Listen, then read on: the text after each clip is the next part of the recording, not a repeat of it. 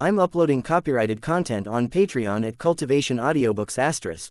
You can follow and request any novel you'd like. Please like, follow, and comment on the videos of this YouTube channel. It's free for you and a great motivation for me. Chapter 17:19. Sword One's unification. All the affairs were moving forward accordingly on the Nephilic Judge tribe's side.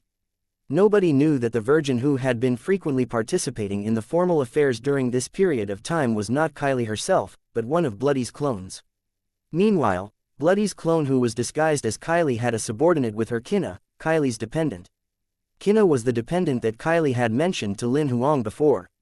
Her rank was at pseudo-pure spirit rank 5.5, while her combat strength was at 6th rank heavenly god level.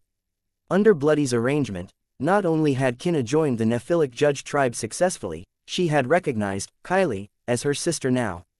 She had even become the Nephilic Judge tribe's virgin, whose status was only second to Kylie.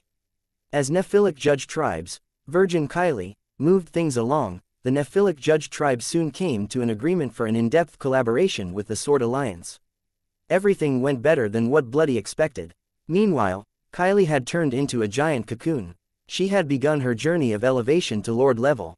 Bloody was standing guard by her side. The people at the Sword Alliance had not been able to stay idle at all. The assessment for new members was ongoing. Although Lin Huang had got himself out of it, he had merely rested for less than 2 days before becoming immersed in the Sword Alliance's tasks again. The reason for that was the in-depth collaboration discussions with the Nephilic Judge tribe, and Death Sickle had entered the negotiation stage.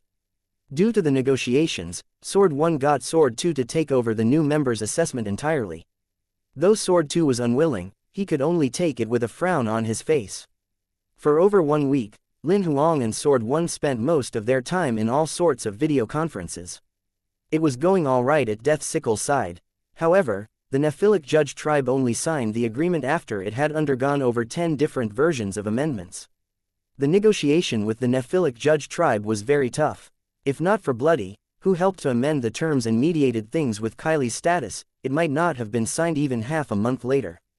Apart from in-depth collaborations, the collaborations the Sword Alliance had with the other Grade 6 and Grade 7 organizations were developing gradually. They had more intel and trading channels now. Time flew and over a month had passed. The Sword Alliance had been established in the God territory for 3 months now, and they were finally getting things on track. They had exceeded 1 million members. Among them were over 4,000 heavenly gods. They would still have new applications every day, but the number had reduced to over 10,000 applications per day. As Yongling had created a smart filtering program, the applications that Sword 1 received was actually less than 1/10 of the applications sent. It reduced his workload significantly. Lin Xin and the rest were excused from the filtering process of new members with the help of the smart filter program Yongling created. Though that was the case, they vented their frustrations to Lin Huang. "Brother, I feel like puking whenever I see emails now." Lin Xin looked wronged. "Don't ask me to do such a thing again." Lin Zan looked quite terrible too. "Please exclude me as well." Chan Do looked cold. "You can get me to fight, but administrative work isn't for me." It was Xiaomo who said that. "Just pretend that I'm illiterate from now on." It was Huang Wuji who said that. Lin Huang took some time to comfort the few of them and promised that they would never be given administrative work again. He then sent them back into the kingdom in his body to continue grinding the Bug Tribe instance dungeon. Meanwhile, the Imperial monsters like Bai and the rest entered the queue again to go into the virtual realm for cultivation as soon as they were excused from the administrative work. All of them were unwilling to delay their cultivation for even a second. Apart from those who had yet to complete their missions, Lin Huang got the rest of the Sword Servants to join the Heavenly God League. Each of the Sword Servants after Sword 38 was a team leader who led a Heavenly God squad of 9 to 10 people. Sword 13 to Sword 37 were the commanders. Each of them led over 10 Heavenly God squads. Sword 11 and Sword 12 were the captains. In the beginning, some of the new members from the Heavenly God League were upset about the group arrangements. They wanted to challenge the team leaders, but were subdued easily. After all, the Sword Servants were at 9th rank Heavenly God level now. Not only that, Sword Cultivators were experts in attacking after all. Even if they were fighting someone who had the same level of combat strength, it was hard for them to meet a worthy opponent. Moreover, some of these heavenly gods who had joined the Sword Alliance only had low to middle rank combat strength. Barely over 1/10 of them had high-ranked combat strength. There was only one who was at 9th rank. This person was a rogue sword cultivator before. It was almost the limit to which he could cultivate. Though they had the same combat strength, his ability could not compare with the sword servants who had trained with the system. After initiating the challenge, he lost to Sword 38 within a minute. Seeing that he was defeated directly, those who wanted to challenge the team leaders dismissed their plan immediately. Lin Huang did not assign Sword 1 to Sword 10 to the Heavenly God League. Instead, he handed the 10 of them the Sword Dao inheritances tailor-made for the Swordmaster's bodyguards that he spent some time to prepare previously. After that, he sent the 10 of them into the Great Heaven Palace, accelerating the time flow to 10,000 times faster. One must know that Lin Huang had consolidated over 200 sword seals. This meant that he had created his own methods in the over 200 Sword Dao cultivation directions. The Sword Dao he cultivated included Great Heaven and the Sword Servant's inheritances. He knew very well of each Sword Servant's capabilities, and which paths they were suited for in terms of cultivation. Since Sword 1 and the rest obtained the inheritances, they immersed themselves in it quickly. Like a sponge soaked in water, they were absorbing the nutrients in the inheritances madly. In the inheritances Lin Huang gave them, he chose at least 3 cultivation directions for each of them. They could consolidate sword seals no matter which direction they took and elevate themselves to Lord level. Among them, it was Sword 1 who had the most comprehensive cultivation in Sword Dao, and he was given 12 different directions to consolidate sword seals in the inheritances Lin Huang had customized. The person who obtained the second most inheritances was Sword 8. She had the most talent and potential among all of the sword servants. Lin Huang picked 9 ways for her to elevate to Lord. This girl had the purest heart among all of the sword servants. To Lin Huang, she might even surpass Sword 1 and go further on the path of cultivation. It was not discrimination for Lin Huang to do so. Instead, he curated it according to everyone's actual situation. For instance, the Sword Dao Sword 10 cultivated only had 3 directions at most to consolidate sword seals if he were to go further. In order to consolidate more sword seals, he would have to rebuild his foundation all over again and cultivate more sword skills. Therefore, the inheritances Lin Huang gave him only contained the methods to consolidate 3 sword seals. Naturally, the sword servants knew that the inheritances each of them obtained were different. However, they had no idea the difference would be so great. Lin Huang had also taken the effort to inform them not to share the inheritances they received with the other sword servants. The reason being was that each of them had different requirements. The inheritances he provided were customized to each of them. Them sharing amongst each other might result in them misleading one another, holding up each other's cultivation. Under the 10,000 times accelerated time flow, within half a day, Lin Huang sensed Sword 1's aura fluctuation. Without any hesitation, he directly teleported Sword 1 from the Great Heaven Palace to the barren star zone in his kingdom. He did not teleport him to the God territory because a lord's unification would create too big of a commotion. It would still be fine if there were only 1 or 2 people performing unification. If 10 people were to do that consecutively, people would definitely notice the abnormality of the situation. It was within Lin Huang's expectations that Sword 1 would be the first one to perform unification. In reality, he had been in the state where he had half his foot in unification this entire time. It was just that he could not find the exact direction that he wanted to venture toward for years. Therefore, he had been staying stagnant in the state prior to unification.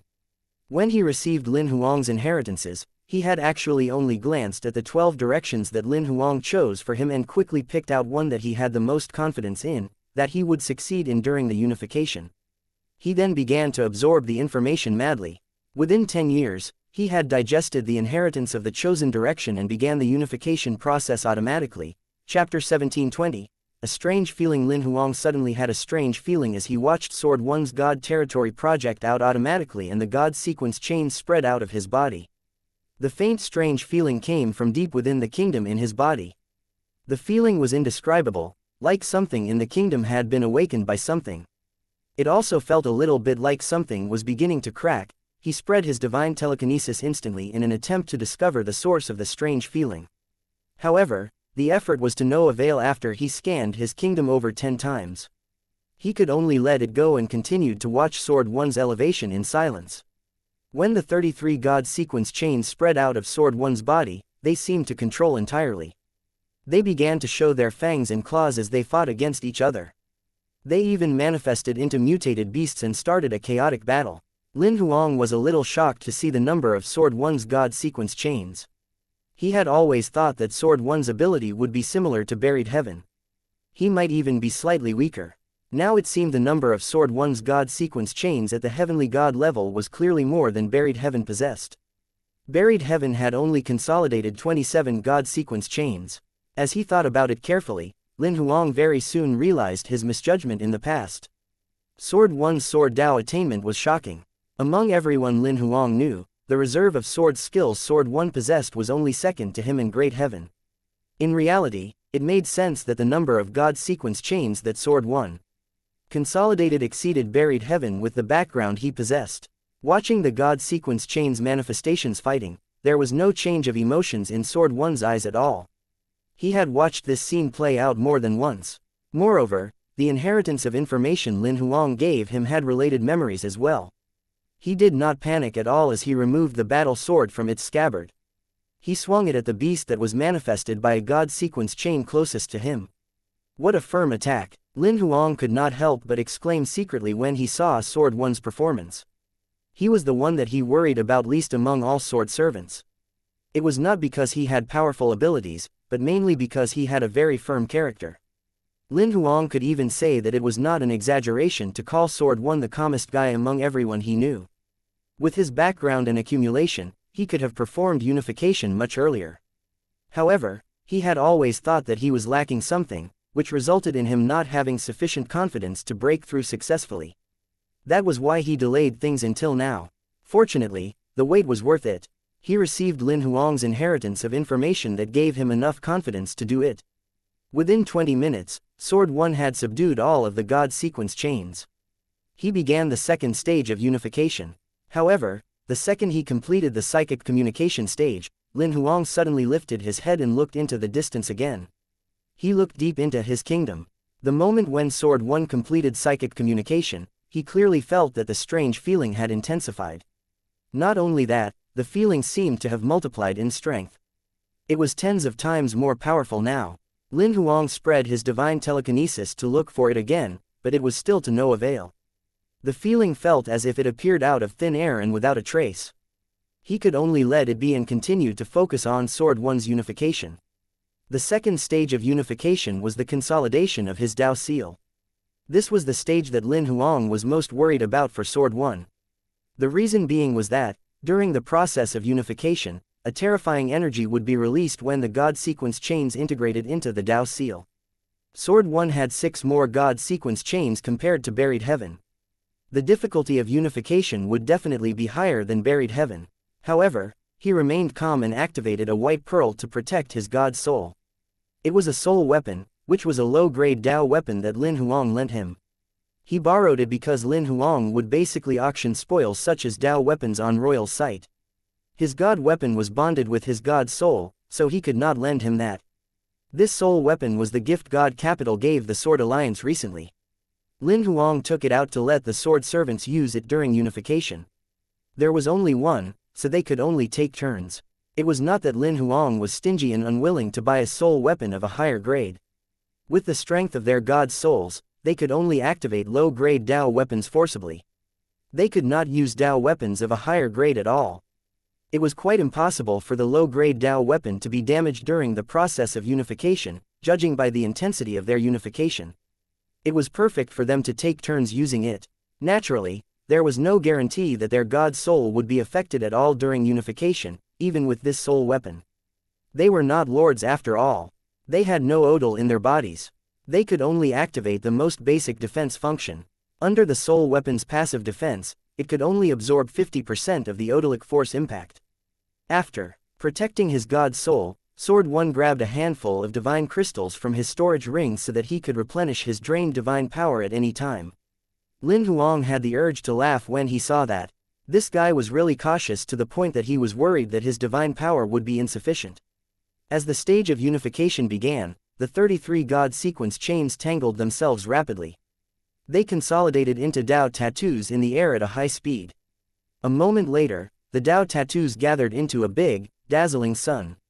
The glaring golden glow was growing, spreading toward Sword One's entire god territory, releasing a terrifying amount of energy.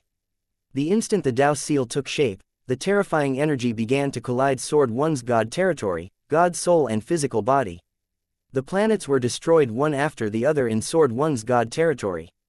Planets aside, even the stars and black holes began to burn intensely. Lin Huang could even feel the remnant energy from the unification penetrating his god territory. He was finally relieved when he saw no odd fluctuations coming from Sword One's god soul under the soul weapon's protection, and that the cracks that had appeared, instead of spreading further, were continuously being restored on its own at a speed that was visible to the naked eye.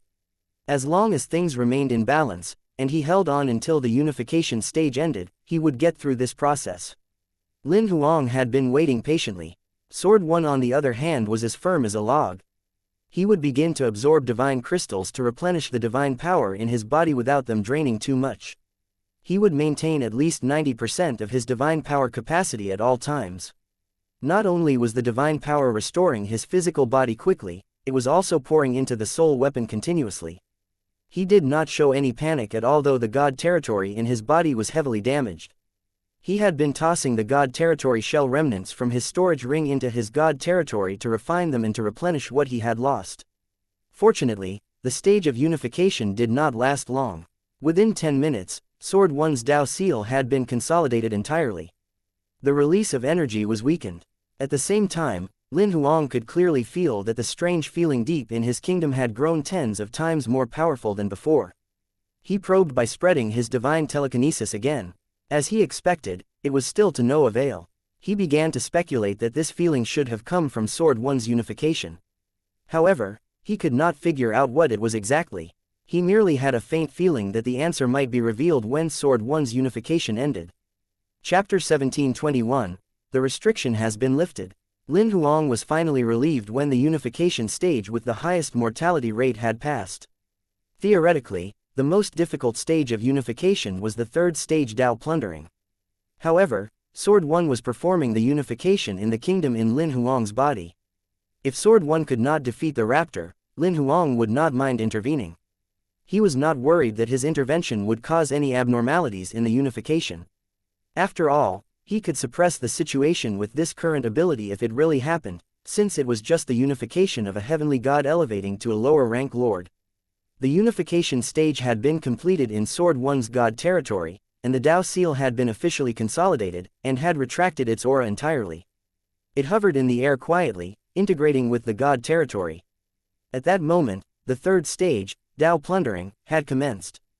In the god territory, a dimensional whirlpool that was like a virtual eye was formed at a high speed. A monster with a muscular body walked out of the dimensional whirlpool. It was a monster that was over 3 meters tall.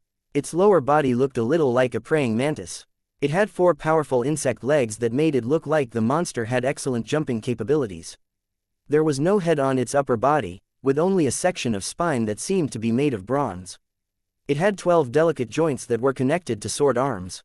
The monster looked like a praying mantis monster that had been mechanically modified. It was also Lin Huang's first time seeing such a monster. He did not know its name at all. Sword One merely observed it momentarily, without a trace of emotions on his face at all. However, he clearly exerted more strength into his right, sword-wielding hand. Lin Huang probed it with divine telekinesis. The praying mantis monster's aura was slightly more powerful than Buried Heaven's.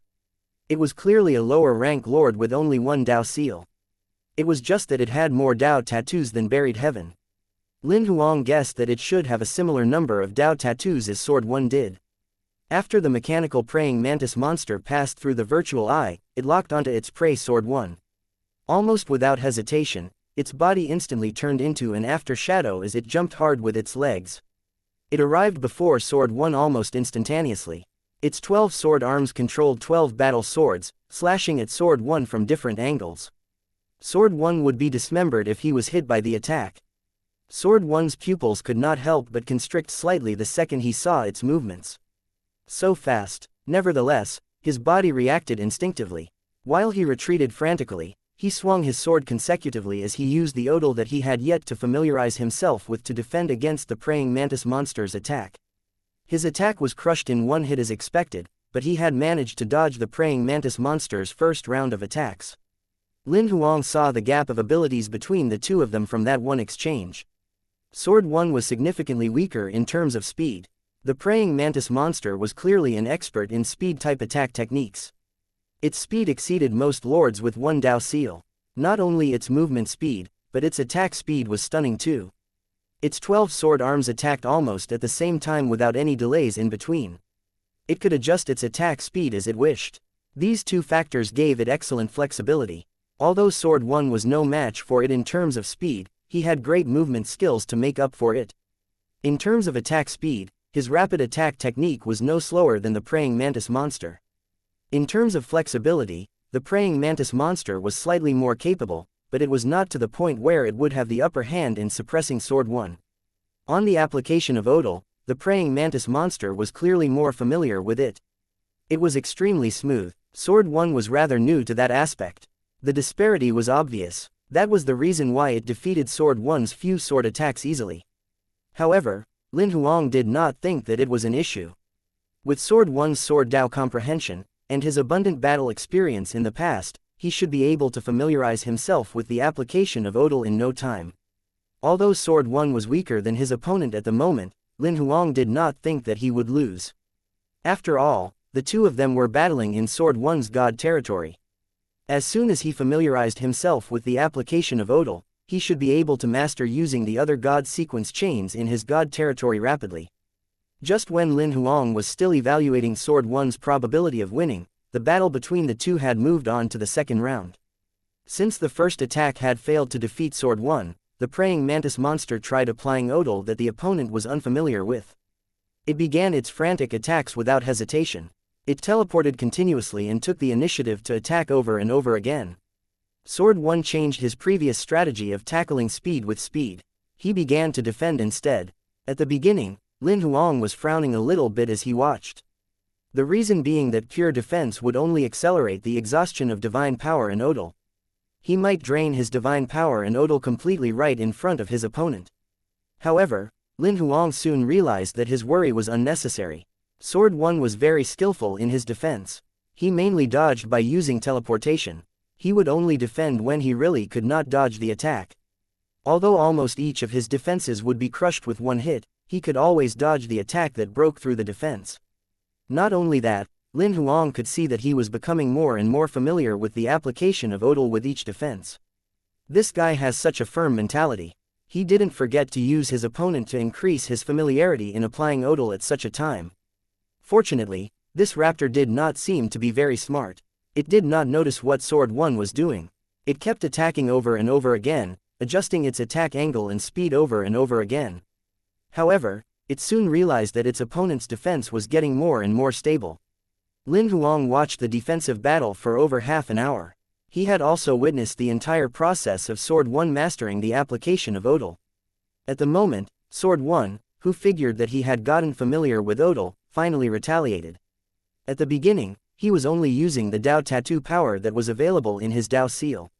The opponent would still break each of his attacks easily.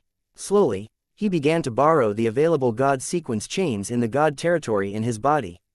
Almost over an hour later, he could finally fight a fair and even battle with the raptor. He even began to suppress his opponent now, after figuring out the raptor's combat tendencies. Lin Huang was finally relieved as he watched up to this point. He knew that it was certain that Sword 1 would succeed in his unification. Less than half an hour later, Sword 1 had finally killed the mechanical praying mantis monster. The virtual eye in his god territory faded quickly. The integration of the Dao seal with his god territory was completed thoroughly, as if the reset button on the entire god territory had been pressed. The god territory seemed like it was going back in time. The planets that were destroyed during the unification had returned to their original orbits. Even the living beings that died in the god territory were reborn one after the other. Sword 1's god territory began to expand further, transforming into a legitimate kingdom. As Lin Huang waited for the changes of the projection of Sword 1's kingdom to complete its transformation, he had a faint feeling that the kingdom inside his body seemed to have had a layer of restriction lifted. This time, he did not spread his divine telekinesis to search for the source of the feeling. Instead, he checked the changes within his body directly. Very soon, he could not help but raise his brows slightly. The restriction of 3,000 Dao seals has been lifted. Chapter 1722. Elevating to Dao level. Lin Huang did not interrupt things when he saw Sword 1 standing where he was, taking the time to feel the changes thoroughly after elevating to Lord. He snapped his consciousness out of his body directly. He glanced at his surroundings, and then got Mr. Gate to open the door to the virtual realm. His virtual body entered in a flash. The virtual realm remained black and white. It was quiet without a sound. Lin Huang scanned his surroundings with divine telekinesis. He did not sense any voids. He then summoned a virtual realm cabin. He entered rather eagerly. He was eager to verify whether the restriction on the 3000 Dao seals in his body had been lifted.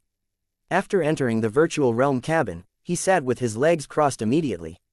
He began to simulate the God sequence chains that had yet to be converted into Dao tattoos in his kingdom. As expected, the God sequence chains that seemed to be encrypted previously began to revert to their usual state. They could be simulated once again.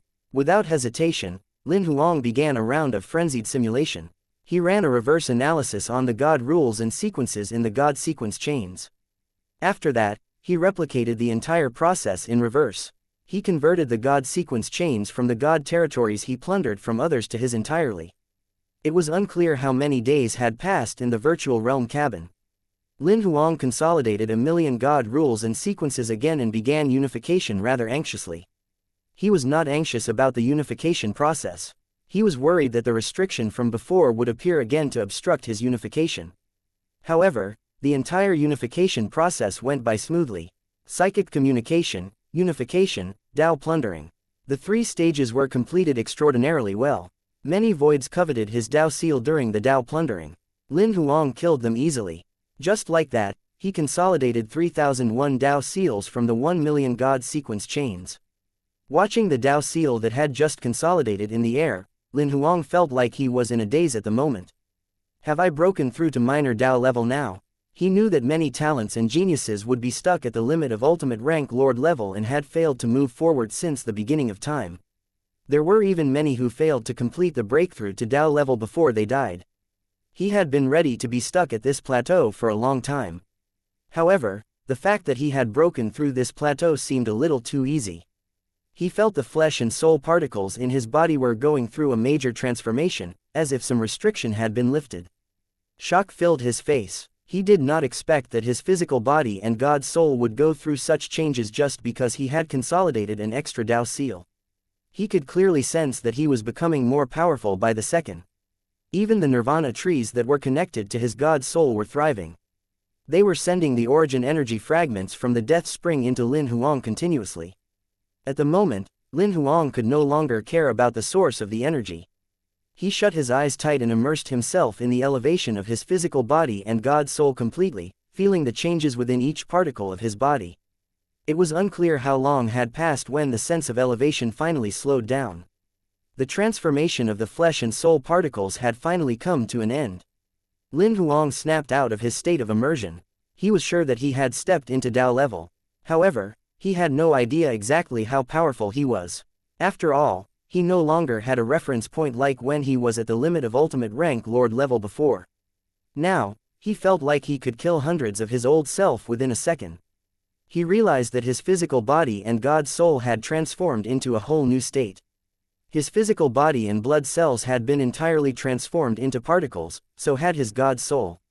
The 2 types of particles could be interchanged as he desired. Not only that, he could sense that as long as a particle still remained intact, he would be immortal. Such particles could absorb all sorts of energies from the universe automatically, including the divine power of all attributes, radioactive waves from all materials, all kinds of God rules, sequences and even rule power. Lin Huang was even a little suspicious that his old self at ultimate rank Lord might not be able to break through his current defense. The reason being was that each of the particles in his body were covered by the natural odal radiating from the 3001 Dao seals. The natural consumption of this was almost equivalent to nothing to the current him. After sensing the changes in his physical body and God's soul meticulously, Lin Huang very soon noticed the over 200 nirvana trees that were still sending origin energy fragments into his body. What's happening? Lin Huang was dumbstruck when he saw the size of the nirvana trees. The nirvana trees' initial size had already been comparable to a giant celestial body. Now, each of them had grown to the size of a galaxy. They were even bigger than many star zones in the Great World. The over 200 trees could be gathered into a tiny universe when they came together. What surprised Lin Huang even more was that each of the nirvana trees' surfaces were covered by a layer of energy that looked like a golden mist. He examined them closely and found out that the mist consisted of origin energy particles coming from the death spring. I'm afraid the value of these nirvana trees is comparable to spiritual treasures now. Watching the nirvana trees still generating origin energy fragments, Lin Huang checked the inheritance fragments that were inserted into his god soul. Through the scanning of his divine telekinesis, he found out that among the vast amount of inheritance fragments, there were many that exuded Tao-level auras. He did a rough calculation and found that the quantity was close to 1/10,000th of the total amount. Though it was only 1/10,000th, the total number was a lot. Lin Huang tapped a few of them and checked them out casually. They were minor Tao-level inheritances. Some could not even be considered inheritances. They were just some memory images. Lin Huang put those inheritance fragments aside and began to check out the other changes in his body. The few god weapons in his body had transformed again. When he was elevated to ultimate rank lord, the god weapons had transformed into spiritual treasures. He did not know which rank they had elevated to now. Nonetheless, the god weapons were covered in Tao tattoos. The aura exuded from them was significantly more powerful than those nirvana trees. Lin Huang could almost imagine the effect of him using his divine telekinesis to control the god weapon flying daggers. He controlled the few god weapons to hide their aura, reducing them to the strength of ordinary supreme-grade Tao weapons. Later on, Lin Huang examined his body thoroughly and then tried to use the Tao seals in his kingdom.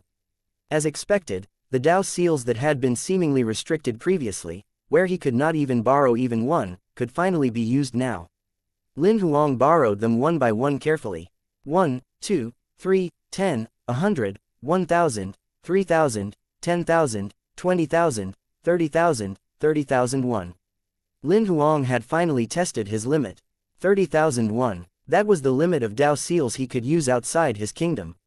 It happened to be tenfold of the number of Tao seals he could master. He returned his consciousness into his kingdom again and began to test the number of Tao seals he could use in the kingdom. However, he did not manage to test the limit this time. The reason being was that he could use all of the 43,161 Tao seals he owned in the kingdom. His combat ability had undoubtedly been greatly increased. It was completely incomparable to before. Lin Huang was over the moon. Soon, he calmed his mind and was going to continue to analyze the god sequence chains to consolidate more Tao seals. Just when he was going to try, he could not help but frown. What's happening? Why can't I analyze them again? Something that made Lin Huang speechless happened. The god sequence chains in his kingdom were once again encrypted. He could not retrieve any information from them at all. It was the exact same situation he encountered when he was elevated to the limit of ultimate rank lord level and wanted to consolidate the 3001th Tao seal. Chapter 1723. Sword 2 got out of closed door cultivation. Lin Huang scanned through the hundreds of millions of god sequence chains in the kingdom quickly with divine telekinesis. He realized that it was the same case as before. All of the god sequence chains and god rules were encrypted by an unknown power. They could not be analyzed anymore. Feeling helpless, he could only give up on the plan to consolidate more Tao seals. Although he had officially stepped into Tao level from the round of closed-door cultivation, and his ability had received a significant boost, he was quite pissed to be encountering the strange plateau again. He was secretly speculating what the problem was exactly. I encountered the plateau before because I had reached the limit of ultimate rank lord level. I was only a step away from stepping into Tao level. It was completely normal for the plateau to occur for such a major breakthrough point. But I've stepped into Tao level now, so why would the same situation happen again? Lin Huang began thinking about it from a different angle as his previous line of thought had been to no avail. The plateau being lifted just now seemed to be caused by Sword 1 consolidating the Tao seal in my kingdom. Moreover, throughout the entire process of consolidating the Tao seal, there was a strange feeling in my kingdom. It proved that his consolidation of the Tao seal might have a significant connection to my plateau being lifted. If I follow this logic, can it be that the lifting of the plateau encourages me to have others consolidate their Tao seals in my kingdom and become lords? Lin Huang made a rough guess.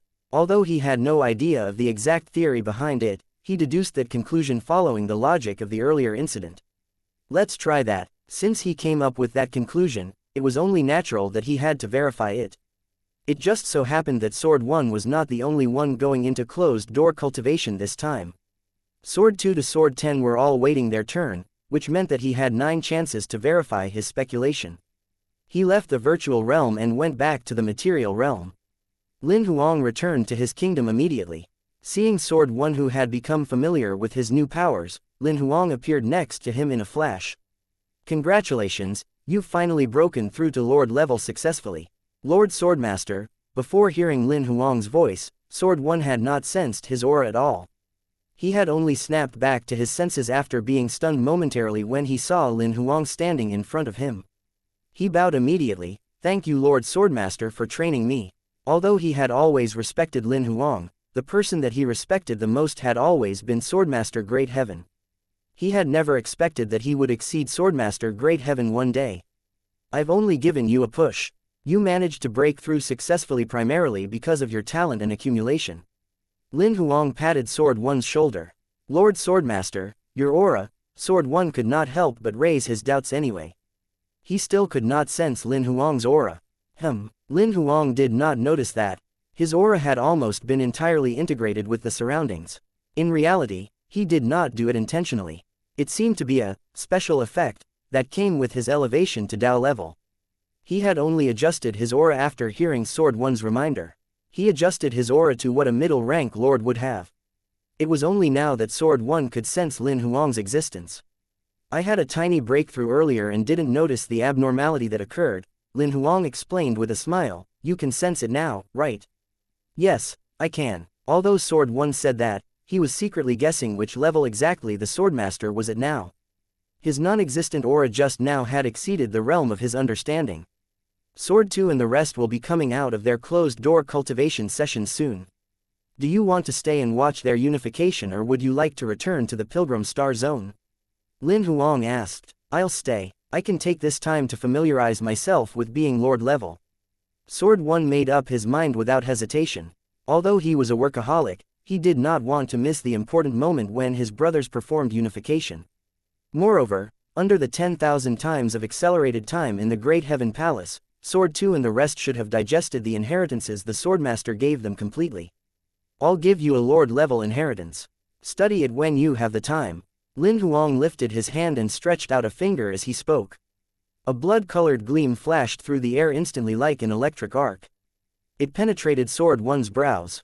Sword 1 did not manage to react at all, and he sensed that the inheritance had integrated with his god's soul. He shut his eyes to focus immediately. He began to read the copy of the inheritance. Lin Huang had prepared the Lord-level inheritance earlier. It was also customized to each sword servant together with the inheritance for unification. In reality, he thought Sword 1 and the rest might not have a cultivation direction after they had successfully elevated to lords. The copy of the inheritance could prevent them from taking many wrong paths when they got to Lord level. Seeing Sword 1 get into cultivation mode, Lin Huang waved to envelope Sword 1 in a layer of transparent defense modified with mirror. Although he was right next to him, and it was quite impossible for any accidents to happen since Sword 1 was in his kingdom, he thought he would do that as an additional safety measure and provide Sword 1 another layer of defense. After setting up the defense, instead of interrupting Sword 1, he sat where he was with his legs crossed quietly, patiently waiting for the second sword servant to perform unification. Approximately half a day later, a commotion erupted from the Great Heaven Palace again. Sword 2 had come out of closed-door cultivation. Lin Huang scanned him with divine telekinesis. Sword 2's aura was no weaker than Sword 1's before unification. Clearly, it had been a fruitful closed-door cultivation session. With merely a thought, Lin Huang teleported him over. At that moment, Sword 1 snapped out of his cultivation state when he sensed Sword 2's aura. He saw the transparent protective layer before him as soon as he opened his eyes. The next second, Lin Huang removed the protective layer directly. Sword 1 nodded slightly at Lin Huang to indicate his gratitude, and then turned his head to look at Sword 2. Sword 2 looked at Lin Huang first and bowed to him. Lord Swordmaster. He then turned his head to look at Sword 1. Sensing the changes in his aura, he was shocked and happy. You made it. Yes, I have. Sword 1 nodded with a smile. You'll definitely make it too. I'm counting on your blessing. Sword 2 smiled and looked around before asking, did you perform unification here just now? He could faintly sense the remnant aura in the surroundings. That's right, Sword 1 nodded. I'll do it here too. I think this is a feng shui treasured land. Sword 2 laughed out loud. Even if I fail and end up being buried here, I should be able to bless my descendants. Sword 1 was speechless now. Can you say something more auspicious? I'm just kidding to ease my nerves. Sword 2 chuckled. There's no need to worry. The intensity of your aura is no weaker than Sword 1's before his unification. He almost didn't encounter any obstacles throughout the entire unification. You should be fine, Lin Huang comforted him. All you need to do is to get rid of your stray thoughts and focus everything you have on the unification. Sword 1 walked forward and passed the soul jewel and battle sword he had used during the unification to Sword 2. These two Dao weapons are amazing. Remember to hand them over to the rest when you're done. Lin Huang was blushing a little when he saw the embarrassing scene. He could not help but emphasize to them, I'll get each of you a complete set of Dao weapons when you're done with the elevation. Chapter 17:24. Verifying his speculation, the unification of the rabbit-headed man Sword 2 was a success as well. The number of God sequence chains he mastered was 31. It was only 2 fewer than Sword 1. The difficulty of his unification process was no lesser than Sword 1. However, he passed through the stages relying on his stunning speed and explosive agility. At the same time Sword 2 elevated to Lord, Lin Huang sensed the plateau in his body being lifted again. As I thought, my hypothesis was correct. Lin Huang's eyes lit up. He had found a way to continue consolidating more Dao seals. So all I need to do is get more people to consolidate Dao seals and elevate to Lord continuously in my kingdom. With that, I can unlock the encryption of the God sequence chains over and over again, consolidating more Dao seals. Although he could not understand the theory behind it, all Lin Huang needed to know was that his hypothesis was correct. After elevating to Lord, Sword 2 merely familiarized himself with his increased strength while looking at Sword 1 in excitement. Let's spar. Naturally, Sword 1 was up for the challenge. Sure, I also want to check out my real combat capabilities. Sword 2's rabbit ears turned a little red from the excitement. As soon as Sword 1 agreed, he exerted strength into his legs and vanished directly from where he was standing in a flash. His main cultivation direction was extreme speed. The inheritance that Lin Huang had given him contained many extreme speed techniques. Now that he had been elevated to Lord, there was a qualitative transformation of his speed. Given his increased confidence, he could not help but try to challenge Sword 1. What he did not know was that Sword 1 had obtained another inheritance after elevating to Lord from Lin Huang. Although he had only studied it for half a day, his understanding of combat was completely different from before. Though he could not compare to Sword 2 in terms of speed, Sword 1's attack speed was no slower than his. Not only that, his defense remained flawless. Lin Huang merely glanced at Sword 1 and Sword 2's conditions and he could already tell that Sword 1 would win. He only had a one-word comment regarding the current Sword 1 stable. That one word alone summed up the reason why Sword 1 was basically undefeatable. Although Sword 2 had the upper hand in terms of speed and explosive agility, he was clearly not on the same level as Sword 1 judging by the overall progression of the battle. It was as Lin Huang had expected. After adapting to Sword 2's speed, Sword 1 very soon started seizing his opportunities to retaliate. The frequency in which he took the initiative to attack was less than 1/5 of the time Sword 2 attacked, but each time he attacked, it would strike where Sword 2 was most uncomfortable. He disrupted Sword 2's battle rhythm over and over again. Very soon, Sword 2 was dominated by Sword 1. He could hardly showcase his speed and explosive agility as the battle went on. The entire battle lasted less than 20 minutes. Sword 1 took over the rhythm of the battle completely, while Sword 2 lost unsurprisingly. Lin Huang did not leave. He watched the entire battle. It was not that he did not want to consolidate new Dao seals in the virtual realm. Mr. Gate could only make 7 virtual bodies every day. He had given 6 slots to his imperial monsters, which was why he could only enter the virtual realm once each day. He could only wait for the next day if he wanted to enter the virtual realm to consolidate Dao seals again. Sword 2 was unwilling to yield. His pair of rabbit eyes were a little bloodshot from rage. Sword 1 merely smiled and accepted the challenge. He had finally broken through to Lord level. In this great world, his opportunity to fight against opponents of the same level would only decrease. Now that there was a battle opportunity sent to his doorstep, it was only natural that he would not let it slip by easily. Lin Huang shook his head slightly as he watched the two fight again. This time, Sword 2 lost even faster. He lasted less than 15 minutes before being defeated. Again, he was still unwilling to yield. Although he had never defeated Sword 1 before, the 2 spars he had since elevating to Lord level were the 2 battles that he lost within the shortest span of time within his personal record. Not only that, he lost terribly in front of the Swordmaster. Sword 1 agreed as usual, but Lin Huang interrupted them. Don't rush into challenges just yet. Take the time to think about how you lost the previous 2 battles carefully. You'll only improve if you review the experience before challenging him again, otherwise you'll just be defeated in even worse ways. Lin Huang was also worried that Sword 1 would crush Sword 2's confidence, so he stopped them. Sword 1 understood Lin Huang's intentions instantly. Calm yourself down and figure it out. You'll only lose faster when you're so emotional. Sword 2 calmed down immediately after hearing what the 2 said. He sat with his legs crossed in the air and began to mentally replay the 2 battles from before. He did not overlook any of the details. Not long after Sword 2 started doing so, Lin Huang suddenly lifted his head to look toward the direction of Great Heaven Palace. Sword 3 had exited closed-door cultivation. With a thought, Lin Huang teleported Sword 3 over to where the 3 of them were. Sensing Sword 3's aura, Sword 2 snapped out of his state of concentration instantly. The aura of the tall elephant-headed man with a single arm had far surpassed the intensity he had before entering closed-door cultivation. He was close to the edge of unification. Lord Swordmaster. He merely bowed lightly toward Lin Huang, then nodded at Sword 1 and Sword 2 respectively before beginning unification directly. Lin Huang was not worried about him. This guy was trained in Force type. His strong points were physical body and strength. His overall ability was no weaker than Sword 2. Judging by his physical strength alone, the success rate of his unification would only be higher than Sword 2. That was the truth. After obtaining Lin Huang's inheritance, Sword 3 was even more stable than before. His unification went much smoother than Sword 2's. Sword 2 could not help but chuckle softly when he saw the damage Sword 3 suffered on his physical body was much lighter than his during the unification process. A crude man whose brain is made of muscle. Lin Huang sensed a further unlocking of the plateau in his kingdom from Sword 3's successful elevation to Lord.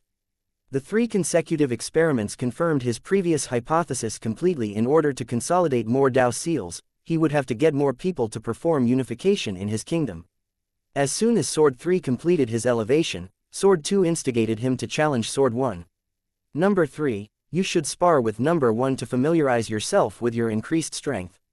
Sword 3 did not think further and simply looked at Sword 1. Naturally, Sword 1 knew what Sword 2 was thinking. Nevertheless, he did not say no either. He nodded at Sword 3. Let's spar. It's indeed been a long time since we did so. Sword 3 said nothing and charged forward directly after grabbing his sword. The battle between the 2 soon broke out in the air. It was much more interesting than the battle between Sword 1 and Sword 2. Sword 3 was adept in the extreme force type. Surprisingly, Sword 1 chose to fight him with force. Naturally, it only seemed like he was doing that. In reality, Sword 1 had used more skills than Sword 3 did. The battle lasted over 3 hours before Sword 3 was finally defeated. You must have gone easy on him, right? Sword 2 said to Sword 1 while looking pissed. Sword 3 lasted much longer than he did against Sword 1. It proved that Sword 2's ability was weaker than Sword 3. I only changed the mode of response. I didn't fight him with anything that would suppress him, Sword 1 said while shaking his head. He then turned to look at Sword 3. Once more, Sword 3 nodded lightly and attacked without hesitation. This time, Sword 1 changed to a more stable mode of response. He was using a defensive counter-attacking stance this time around. Approximately half an hour later, Sword 3 was defeated again. He chose to halt the challenge after being defeated twice. He walked to the side in silence and began to mentally replay the 2 battles. Witnessing that, Sword 2 said nothing anymore and began to mentally replay the battles with his eyes closed. Within half an hour, Lin Huang lifted his head again toward the Great Heaven Palace's direction. Xiaoba, it was Sword 8 who got out of closed-door cultivation this time. Chapter 1725. New discovery. Among all of the sword servants under Lin Huang, the one who had the highest potential was actually not Sword 1, but Sword 8. She was pure and had the least distracting thoughts. That was the best quality for cultivation. She was Great Heaven's favorite sword servant in the past. He doted on her like a sister and had never forced her to cultivate. That had resulted in her mischievous character. She did not take cultivation seriously. Therefore, her ability was incomparable to Sword 1's, and even worse than Sword 2's and Sword 3's. Since Lin Huang taken over the sword servants, he had been burying his head in work almost all the time. He had tasked Sword 1 with managing the sword servants' matters. Therefore, he did not focus much on Sword 8. However, Sword 8 got his attention when she exited closed-door cultivation this time. The intensity of this girl's aura, he could never have expected that Sword 8, who had just exited closed-door cultivation, would have an aura that was more powerful than Sword 1's. Lin Huang was in a daze momentarily before he snapped back to his senses. With a thought, he teleported Sword 8 over. Sword 8's appearance did not change much. She still looked very much like a little girl who had yet to hit puberty. Lord Swordmaster, her character remained shy and timid. Lin Huang nodded with a smile. It seems like your closed-door cultivation was quite fruitful this time. Yes. Sword 8's voice softened instinctively when she saw Lin Huang walking toward her. There are many things that I didn't use to understand in the past. I understand them now after receiving the inheritance that Lord Swordmaster gave. At that moment, Sword 1 who was standing to the side spoke up as well. In reality, Xiaoba's talent is better than ours. It's just that she just can't settle down. Sword 1 did not criticize Sword 8 for slacking in cultivation in front of Lin Huang. Instead, he merely said that she was often distracted. Lin Huang actually knew his sword servants' characters very well. He did not mind that. I think Xiaoba's character is pretty great. It'd be better if she's braver. Sword 8's cheeks blushed a little. At the moment, Sword 3 handed the battle sword and soul jewel to her. Sword 8 looked at the two Dao weapons in her hands and was stunned momentarily. You'll have to use them during the unification process later. Familiarize yourself with them first. Sword 1 who was standing aside explained, when you're ready, you can perform unification right away. Do I do it here? Sword 8 looked around. Right here. Sword 1 nodded. Sword 2, Sword 3 and I did our unification here too. Don't worry about us, we won't be affected by your unification, Lin Huang added. Sword 8 only nodded and appeared in midair not far away in a flash. After familiarizing herself with the application of the two Dao weapons a little, she began the unification process without hesitation. As soon as the first stage, psychic communication, began, Lin Huang aside, Sword 1, Sword 2 and Sword 3 stared at the God sequence chains that were spreading out of Sword 8's body. There were 36 God sequence chains. It had even exceeded the number of God sequence chains Sword 1 had mastered. Not only Lin Huang, even the other three did not expect that. Has this girl been hiding her ability all this time? Sword 2 could not help but ask Sword 1 and Sword 3. Sword 1 and Sword 3 fell into silence as the both of them had no idea about the matter as well. Lin Huang spoke right at this moment. No, she was indeed not as powerful as you guys previously. However, she seemed to have had a major breakthrough during the closed-door cultivation session this time. If Sword 8 hid her ability, Lin Huang would definitely sense it. After all, with his ability, even an ultimate rank lord could not deceive him with a concealing technique. There was only one possibility why he had not sensed it, which was that Sword 8 only became more powerful during the closed-door cultivation session. Watching the 36 God sequence chains, the three of them remained stunned for a long time. Lin Huang, on the other hand, noticed that Sword 8 seemed to have elevated half a rank from the closed-door cultivation session this time. She was at rank -5.5 now. He did not think that it was the inheritance he gave her that caused Sword 8's elevation. The reason being was that his inheritance did not come with such a function. He figured that Sword 8 might have been at rank -5.5 initially, or rather incomplete rank 5.5. Since obtaining the inheritance he gave, she triggered something in her body unintentionally, restoring her to a complete rank -5.5 now. It also explained why even though she was at rank 5 before, just like everyone else, her level of talent was clearly higher than the others. Sword 8's elevation was a success as well. She went through even the most difficult Dao plundering stage easily. Initially, everyone was a little worried that she could not defeat the raptor. After all, her combat ability was much weaker when compared to Sword 1, Sword 2 and Sword 3. However, the way she fought the raptor shocked them. She almost suppressed the raptor throughout the entire battle. The Dao plundering stage was easier for her than it was for Sword 1. Since Sword 8 elevated to Lord level, Sword 2 attempted to lure her into challenging Sword 1 in the name of familiarizing herself with her newfound Lord-level powers. However, Sword 8 shook her head directly to reject his suggestion. Her elevation unlocked the plateau in Lin Huang's kingdom further. It had once again verified Lin Huang's previous hypothesis. After that, Sword 4 and the rest performed unification one after the other within the next 2 days. From Sword 1 to Sword 10, all of the sword servants had successfully performed unification and had all been elevated to lords. They returned to their initial jobs quietly instead of boasting. Meanwhile, Lin Huang had 10 extra Dao seals. The total number had reached 3010. After that, he was stuck at the plateau again. He did not panic at all when he hit the plateau this time around. The reason being was that he had already found out the way to resolve this plateau. The 10 experiments had proved his prior hypothesis completely. In order to continue consolidating more Dao seals, all he had to do was to get people to perform unification in his kingdom. After confirming that, Lin Huang informed the imperial monsters under him about that.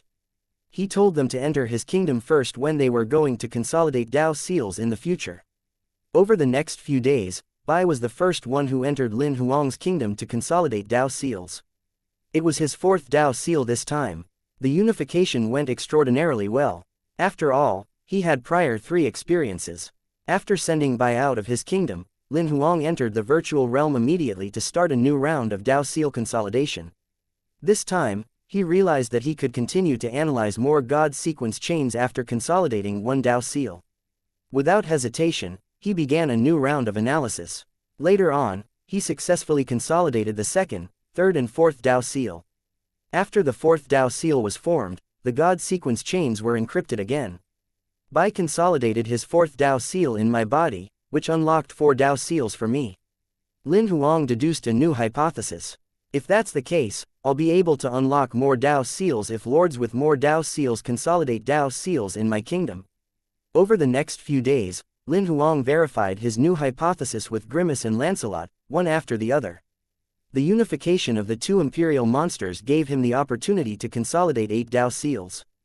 Until now, the total number of Dao seals he had consolidated had increased to 3022. Lin Huang could see the way forward to elevation in the future.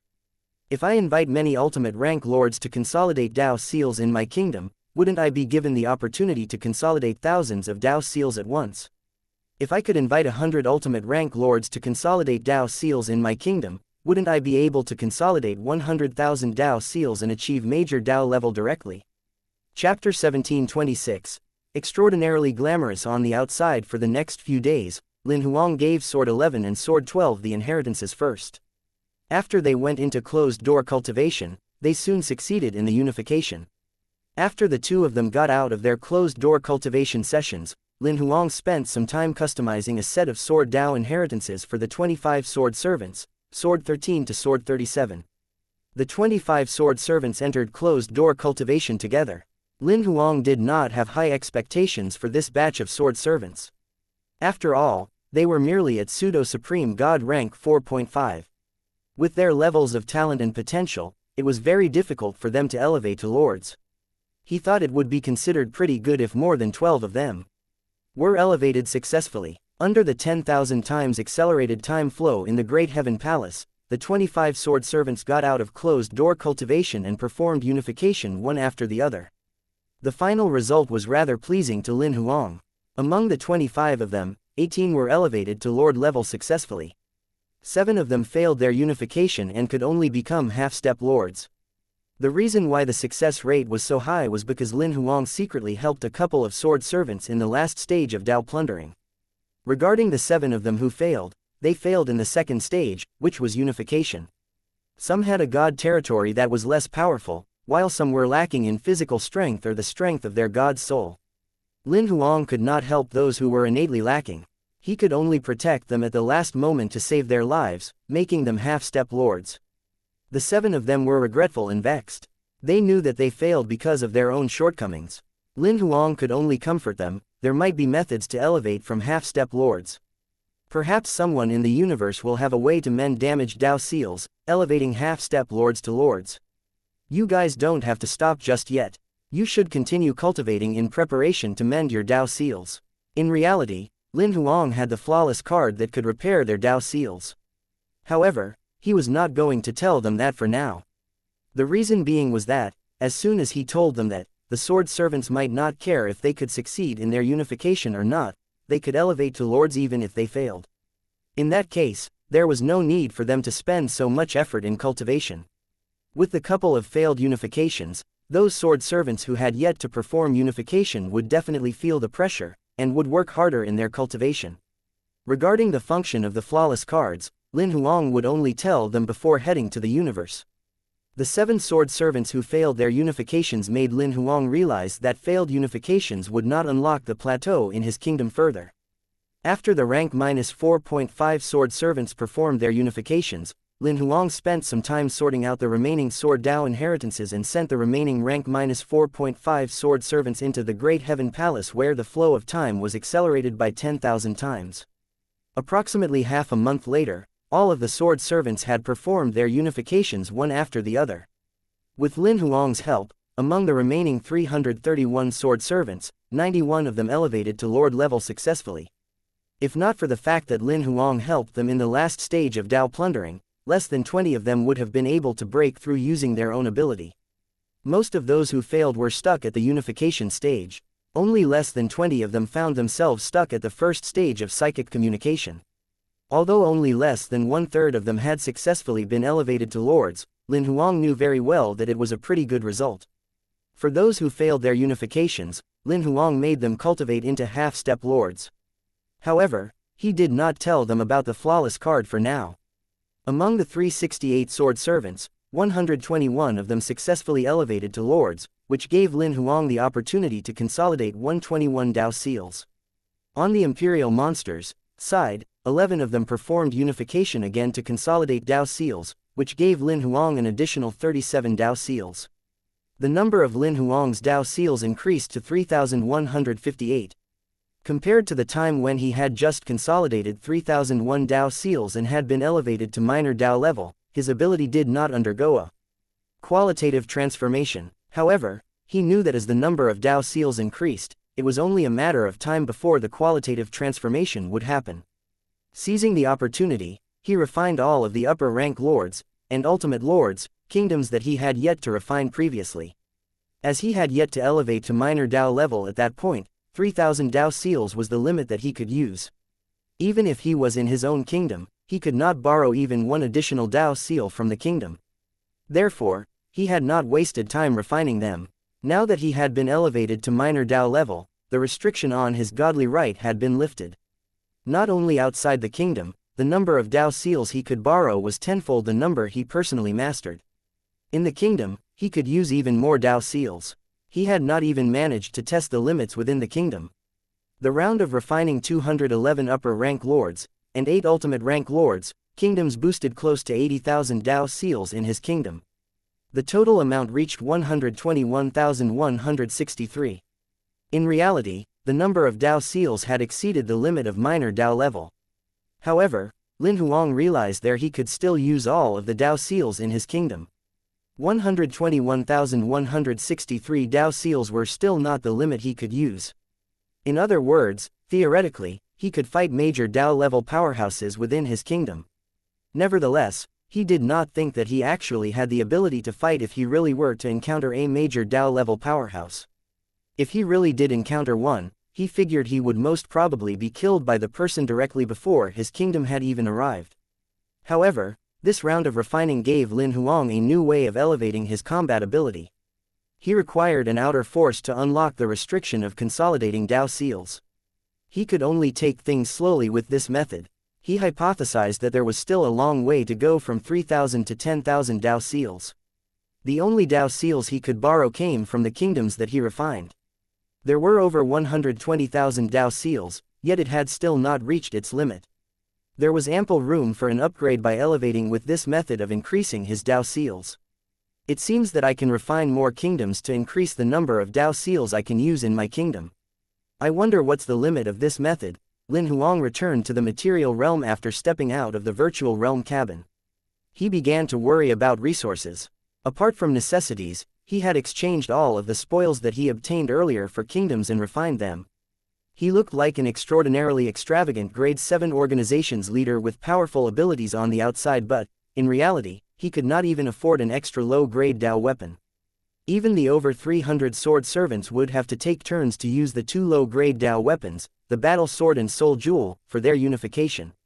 From Sword 1 to Sword 368, the Dao weapons were used over 300 times. Fortunately, the sword servants were bonded to Lin Huang by a contract. They had an innate respect for him, so they would not gossip about him. If the Sword Alliance's new members who had no contract with him saw that, they might have criticized him and quit. This has to change. I must think of ways to make money. If this goes on, it's going to be difficult to even operate the Sword Alliance. Lin Huang rubbed his temples hard. He needed the resources to trade for lords, kingdoms. Aside from that, the Dao weapons that he promised to the sword servants would cost a significant sum. Moreover, he needed a lot of money for the Sword Alliance's operations as well. It was Lin Huang's first time worrying about money since stepping on the path of cultivation. Chapter 1727, Huang League 300 to 400. People sat in the Sword Alliance headquarters meeting room in the Pilgrim Star Zone. Since the Sword Alliance was founded, this was the meeting with the most participants. None of the sword servants were absent. I got everyone to be here today mainly to divide and restructure a portion of the Sword Alliance's departments, which might involve you guys. Take this opportunity to voice out any opinions and suggestions that you might have. We'll discuss it together. Lin Huang nodded at Sword 1 after he gave a brief opening speech. Sword 1 nodded affirmatively and took over the discussion. I'll get down to business directly. The first item is the restructuring of the Heavenly God League. As many of you have been elevated to lords lately, it would be rather odd for you to stay in the Heavenly God League. Therefore, I've discussed matters with the Swordmaster to set up an individual department for all of the lords. The temporary name of the department would be the Huang League. If you guys have a better name, you may suggest one. We can change it if there's a suitable one. Sword 2 will be Huang League's team leader, and Sword 3 will be the deputy team leader. I won't be reading out the name list. All of the Lord-level sword servants will be joining the Huang League automatically. The first mission for the Huang League would be arranging at least 2 people to guard the Swordmaster. Sword 2 and Sword 3 will select the bodyguards every day. All you have to do is take turns following their arrangement. If something comes up, inform Sword 2 or Sword 3 at least a day before so that they can replace you with another bodyguard. Don't swap your duty positions on your own. The reason being is because Sword 2 and Sword 3 will take the 2 assigned bodyguards' cultivation direction into consideration. Usually, there'll be a higher level of efficiency when the 2 bodyguards are assigned to work together. I hope everyone will be responsible for the Swordmaster's safety. Lin Huang felt rather speechless as he listened to the mission's contents. He thought, I'll be responsible for my own safety. You guys take care of yourself. In reality, he did not want a bodyguard. However, he could deny Sword 1 who insisted on arranging that for him. Lin Huang could only compromise. He agreed that the bodyguards could follow him around only when there were outsiders present. When there were no outsiders present, he did not need any bodyguards with him. Most of the Lord-level sword servants were unusually excited as they listened to the mission's contents. That was the job of the previous Swordmaster's bodyguards. Before this, there were only 10 bodyguards for the Swordmaster. The second mission for the Huang League would be for everyone to carry out the Swordmaster's orders unconditionally. The third mission, which is also a short-term mission for the time being, is for all Huang League members to be sent into Royal's Instance Dungeon to obtain resources one by one before heading to the universe. You guys can team up on your own. However, before teaming up, I'd suggest that you guys take into account each other's strengths and how it would complement the team. I'll send the details of the missions to Sword 2 and Sword 3 later. They will make the necessary arrangements. There's something that I would like to say here. Among the spoils you obtain from Royal's Instance Dungeon, everyone will have to submit 30% to the Sword Alliance. The Sword Alliance requires a lot of funds for operations and development. Moreover, most of the rewards that you guys obtain later on will be traded from the spoils that you submitted. The fourth mission, after going over the matters regarding the Huang League, Sword 1 then changed the subject to the Heavenly God League that had been divided. As there were over 100 sword servants who had been elevated to lords and moved to Huang League, the Heavenly God League had lost many of its group leaders. Lin Huang had thought about this with Sword 1 and decided to restructure the Heavenly God League completely. As the League has lost many group leaders, we've decided to restructure the entire Heavenly God League. On the Heavenly God League's side, Sword 11 and Sword 12 will still be the captains. Sword 11 and Sword 12, you guys will be guarding the Heavenly God League. Under normal circumstances, the Huang League will not assign any missions to the both of you. The team leaders will be all of the 247 half-step lords present. All of the heavenly gods will be divided equally to join the 247 teams. Also, all team leaders, please do not showcase your half-step lord's combat strength outrightly. Try your best to disguise your aura at 9th rank heavenly god level. By doing that, we can prevent spies from other organizations from spreading the news of our Sword Alliance having many half-step lords. After the meeting ends, you guys can choose your own teammates, but you can't force them to join you. Also, there'll be Royal's Instance Dungeon mission for the Heavenly God League. The requirement is the same as the Huang League, where you're required to submit 30% of your spoils. Apart from the Huang League and Heavenly God League, there's a new intelligence department that has been newly founded. The name of this intelligence department is Heavenly Network. For the time being, Lin Xin, Yang Ling and Hong Zhuang would be the department heads. Those who are adept in intelligence work are welcome to join. Also, if any of your subordinates are skilled in intelligence work, you can recommend them to the 3 department heads as well. The sword servants looked at Lin Xin and the other 2 when they heard that. Naturally, they knew of the swordmaster's sister. Yang Ling and Hong Zhuang, who had been staying at the Sword Alliance's headquarters, were no strangers to them as well. It was just that they had no idea what Yang Ling and Hong Zhuang's roles were in the past. Now they finally knew that the 2 of them were in the intelligence field. Those sword servants who were skilled in intelligence work were a little excited now. If there are any team leaders in the Heavenly God League who are skilled in intelligence work, they can transfer to the Heavenly Network as well. You'll have the privilege of getting the members under you to join. After all, the Heavenly Network has just been founded, so there's currently a major talent shortage. At the moment, Yang Ling could not help but speak up. There's one thing that I'd like to say. Our Heavenly Network's main direction is internet data browsing. There's no spy-related work, so the inherent risk is low. Currently, we need people to conduct information trades with other organizations' intelligence departments. We warmly welcome those who have related job experience. Sword servants among the crowd raised their hands one after the other as soon as Yang Ling was done speaking. Great Heaven had trained talents in this field before. There were some 10 people among the sword servants who were skilled in intelligence work. Lin Huang and Sword 1 did not want to force them to join the Heavenly Network. Therefore, they gave them the opportunity to choose on their own. Very soon, Yang Ling recruited 13 team leaders. Sword 1 would get them to discuss the details on their own later. The meeting went on. Approximately about half an hour later, the sword servants left after the agendas regarding them had been discussed. Sword 1 and Lin Huang were the only ones left in the meeting room. Anything else? Lin Huang asked. Hunt and Mysterious Item Pavilion contacted our branch in the human world. They would like to collaborate, Sword 1 said softly. Sure, we can develop the branch in the human world. Lin Huang agreed to that directly. Hunt and Mysterious Item Pavilion were top grade 6 organizations among the humans. To the Sword Alliance, it was good that they were willing to collaborate. Do you think we can give in a little bit on the collaboration agreement since they're the same kind as you, Lord Swordmaster? Sword 1 could not really decide on such matters. No need to. Just do it as we usually do. Lin Huang waved. It depends on their effort as to what they'll get. Also, the headquarters has basically been settled now. Should we maintain what we have at the branch in the human world, or do we start recruiting to expand further? Let's recruit new members. There should be many worthy successors among the humans. Lin Huang decided without hesitation. I'll get Bloody to draft a development plan for the branch within these 2 days. Please make the necessary arrangements. Chapter 1728. The branch in the human world. The Sword Alliance's development could be said to be in full swing throughout these few months.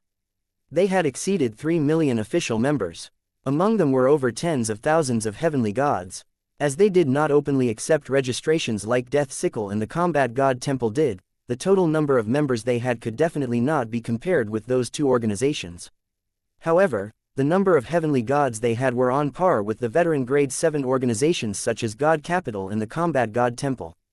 Regarding the number of lords and half-step lords, there was no need to compare that with the rest of the organizations. The reason being was that they would be a total bully for doing so. Given that the Huang League and Heavenly God League had entered Royal's Instance Dungeon to obtain a huge amount of resources, the Sword Alliance's financial crisis was lifted entirely. The Sword Alliance's headquarters could finally be considered to have stabilized in the God territory. The different collaborations with the other organizations in the God territory were progressing steadily.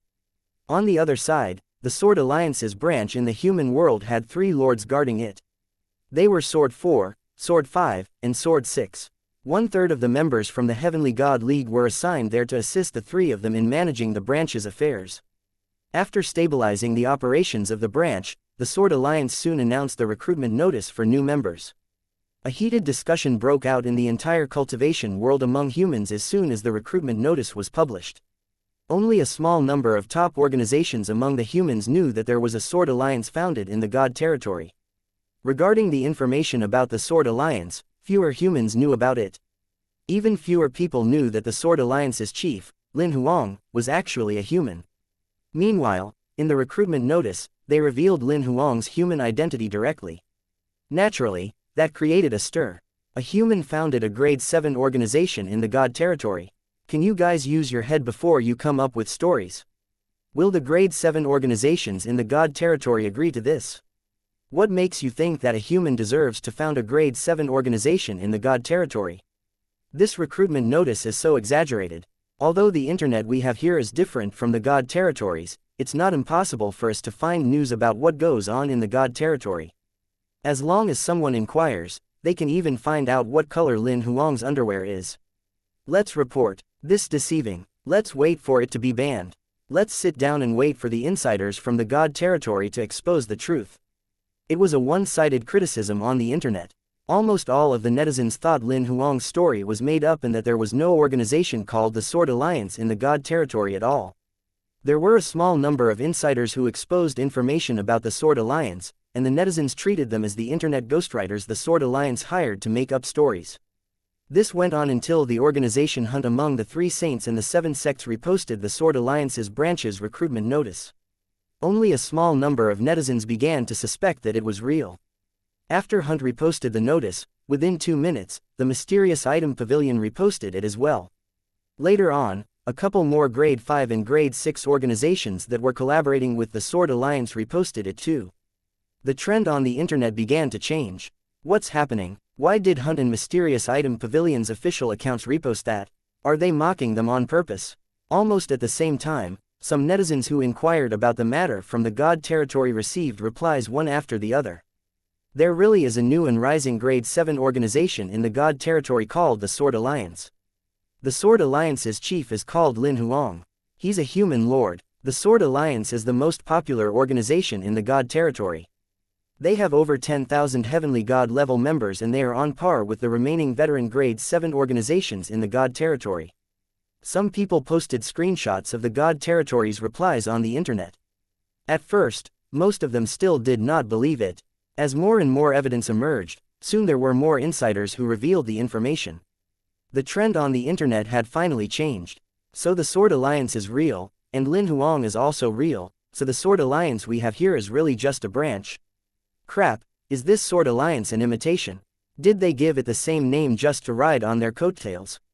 This organization is gutsy. Aren't they afraid that the real Sword Alliance from the God territory would send someone over to slap them? Since they found out about the Sword Alliance's existence, that Lin Huang was real and a human, most of them still thought that the Sword Alliance in the human world was definitely an imitation. After all, similar incidents had happened in the human world before. Lin Huang and Sword 1 were not sure whether to laugh or cry when they learned of the humans' reactions. As they discussed it, they used the Sword Alliance's account in the God territory to post a thread to verify the authenticity of their branch in the human world. The netizens finally ceased their suspicions when someone posted a screenshot of the thread on the human world's internet. The Sword Alliance is real, Lin Huang is real, and this branch is real as well. What are you guys waiting for? Let's apply to join them immediately. I thought we'd see a show of someone being humiliated today. In the end, I'm the one feeling embarrassed. After gossiping the entire day, it turns out everything is real after all. I have a question. Even if this Lin Huang is a lord, the other grade 7 organizations in the God territory have lords too. How could they just allow Lin Huang to found a grade 7 organization in their god territory? Maybe they can't beat Lin Huang. Someone replied to that instantly. Later on, an insider revealed, God Capital wanted to stir a ruckus at the Sword Alliance's upgrade banquet, but they were humiliated on the spot. Also, Lin Huang isn't the only lord in the Sword Alliance. There's someone, called Lancelot, who is suspected to be a middle-rank lord. As more people revealed information about the Sword Alliance and Lin Huang, everyone was getting more and more curious about them. Many netizens had learned to use VPN to browse for the Sword Alliance and Lin Huang's information on all the social media platforms in the God territory. The Sword Alliance's popularity had just passed not long ago on the internet on God territory's side. Many viral threads were found quickly. Among them included threads with detailed notes of the entire process of how the Sword Alliance rose, which were made by some of the organization's supporters.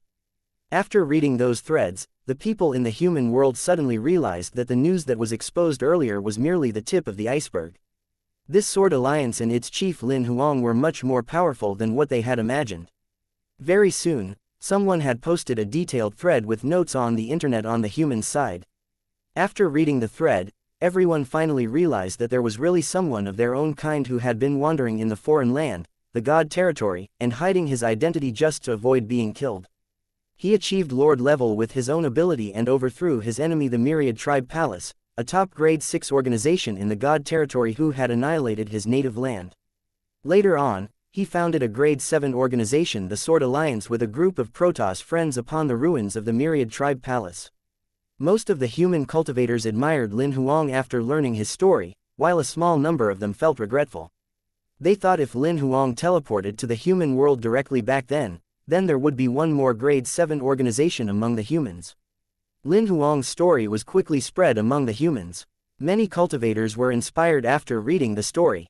They sent their applications to join the Sword Alliance's branch in the human world. Chapter 1729, Mr. Fu returns. Time flew by, and over a month had passed. The Sword Alliance's headquarters in the God territory was thriving. The branch in the human world had also begun to take shape. The Sword Alliance's financial crisis had been solved earlier and, as Lin Huang promised, he got each of the sword servants in the Huang League a set of Dao weapons. Lin Huang even went to the human world and visited the 3 saints and the 7 sects of the human race. All of the media channels were fighting to report about it in the human world. It resulted in the Sword Alliance going viral in the human world again. The Sword Alliance's branch among the human race recruited over 300,000 new members. Although that was insignificant in the God territory, it was still considered a pretty great start. At the Sword Alliance's headquarters, not only had the Huang League been established, but the new department, Heavenly Network, as well. Under Lin Xin, Yang Ling and Hong Zhuang's guidance, the Sword Alliance constructed a massive information network. They were primarily collecting information at the moment, but Yang Ling boasted that it was only a matter of time before this network would become the information center of this great world. As the Sword Alliance's development had been stabilized in all aspects, Lin Huang had become a boss who did nothing. He had placed Sword 1 in charge after all, while all the departments also had a person in charge appointed, with Bloody as their advisor. He was not worried about the future of the Sword Alliance's development at all. No matter what, Sword 1 would inform him in advance if there were important occasions that required him to show himself. Sword 1 would prepare the rest on his side. All he had to do was to show up for the occasion. Meanwhile, Lin Huang would enter the virtual realm every day to refine the inheritance fragments that the Nirvana trees had sent over from the Death Spring. He obtained significant information about the universe from those fragments. So the great world is actually so small. Before this, Lin Huang had heard of the concept of the universe. It was an ocean with many great worlds that were connected to each other. Only once he saw the memories of those powerhouses from the universe did he truly discover how vast the real universe was. The great world that he was in was just an insignificant speck of dust compared to it. In the universe, there were countless specks of dust like this. Most living beings could not leave these specks of dust throughout their lifetimes. One day, Sword 1 sent a message not long after Lin Huang left the virtual realm. "Lord Swordmaster, please come to the small meeting room on the top floor."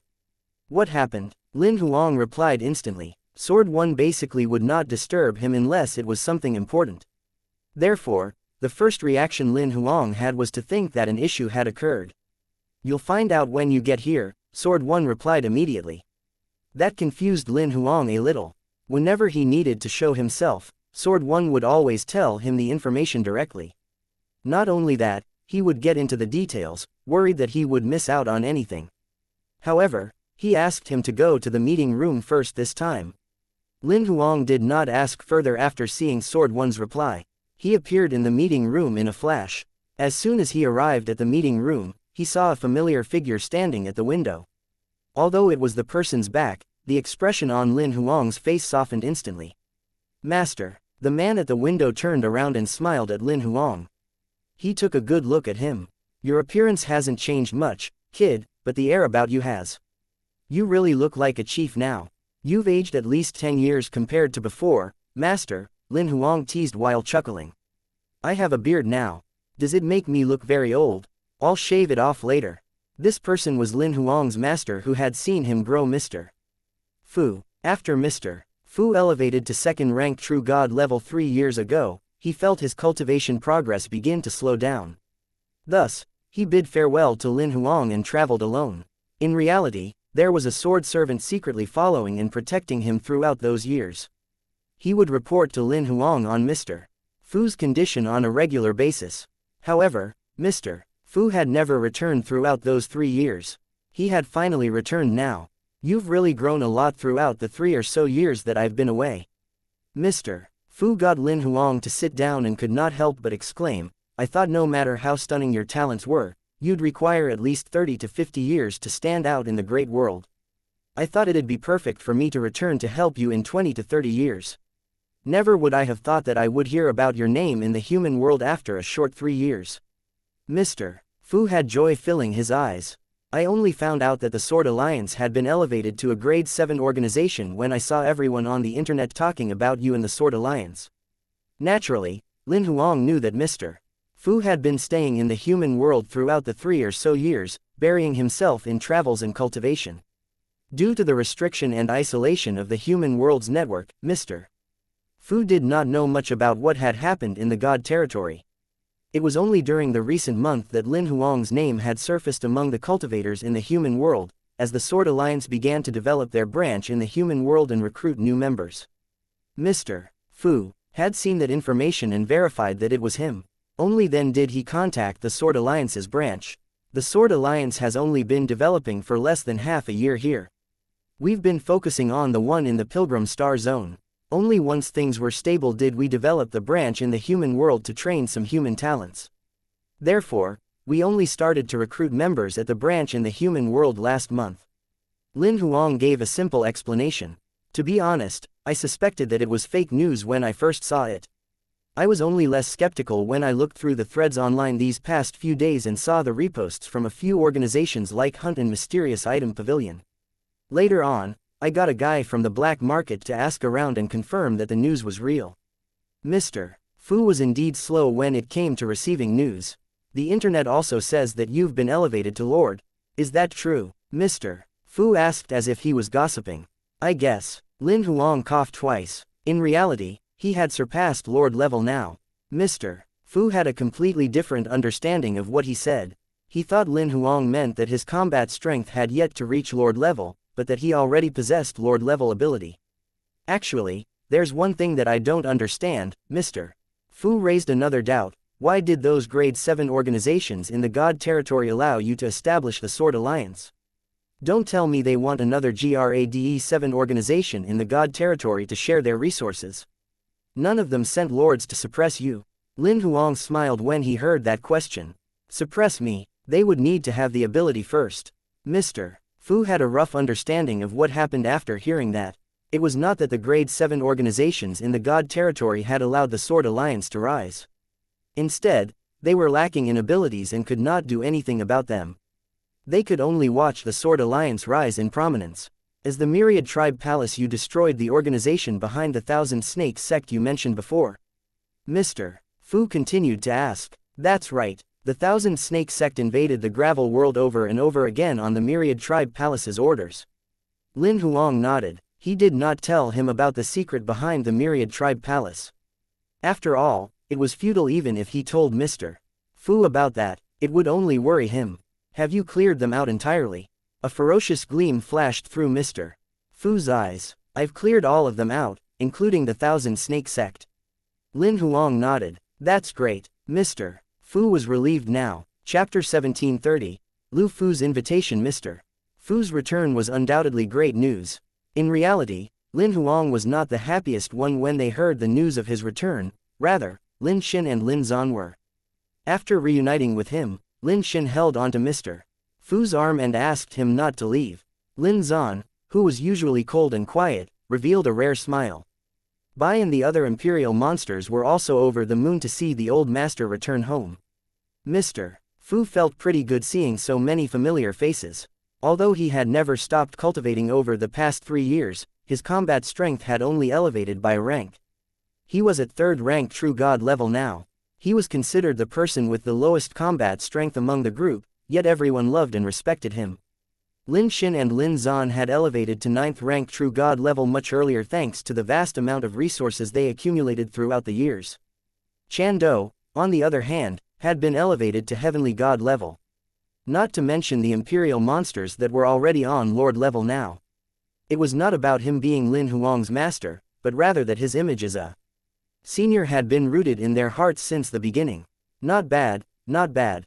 All of you have had significant growth. Mr. Fu did not have any jealous thoughts.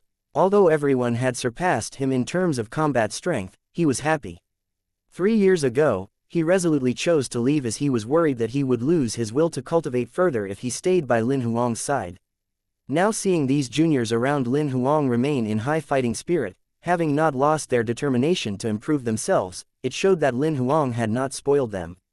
He knew that if he were to stay, he would be at least 9th rank true god level now. However, he did not regret the choice he made. After all, one would make countless choices throughout one's lifetime. One should move on after making up their mind about it and move on to doing it.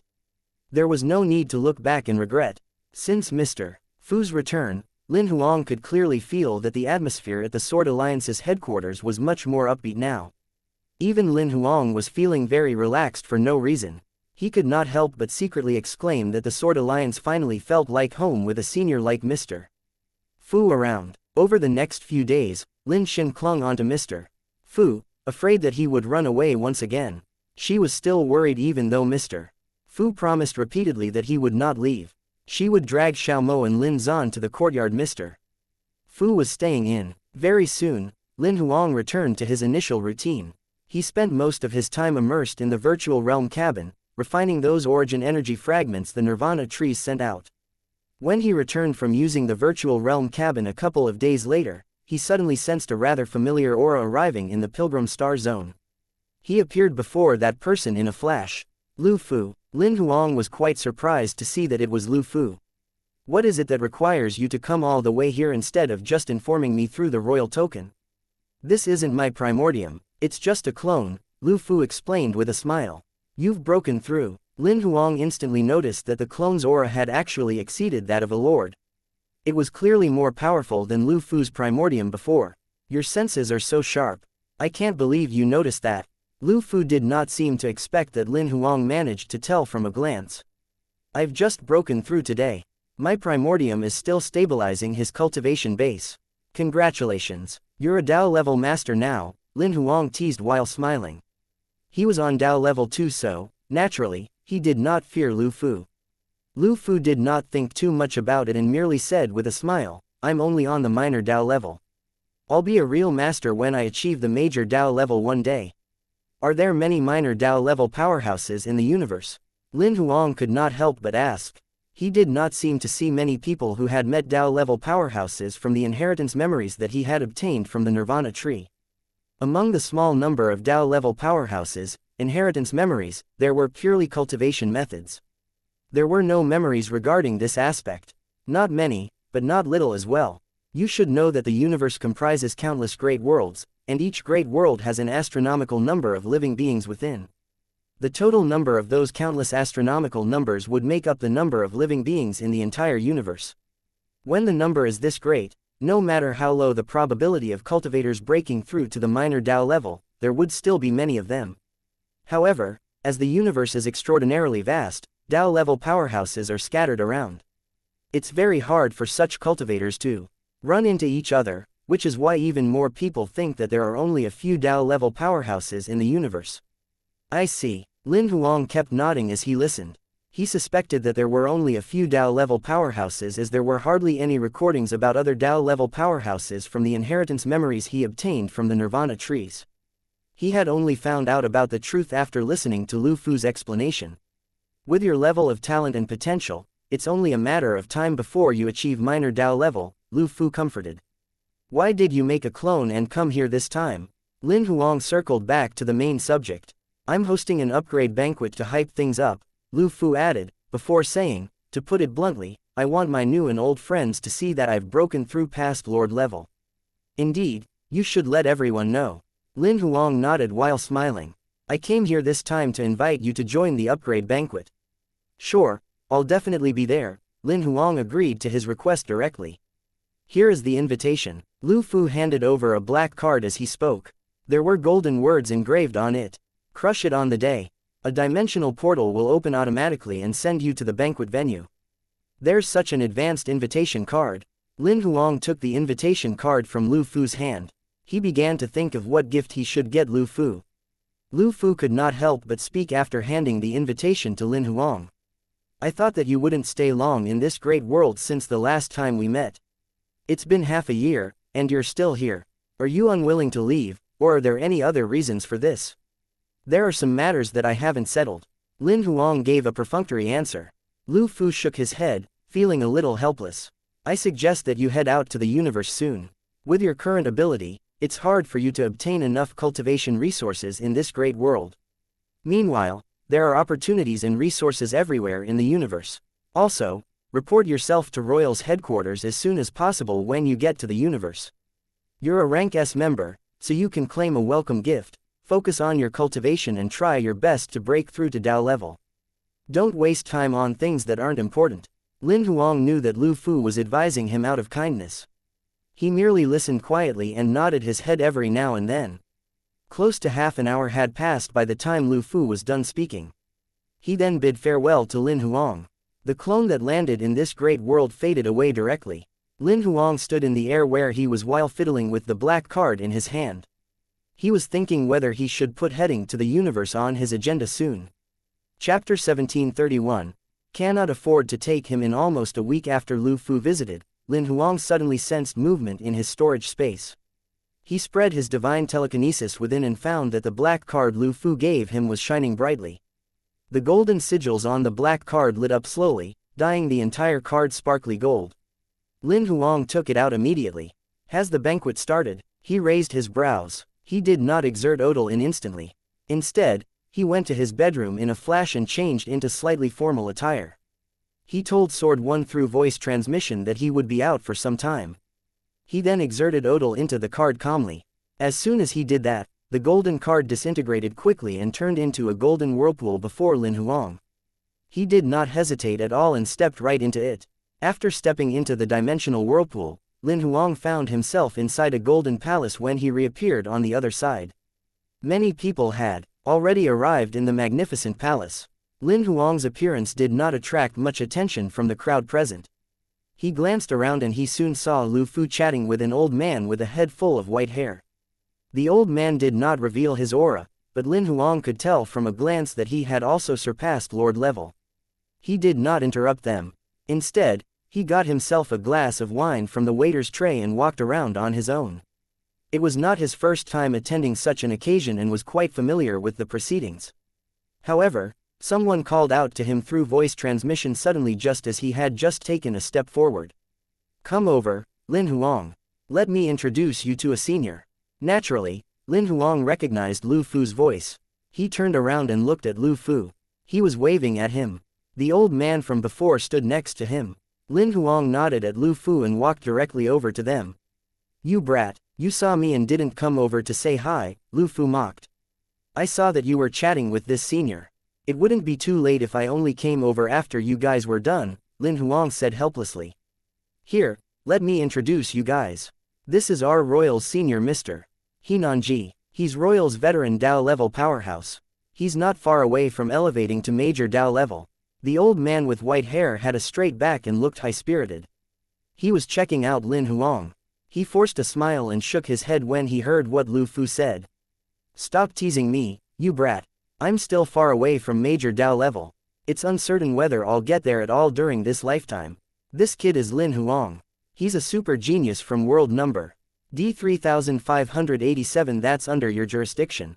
He killed upper rank lords with lower rank lord level combat strength. He just obtained rank S member authorization from headquarters not too long ago." "Hello, old he," Lin Huang greeted immediately. He Nanji nodded lightly and then turned his head to look at Lu Fu. "Lin Huang, is he the kid that you submitted the application for earlier?" "That's right." Lu Fu nodded and smiled. He Nanji turned his head over to look at Lin Huang again and said with a smile, "The younger generation will surpass the older." "You're too kind, senior," Lin Huang quickly said, humbly. He was a little suspicious that the other party might have seen through his Dao level cultivation base. The technique that he was using to conceal his aura came from the Dao level powerhouses, inheritance memory that the Nirvana trees sent over. Lu Fu had just broken through to minor Dao level. He could deceive him with this technique. However, a veteran Dao level powerhouse like He Nanji might have consolidated tens of thousands of Dao seals. It was totally possible that he sensed him using that unique technique to conceal his aura. "The great world you're in is within old He's jurisdiction," Lu Fu reminded Lin Huang. "It's just under my jurisdiction for now. It's only a matter of time before fellow Lin breaks through to Dao level himself. According to Royal's rules, world number D3587 will be his sooner or later," He Nanji said while squinting. Lin Huang could not see the change of emotion on his face. However, he had a faint feeling that he was telling him, "I know you're at Dao level now." Lu Fu had a shocked expression on his face. "Old He, do you think so highly of this kid? I remember your comment for me from before was only that there was a chance that I'd break through to Dao level. He has much more talent and potential than you do," He Nanji said while chuckling. "I remember that you indeed said that my talent and potential were lacking when I asked you to become my master back then," Lu Fu smiled and said. "You've given fellow Lin such a high compliment. Can it be that you've finally decided to take in a disciple now?" He Nanji raised his eyebrows as he listened to Lu Fu's words. He then looked at Lin Huang and said, hinting something while smiling, "I'd love to, but I can't afford to take him in." "Can't afford to take him in?" Lu Fu had a confused expression on his face. He thought he would match the two of them up to make them master and disciple. Never had he thought that old He would have such a reaction instead. However, Lin Huang understood him. This old He had clearly seen through his concealment technique. As they were both at minor Dao level, it was only natural that old He did not dare take Lin Huang as his disciple. "You guys can keep chatting. I'll go chat with old Wang for a little bit." Old He found himself an excuse and walked toward the direction of another old man with his wine glass in hand. "What does he mean? Why did he say that he can't afford to take you in?" Lu Fu looked at Lin Huang with a questioning expression. "How would I know?" Lin Huang shrugged. "Sigh, that's too bad. I thought old He would be interested in you for your talent and potential." Lu Fu shook his head helplessly. "He's Royal's veteran Dao level powerhouse. Someone said that he had consolidated over 80,000 Dao seals many years back. He's been looking for a disciple to inherit his legacy. However, he has standards so high that he's never been able to find a suitable candidate all this time. I thought of matching you guys up. If you can make him your master, you would be able to accumulate many resources to get to ultimate level lord level.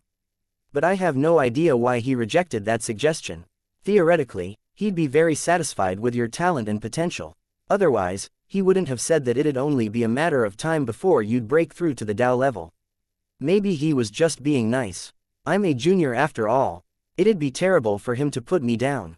Lin Huang provided a reason that sounded reasonable. "Oh, please, white lies aren't his thing. He doesn't care if you're a junior or not. He has always been a straightforward character. I wanted to make him my master back then, but he rejected me by saying that my potential and talent were lacking in comparison to my face. Among the royalties, I'm not the only one who received such a comment. There were some 10 people who were snubbed directly as well. Why do you think I invited him this time? I wanted to show him that his remark was wrong and that I've elevated to minor Dao level successfully now. He's looking over here." Lin Huang spoke through voice transmission softly. Lu Fu shrunk his neck back in quickly and looked in He Nanji's direction carefully. However, he saw him chatting happily with the other old man. Only then was he relieved, verifying with Lin Huang immediately, "Did he really look at us just now?" "No, I was just kidding."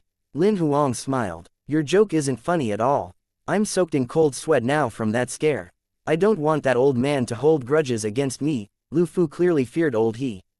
Lin Huang thought about it and decided not to tell the truth. He Nanji indeed peeked in their direction just now. Chapter 1732.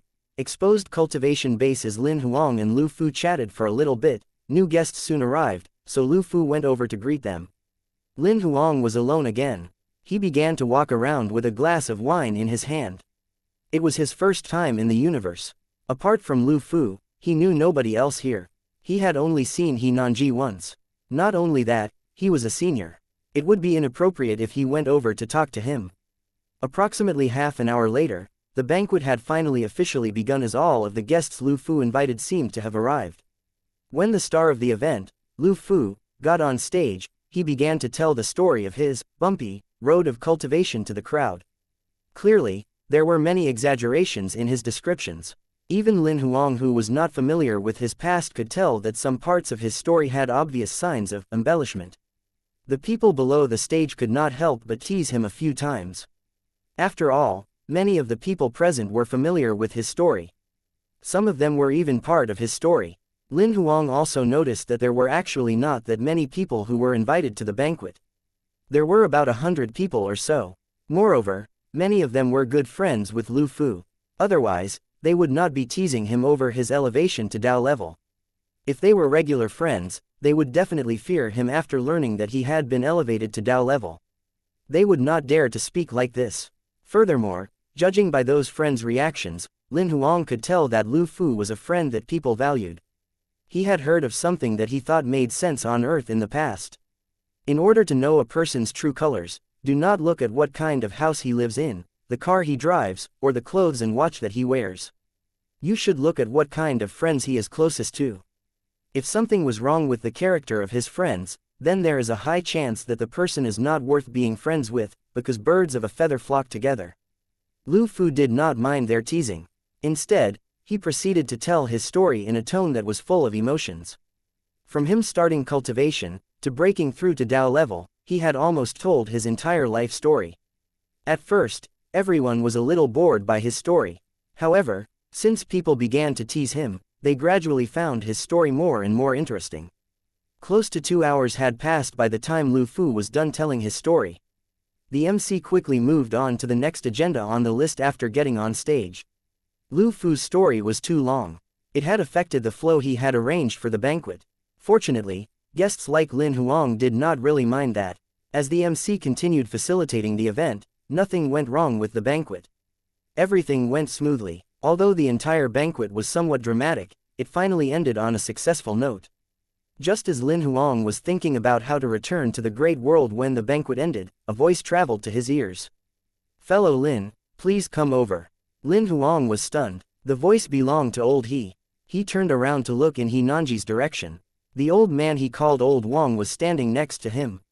He was clearly a Dao-level powerhouse. Lin Huang did not ask further, seeing that old He had nodded slightly at him. He walked over directly. "This is Wang Xuanan, whom I address as Old Wang." Old He introduced. "This fellow is the Lin Huang that I mentioned just now." "Hello, Old Wang," Lin Huang greeted immediately. Old Wang looked even older than Old He.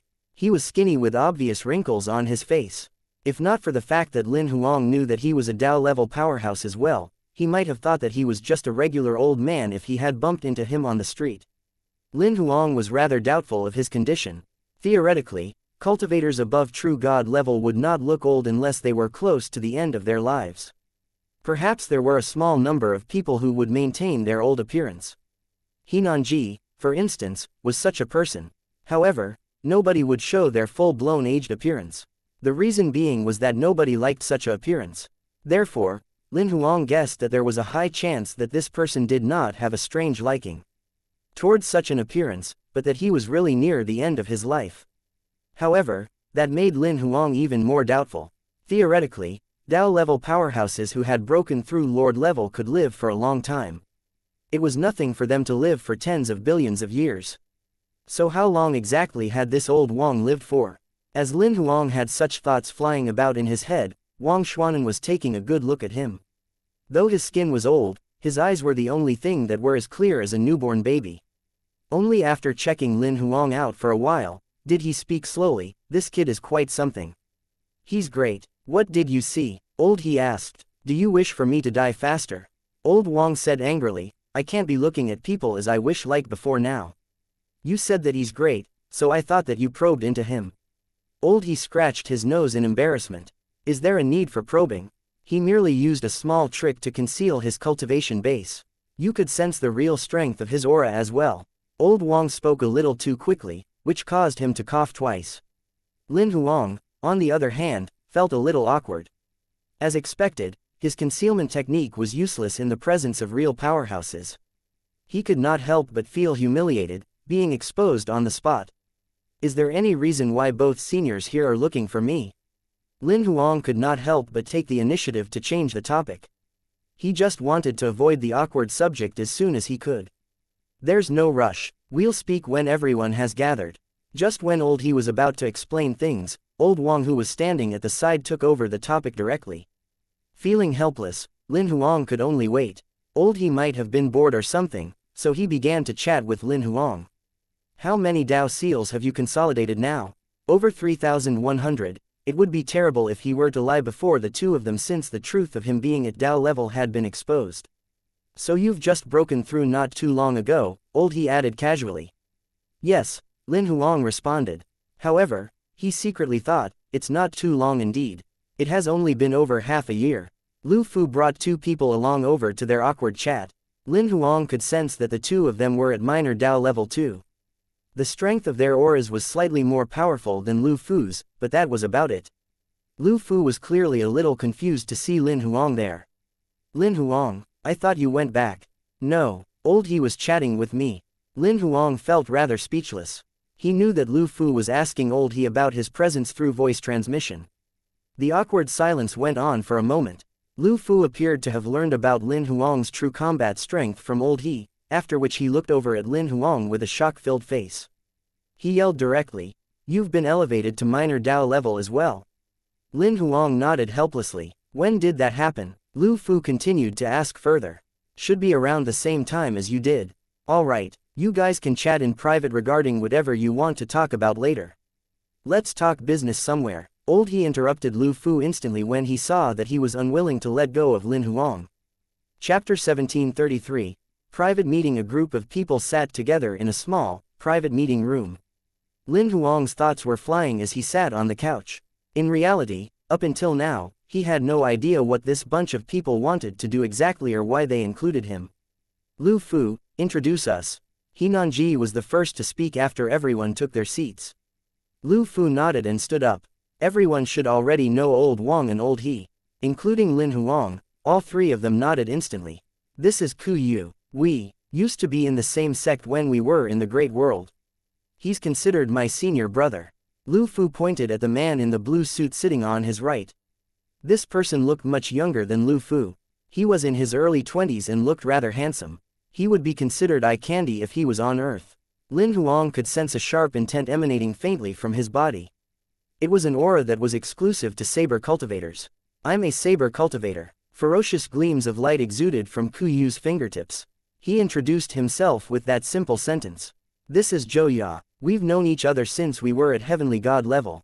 We've explored many secret zones and ruins in the past, Lu Fu said while pointing at the lady in the black dress sitting on Ku Yu's right.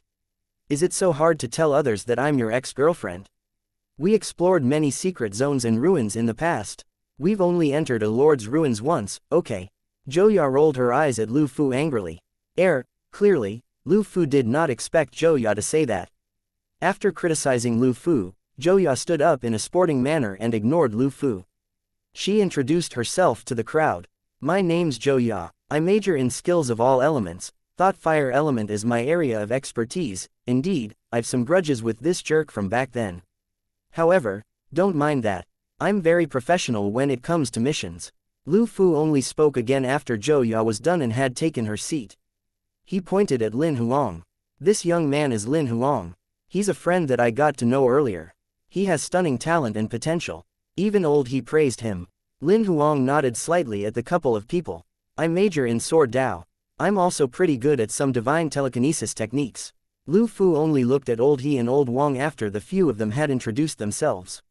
I'll pass it over to the two of you now. Old He, be our host. Wang Xuanan leaned on a couch with his legs crossed. He did not plan to get up at all. He Nanji did not reject him. He got down to business directly.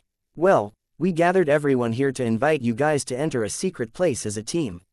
This secret place is a mystic territory. It will probably open within 3 years. As the mystic territory's scale is rather large, there are some other organizations besides Royal who have received the news. On Royal's side, Old Wang and I will be leading the minor Dao level powerhouses. Apart from you guys, we'll invite other minor Dao level powerhouses from Royal as well. However, you guys will decide whether you want to join or not.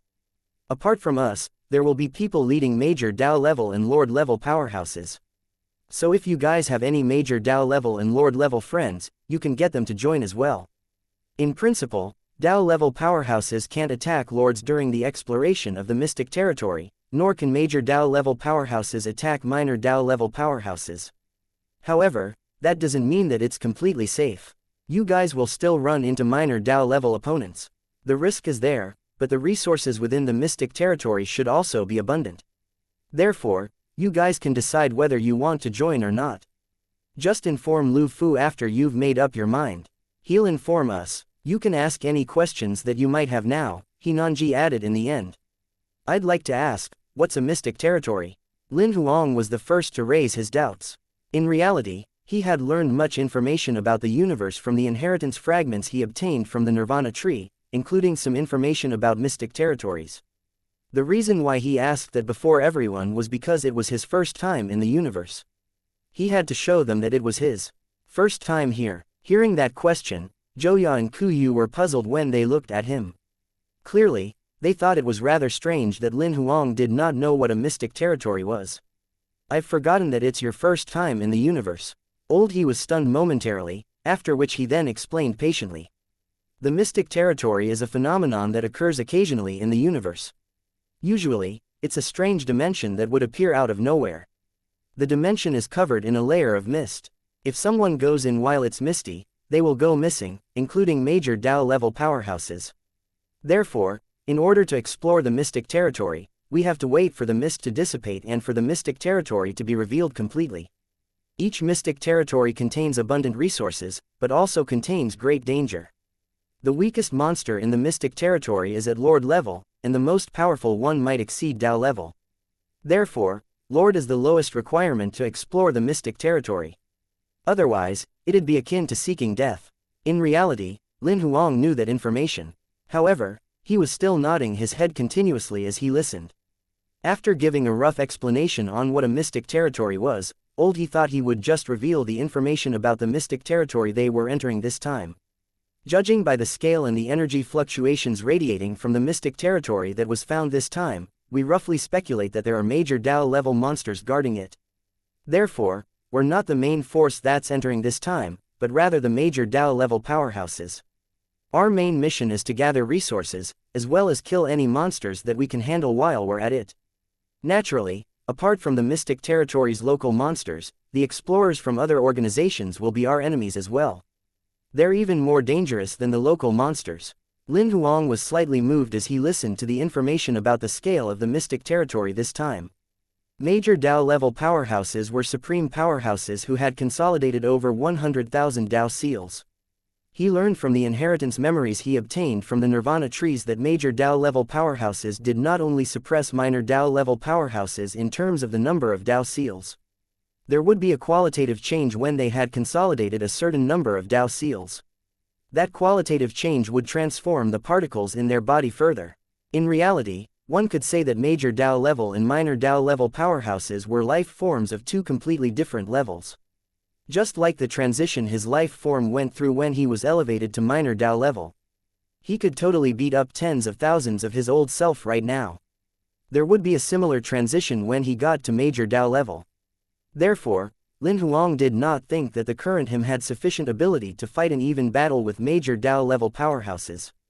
Although there were rules in the universe where major Dao-level powerhouses could not attack minor Dao-level powerhouses in the mystic territory, in the end, rules were just rules, and there were countless people who would be willing to break the rules given the right incentive. As long as one did it flawlessly without anyone finding out. No matter what, Lin Huang would not entrust his safety completely to an insignificant rule. He was of the opinion that his ability was the only thing he could rely on to protect him. Chapter 1734. The vastness of the universe. Old He and Old Wang answered the questions everyone raised one by one in the small meeting room. However, as it was the first time this particular mystic territory would appear, they had no idea what kind of situations would arise inside. After the meeting ended, everyone soon left on their own accord. Lin Huang was the only one who stayed. He was not exactly sure how he would return to the great world that he was in before. He could not help but tease as he watched Lu Fu sending Zhou Ya off. Seems like someone hasn't moved on from his ex completely. How can that be? Lu Fu denied instantly. It's been over between us for a long time. Is that right? Lin Huang shook his head while smiling. Then why would you invite her to your upgrade banquet since you've already moved on? I want to show her that I've elevated to Dao level as well. Lu Fu said stubbornly, as well as inviting her to team up to explore this mystic territory. Lin Huang smirked playfully. That's because I don't know much about Dao level after all. I only trust her and Ku Yu, so I asked both of them to come along. Lu Fu proceeded to explain. Alright, then, Lin Huang smiled indifferently. Although Lu Fu could tell that his smile clearly indicated that he did not believe him, he did not want to dwell on this topic. Say, what's with you exactly? When did you elevate to Dao level? Or were you disguised as a lower rank lord before? I wasn't in disguise when I was at lower rank lord level. I really was a lower rank lord that time. It has only been a couple of months since I elevated to Dao level, Lin Huang answered with a smile. So you're saying that you elevated from lower rank lord level to minor Dao level in less than a year? Lu Fu looked at Lin Huang with widened eyes. You can say that. Lin Huang nodded. I'll be D***MNED if I believe your words. You're full of nonsense. Lu Fu thought that what Lin Huang said was simply ridiculous. It's the truth no matter whether you believe it or not. Lin Huang opened his arms. Lu Fu slowly calmed down when he heard that. He thought of something suddenly, and could not help but say, I almost forgot that your Goldfinger's ability specializes in combat strength elevation. Lu Fu covered his mouth as soon as he said that. Pretend I didn't say that. He had seen Lin Huang's data from Royal. It recorded that Lin Huang's Goldfinger was suspected to be specialized in combat strength elevation and, therefore, he could elevate his combat strength faster than others. However, it was naturally inappropriate to mention that before Lin Huang. Lin Huang already knew that many people suspected that his Goldfinger was specialized in combat strength elevation. The reason being was that the speed of his combat strength elevation was indeed unusual. It made sense that Royal's database included such recordings. On the contrary, he was happy to see such a misleading result. I can't believe that you've elevated to minor Dao level so quickly. Lu Fu changed the subject immediately. In reality, I invited you to the banquet with the goal of getting Old He a disciple. I thought that you would be a suitable candidate. I didn't expect that you'd disguised yourself so well to the point that I didn't notice your elevation to Dao level. Now that I think about it, I finally understand what Old He meant when he said that he couldn't afford to take you in. I actually didn't want to reveal my combat strength, but Old He and Old Wang saw through me, so I thought it was better not to lie any further. Lin Huang felt rather helpless. He had merely wanted to attend a banquet. Never had he imagined that he would be invited to join an exploration team into a mystic territory. Will you be joining the exploration team into the mystic territory?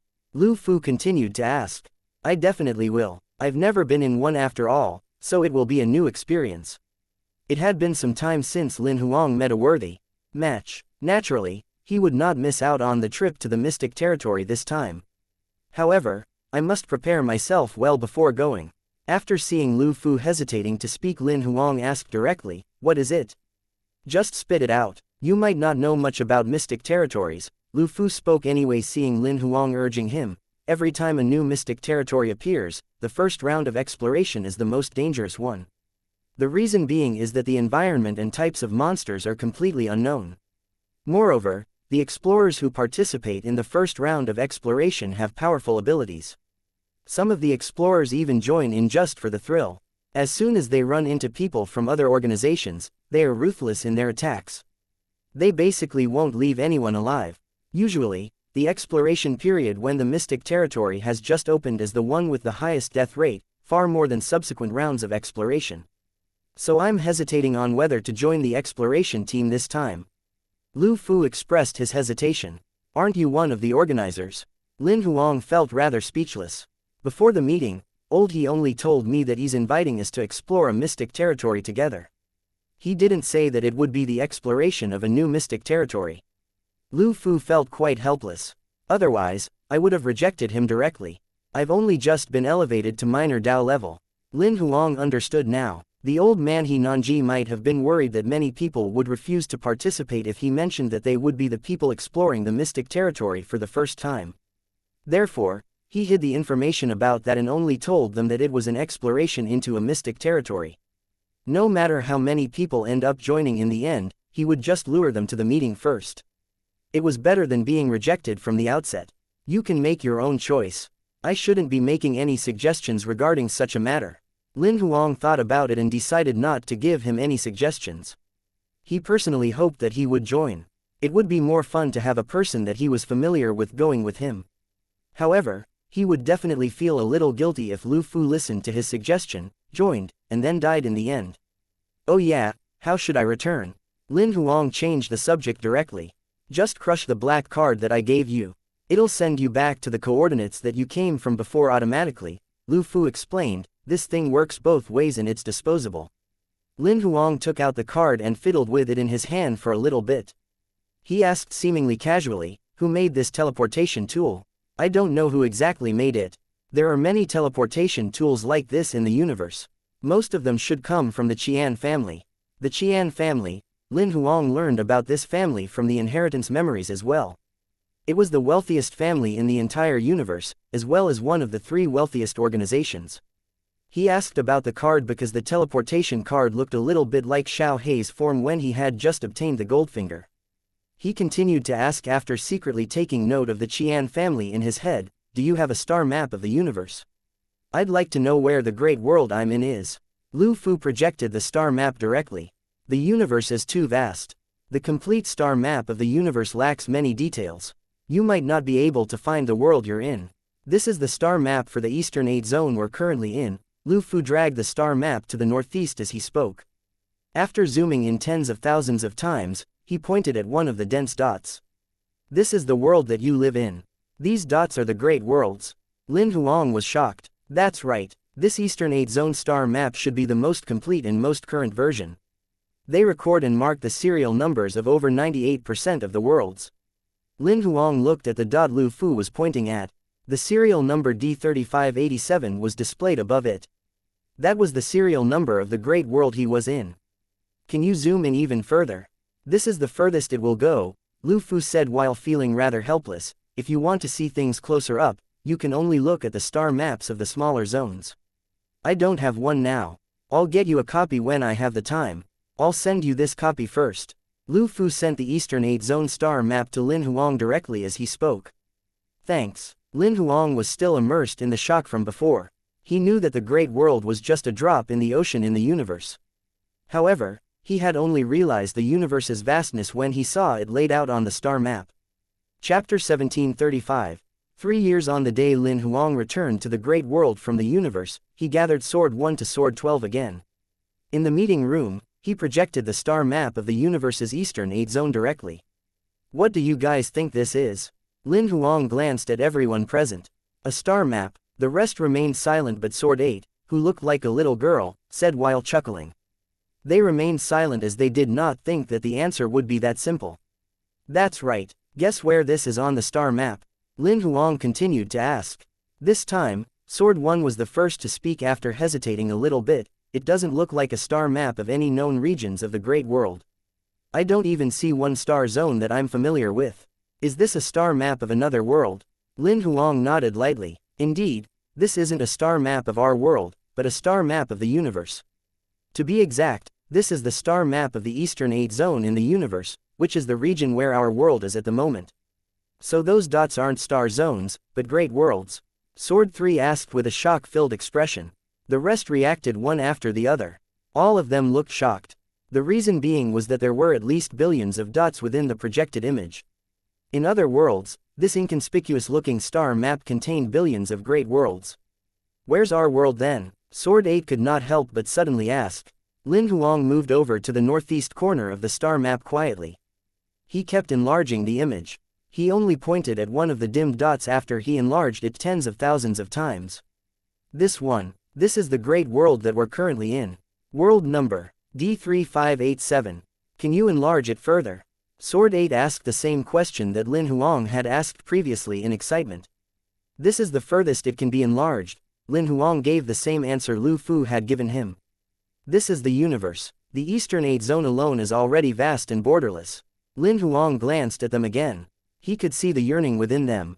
There are more than 3 billion great worlds within the jurisdiction of the entire Eastern 8 zone.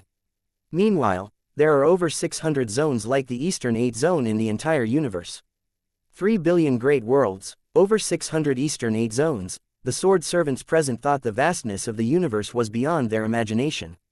No wonder there are so many powerhouses in the universe. Out of the billions of worlds, even if there's only one famous Dao-level powerhouse in 100 million worlds, there would still be tens of thousands of Dao-level powerhouses. Sword 2 could not help but exclaim. The number of Dao-level powerhouses isn't as low as that, Lin Huang explained while smiling. At least judging by the great world's serial numbers, there are at least millions of Dao-level powerhouses in the universe. The reason being is that there are over 3 million worlds with grade S serial numbers. Even if a grade S world only has one minor Dao-level powerhouse, there would be over 3 million of them already.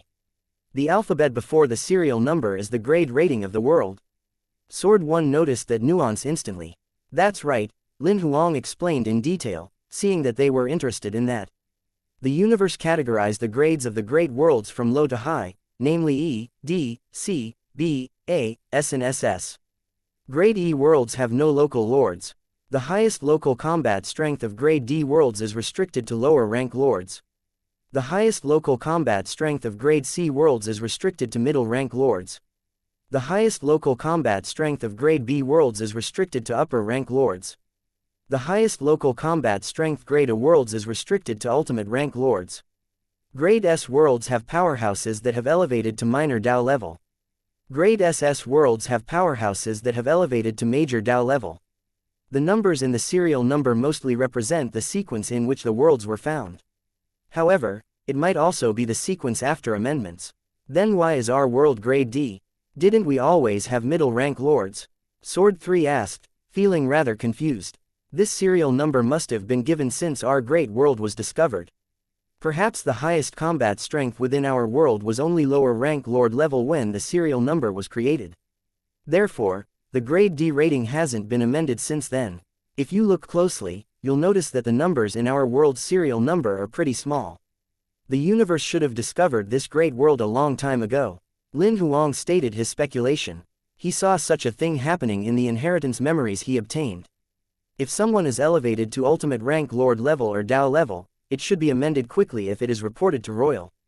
There were many worlds in the universe, while there were limited staff responsible for the serial numbers and record keeping. They could not be monitoring which world had new elevated middle rank lords or upper rank lords at all times. They would usually rely on report submissions. After the application was submitted, there would be staff in the jurisdiction reviewing the application. The serial number would only be changed if the application passed the review process. The world Lin Huang and the rest were in should not have had anyone submit an application since the serial number was created. Therefore, the serial number had never been amended. It was said that there were only over 10,000 grade S worlds in the universe when this system was first introduced. Now that there are over 3 million of them, most of the grade S worlds only had their serial number amended when someone successfully elevated to Dao level later on. Lin Huang added on another piece of information. Are there really great worlds that manage to train Dao-level powerhouses? Sword 2 could not help but raise his doubts. There are. Great worlds have great differences in their innate environments. The legendary great worlds during the Epic of Chaos were born almost the same time the universe was. Each great world was endlessly vast, while the resources found within weren't inferior to that of the universe. During that epoch, some living beings were born to be Dao level or even more powerful.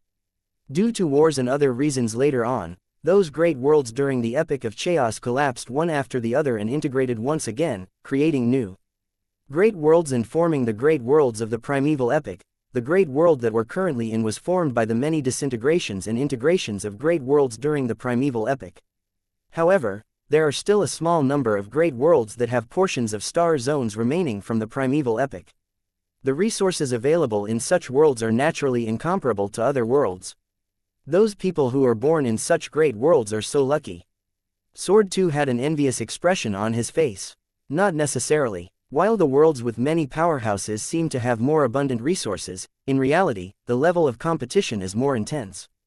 Perhaps many geniuses and talents were killed before they even managed to stand out. Sword 1 had a clearer head. Sword 1 is right. Lin Huang nodded too. Such great worlds definitely have levels of competition that are 100 times more intense than ours. Although those who are selected in the end are definitely talents and geniuses, we don't know how many others died during their journey. Some may have had sufficient talent and potential, but lacked that little bit of luck and died prematurely. In our world, the death rate of such geniuses is much lower. Therefore, there's no need for us to be envious of them. Our world is pretty great. If we're running out of cultivation resources, we can always head out to the universe. As long as you have sufficient potential and talent, the resources in the universe are sufficient for you to cultivate to Tao level. Are you showing us this data because you are planning to head to the universe, Lord Swordmaster? Sword 1 asked quickly. The remaining sword servants in the meeting room stared fixedly at Lin Huang. They were eager to know the answer. Within 3 years. 3 years would be the deadline. Lin Huang revealed the time limit he had set for himself. Chapter 1736. Sword 1's presumptuous request. Lord Swordmaster, I have a presumptuous request. Sword 1 suddenly spoke up after a moment of silence after hearing the time limit Lin Huang gave himself to head out into the universe. Do tell. Lin Huang nodded. I hope we can make a thorough investigation on the raiders' whereabouts again before we leave this great world. I want to see if we can locate that woman from before and avenge Swordmaster Great Heaven. I hope that Lord Swordmaster can give me some time and a certain level of authorization to accomplish this. Sword 1 was referring to the female raider who had a history with Great Heaven and was suspected to have interfered with his unification process, causing it to fail. Great Heaven can be considered my teacher. Moreover, the day I received his inheritance, I already promised you that I would help you investigate this matter when the time was right, as well as to avenge him. However, I've already killed all of the raiders in this world. There was only one guy named Cunning Rabbit who had escaped to the universe. From what I know, he's a man. He shouldn't be the person we're looking for. Since you want to investigate, I'll support you. I'll give you half of the sword servants as manpower. After all, the Sword Alliance needs people to run it. If you need, you can get Sword 2 and the rest to help as well. No need. I need Sword 2 and the rest to hold down the fort when I'm away. Sword 1 rejected the offer. I'll pick a group of people from the Huang League. You can use Heavenly Net's intel as you wish as well. I'll inform Yang Ling about it. He was a victim of the raiders too. He'll definitely agree to help, Lin Huang added. Also, you can use the information channels of the other organizations that are collaborating with Heavenly Net. Thank you, Lord Swordmaster. Sword 1 bowed deeply to express his gratitude. I only need a year. As soon as a year's time is up, regardless of whether I discover anything, I won't bring this matter up again. It doesn't have to be a year. I'll give you 3 years. You can allocate time to investigate as you wish before we head out into the universe. Lin Huang waved. Also, if you can't find her in this world, it means that she might have escaped to the universe. However, no matter where she's run off to, we'll find her sooner or later. It's just a matter of time.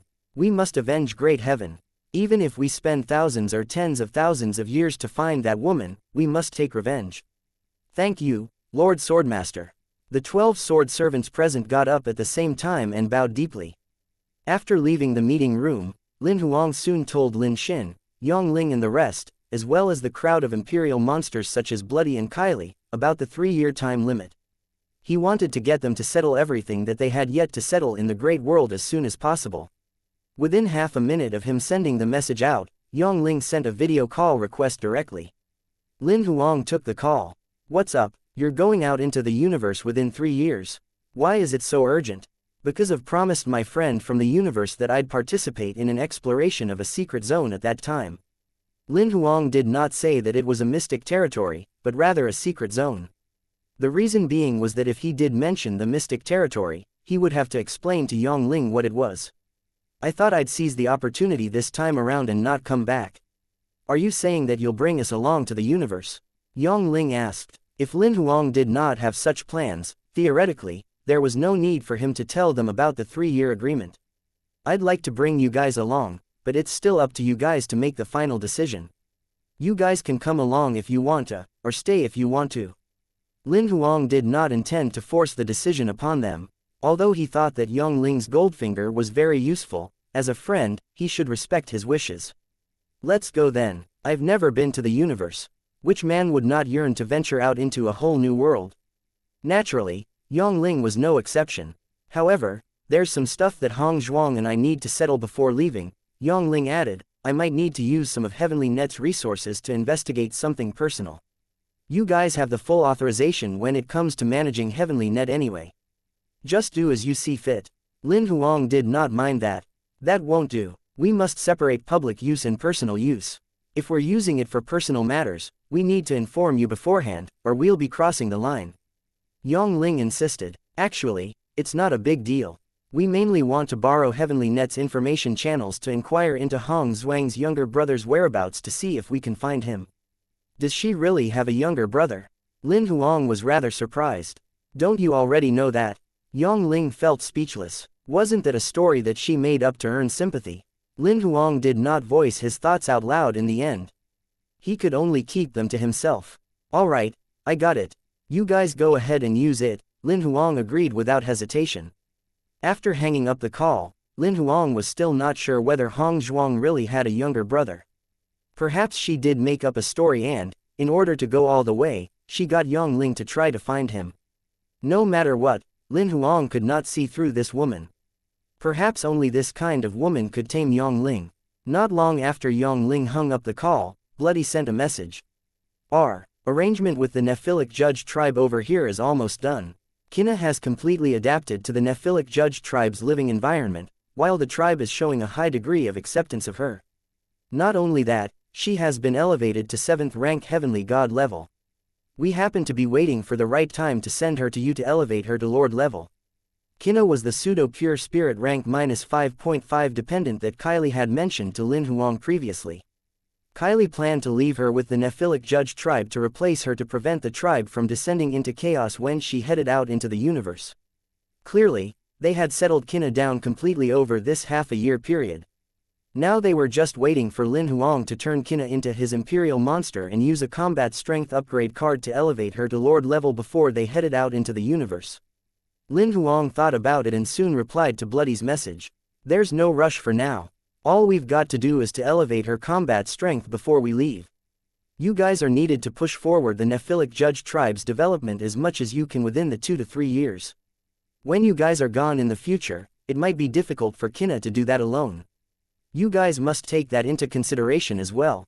Bloody replied quickly. We've thought about that. We'll make the arrangements. In reality, the Nephilic Judge tribe's improvement has been much better than we expected in all aspects. Most of the obstacles from before came from the elderly, but the younger generation can easily accept new things. I believe the elderly's perception will change gradually as new things surface that improve everyone's living conditions, as well as provide more resources. The Nephilic Judge tribe's future will flourish. It only requires time. Lin Huang was relieved when he saw Bloody's reply. He replied anyway after thinking about it. I'm just worried that the Nephilic Judge tribe's current state might regress after you guys leave. However, he thought about it and deleted the message before he was done typing the sentence. He sent Bloody a new message. Just make the appropriate arrangements before you guys leave. They'll have to depend on themselves in the future. Chapter 1737. An external strength boost. 3 years was Oldie's estimated timeframe before the Mystic Territory would open. However, Lin Huang thought there was no need for him to return to the Great World if he really were to head out into the universe. After all, with his ability, it was rather meaningless to continue staying in the Great World. He would seize the opportunity of the Mystic Territory's opening to leave directly. Since he was only left with 3 years, he would settle everything that he had yet to do in this world as soon as he could. Therefore, he informed everyone about the decision to get everyone to finish what they had yet to finish. Meanwhile, the first thing that Lin Huang thought about was to locate Shui Luo. In reality, he had always remembered that Shui Luo was the first Protoss that Lin Huang met. Thanks to the impression Shui Luo gave Lin Huang, he never held any disgust toward other Protoss later on. Since coming to the Great World, he had never forgotten about finding Shui Luo. It was just that, in the beginning, he did not have the ability to protect himself. As such, he spent most of his time and effort on cultivation. When he became slightly more capable later on, he asked around on the black market, and ran an investigation with Bloody's assistance by using the Nephilic judge's force. However, it was all to no avail. Therefore, he had been putting this matter aside, when he founded the Sword Alliance's headquarters in the God territory and suggested that Yang Ling establish the Heavenly Net Intelligence Department. He actually had an important goal in mind. He wanted to borrow Heavenly Net's intel network to look for Shui Luo as well as the clan she originated from. The information channels were limited as the Heavenly Net had just been established. However, Lin Huang gave them the mission to look for Shui Luo, her clan as well as her ex-husband. Apart from Shui Luo, the Heavenly Net was also investigating who the mastermind behind Myriad Tribe Palace was exactly. One could say that the Heavenly Net would become the busiest department within the entire Sword Alliance during these 3 years. Meanwhile, Lin Huang had to start figuring out how he would strengthen himself further. Firstly, the number of Dao seals in his kingdom was far from the limit he could possess. He could refine more kingdoms to borrow even more Dao seals. That would require a massive amount of resources. He could only trade all sorts of resources for more kingdoms on Royal's trading market. Therefore, he could not rush into things using this method. He could only trade each time he had accumulated a certain amount of resources. Secondly, in order to consolidate more Dao seals, he would need to unlock his kingdom over and over again. That would require more lords consolidating Dao seals in his kingdom. Although theoretically Lin Huang could elevate all of his imperial monsters to the limit of supreme rank lord at once, and they would possess 3,000 Dao seals directly, unlocking the major Dao level quota of having 100,000 Dao seals instantly, he did not plan to do so unless it was absolutely necessary. He hoped that his imperial monsters could polish themselves as much as possible instead of obtaining elevation through an external force. It would be more difficult to cultivate lords in his kingdom. After all, it was nothing simple for one to achieve lord level. Even with sufficient talent, potential and resources, one would require sufficient time to grow. After all, there were not many people in the entire universe who possessed cheat codes like he did. The third way of becoming more powerful was to refine more origin energy fragments from the Death Spring. In reality, that method would not strengthen Lin Huang directly. However, there were many memory inheritances within the origin energy fragments. If he obtained an inheritance of a powerhouse, it would increase his strength in the form of an ability boost. However, most of the origin energy fragments that Lin Huang obtained came from lords. The probability of receiving minor Dao level powerhouses, inheritances was low, and even lower for major Dao level. Moreover, most of those Dao level fragments contained redundant information. There were few useful inheritances. Nevertheless, that was out of his control. He could only accept them passively and try his luck. The fourth way was to depend on external augmentations, objects such as spiritual treasures. However, Lin Huang could not afford spiritual treasures. He did not even have enough resources to trade for lords, god territories, let alone expensive spiritual treasures. Fortunately, the few god weapons he owned had evolved into spiritual treasures now. He did not need to worry about Dao level equipment. Apart from spiritual treasures, Lin Huang very soon thought about his combat souls. His 10 gods figurines combat souls had only been elevated to lower rank lords before, and their elevation had stopped since. Their combat strength was clearly too low at this point. If one optimized their gods figurines combat souls, in reality, they were comparable to clones. However, as they would exhaust a great deal of resources, many would stop using gods figurines combat souls when they got to true god level. After all, if one had that many resources, they would rather use it on themselves. Nevertheless, there were a small number of lords and half-step lords who would cultivate gods figurines combat souls. Some lords who reached a plateau thought that the possibility of breaking through further was low. There were also half-step lords with no space to improve who thought that spending resources on themselves would be a waste. Therefore, they would start to cultivate their combat souls again. God's figurines combat souls that were cultivated properly would be equivalent to having assistants with the same abilities. When encountering enemies, it might become a trump card to turn the tables in battle. Lin Huang thought it would be a little difficult to cultivate the God's figurines combat souls to his level, but that it was doable to cultivate them to a certain level to his advantage. Among the 4 main elevation methods, Lin Huang thought the 4th one was the only one where the result would be instantly noticeable. He did not hesitate and started work. He returned to his kingdom with a flash. He summoned his 10 God's figurines combat souls and the Goldfinger Eternity Fire.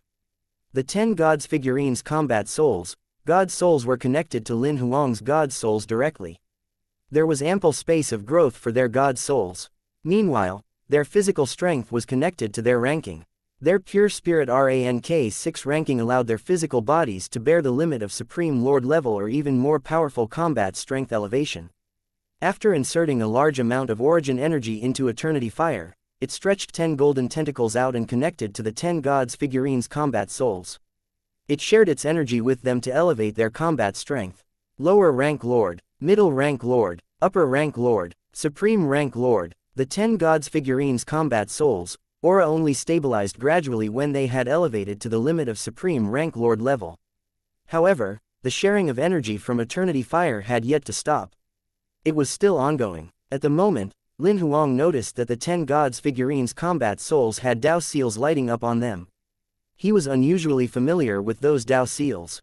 Many of them belonged to him, and there were some that were not consolidated by him, but instead were the Dao seals in his kingdom. Lin Huang widened his eyes. The 10 God's figurines combat souls duplicated the Dao seals in his body directly. After thinking about it carefully, he understood what was happening.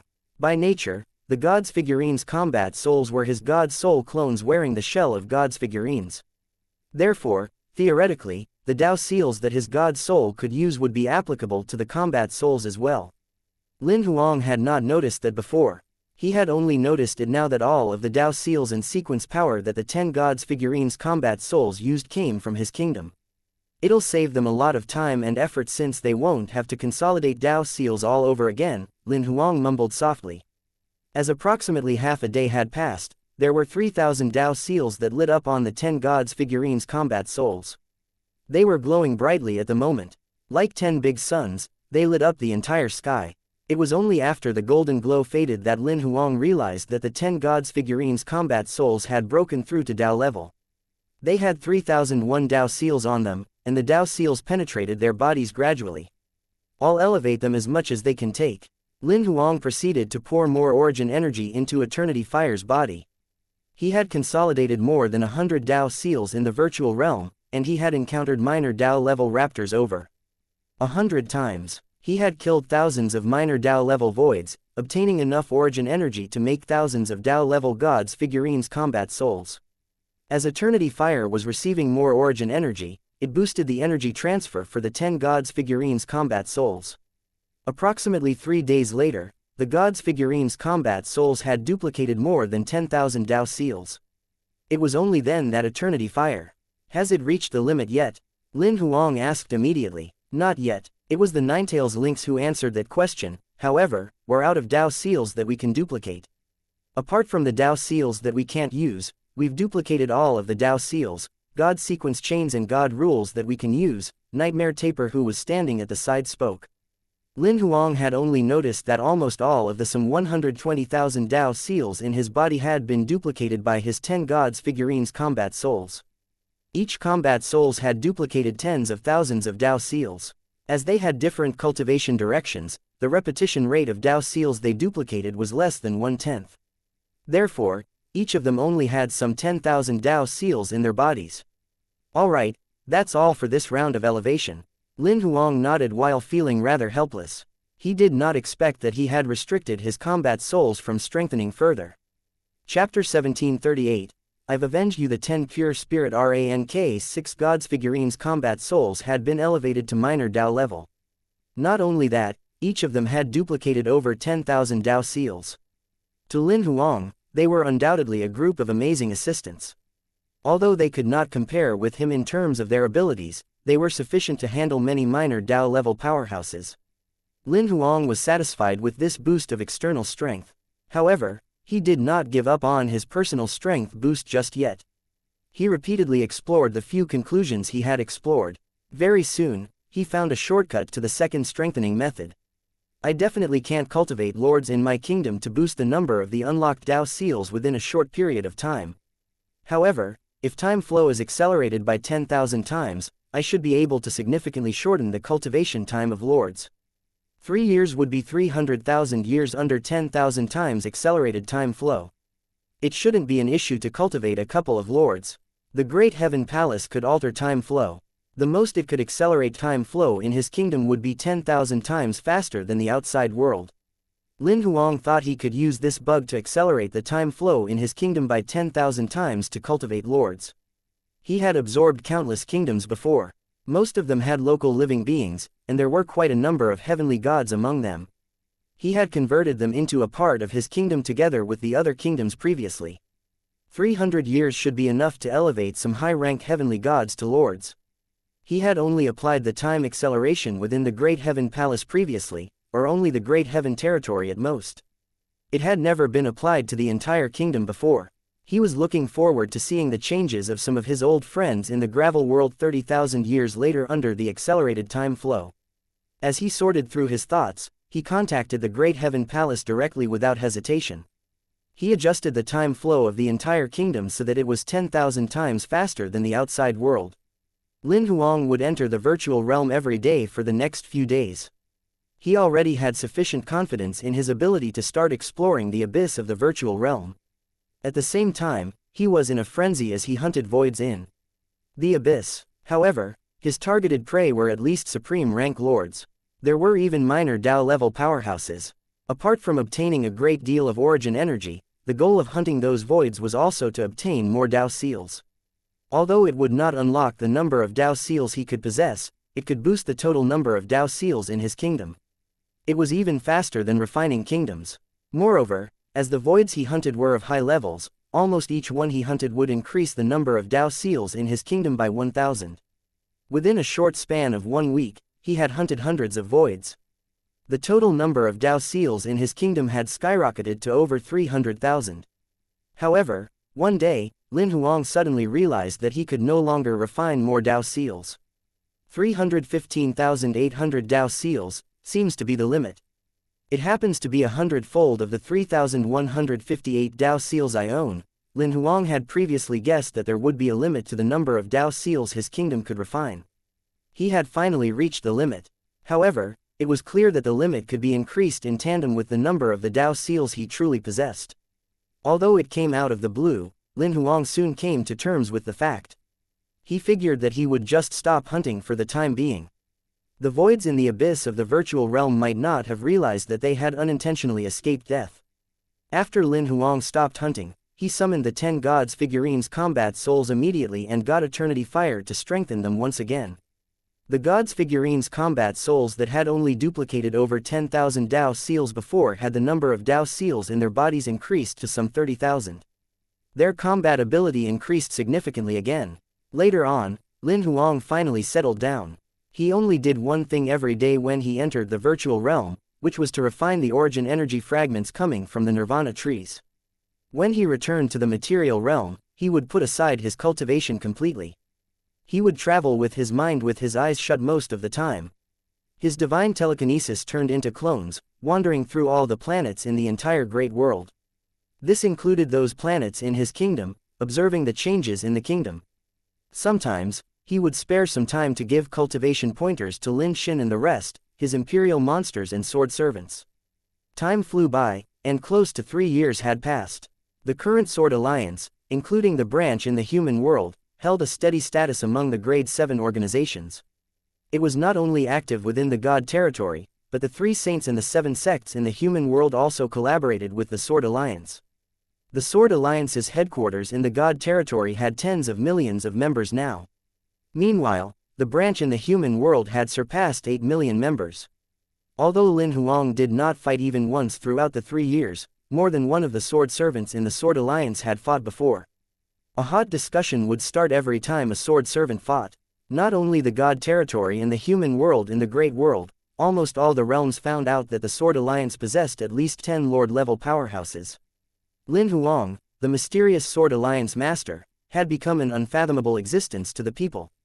Lin Huang, who had clones all over the place, naturally knew of these matters very well. Throughout these 3 years, everything that happened in the entire great world, no matter big or small, could not escape his notice. In reality, the Heavenly Net never managed to find news of Shui Luo throughout these 3 years. Lin Huang had tens of thousands of clones who investigated the matter for 3 years. The final investigation revealed that there was indeed a small clan called the Shui family in the previous era in the God territory. However, Lin Huang checked through all of the information he could find. It was proven that the Shui family was not the one he was looking for. It had nothing to do with Shui Luo at all. Not only the God territory, Lin Huang had even looked through all the regions in the Great World, including the Human World, Celestial Palace, Buddhist Land, Dragon World and more. He did not manage to find anything. It felt as if Shui Luo had never existed, nor was there ever a Shui family. Lin Huang did not find Shui Luo, but he did not have to spend much effort finding information about her ex-husband according to the teleportation coordinates and based on the time spent in the Gravel World and the Great World. That man called himself a master god in the Great World. He had many believers. However, in reality, he was merely getting by in mediocre grade 5 organization in the God territory. He was just a regular member. Meanwhile, his combat strength stopped at 9th rank true god level. He had not improved in years. On a night when snow scattered across the sky, Lin Huang's clone barred his path. The man with a head full of silver hair had his guard up as he looked at Lin Huang. His hair color seemed to have turned silver white permanently from the influence of Shui Luo's divine fire. However, he still looked cool and handsome. Do you still remember Shui Ling? Lin Huang stretched his hand out and caught the soft snow that was like sand before him as he asked coldly. The man quivered slightly, but then denied instantly, "You got the wrong person. I've no idea who this Shui Ling you're talking about is." "Really?" Lin Huang smirked. At the moment, the silver-haired man's eyes gradually looked empty. "Shui Ling was a woman that I met in the Gravel World. I knew that she was a Protoss. I approached her on purpose, deceived her to win her trust, and obtained her divine fire." His eyes were focused again a moment later. "What did you do to me? I merely let you recall your past." Lin Huang's tone was calm, but his expression had turned cold.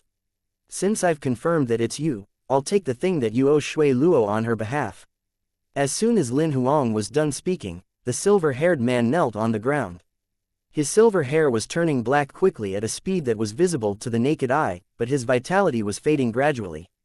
"You owe her a life and a divine fire, so I'll take your life and divine fire." Lin Huang did not even look at the kneeling corpse. He held the white divine fire at the tip of his finger, covering it with a layer of odal and then placed it in a box. He put away the box in his space storage. He lifted his head and looked up at the sky. Watching the soft snow falling from the sky, he muttered softly, "I've avenged you, Shui Luo." Chapter 1739. The arrangement before departure. The 3 years agreement was coming to an end. Sword 1 returned as promised. Lin Huang knew the result of the 3-year investigation without having to ask.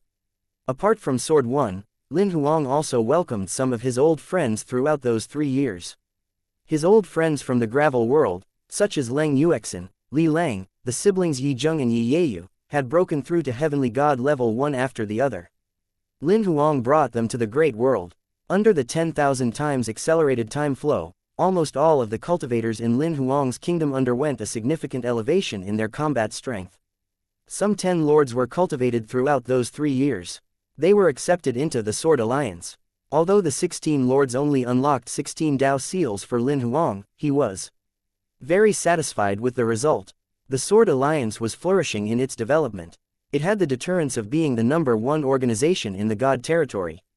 However, Lin Huang finally received news from Lu Fu from the universe. He knew that it was almost time for his departure. A few days before departing, he gathered everyone. Not only all of his sword servants, but Mr. Fu, Lin Xin, Yong Ling and the rest, as well as his old friends such as Yi Zheng and Yi Yeyu were included. Lin Huang only spoke after taking a glance at them. "I've received news from the universe that the mystic territory that I'm going to is opening. I've decided to depart 3 days later. I'll officially head out into the universe. From that point onward, I might not return for a period of time. I know that most of you here might want to go out into the universe. However, I can't just leave the Sword Alliance behind. This will still be our training base, as well as the root of our development in the universe. We need the Sword Alliance to stay, recruiting more talents and geniuses. We'll then send them to the universe to strengthen our organization in the universe. Therefore, I need a portion of people to stay behind and hold down the fort for me. Lin Huang knew that most of them definitely hoped to head out into the universe. After all, it was a whole new world. Not only that, there would be more opportunities to develop themselves. However, it was impossible that he would bring all of them along. He could not leave the Sword Alliance that he had spent a few years building behind. Apart from commemorating Great Heaven, his initial intention of founding the Sword Alliance was to make it a training base, training more talents under him. As a training center, the Sword Alliance had a purpose of existence. The room fell into momentary silence after Lin Huang was done speaking. At that moment, Mr. Fu was the first to speak up. I'll tell you what I think. The people knew that he was Lin Huang's master. Although his combat strength was only at true god level, they dared not neglect him. They paid attention to him. Everyone knows that I'm nominally Lin Huang's master. I've only taught him cultivation during his earlier years, and he soon surpassed me later on. Throughout the few years in the Sword Alliance, I've been accumulating resources, while my combat strength has only elevated to 4th rank true god level. After all, my talent and potential are limited. I can't compare myself with you young ones. I think, to me personally, this great world is vast enough. Of course, I'd love to go to the universe, but I don't think it's for me. At the very least, it's not suitable for me to live in a place that has lords everywhere like the universe, where just the impact from a battle alone might kill me. Of course, if it's just a vacation, I'm more than willing to go. Therefore, I've decided to stay. I'll stay in the great world. You can see it as retirement or holding down the fort for you. I'd love to settle down here. Master, Lin Huang did not expect that that would be Mr. Fu's decision. In reality, to him, Mr. Fu was family. Naturally, he wished to bring him along to the universe. With your talent and potential, you can go further than anyone. However, not many have the talent and potential to be with you until the very end. It's not that I don't want to go with you guys. It's just that I'm really tired. You can treat this as your hometown. Just visit whenever you have time. It's not like we'll never see each other again.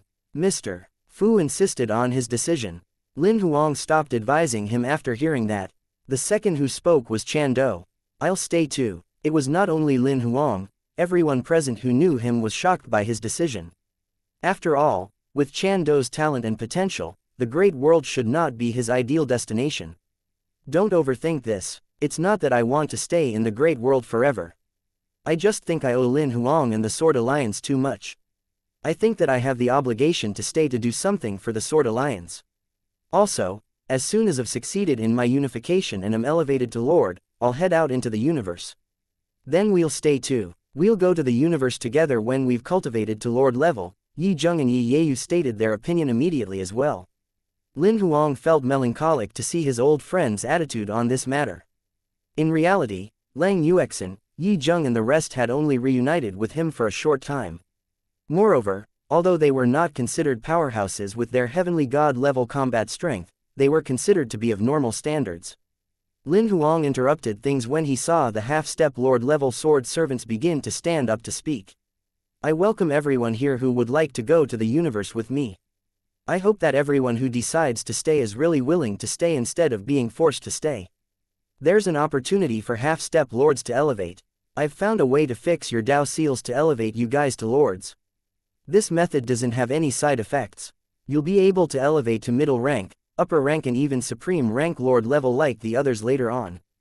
Therefore, there's no need for you to make the decision of staying to retire because of the lack of elevation potential for half-step lords. However, it'd still depend on your own hard work as to how far you'll go in the end. No matter what, you have to be willing to stay.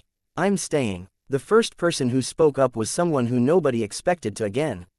It was Sword 2. Even Lin Huang was stunned momentarily. Sword 1 took care of most of the matters in the Sword Alliance before. I hope that I will have his leadership abilities and share a portion of that burden in the future. Also, I've figured out that the Swordmaster actually has many helpful people around him. Apart from Sword 1, there are some who have abilities more powerful than mine. I think, as compared to the rest, the Sword Alliance might need me to stay. Of course, I won't stay forever. When the time is right, I'll get someone to replace me. I'll then head out into the universe and be by Lord Swordmaster's side. After Sword 2 spoke, more sword servants took the initiative to stay behind. In the end, there were 154 sword servants who chose to stay.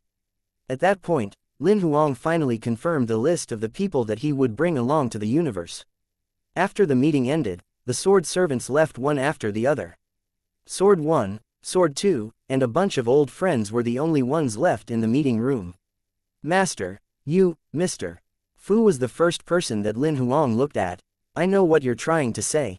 Mr. Fu smiled, feeling grateful. No matter whether I go to the universe with you or not, we'll always be family. I really want to stay. I didn't say that just to save you the trouble. I just thought I'd start the conversation to tell you what I have in mind. Lin Huang nodded lightly and said nothing more. He then looked at his old friends like Leng Yuexin, Yi Zheng and the rest. Given your current combat strength, it's actually sufficient to follow me out into the universe. Over there won't actually be Lord-level powerhouses everywhere. It's just an exaggeration. True God level and Heavenly God level are still the main combat strength levels. We've only been to the Great World for less than a year. We haven't become familiar with this place yet, and you're bringing us to the universe. Instead, I don't want to go. I'd like to enjoy the Great World for a few more years. Li Lang was the first to speak. Although True God level and Heavenly God level are the main combat strength levels, we'd definitely slow you down if we go. Leng Yuexin spoke the truth. Lin Huang would have liked to say that they would still slow him down even when they had become lords. However, he only dared to think about those words. It would be terrible for him to say those words out loud and crush their self-esteem. We think so too. Yi Zheng and Yi Yeyu nodded. Also, the Sword Alliance's resources are enough given our level of cultivation now.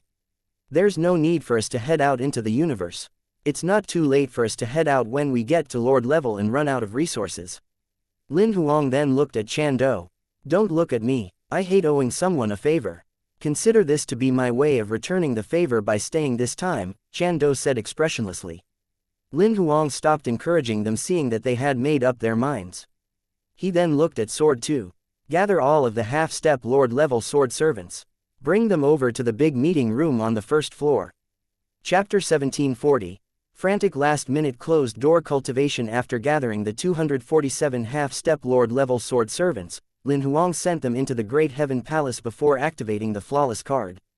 He only left the kingdom after watching the sword servants transform into big cocoons one after the other successfully.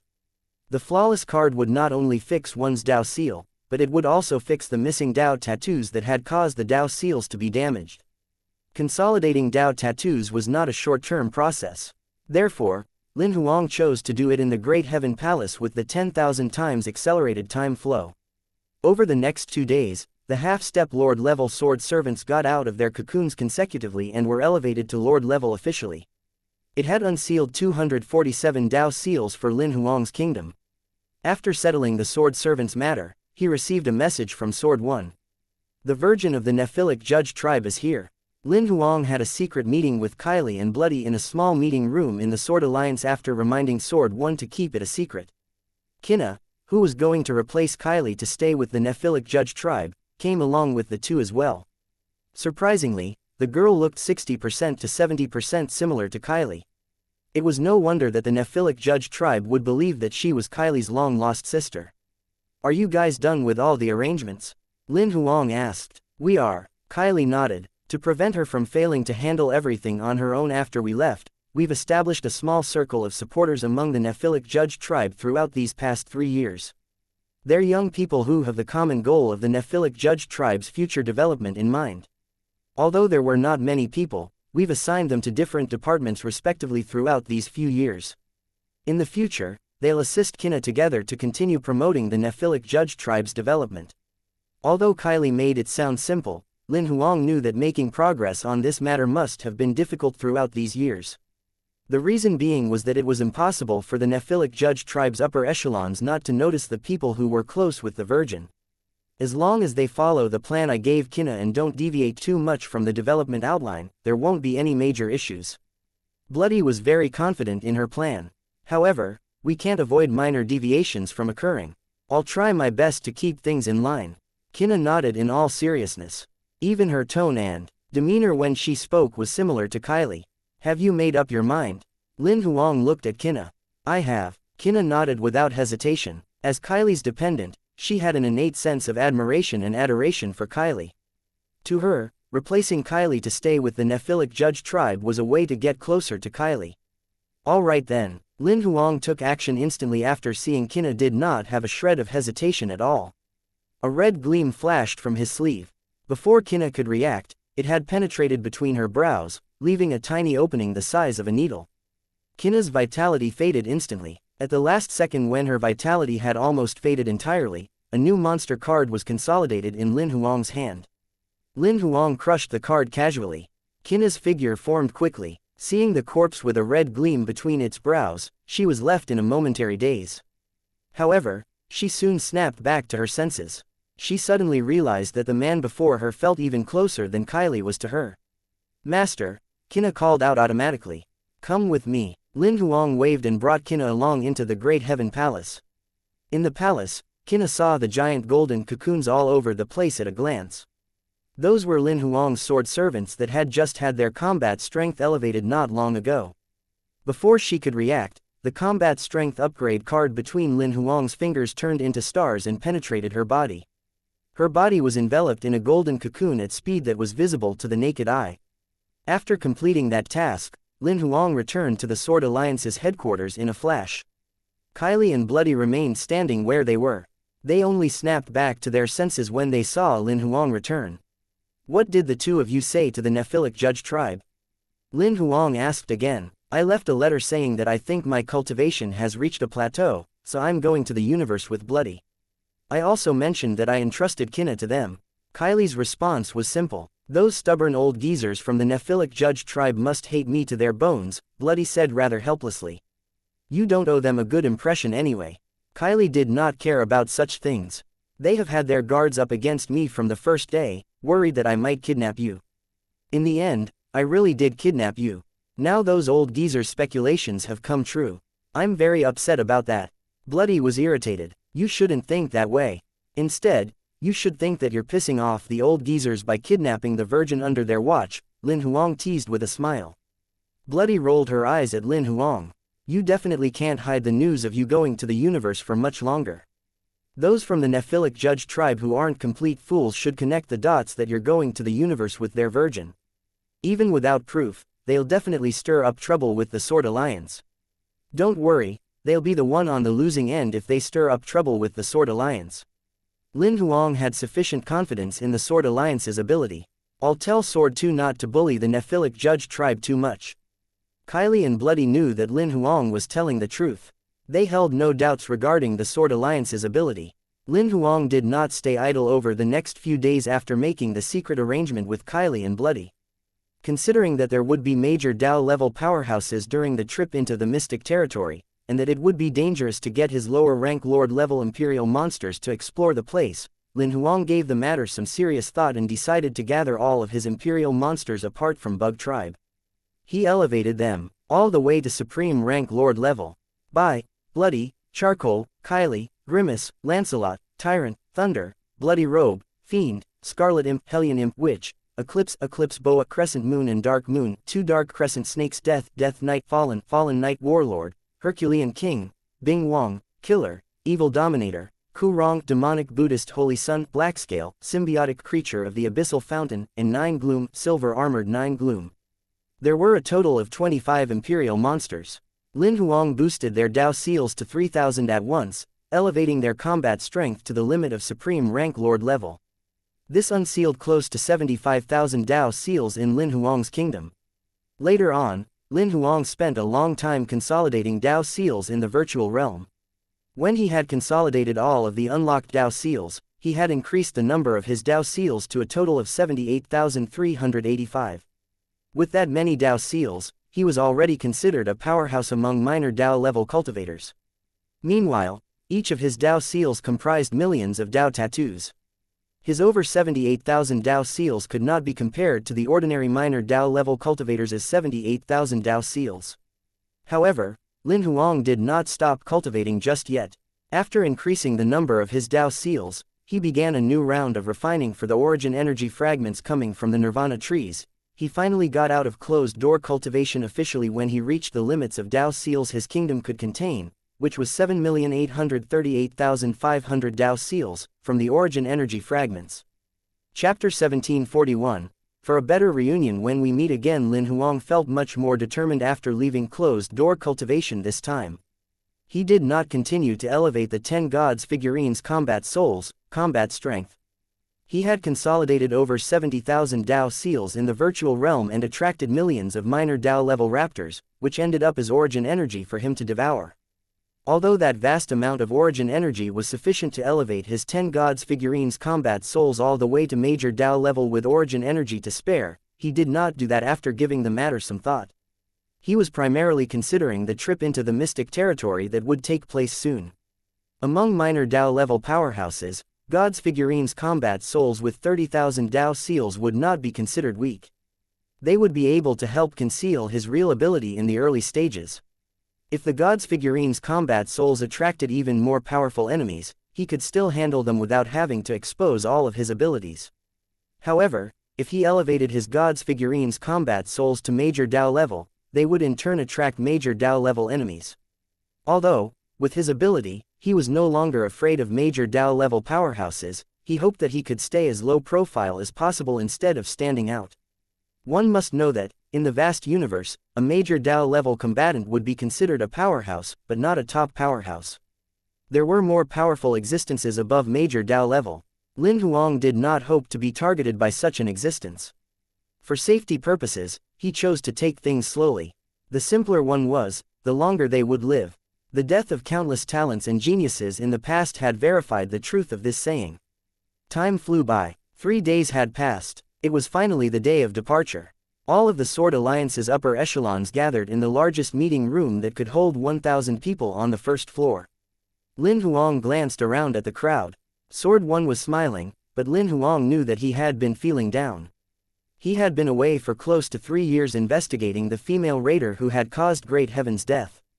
However, his efforts over the 3-year period were to no avail. On one hand, he blamed himself for not discovering anything useful. He thought that the hope of avenging Swordmaster Great Heaven was slim. On the other hand, he felt guilty for having wasted Lin Huang's confidence in him. Not only did he not contribute to the Sword Alliance's development during those 3 years, he had used much of the Sword Alliance's manpower and intelligence-gathering resources, slowing everyone down. However, Lin Huang did not know that he had been having such complicated emotions all this time. He comforted him twice, but Sword One did not seem to feel much better. Later on, Lin Huang assigned him some tasks to keep him busy and prevent him from being mired in his negative emotions. Lin Huang very soon had his eyes on Yang Ling and Hong Zhuang. The two of them had yet to tie the knot officially. Yang Ling claimed that he wanted to find Hong Zhuang's brother so that he could attend their wedding. Throughout the 3 years, he had used countless channels and many resources. However, his efforts were to no avail as well. This made Lin Huang even more suspicious that Hong Zhuang's brother might be fictional. He was not jealous at all when he saw these two showing off their love occasionally. He only thought that Yang Ling was quite pitiful. Such an intelligent man seemed to have been completely bewitched by Hong Zhuang. In the presence of this woman, his intelligence quotient would drop to lower than 0. Lin Huang looked away from the two people that he was rather worried about, and then looked at Mr. Fu, who was standing next to him. Mr. Fu still had his mustache. He looked like he was in his 30s now, and had a light smile on his face. Lin Huang had always treated this master of his like family. He personally hoped to bring Mr. Fu along with Lin Xin and Lin Zan. No matter where they went, they would always be together. However, since Mr. Fu had made up his mind, Lin Huang respected his decision. Just like what Mr. Fu said, family would be family regardless of whether they were together or not. It was just like many families on Earth. Many kids who grew up in small cities would eventually settle down in big cities. They would get married and have kids in the big cities and build their own families. That did not mean that they were disconnected from their parents. Some were thousands of kilometers away from their parents, but they were still family. Mr. Fu noticed Lin Huang's gaze. He also seemed to have figured out his thoughts, so he patted his shoulder. "Don't worry, visit us when you guys have time." At that moment, Lin Xin, who had been holding onto Mr. Fu's arm, looked at Lin Huang as well. The siblings looked at each other and smiled. Lin Huang treated her as his real sister.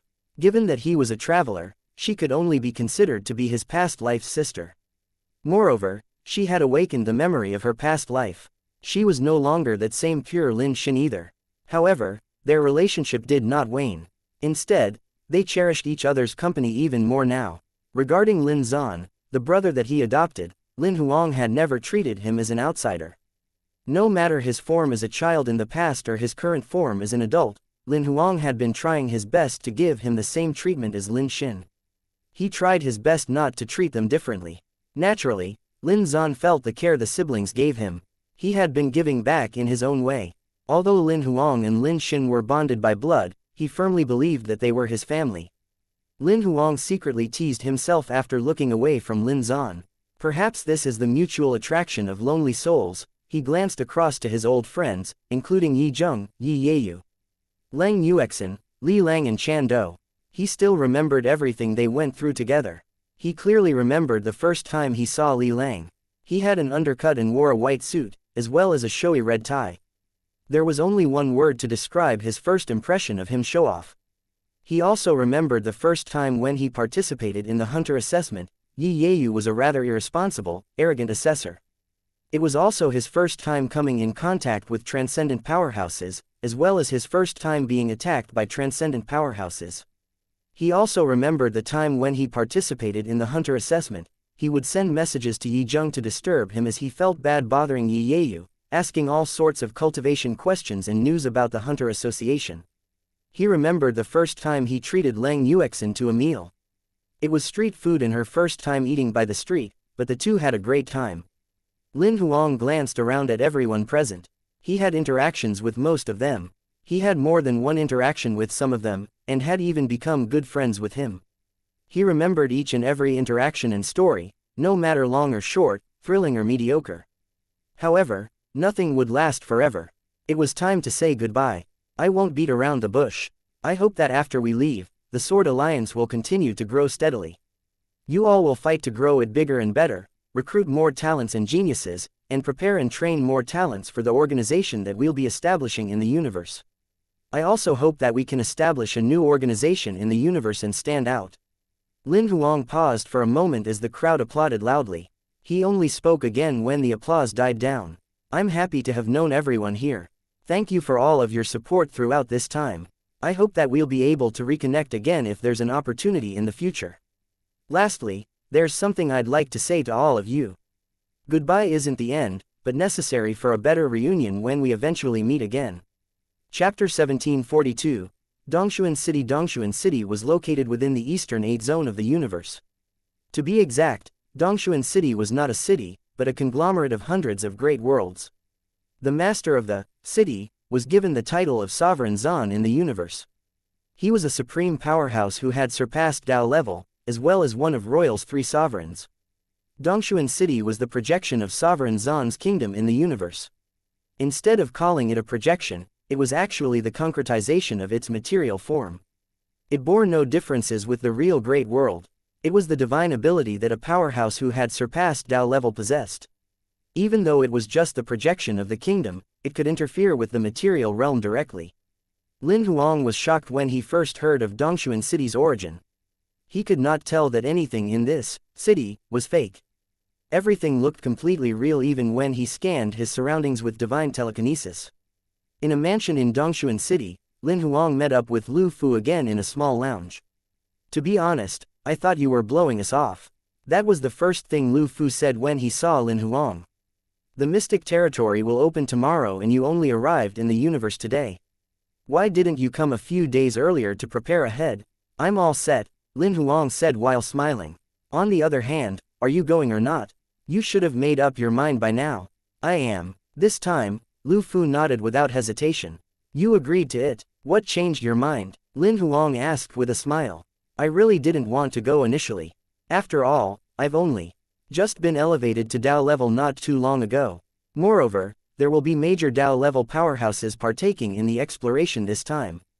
It's too dangerous, Lu Fu explained while smiling. However, perhaps Sovereign Zan found out that there were too few people who would be participating in the exploration, so he sent out a notice yesterday. Everyone who joined the exploration this time will be exempted from the profit-sharing rules. Everything we obtain from the exploration, no matter what it is, will belong to us. There's no need to give a cut to Royal. Sovereign Zan even posted a news article on a social media platform, stating that since the rules of Mystic Territory exploration are set, everyone should follow them. If there are major Dao-level powerhouses attacking minor Dao-level powerhouses or Dao-level powerhouses attacking lords, Royal will get to the bottom of it. He's clearly talking about the Mystic Territory that we're exploring this time around. Does it actually make a difference if he posts something like that on the internet? Lin Huang thought that such a measure would not be effective. At least he has indicated his stance, which will be a deterrent to some people, Lu Fu said while smiling. After all, he's a supreme powerhouse above Dao level. When powerhouses who are experts in space-time or dream rules thoroughly investigate things, almost no one can escape it. Lin Huang secretly jolted slightly when he heard those words. In that case, he had to be extra careful in the Mystic Territory. He had to try his best not to expose his true ability. However, he could not help but ask in a testing manner, although that's the case, under normal circumstances, it's probably impossible for powerhouses like Sovereign Zan to go that far for a mere exploration member, right? Under normal circumstances, he definitely won't. However, he has made an announcement this time. If someone's death is rather suspicious, there's a high chance that he'll investigate. However, I think the possibility of Sovereign Zan joining the exploration himself is low, Lu Fu voiced his speculations. Alright, let's not talk about this matter. Sovereign Zan might hear the things that we're saying. Lu Fu changed the subject quickly. What? Lin Huang was stunned to hear that. This is Dongshuan City. Although it's only the projection of Sovereign Zan's kingdom, to him, it's not that different from us actually being inside his kingdom. Lu Fu gave Lin Huang a signal.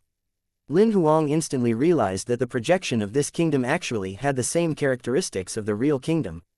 Just like in his kingdom, he would be able to discover anything that was happening instantly, including everyone's chatter inside his kingdom. As long as he wanted to, he could hear them. It depended on whether he wanted to hear what they were saying or not. For Sovereign Zan, it seemed that his kingdom's projection came with such a characteristic as well. Therefore, Lin Huang knew that he had to be careful when he spoke within Dongshuan City. Especially topics regarding Sovereign Zan, he would avoid discussing them as much as possible. Are you completely ready? I don't suppose your great world has spiritual treasures? Lu Fu asked again. I have god weapons that have transformed into spiritual treasures. In reality, Lin Huang did not tell the truth. His god weapons were no longer spiritual treasures of the universe, but had transformed into higher grade items, which were precious treasures of the universe. He had only found out that his god weapons had transformed into a level surpassing spiritual treasures of the universe, into precious treasures, when he absorbed a massive amount of origin energy fragments in the virtual realm while obtaining the memory inheritances. If spiritual treasures were the equipment of minor Dao level powerhouses, then precious treasures were the equipment used by major Dao level powerhouses. Precious treasure grade equipment could totally harm major Dao level powerhouses.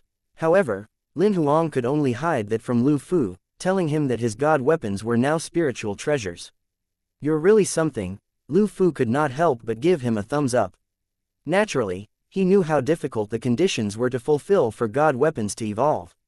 To be able to evolve them into spiritual treasures, I suppose you've planted the god weapons into your body before you got to virtual god level. Something like that. Lin Huang nodded. If you knew that you could elevate to Dao level, you would have planted a couple more, right? Lu Fu teased while smiling. That's right, 4 is indeed too little. I think I could have gotten wings, gloves and shoes. At least 7 or 8 of them. Lin Huang nodded to indicate his agreement. You have 4 god weapons that have transformed into spiritual treasures. Lu Fu widened his eyes. He thought that Lin Huang only had 1. After all, god weapons were completely useless to high-level cultivators. The reason being was that they could only transform according to the cultivator's level.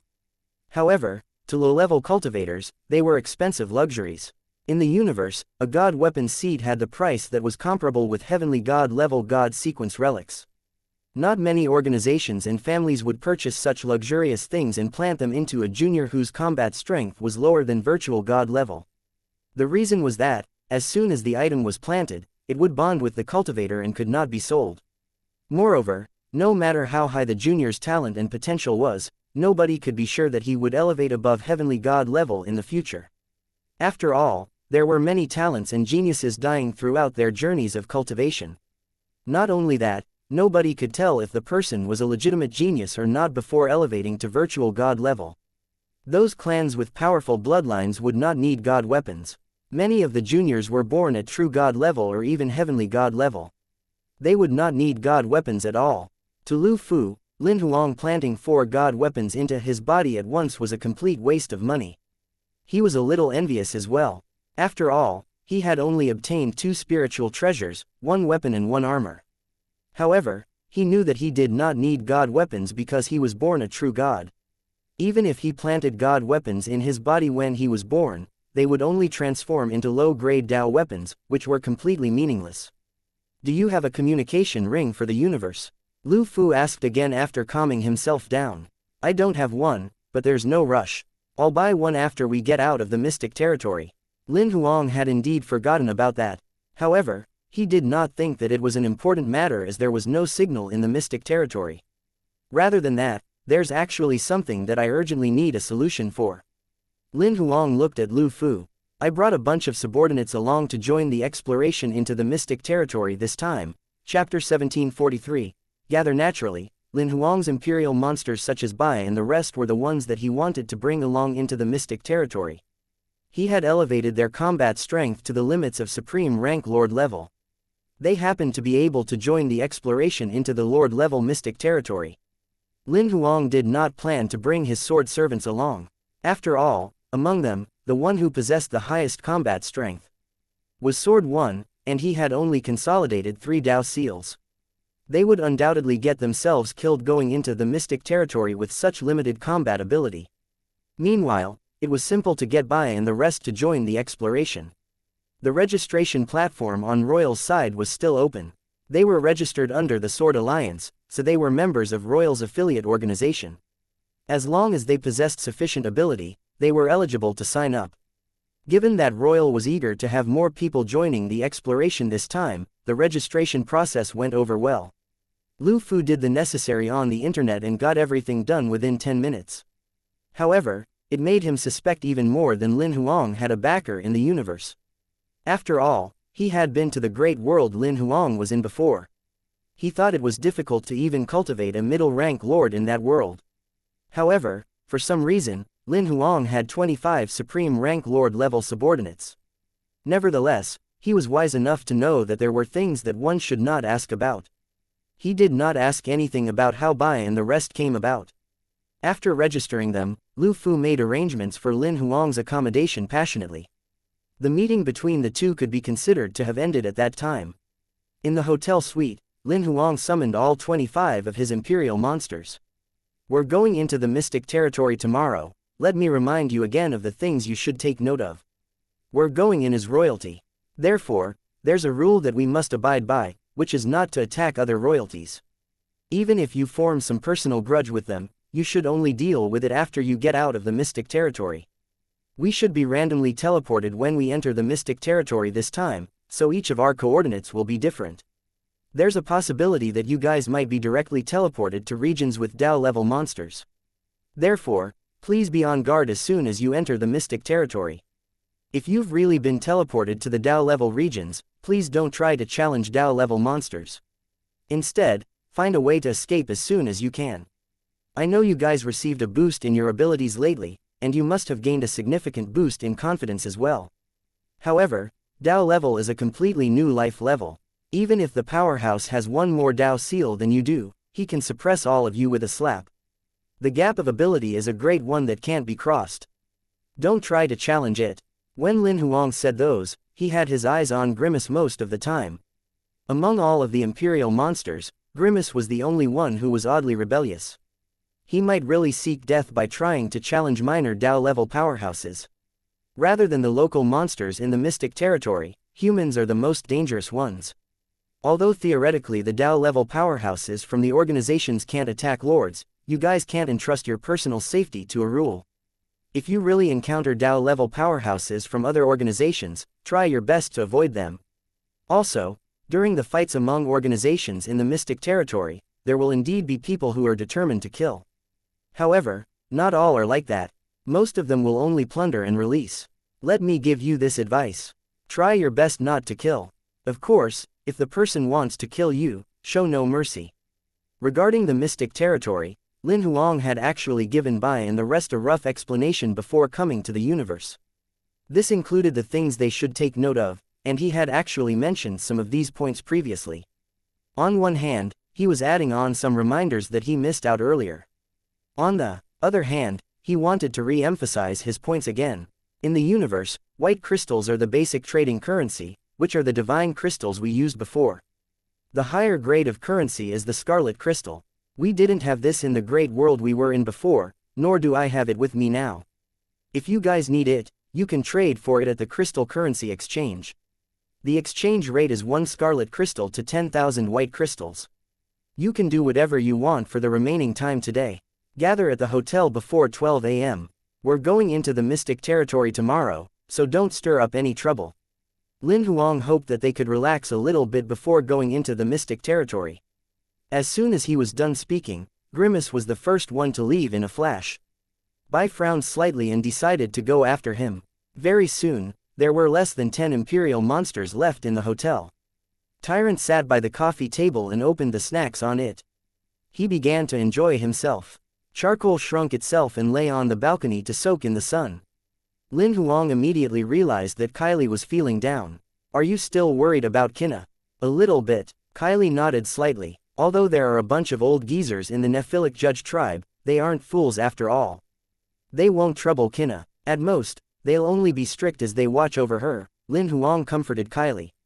Master is right. Bloody Who was standing at the side, walked over. That bunch of old geezers will only throw tantrums for a few days. It will blow over after a week at most. Not only that, I've left Kina some tips. I've included all possibilities that might happen. If she really encounters something, she'll be able to find the appropriate solutions from the information I gave her. Lin Huang said nothing further. He could only wait for Kylie to get over it. Before 12 a.m., Bai and the rest returned one after the other. None of them were missing. Lin Huang signaled Bai subtly. Seeing that he nodded lightly, he knew that Grimace should not have stirred up any trouble.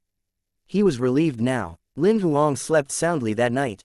Early the next morning, he brought his imperial monsters for breakfast and then headed to Lu Fu's house.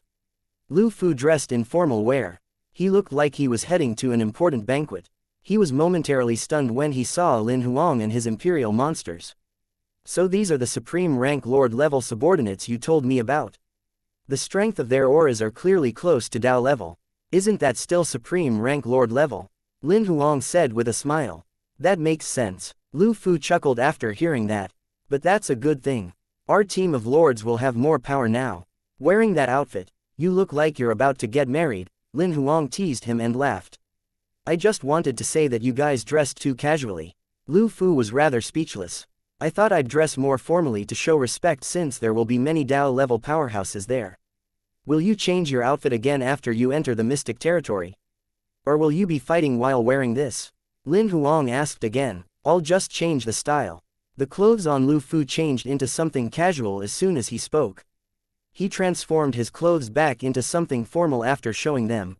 It's a little past 8 a.m. now. There's still an hour to go before the Mystic Territory opens officially. Let's gather at Old He's place. Lu Fu waved and summoned a dimensional portal after he spoke. He led Lin Huang and the rest in. Chapter 1744.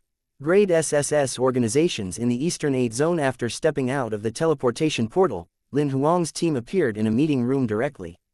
It was a meeting room that could accommodate tens of thousands of people. There were many people who had already taken their seats. Lin Huang glanced over and sensed at least 20 Dao level individuals.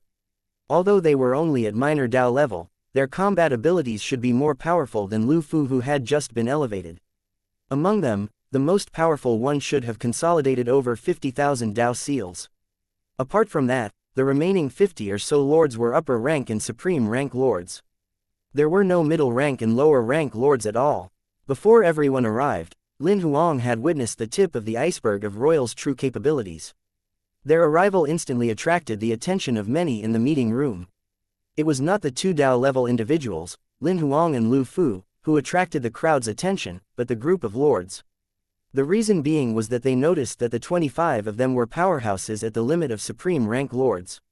The appearance of Bai and the rest had undoubtedly increased the lord-level participants' overall power.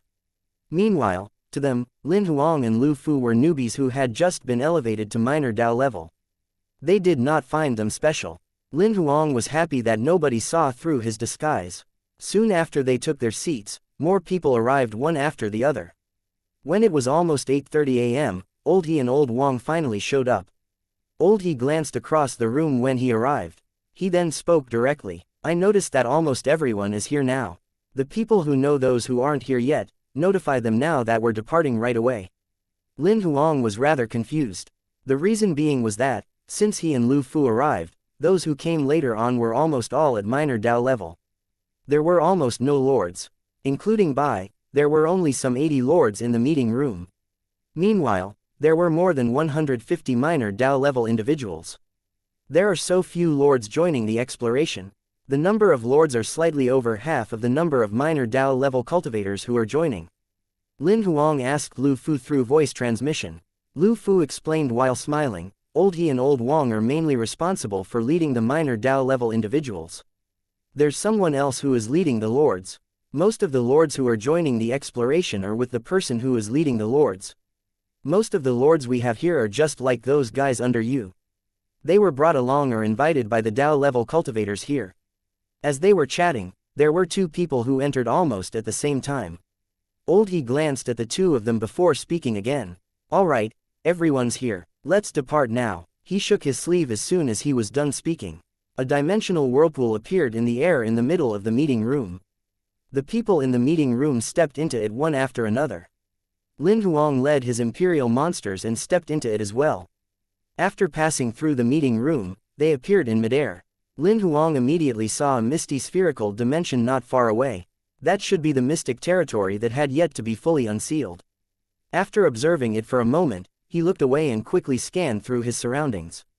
Apart from Royal, there were people from a couple of organizations that came. Although Lin Huang did not use divine telekinesis, he speculated faintly that some of them among the crowd should have consolidated above 80,000 Dao seals. As he was observing the other organizations' camps, Lu Fu, who was standing at the side, began his briefing. He explained to Lin Huang and his imperial monsters through voice transmission. The organization on our left is called the Snow Kingdom. It's a great SSS organization that has just risen in the Eastern 8 Zone during this era. They're developing aggressively, especially during the past 100 years or so. Lin Huang glanced at them. The people from the Snow Kingdom were easy to spot as all of them wore white robes. The only differences between them were the patterns, hues and styles of their robes.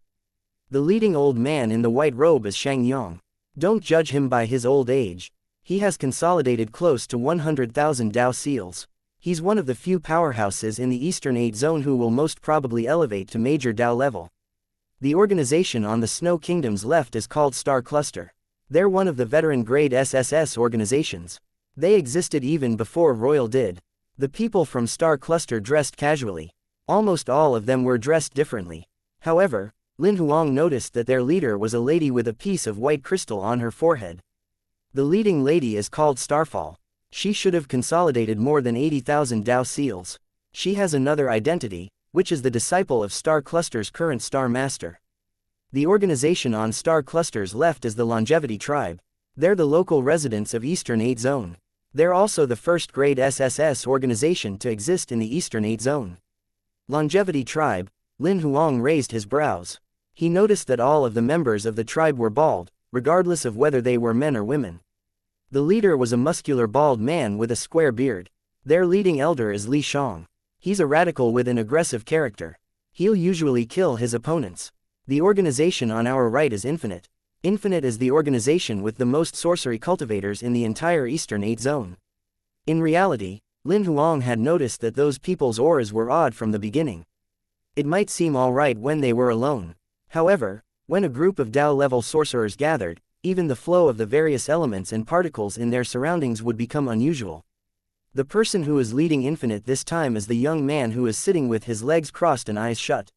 His name's Ao Yu. He has many sorcery techniques, and he has mastered over 80,000 Dao seals. There was an individual who surpassed Dao level that commented that he's the toughest brat to deal with among the minor Dao level cultivators in the Eastern 8 zone. Hearing Lu Fu's description, Lin Huang secretly thought that this guy had definitely mastered more than 80,000 Dao seals. He already had 1 foot stepped into major Dao level. Lin Huang sensed that Ao Yu had mastered close to 100,000 Dao seals. Not only that, judging by his energy alone, Ao Yu should be the person with the most powerful combat ability among everyone here.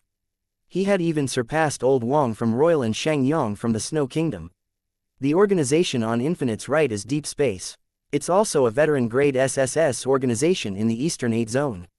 They have similar qualifications to Royal. Lu Fu continued to brief them about the rest of the organizations. Lin Huang redirected his focus back to Royal that he belonged to. Apart from Old Wang and Old He who were leading, the most powerful person among minor Dao level characters was a female cultivator. She seemed to possess over 50,000 Dao seals. Including Old Wang and Old He, there were a total of 158 minor Dao level powerhouses present. There were many more lords compared to the time when they were in the meeting room. There were some 500 of them. The leader of the lords was a young man with blue hair. He had made it here with the team before Lin Huang and the rest arrived.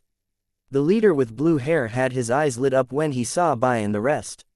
He did not expect Old He to bring such a surprise on his side, which boosted the quality of their team significantly. He took the initiative to talk to Bai and the rest. When it was almost 9 a.m., the major Dao level powerhouses from all organizations had finally shown up. Chapter 1745, The Assembly of Major Dao Cultivators. The 7 organizations that joined the exploration this time had only sent 3 major Dao level powerhouses each. Lin Huang heard from Lu Fu's explanation that it was the decision that the 7 organizations had come up with after their discussion in order to be fair.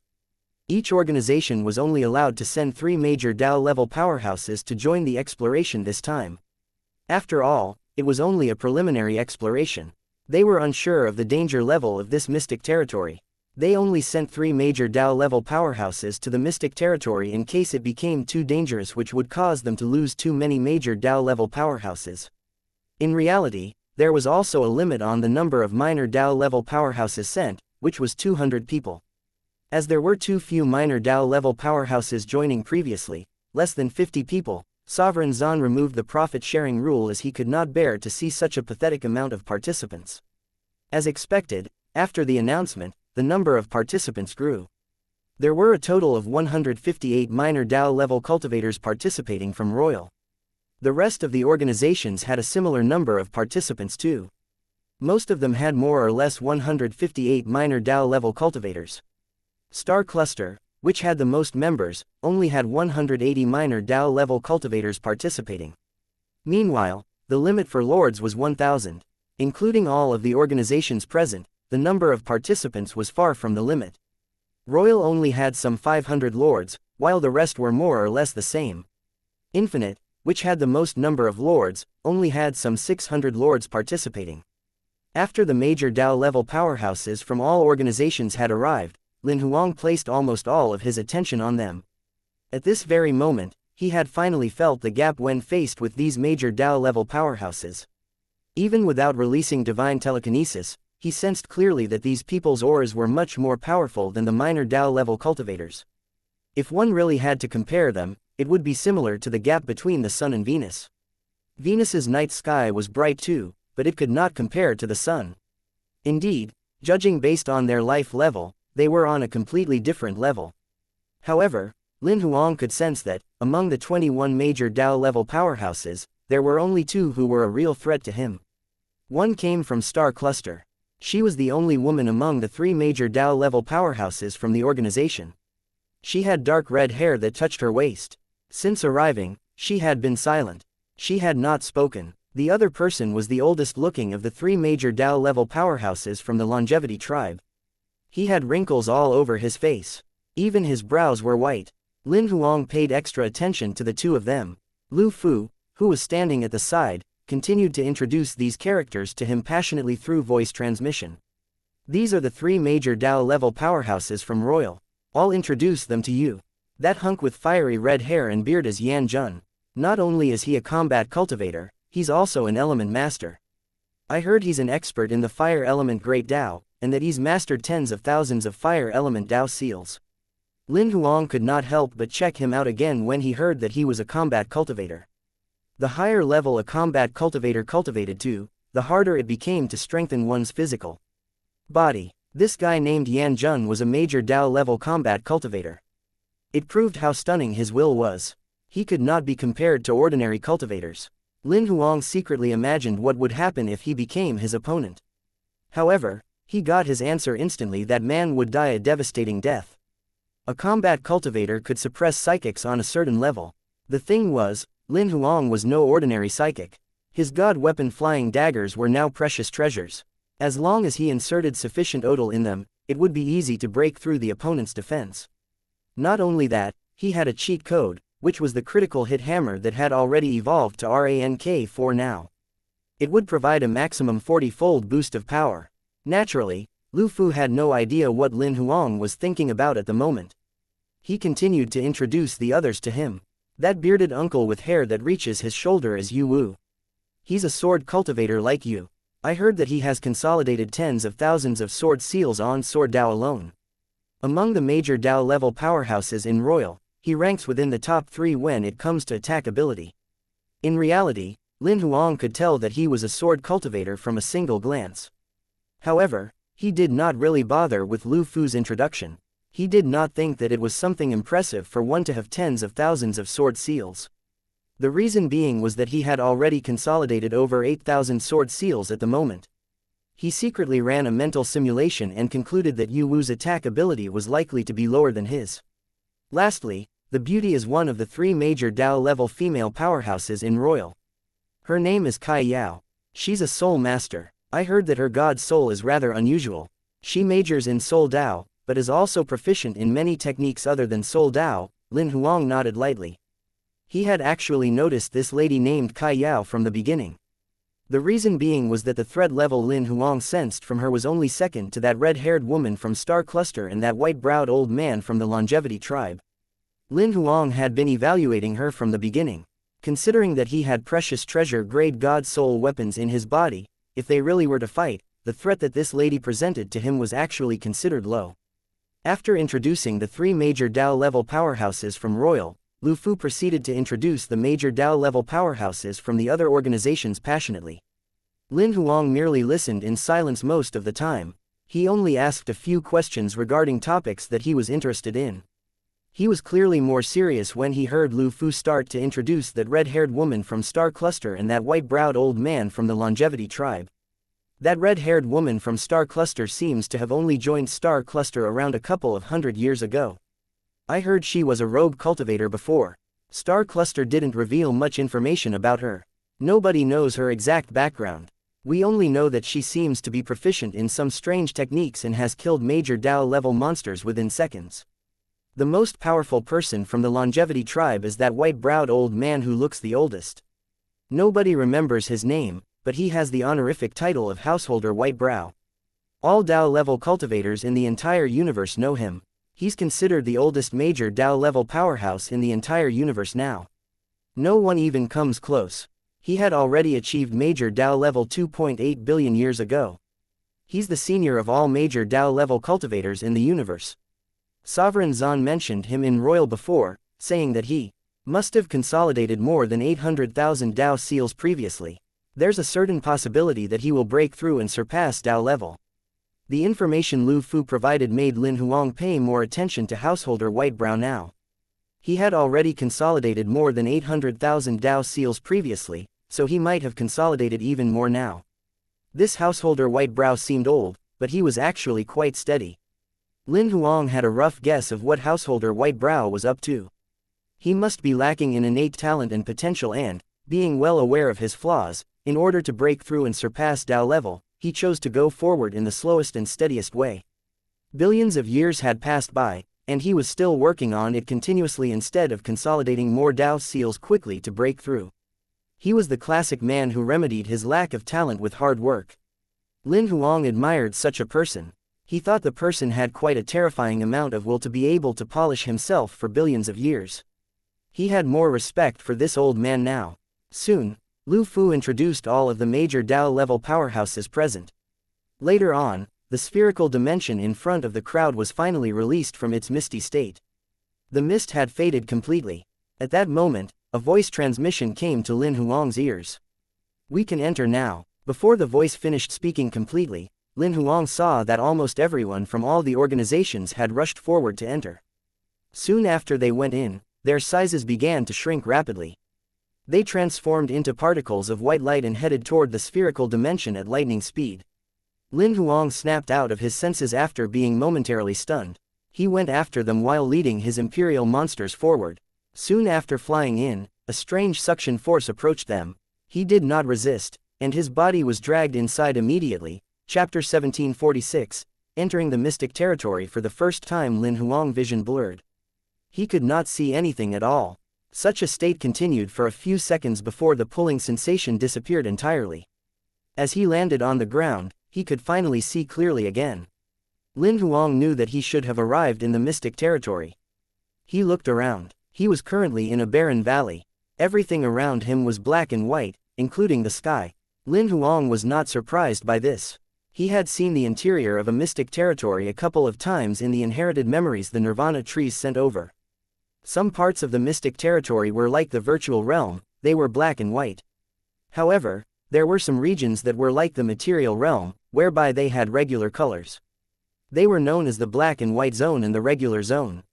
Lin Huang had speculated that the mystic territory should be related to the virtual realm.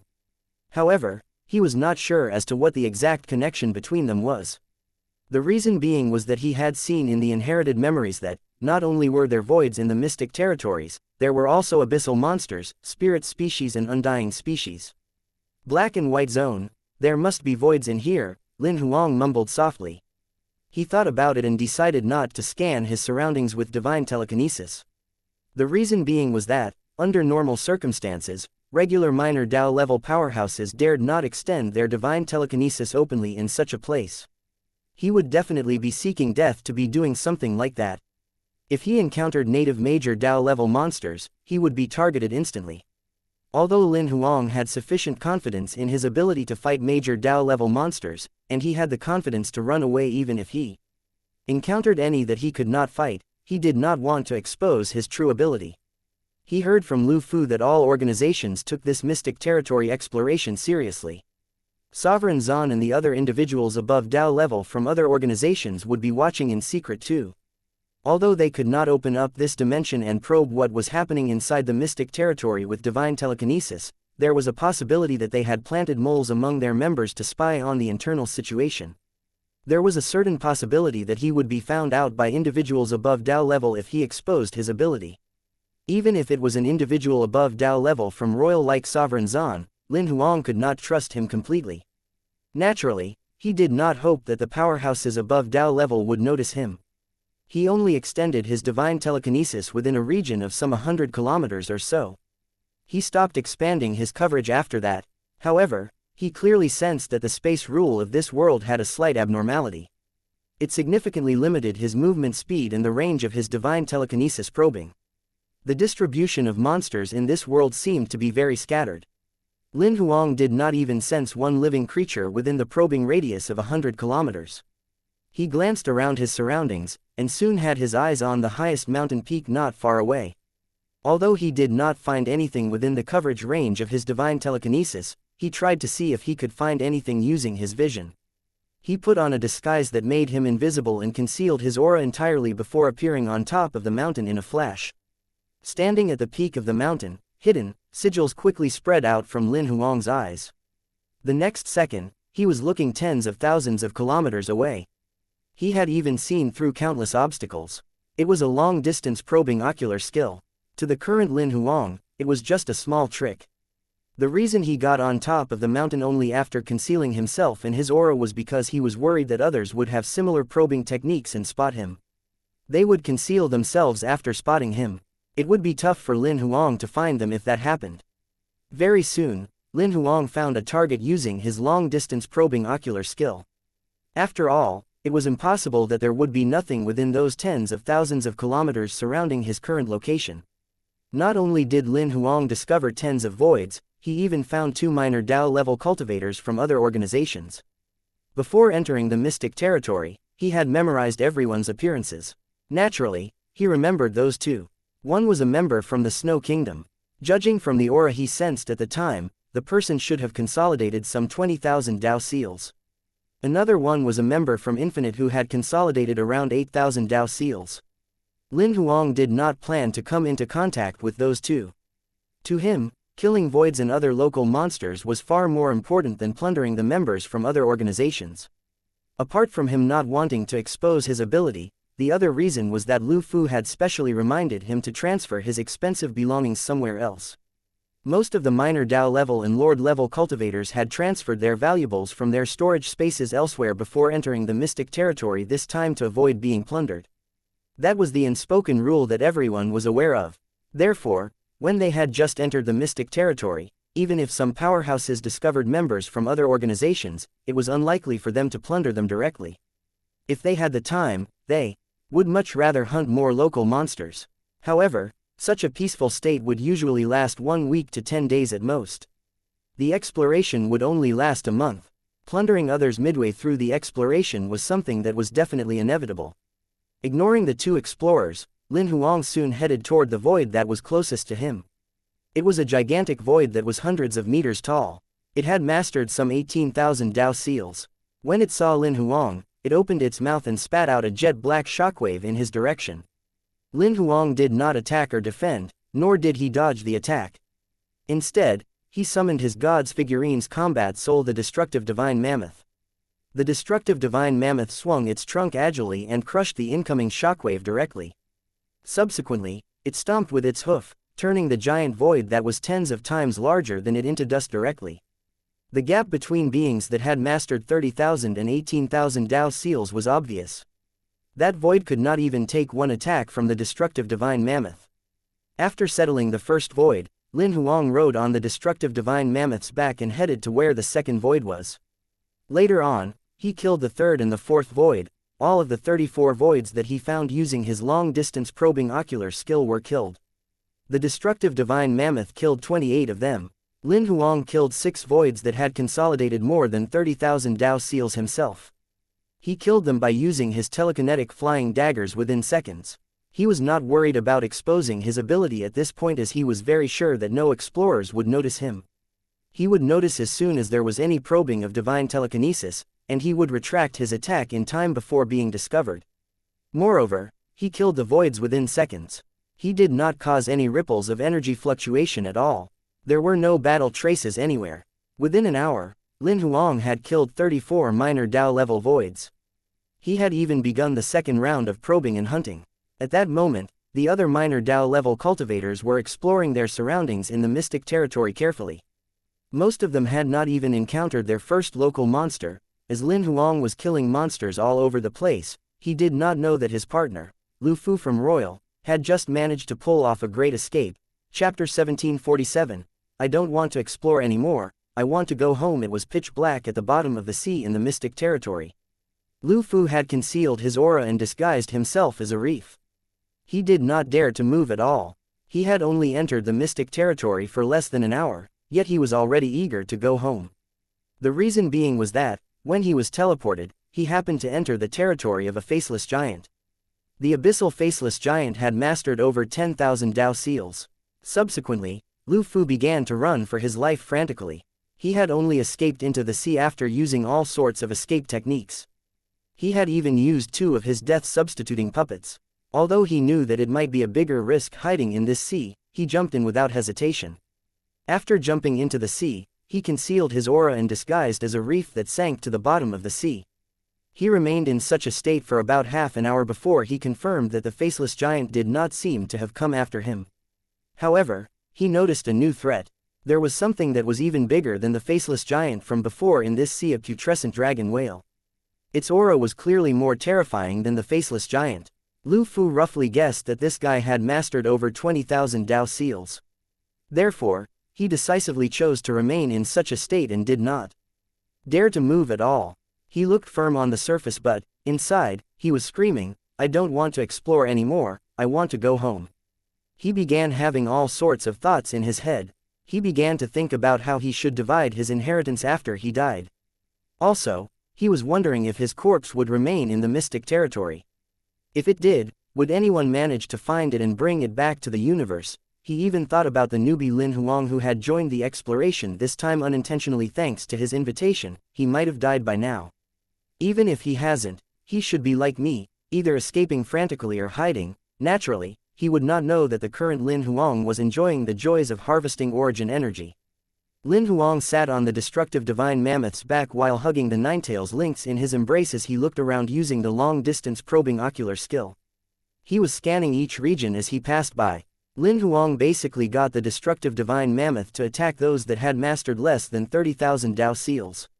For those that mastered around 30,000 Dao seals, Lin Huang got both of the gods' figurines combat souls, the destructive divine mammoth and the Ninetails lynx, to fight together. For those that had more than 30,000 Dao seals, they were killed within seconds by Lin Huang's telekinetic flying daggers. On the first day after entering the mystic territory, he had killed more than 500 voids. The region he was teleported to had voids that had mostly consolidated between 10,000 to 50,000 Dao seals. Among them, there were more than 80% of them who had mastered less than 30,000 Dao seals. Therefore, the two gods' figurines combat souls, the destructive divine mammoth and the Ninetails lynx, were actually the ones who killed most of the voids. Meanwhile, the weakest void that Lin Huang killed had mastered some 36,000 Dao seals. The most powerful one had mastered some 51,000 Dao seals. To him, the two were basically the same. He killed them both within seconds. There was no suspense at all. Throughout his hunting journey today, he came across explorers a couple of times. Most of them had mastered 10,000 to 30,000 Dao seals. The weakest one had mastered some 8,000 Dao seals. When the day of the hunt ended, Lin Huang suddenly thought of Lu Fu. If Lu Fu was teleported to this region, I guess he would not have been able to survive for a day. However, I don't think that he'd be that unfortunate. Perhaps he's been teleported to a region with monsters with less than 10,000 Dao seals. In reality, under normal circumstances, most mystic territories, teleportation rules might appear to be random, but in actual fact they followed a certain rule. It was basically unlikely for outsiders that had mastered less than 5,000 Dao seals to be teleported to regions with monsters that had mastered over 10,000 Dao seals. Lin Huang speculated that he was teleported to this region because he had actually mastered over 30,000 Dao seals. Even though he was in possession of a great disguise technique that had even deceived many major Dao-level powerhouses, the mystic territory had likely detected a portion of his real ability, which was why he was teleported to this region. Meanwhile, Lu Fu had only broken through to minor Dao level not long ago. He had only mastered 3001 Dao seals. Thus, theoretically, the region he was teleported to should be much safer. After putting Lu Fu's matter aside, Lin Huang could not help but mumble softly to himself, "I wonder how was Bai and the rest's day. Theoretically, they shouldn't be teleported to a region with Dao-level monsters. With their current ability, they should be doing pretty well in a region with lords." Lin Huang decided to communicate with his imperial monsters through telepathic voice transmission directly as he thought about these things. "How was your day?" "Nothing special." The first one to respond was Charcoal. Just when Lin Huang was getting worried, it continued speaking, "I was teleported to a region containing nothing but abyssal monsters. I can't eat any of them. Remember to extract their kingdoms. I want those," Lin Huang reminded it as he felt rather helpless. "All right then." Charcoal agreed to the request rather unwillingly. "It's been pretty great on my side. I was teleported to a black and white zone. I feel as if I've gone to the virtual realm," Bloody said while smiling. "I'm so envious of you," Charcoal grumbled. "I'm in a black and white zone too." Bai's answer was pretty simple. "I'm so envious of you," Charcoal grumbled again. "It's all spirit species here. I've even encountered 2 sword cultivators today. I made them my sword servants," Lancelot responded. "It's all undying species here. I happen to be able to practice real combat with them," Kylie responded quickly. "I'm also in an undying species zone. I've tried a couple of fun things today," Grimace said while chuckling. Lin Huang could not help but frown slightly when he heard that. Grimace would never stop stirring up trouble. It was only their first day in the mystic territory and he already seemed to be causing a ruckus. However, Lin Huang was not too worried about him. After all, considering Grimace's ability, even if he stirred up trouble, he would only affect the regions with lords at most. His actions would not affect the entire mystic territory. Lin Huang did not speak to stop him after thinking for a moment. He hoped to maintain each of his imperial monsters' characters. Even though Grimace had a stubborn side, he did not want to correct him by force. If it was related to something important, he would give a clear order to discipline Grimace's behavior. If it was necessary, he would even get Bai and the other imperial monsters to keep watch over him. However, they were in the mystic territory now. They could move around freely anyway. Lin Huang thought that he could let him be himself. There was no need to be too strict with him. After communicating with his imperial monsters for a little bit and confirming that they were doing well in the mystic territory, Lin Huang was completely relieved. He then focused once again on the task at hand and began a new round of hunting. Chapter 1748, The Unusualness of the Black and White Zone. Gan Ming thought it was rather strange. It had been a whole day since he was teleported into the mystic territory. Initially, he was over the moon to find that he was teleported to a black and white zone. There were voids in the mystic territory's black and white zone. He could obtain origin energy after hunting them. That was common knowledge when it came to mystic territories. People who were teleported into the black and white zone were considered to be the luckiest people among the explorers this time. He had mastered 28,000 Dao seals. As long as he was careful, he should be able to hunt many voids and obtain quite a large amount of origin energy. However, now that he had been here the entire day, in addition to probing using divine telekinesis, Gan Ming had used all sorts of other probing techniques, but he did not manage to find even one void. I've flown close to 100,000 kilometers. I haven't even seen one void along the way. This is clearly unusual. Can it be that something's unusual about this mystic territory? Gan Ming suddenly had his guard up. He even noticed 2 explorers along the way, but he did not even spot a single native monster. Gan Ming was not the only person who was having the same doubts. Luo Wen was a minor Dao-level powerhouse. From Star Cluster, she had mastered some 48,000 Dao seals. Although she could not compare with some veteran powerhouses in the universe, she was considered the cream of the crop among those from the younger generation. In reality, it was not her first time going into a mystic territory. This was her 4th exploration into a mystic territory. Therefore, she noticed the unusualness of the black and white zone within an hour. Now that she had not even encountered a single void the entire day, she already had a faint idea of what was going on, after which she could finally no longer hold herself back and spread out her divine telekinesis. In the beginning, she was only doing it within a small range of hundreds of kilometers. She then spread out her divine telekinesis further slowly, covering tens of thousands of kilometers. She still did not notice any voids. However, she discovered something else. In a flash, she appeared in a valley tens of thousands of kilometers away. As I expected, there are traces of battle. Luo Wen's eyes lit up. The valley was almost destroyed. Apart from traces of attacks, she even captured some remnants of auras. Judging by the intensity of the remaining odal, this person has some 30,000 Dao seals. Not only that, this doesn't look like a battle between 2 people, but a 2 versus 1 scenario. Luo Wen came to some conclusions based on the traces left at the scene. So 2 explorers who know each other work together. Both of them have around 30,000 Dao seals. However, she soon had more doubts. It doesn't really make sense. Theoretically, a person who has mastered 30,000 Dao seals shouldn't dare to probe by spreading out their divine telekinesis in the mystic territory, even if they're collaborating in the search process. Not only that, the void with the highest combat strength in the black and white zone must have mastered more than 30,000 Dao seals. They're not capable of killing a void that has mastered 40,000 to 50,000 Dao seals. Someone cleared out the voids in the entire region, but it's quite impossible for it to have been done by these 2. This scene might just be a coincidence.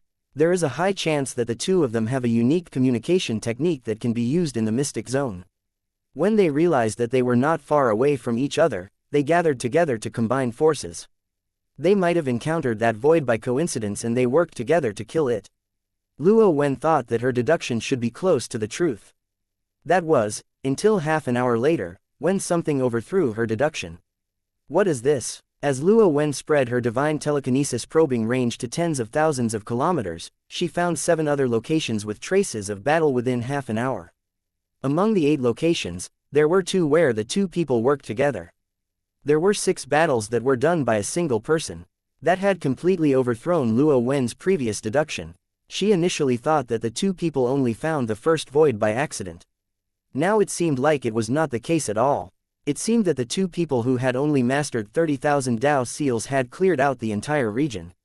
If these were done by the two of them, then where did those voids with more than 30,000 Dao seals go? Luo Wen was getting more and more confused.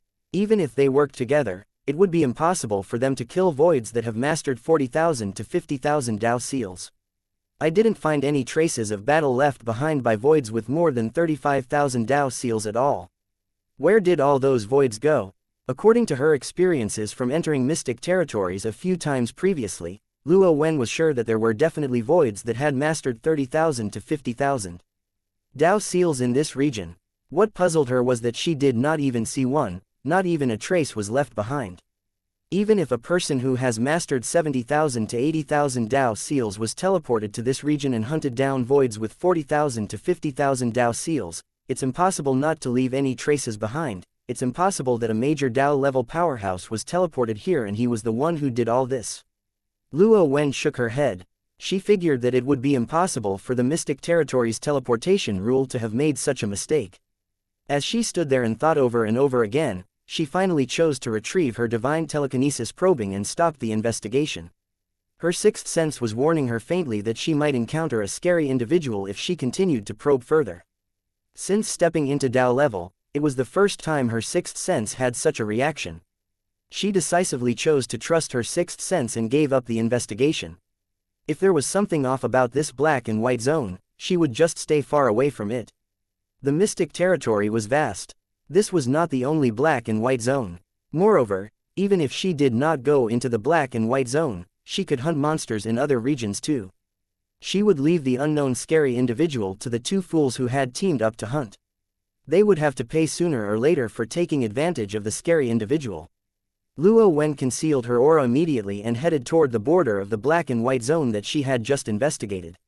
She did not feel sentimental about this black and white zone at all.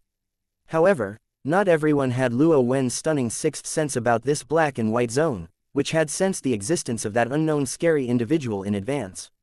Soon, many people in the black and white zone noticed the traces of battle left behind by the destructive divine mammoth and the Ninetails lynx one after the other. There were a few people whose combat ability was equal to the two gods figurines' combat souls who investigated the matter without hesitation. After all, the opportunity to be teleported into the black and white zone was a hard-to-come-by one. They were upset that they were preempted by this team of two who had only mastered 30,000 Dao seals. Meanwhile, Lin Huang very soon noticed the people's strange movements through his long-distance probing skill. He also noticed that there were even some people who spread out their divine telekinesis, which was a gutsy move. Although they only dared to extend it out tens of thousands of kilometers away at most, it had caused a certain level of inconvenience to his operation that he was planning to carry out later. Lin Huang guessed that they must have discovered the traces of battle his two gods figurines' combat souls left behind. After some quiet probing, he confirmed his speculation. Those people were really looking for the destructive divine mammoth and the Ninetails lynx. Lin Huang very soon came up with a plan after merely thinking for a moment while holding his chin. Chapter 1749. I'm so hungry. Lin Huang's long-distance ocular skill soon locked onto the first target. Baldy, I'll fight you first.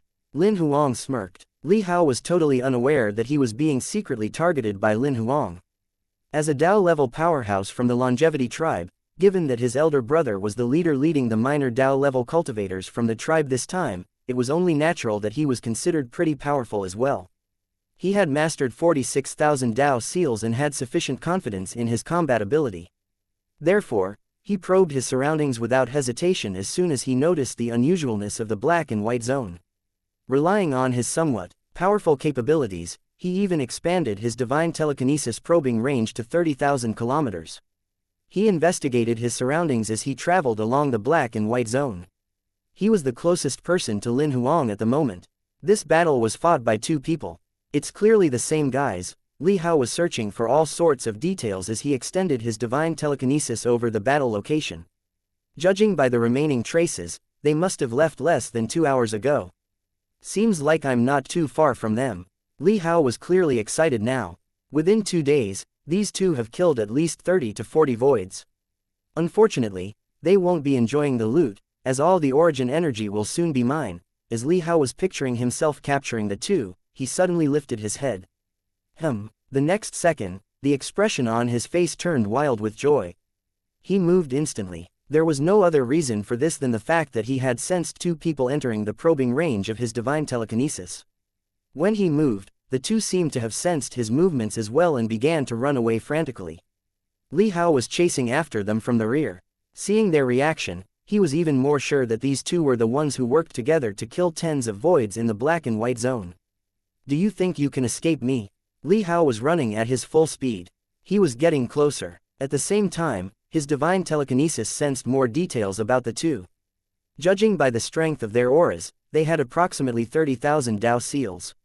One was clearly a combat cultivator with stunning explosive agility who could leap large distances with every stride, while the other one was using a dimensional technique. He seemed like he was taking a stroll. Each step he took was comparable to the combat cultivator's 3 to 5 steps. One is a combat cultivator and another is proficient in dimensional Dao. Li Hao was getting more and more excited after confirming more information about the two's identities. The chase lasted for over half an hour.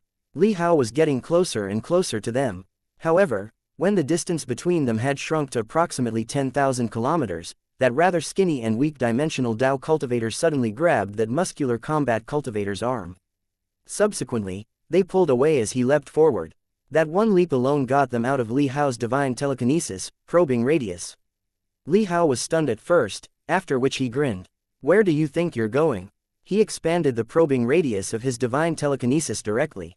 From its initial 30,000 kilometer range, it soon expanded to 40,000 kilometers, 50,000 kilometers, 60,000 kilometers. At that moment, his expression suddenly changed. The reason being was that he noticed that a powerful aura had suddenly appeared within his divine telekinesis, probing radius. It was a human form void. The strength of its aura had clearly surpassed 50,000 Dao seals. Almost at the same time Li Hao's divine telekinesis discovered the void, the human form void suddenly lifted its head. Its purple eyes gazed into the distance and seemed to locate his whereabouts. Instantly, it spread out its powerful divine telekinesis and locked onto Li Hao. Run! Without even thinking about it, Li Hao turned around and ran frantically away from the human form void's direction. Lin Huang saw everything that happened. He smirked. Naturally, this was the plan he had orchestrated. The two cultivators with 30,000 Dao seals were his clones in disguise. He intentionally entered Li Hao's divine telekinesis, probing radius, and then ran away on purpose. He lured him to a region that was not too far away from the human form void and faked an escape using a dimensional technique. In reality, he had recalled his clones directly. He baited Li Hao to expand his divine telekinesis, probing radius, which eventually got the human form void's attention. He stayed behind the scenes throughout the entire thing. Nobody knew of his existence and participation in the matter at all. Even when Li Hao was running, he secretly exclaimed that the two were lucky. He did not notice that he had been framed. After chasing Li Hao away, Lin Huang repeated his actions. He borrowed a couple of voids and, using the same trick, he chased the other few probers out of his region.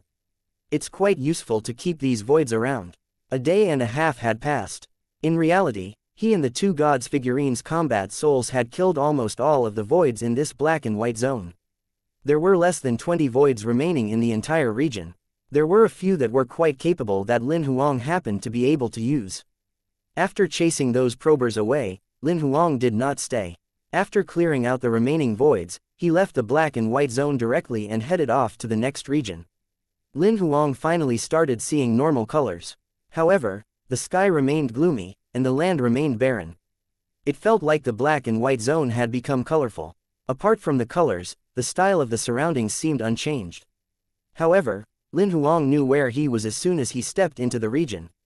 The reason being was that he saw the abyssal fog that he was familiar with. The black fog seemed harmless, but, in reality, it would penetrate and contaminate the cultivator's physical body and God's soul. Almost all normal cultivators would choose to go around it. However, Lin Huang walked directly into the black fog. His body was smothered in it. The abyssal fog was toxic to outsiders. However, to Lin Huang, who possessed eternity fire in his body, not only was it harmless, but it was even a form of replenishment. The abyssal fog could block one's divine telekinesis probing significantly, as well as most ocular skills. However, there were still some probing techniques that could be used. This time, Lin Huang was using a probing technique that he had learned from the memory inheritances the Nirvana trees sent probing of all creations. On the surface, this technique was one that could probe distant sounds. However, in actual fact, it was more than that. It could even be used to listen to one's thoughts and inner voice. To Lin Huang, it would be sufficient if he could just hear the sounds at the moment. He closed his eyes and performed a hand seal with both hands, quickly following the steps according to the inherited memory to perform the technique. As soon as the technique was performed, countless noises echoed in his ears. It felt like thousands of people were talking into his ears. There were many layers and they overlapped. After all, it was his first time performing this technique. It took him some time to adapt to it. He could finally hear the voices clearly after adjusting the technique's probing range and frequency. "I'm so hungry, what's happening? Is that a bug?" Lin Huang was quite confused. There seemed to be a bug with the technique, whereby it kept repeating the same thing, "I'm so hungry," in his ears. Although the voices and tones were all different, there were even men and women, the content was playing on repeat, "I'm so hungry." Fortunately, Lin Huang could still differentiate between the sources of the different voices, which directions they came from and how far away they were from him. With a little bit of doubt, Lin Huang headed to the source closest to him. Chapter 1750. Let's explore somewhere else. Only when Lin Huang arrived at the source of the voice and saw the first monster did he find out why he was hearing, "I'm so hungry," over and over again. It was a headless monster with a big belly. Its round belly was over 2 meters in diameter, and there was a big mouth in the middle of the belly. The back of the belly had tens of arms with many joints, and each arm was some 10 meters long. Compared to those arms, the legs that were supporting its upper body seemed extremely frail. Lin Huang could tell that it was a glutton the moment he set eyes upon the monster. Gluttons came in all shapes and forms, but the only thing each of them had in common was their gigantic, round belly. It was fine if they did not have a head, features, arms or legs, but their big belly was necessary. Some of them even came in the form of solely a big belly. Someone joked that the glutton's original form had been a big belly. This headless glutton did not speak. It was the mouth on the belly that was muttering meaningless syllables. When it noticed Lin Huang, its big mouth began to drool. However, Lin Huang heard, "I'm so hungry, food, it smells good, I want to eat it," those are its thoughts. Lin Huang instantly noticed what was going on. So what he heard were the glutton's thoughts. The "I'm so hungry" he heard from different voices were the thoughts of many different gluttons. Did I enter a glutton's lair? There are so many minor Dao level gluttons here. After clearing his doubts, Lin Huang got the destructive divine mammoth to fight it directly. Judging from the strength of this glutton's aura, it had only mastered some 20,000 Dao seals. He did not bother to fight it himself. The god's figurines combat souls. God's soul came from him, along with their divine power and odal. It would not be that easy for them to be contaminated. Even if their physical bodies were contaminated with abyssal energy and emotional energy, they could be cleansed with eternity fire instantly. Seeing the glutton rushing toward Lin Huang and itself, the destructive divine mammoth stomped on it with its hooves without hesitation. It did not hold back at all, crushing the spherical belly until it exploded. Black, contaminated, blood splashed out, emitting a disgusting smell. Lin Huang dodged while holding the ninetails lynx. They were not contaminated at all. Lin Huang flicked his fingers when he saw the destructive divine mammoth's body begin to be contaminated by the blood. A white spark enveloped the destructive divine mammoth's entire body instantly. Within a blink of an eye, the contaminated energy in its body was cleared out, along with the blood. The spark that covered its body shrunk at lightning speed. It turned into a flame imprint on its forehead. The destructive divine mammoth immediately sensed that the contaminated energy that came from the surrounding fog, that had seeped into its body slowly, was being absorbed by the flame imprint on its forehead. Noticing the changes on the destructive divine mammoth's side, Lin Huang pointed at the ninetails lynx's forehead and left a flame imprint on its forehead too. Naturally, the imprint was not permanent. It was the Eternity Fire's temporary imprint that Lin Huang could remove as he wished. With the flame imprint, the ninetails lynx could clearly sense that the discomfort it felt since entering the foggy area had vanished completely. It felt at ease now. Of course, Lin Huang did not need the imprint, the Eternity Fire was in his body after all.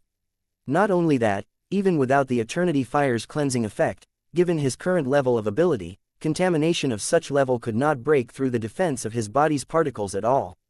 After leaving the flame imprints on his two gods' figurines' combat souls, Lin Huang put away the glutton's carcass and led the two deep into the fog. Do we go in? This fog has strong contamination properties and it blocks divine telekinesis. Not only that, the fog comes and goes at random intervals. As soon as we go in, there's a possibility that we can't leave.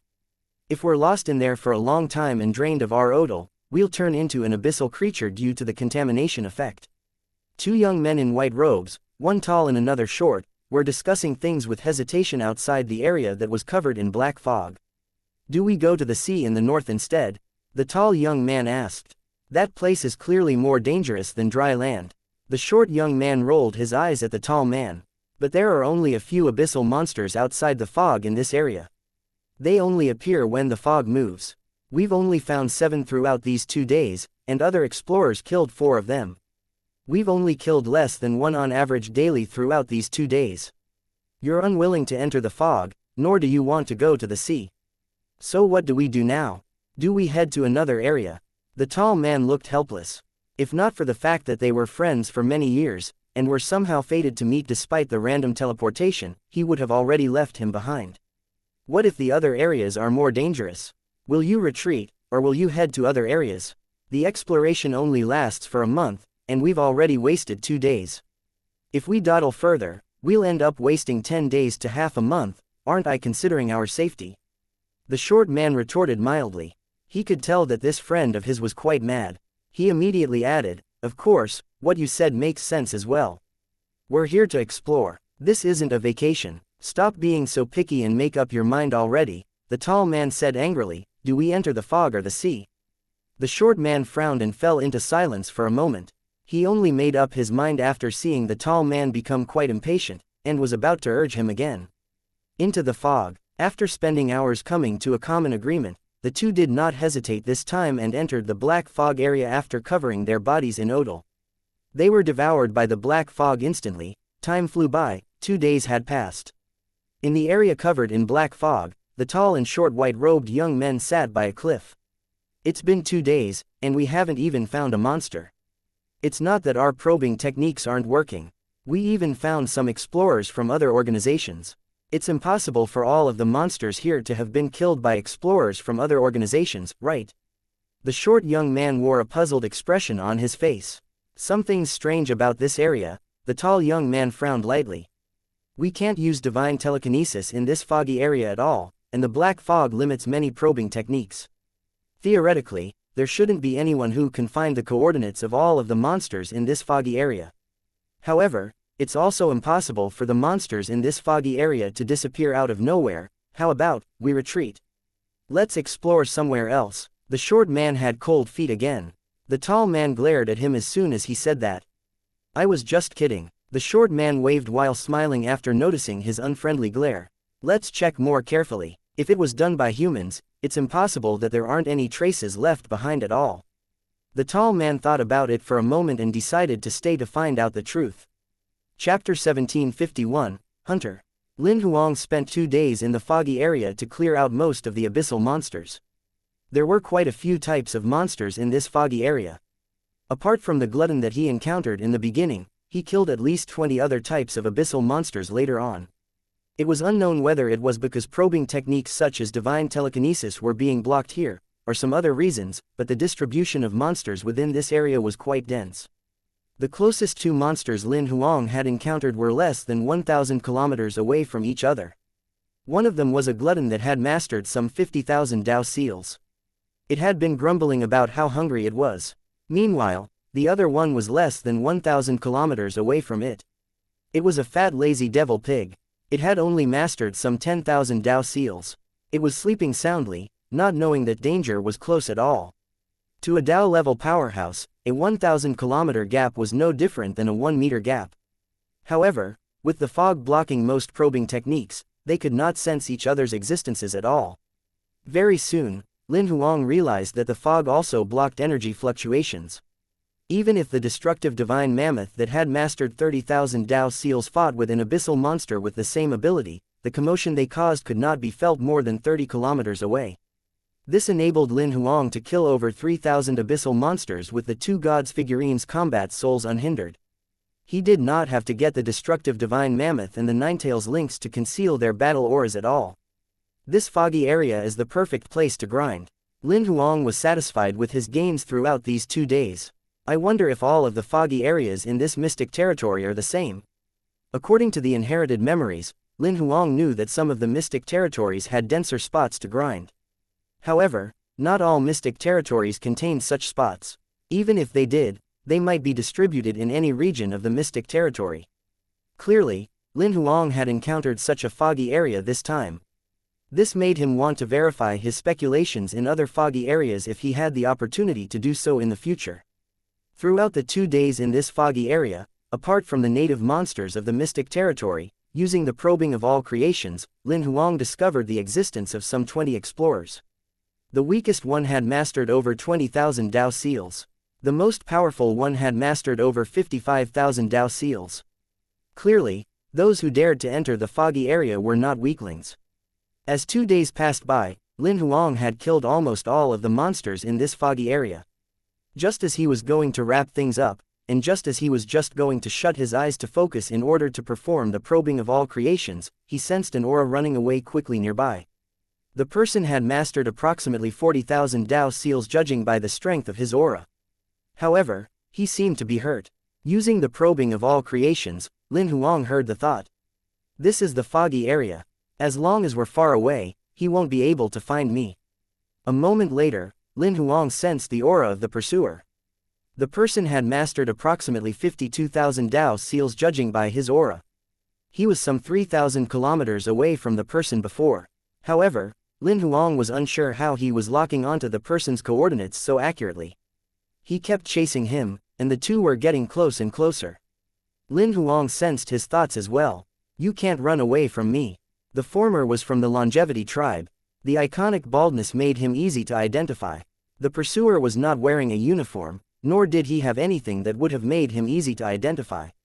However, Lin Huang recalled that this person was a member of Star Cluster.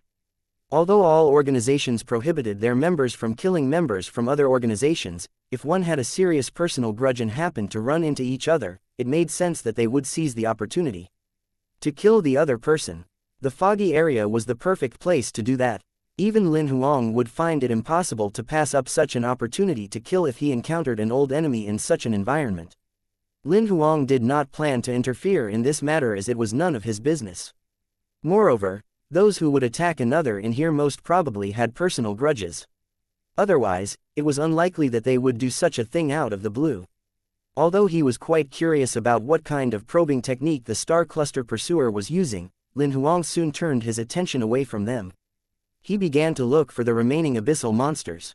Approximately an hour later, Lin Huang had killed some 30 monsters one after the other. When he activated probing of all creations again, to his surprise, he noticed another guy who was running away quickly. The person who was escaping this time was a sorcerer from Infinite. He had mastered around 35,000 Dao seals. He was even more injured than the person from the longevity tribe earlier. Even his speed was affected. Lin Huang also sensed the thoughts of fear that were repeating. Is this guy from Star Cluster out of his mind? Why is he attacking me out of nowhere? Lin Huang suddenly frowned slightly. The reason being was that he realized that the man behind the Infinite member had a buzzcut, small eyes and looked to be about 40. He was the pursuer who was chasing after the person from the longevity tribe earlier. His aura did not change at all. Connecting the dots with the Infinite sorcerer's thoughts, Lin Huang had a faint feeling that something was wrong. This time, he was hesitating as to whether he should interfere in this matter. However, before he made up his mind, the buzzcut middle-aged man suddenly accelerated. The 800-kilometer gap suddenly shrunk to 80 kilometers. The buzzcut middle-aged man released a vicious laugh. He drew his saber without hesitation. His aim was extremely accurate, targeting the injured sorcerer. The next second, a black saber gleam flashed and passed through the tens of kilometers in the blink of an eye. It penetrated the sorcerer's black vest directly. From that one attack, the Infinite sorcerer that was already badly hurt had the remaining odal in his body drained. The black odal that arrived with the saber gleam spread all over his body quickly, crushing all of the particles in his body. Within half a breath of time, the infinite sorcerer's very last ounce of vitality was crushed entirely. He died on the spot. Watching the corpse land on the ground, the buzzed middle-aged man landed next to it with a flash. As he arrived, a black saber gleam shot forth from his fingertip, severing the sorcerer's 2 ring-wearing fingers. He tossed them into his storage space and squatted down to examine the corpse. A moment later, he stood up and spat on the corpse. Another piece of trash. After putting the corpse into his storage space with a slightly disgusted expression, the buzzed middle-aged man very soon lifted his head to look into the distance. A moment later, he seemed to have locked on to something and leapt forward. He rushed in that direction without hesitation. At that moment, Lin Huang sensed a thought in the pursuer's head. I'll choose the 2 of you as my prey. This guy. At that moment, Lin Huang had a rough idea of what this person was doing. He was not killing his enemies due to personal grudges, but rather hunting the other explorers in this foggy area. Chapter 1752. I'll demonstrate again. Lin Huang was not a nosy person. However, he thought that he should take things into his own hands when encountering people like the buzzed middle-aged man.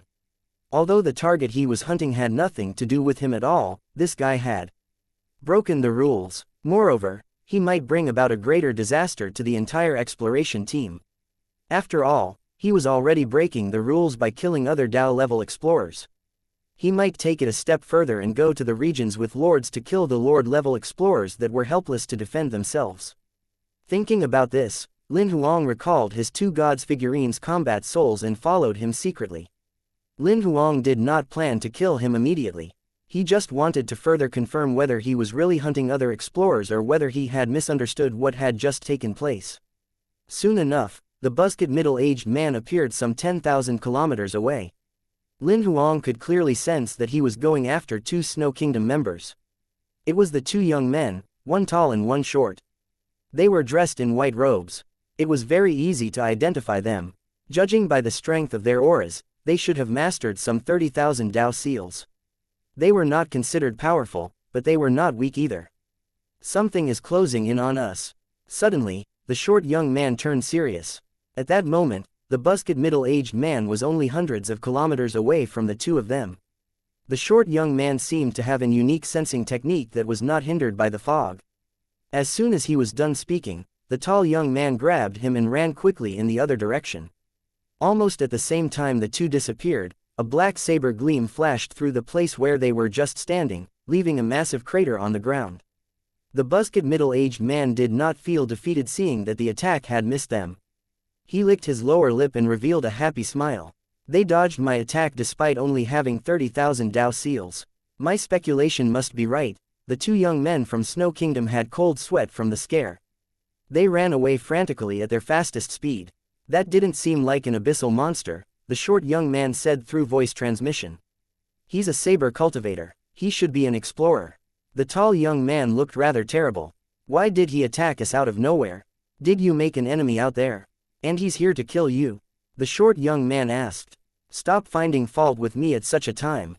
Think about how we should deal with this, the tall young man said angrily. Judging by that saber attack, his combat ability should be much more powerful than ours.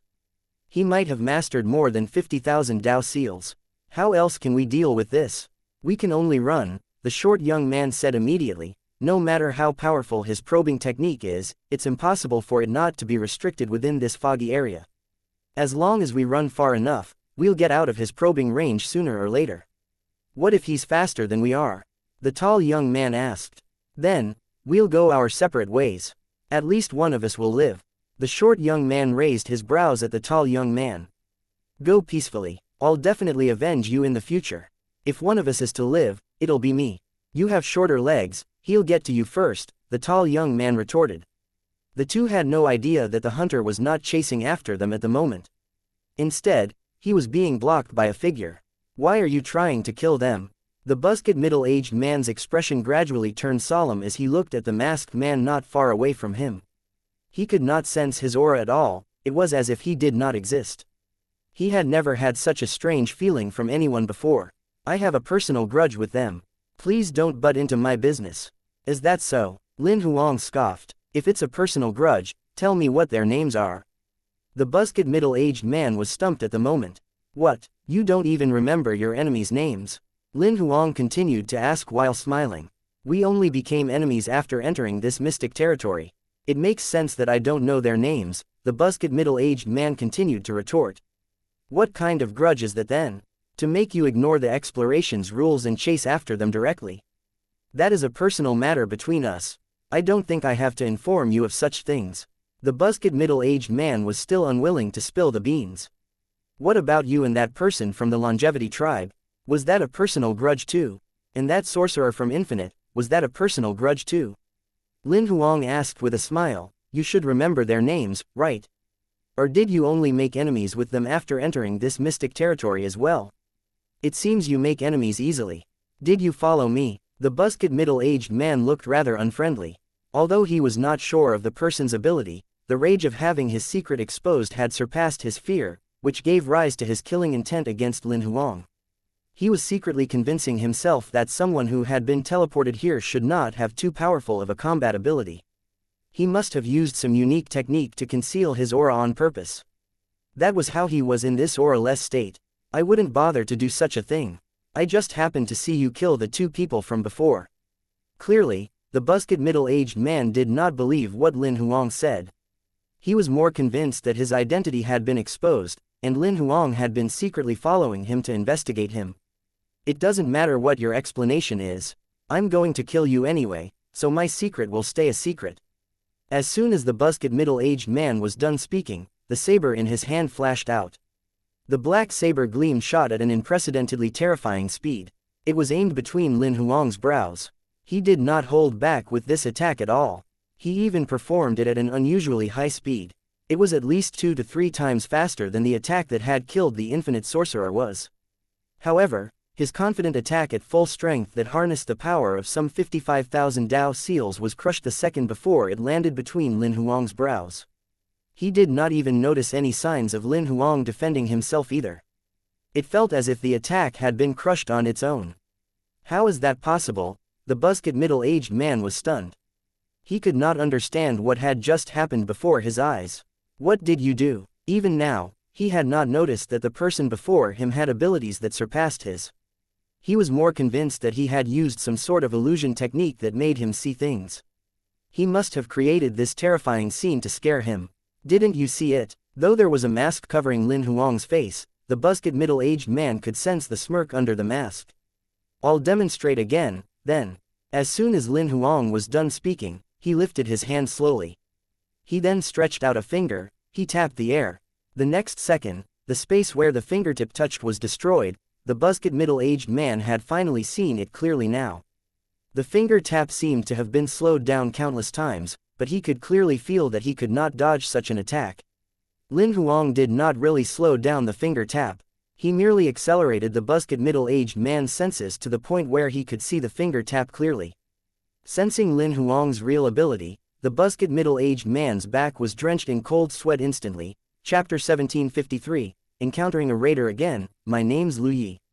I'm a traveler. My current combat strength is at minor Dao level. I have mastered 55,683 Dao seals. In reality, when I was only a true god, the raiders recruited me, and I became one of them. After I was elevated to Lord level, I came to the universe and the raiders arranged for me to join Star Cluster's intelligence department. For the past 50,000 years, I've been a spy in Star Cluster, providing all sorts of intel for the raiders. What's your mission in entering the mystic territory this time? Lin Huang asked the key question as he looked at Lu Yi, who had completely fallen into the illusion. Kill everyone who is suspected to be club members while trying my best not to leave any traces. I can kill the wrong people, but I can't let go of anyone who might possibly be a member. What Lu Yi said made Lin Huang frown. That should be the reason why he was hunting all of the explorers. He did not bother to identify them. Instead, he would attack every time he ran into other explorers. Aren't you guys worried that someone will find out and that your identity will be exposed? This is my last mission as a spy. After this mission, I'll escape by faking my death and return to the raiders. Star Cluster would make the follow-up arrangements to prevent my identity as a spy from being exposed, Lu Yi explained in thorough detail. How many of you came here this time? Lin Huang continued asking. I don't know. Then how do you contact the other spies? Lin Huang asked without frowning. We don't contact each other, Lu Yi explained further after saying that, the mission was assigned before we entered the mystic territory. Every one of us has our own task. We're only responsible to do our own parts after entering. If there are last-minute changes in the mission or other situations that arise, the higher-up will contact us and give us new orders. We can't contact our higher-ups, nor do we need to contact our other colleagues. Don't you know the other spies' identities? In reality, Lin Huang already knew the answer when he asked the question. However, he did not want to give up and asked anyway. I don't. Lu Yi shook his head in determination. Do you know the rough distribution of spies in each organization? I don't need the specific information, just the rough combat strength level and the number of people, Lin Huang continued to ask. I don't know. Lu Yi continued shaking his head. You've been with Star Cluster for many years. You should know those in Star Cluster who are spies from the raiders like you, no? Lin Huang asked further. I don't. I complete all my missions alone. There's no need to work or communicate with others. The only contact person is my higher-up. He can contact me, but I can't contact him. Then who is your higher-up? Lin Huang asked immediately. I don't know. I only know that he's also in Star Cluster, and his authorization level is higher than mine in the organization. Lu Yi's answers gave Lin Huang a headache. He had already mastered some 50,000 Dao seals, yet he was just a pawn among the raiders who took orders from someone else. He knew nothing about the raiders' overall plan or the spies' name list. Since the hypnosis result was subpar, Lin Huang searched his memory using the soul-searching tactic before killing him by pointing between his brows. He then casually put away the corpse into his storage space. The memory he found through the soul-searching tactic was almost the same as the information he spilled while he was hypnotized. However, Lin Huang found more details in his memory, including some of the things that he had missed out during the questioning process earlier. Lin Huang initially thought that Lu Yi had used some unique probing technique to sense the other's existence in the foggy area to accurately lock onto his targets. Therefore, he had not cared too much about that factor. However, he suddenly found out from Lu Yi's memory that it was not as simple as he thought. The reason why Lu Yi could probe the people's locations in the foggy area was because his higher-up gave him a secret imprint charm and imprinted it on him before he entered the mystic territory. The secret imprint was temporary. It would vanish automatically 30 days later. Its function was that it would suppress a portion of divine telekinesis in the mystic territory, as well as conceal his divine telekinesis's aura. Lu Yi did not use any unique probing technique in the foggy area. It was divine telekinesis. Even Lin Huang's divine telekinesis could cover less than 1,000 meters in the foggy area if he was to extend it to its maximum range. However, with the secret imprint on Lu Yi's body, his divine telekinesis's probing range spread over 50,000 kilometers in the foggy area. The secret imprint concealed the divine telekinesis's aura. That was why Lin Huang could not sense that he was using divine telekinesis. After finding out that information, Lin Huang could not help but spread his divine telekinesis into the storage ring to examine Lu Yi's corpse carefully. Finally, he found a black imprint the size of a palm on the left side of his chest. The imprint looked like an image of a monster. However, Lin Huang could not identify what monster it was despite looking at it for a long time. It was completely encrypted, so he could not analyze it at all. After giving it some thought, Lin Huang did not take the risk to use the imprint on himself. One of the reasons was that he did not know the source of this thing, nor did he know its specific function. Although, according to Lu Yi's memory, its function was to aid his divine telekinesis, and allow one to move around more easily in the mystic territory, that was limited to what Lu Yi knew. There might be other functions that Lu Yi had no idea about. Perhaps the creator of the imprint could clearly sense the user's coordinates. Perhaps the imprint came with the function of sharing senses. Perhaps the creator of the imprint could control him from a distance, transforming the imprint into a curse or some other thing. Perhaps the creator of the imprint could control certain things on him through the imprint. Lin Huang had to watch out for those risks. Moreover, he did not lack probing techniques in the foggy area after all. There was no need for him to take the risk to use some unknown thing like this. This secret imprint made Lin Huang think even more that the raiders had a bigger plot going on during this exploration. They're doing so much and don't mind sacrificing a bunch of Dao-level spies. Are they really doing all this just to hunt down club members? The order they gave is outrageous as well. They'd rather kill the wrong people than missing any. They're clearly asking the spies to conduct a massacre. Even if they could escape by faking their death, the resulting death rate within this exploration team would definitely attract the attention of powerhouses above Dao level from all organizations. They would definitely investigate this. Lin Huang frowned. He still could not understand the exact goal of the raiders' plot. Moreover, what worried Lin Huang even more was that Lu Yi, who had mastered over 50,000 Dao seals, was nothing but a pawn in this mission. It proved that there must be major Dao-level powerhouses participating in the raiders' mission. It would also mean that, among the 21 major Dao-level powerhouses that entered the mystic territory this time, at least one of them was a spy for the raiders. There might even be more than one of them. Chapter 1754. Leaving the foggy area after thinking about it for a long time and figuring out that any effort would be to no avail, Lin Huang could only put aside the matter regarding the raiders. I can only tackle the problem when it arises. He could not think of any feasible solutions anyway. There were 7 organizations from the Eastern Aid Zone that participated in the exploration this time. There were some 4,700 explorers in total, including both Lord level and Dao level. Moreover, the 4,700 or so people were randomly distributed in various regions. To find the raiders' spies among these bunch of people was no different than looking for a needle in a haystack. Not only that, there was no communication signal in this mystic territory.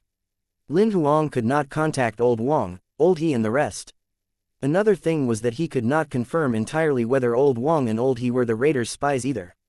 Even if he had a way to contact them, he could not discuss the matter with them. The reason being was that he might expose himself to the raiders' higher-ups. He did not want to be targeted by people above Dao level. Therefore, he could only play it by ear passively.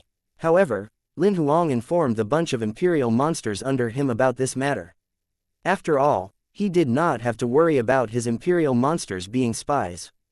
After the imperial monsters received the news, they would have to be even more careful during the exploration from now on. Meanwhile, Lin Huang put the matter aside and went back into hunting mode. Within half a day, he killed all of the abyssal monsters in this foggy area. Throughout the journey, he came across the brothers that Lu Yi was chasing after earlier. The two of them had traveled over hundreds of thousands of kilometers away. They must have stopped running after realizing that nobody was going after them. However, it was unknown why these tall and short brothers had yet to leave the foggy area. Apart from them, Lin Huang conducted a simple investigation on the 10 or so explorers in this foggy area secretly. He did not discover any one of them to be the raiders' spies. He did not continue to waste time staying there and instead left the foggy area. In the foggy area, the tall and short brothers from Snow Kingdom did not realize that they were being watched at all. I can't believe that guy didn't come after us. I thought one of us would definitely die today. The short man sat on a rock and took out a packet of meat jerky from his storage space. He began to eat on his own. The tall man stretched his hand to ask for one when he saw that. "Didn't you bring yours?" "I'm too lazy to take it out," the tall man responded expressionlessly. "There's not even bird poop in this lousy place and we were even chased after by a lunatic." "I shouldn't have come in with you," the short man complained while chewing on the meat jerky. "It was you who picked the foggy area," the tall man retorted calmly. "Didn't I pick it because you left me no option?" The short man rolled his eyes as heard the tall man's comments. The two fell into a moment of silence. Only the sound of the chewing could be heard at the moment. "How about we leave?" The tall man took the initiative to speak a moment later. "If that man is still in the foggy area, he might come after us again. His probing range is larger than ours. We'll be at a disadvantage if we stay in the foggy area." This time, the short man did not argue with him. He only asked after falling into a moment of silence, "Are you sure you want to leave this place? It's been almost 3 days since we came in. We've only seen a few monsters. Moreover, that man wanted to attack us for no reason. I think this area is just too strange." The tall man nodded. "Where do we go then?" the short man asked. The tall man fell into silence for a moment before speaking again. "Let's go to the sea. It might be even more dangerous over there," the short man said to the tall man while staring at him. "But there will definitely be sufficient monsters for us to hunt." The tall man seemed to have made up his mind. "It'll be alright as long as we're more careful and avoid those that we can't kill."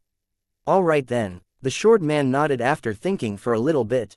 "But it's your choice. If something happens again, you'll have to take responsibility. Sure. The tall man agreed to that directly. North of the foggy area was a vast sea. When Lin Huang was investigating those explorers in the foggy area, he had heard about the existence of the sea. Therefore, he chose it as his next hunting ground.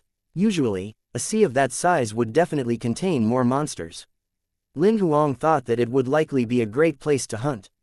He summoned the shackle serpent as he looked at the vast and endless black sea before him. It would be a little absurd to be riding the destructive divine mammoth in the sea. Therefore, Lin Huang decisively changed his mount to the shackle serpent. Apart from the shackle serpent, he had also summoned the enchanted fairy that had mastered the moon power. The enchanted fairy had certain advantages in and around water. The two of them rode on the shackle serpent's back and submerged into the depths of the sea silently. Lin Huang still did not spread out his divine telekinesis. He remained low-key as he concealed his aura. This time, he chose the long-distance ocular skill as his probing technique of choice once again. Countless Dao tattoos consolidated into an eyeball the size of a fist before him, observing everything within hundreds of thousands of kilometers. Within 3 seconds of the long-distance ocular skill being performed, Lin Huang suddenly frowned and turned his head in a particular direction. Lu Fu. He did not expect to run into Lu Fu in this mystic territory. Although Lu Fu had already concealed his aura entirely and disguised himself as a passing reef, Lin Huang's long-distance ocular skill not only had the ability to probe at long distances, but also could see through illusions and disguises. Given Lu Fu's ability, it was only natural that he could not escape his probing. Lin Huang sensed him instantly. Seems like this guy is stuck in the sea. Naturally, Lin Huang noticed that the area Lu Fu was in was a putrescent dragon whale's territory. Judging by the putrescent dragon whale's aura, it should have mastered some 23,000 Dao seals. As soon as Lu Fu moved, it would definitely sense him. Lin Huang speculated that Lu Fu must have invaded the putrescent dragon whale's territory by accident and had been trapped there ever since. Lin Huang thought for a moment when he discovered Lu Fu. He decided not to meet up with him. One of the reasons was that he did not want to expose his ability. As soon as they met up, Lu Fu would definitely suggest that they team up. Teaming up would bring many inconveniences to him later on. Another reason was that he was unsure as to whether Lu Fu was the raider's spy. Although Lu Fu had been pretty nice to him up to this point, from what Lin Huang knew about raiders, if Lu Fu really was one, he definitely would not show mercy to him when they fell out. Yang Ling was the perfect example of this. Lin Huang gave the shackle serpent an order while he stayed in place with the enchanted fairy. He watched shackle serpent head toward Lu Fu's direction. It was simple to solve Lu Fu's current crisis. He just had to kill the putrescent dragon whale. Meanwhile, the shackle serpent looked like an aquatic monster. It was nothing out of the ordinary for it to hunt the putrescent dragon whale. Chapter 1755. Black Sea. It was already the 5th day since Lu Fu entered the mystic territory. For the whole 5 days, he had been disguised as a reef and had not dared to move at all. The reason for that was the putrescent dragon whale wandering in the area nearby. He had escaped death since the monster was not proficient in probing techniques. However, he knew that as long as he moved an inch, it would definitely notice him instantly. Therefore, he could only remain in his motionless state for the past 5 days. He secretly hoped that the monster would leave on its own accord, or that other explorers would come here and kill this monster. However, as time went by, he felt his hopes were gradually getting slimmer as he watched the putrescent dragon whale wandering nearby happily every day. There were less than 5,000 people from the 7 organizations participating in the exploration this time. They had been randomly teleported, and there were definitely only a few people who were teleported to the same area as he was. Even if there were people teleported to the same area, they might not be this putrescent dragon whale's match. They might have gone around the putrescent dragon whale after sensing its aura from far away. Naturally, it would be impossible for them to notice him, given that he had concealed his aura. Moreover, the exploration would only last for a month. If he failed to escape within a month, the chances of him dying here would be high. The reason being was that, under normal circumstances, the first time each mystic territory appeared, the dimensional anchoring had yet to stabilize completely.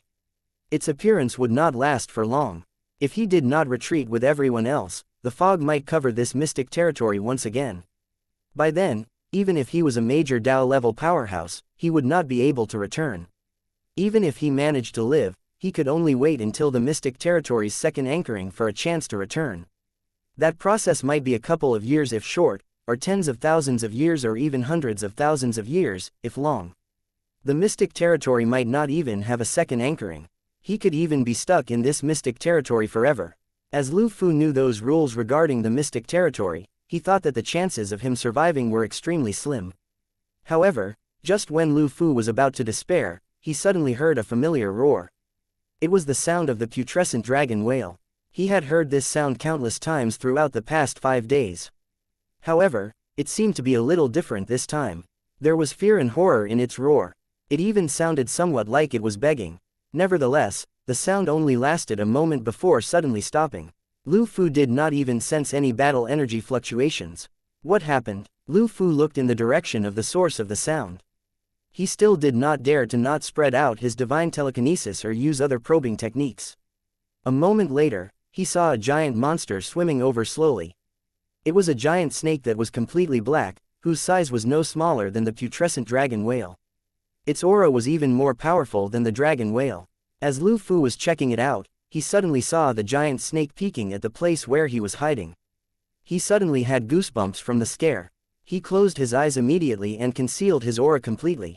Oh no, I've been discovered, as I expected, I can't escape death. He did not even have the intention of fighting and escaping. Given the gap between him and the monster, he would only die a more painful death if he tried to fight back or escape. However, he did not sense himself being attacked at all after closing his eyes for a long time. He could not help but open his eyes after some hesitation. He realized that he was still where he was and still in one piece. That snake monster was gone. It didn't notice me. Lu Fu was overjoyed. This was not the ending that he had expected. When that snake monster peeped in his direction, he really thought he was going to die. A casual peep from the monsters had startled him. Seems like the snake monster killed the putrescent dragon whale. Otherwise, it's impossible that the snake monster would be wandering around its territory with such ease. Lu Fu had a rough estimation of what happened. But the battle ended a little too fast. The putrescent dragon whale didn't seem to struggle much before being killed. There weren't even battle energy fluctuations. So what exactly was that snake monster's ability level then? Lu Fu did not think about running away just yet. Instead, he analyzed the shackle serpent's ability. The reason being was that monsters usually fought over territory. Since the putrescent dragon whale was killed, it meant that this area had become the snake monster's territory. Lu Fu thought the snake monster would most probably occupy this area for a long time. The chances of him escaping might be even slimmer now. The shackle serpent returned to Lin Huang after it completed the assigned task. Lin Huang noticed that Lu Fu did not seize the opportunity to run. He shook his head helplessly. He guessed that Lu Fu might not know that the shackle serpent had already left the area, and that his crisis had been lifted. After all, he dared not spread divine telekinesis to probe. However, Lin Huang did not want to tell him that. He had already done what he had to do. Lu Fu would have to depend on himself now. He only hoped that Lu Fu would find out about it soon before other sea monsters came to occupy the area. After solving Lu Fu's crisis, Lin Huang and the enchanted fairy rode on the shackle serpent's back and began a new round of hunting. There were many monsters in this sea. Most of them were undying and spirit species. Although the monster density was lower than the foggy area, the number of monsters in the sea was a few times more than the foggy area. Lin Huang's hunt came along much easier than before. It was mainly because the sealing power the shackle serpent had was useful. Even if the shackle serpent could not seal a creature whose number of Dao seals surpassed it completely, it could suppress it using its ability. It worked together with the enchanted fairy. It would usually control the monster while she would attack. In water, the enchanted fairy's moon power was rather useful too. Each attack came with an extreme freezing effect. The two of them could almost kill the enemies that had mastered some 40,000 Dao seals or so instantly when they worked together. This meant that Lin Huang's hunting rate only dropped by less than 10%. He did not have to fight most of the monsters at all. The shackle serpent's sealing power was indeed useful. Most of the battles ended before any energy fluctuations were leaked. Within a day of entering the sea, Lin Huang and the other two had killed over 1,800 monsters. Most of these monsters had mastered between 10,000 to 40,000 Dao seals. Throughout the day, Lin Huang had personally attacked less than 15 times. Apart from finding Lu Fu in the beginning, Lin Huang had also seen a few more explorers in the sea. One of them was royalty. He chose to avoid them decisively. He would just hunt while keeping a low profile. It was unnecessary for him to interact with those people. Chapter 1756. Good friends whose fate clashed. For the next 2 days, Lin Huang stayed in the sea to hunt. He almost forgot about his encounter with the raider earlier throughout those 2 days. However, he encountered the tall and short brothers from the Snow Kingdom once again. On the 3rd day, they were running away frantically. It was not some sea monster that was chasing after them, but a member from the Snow Kingdom in a white robe just like theirs. Without having to think about it, Lin Huang knew what was happening. As colleagues from the Snow Kingdom, they definitely would not attack members from the same organization, even if they really had a grudge against each other. Clearly, the pursuer should be the same as Lu Yi, a raider spy. After making sure that there were no other explorers around, Lin Huang put away his 2 gods figurines' combat souls. He put on a mask and a white robe, and appeared in front of the pursuer in a flash, blocking his way. If I'm not mistaken, you should be a spy for the raiders, right? As soon as Lin Huang said that, the pursuer turned around to run immediately. He had not sensed how Lin Huang appeared at all, which proved that Lin Huang's combat ability was greater than his. Not only that, he exposed his identity directly. Therefore, he chose to run away without hesitation. Even Lin Huang was stunned momentarily. He did not expect that the person would run away so straightforwardly without even fighting back. However, no matter how quick he was, it was impossible that he could run faster than his divine telekinesis. A divine telekinesis thread tied the man in white robe into a dumpling, sealing his god's soul, odal and divine power. Lin Huang then pulled the person toward him. A minor Dao-level powerhouse who had mastered some 50,000 Dao seals was like a newly hatched chick in front of Lin Huang. Lin Huang did not bother to talk to him. He invaded his god's soul directly to search his memories. That white-robed man's name was Bai Rong, who was, as expected, a spy that the raiders planted within the Snow Kingdom. He had the same mission as Lu Yi did, which was to hunt down club members. However, his hunting strategy was different from Lu Yi's. He made a list before entering the mystic territory. He listed all of the people who were suspected to be club members from the 7 organizations in the Eastern 8 Zone. There were people from Lord level to minor Dao level. He had also recorded down their information and tallied them with the people he investigated. He would directly skip those who were not on the list. However, if he ran into people on the list, regardless of whether they were club members or not, he would attack without hesitation. The brothers he attacked were on his list too. Bai Rong was even sure that the 2 of them were club members. Therefore, he attacked them without hesitation despite the fact that they were colleagues from the Snow Kingdom.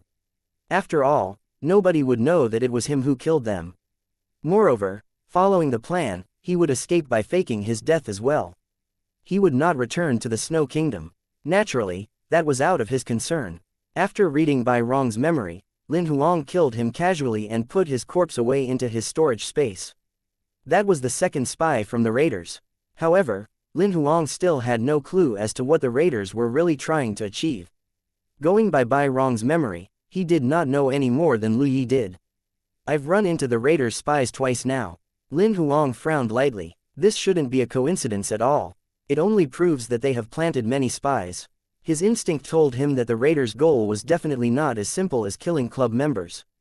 That was probably just a disguise or facade on the surface for something else. These people definitely had other intentions. It was just that he did not know what those were. Not only that, there was no way for him to find out the raiders' mission assignment. Lin Huang knew that there was only one enemy, but he could not do anything about it. That aggravated him greatly. He had almost forgotten about the incident with Lu Yi over the past 2 to 3 days. Now that Bai Rong had appeared out of nowhere, his rage was triggered once again. Since that's the case, I'll visit all of the regions. I want to see how many spies you guys have planted. At the border of the sea, 2 figures, one tall and one short, finally stopped running. He seems to have stopped chasing us. The tall one released a ragged breath. Why do you think Bai Rong wants to kill us? The short one suddenly asked after a moment of silence. The 2 of us have no grudge with him. There's only one possibility remaining if that's the case. The tall one clearly understood things now. Are you saying, he's a raider? And he found out about our identities? The short one reacted instantly. Do you think there are any other possibilities aside from that? The tall one asked in reply. We're colleagues from the Snow Kingdom, notwithstanding any grudges which, even if we had bad blood with him, according to the rules, he shouldn't have attacked us during the Mystic Territories exploration. So do you think that the guy who attacked us in the foggy area was a raider too? The short one suddenly connected the dots to them being attacked a few days ago. I don't think we have grudges with anyone among the people participating in the exploration. That man attacked us out of nowhere as well. That's possible. The tall one nodded after thinking for a moment. However, there's a possibility that he's purely a lunatic who loves to kill as well. He might have nothing to do with the raiders at all. There's another thing that I find very strange. The short one raised another question. Why did they give up on killing us? Bai Rong especially, given that he had already discovered our identities. Theoretically, it's impossible that he would let us live. As long as we survive and get out of here, we'd definitely report him. Not only that, Bai Rong has mastered more than 50,000 Dao seals. If he really came after us, it's unlikely that we can successfully escape. I don't understand that point as well. The tall man shook his head. Bai Rong definitely wouldn't let us live. The only reasonable explanation I can think of as to why he didn't come after us is that something is holding him up. What about that guy from before? Was he held up too? The short one asked. I don't know. The tall one could not understand the situation either. I wonder if we're having a bout of bad luck lately. The short one thought further. Think about it. We didn't encounter many monsters in the foggy area, and we were chased after by a lunatic. It's the same case now that we're here in the sea as well. We didn't encounter many monsters and we were chased yet again. Misfortune keeps befalling the both of us since entering this mystic territory. I've always been quite lucky previously. Maybe your bad luck is rubbing off on me, the short one said, feeling annoyed.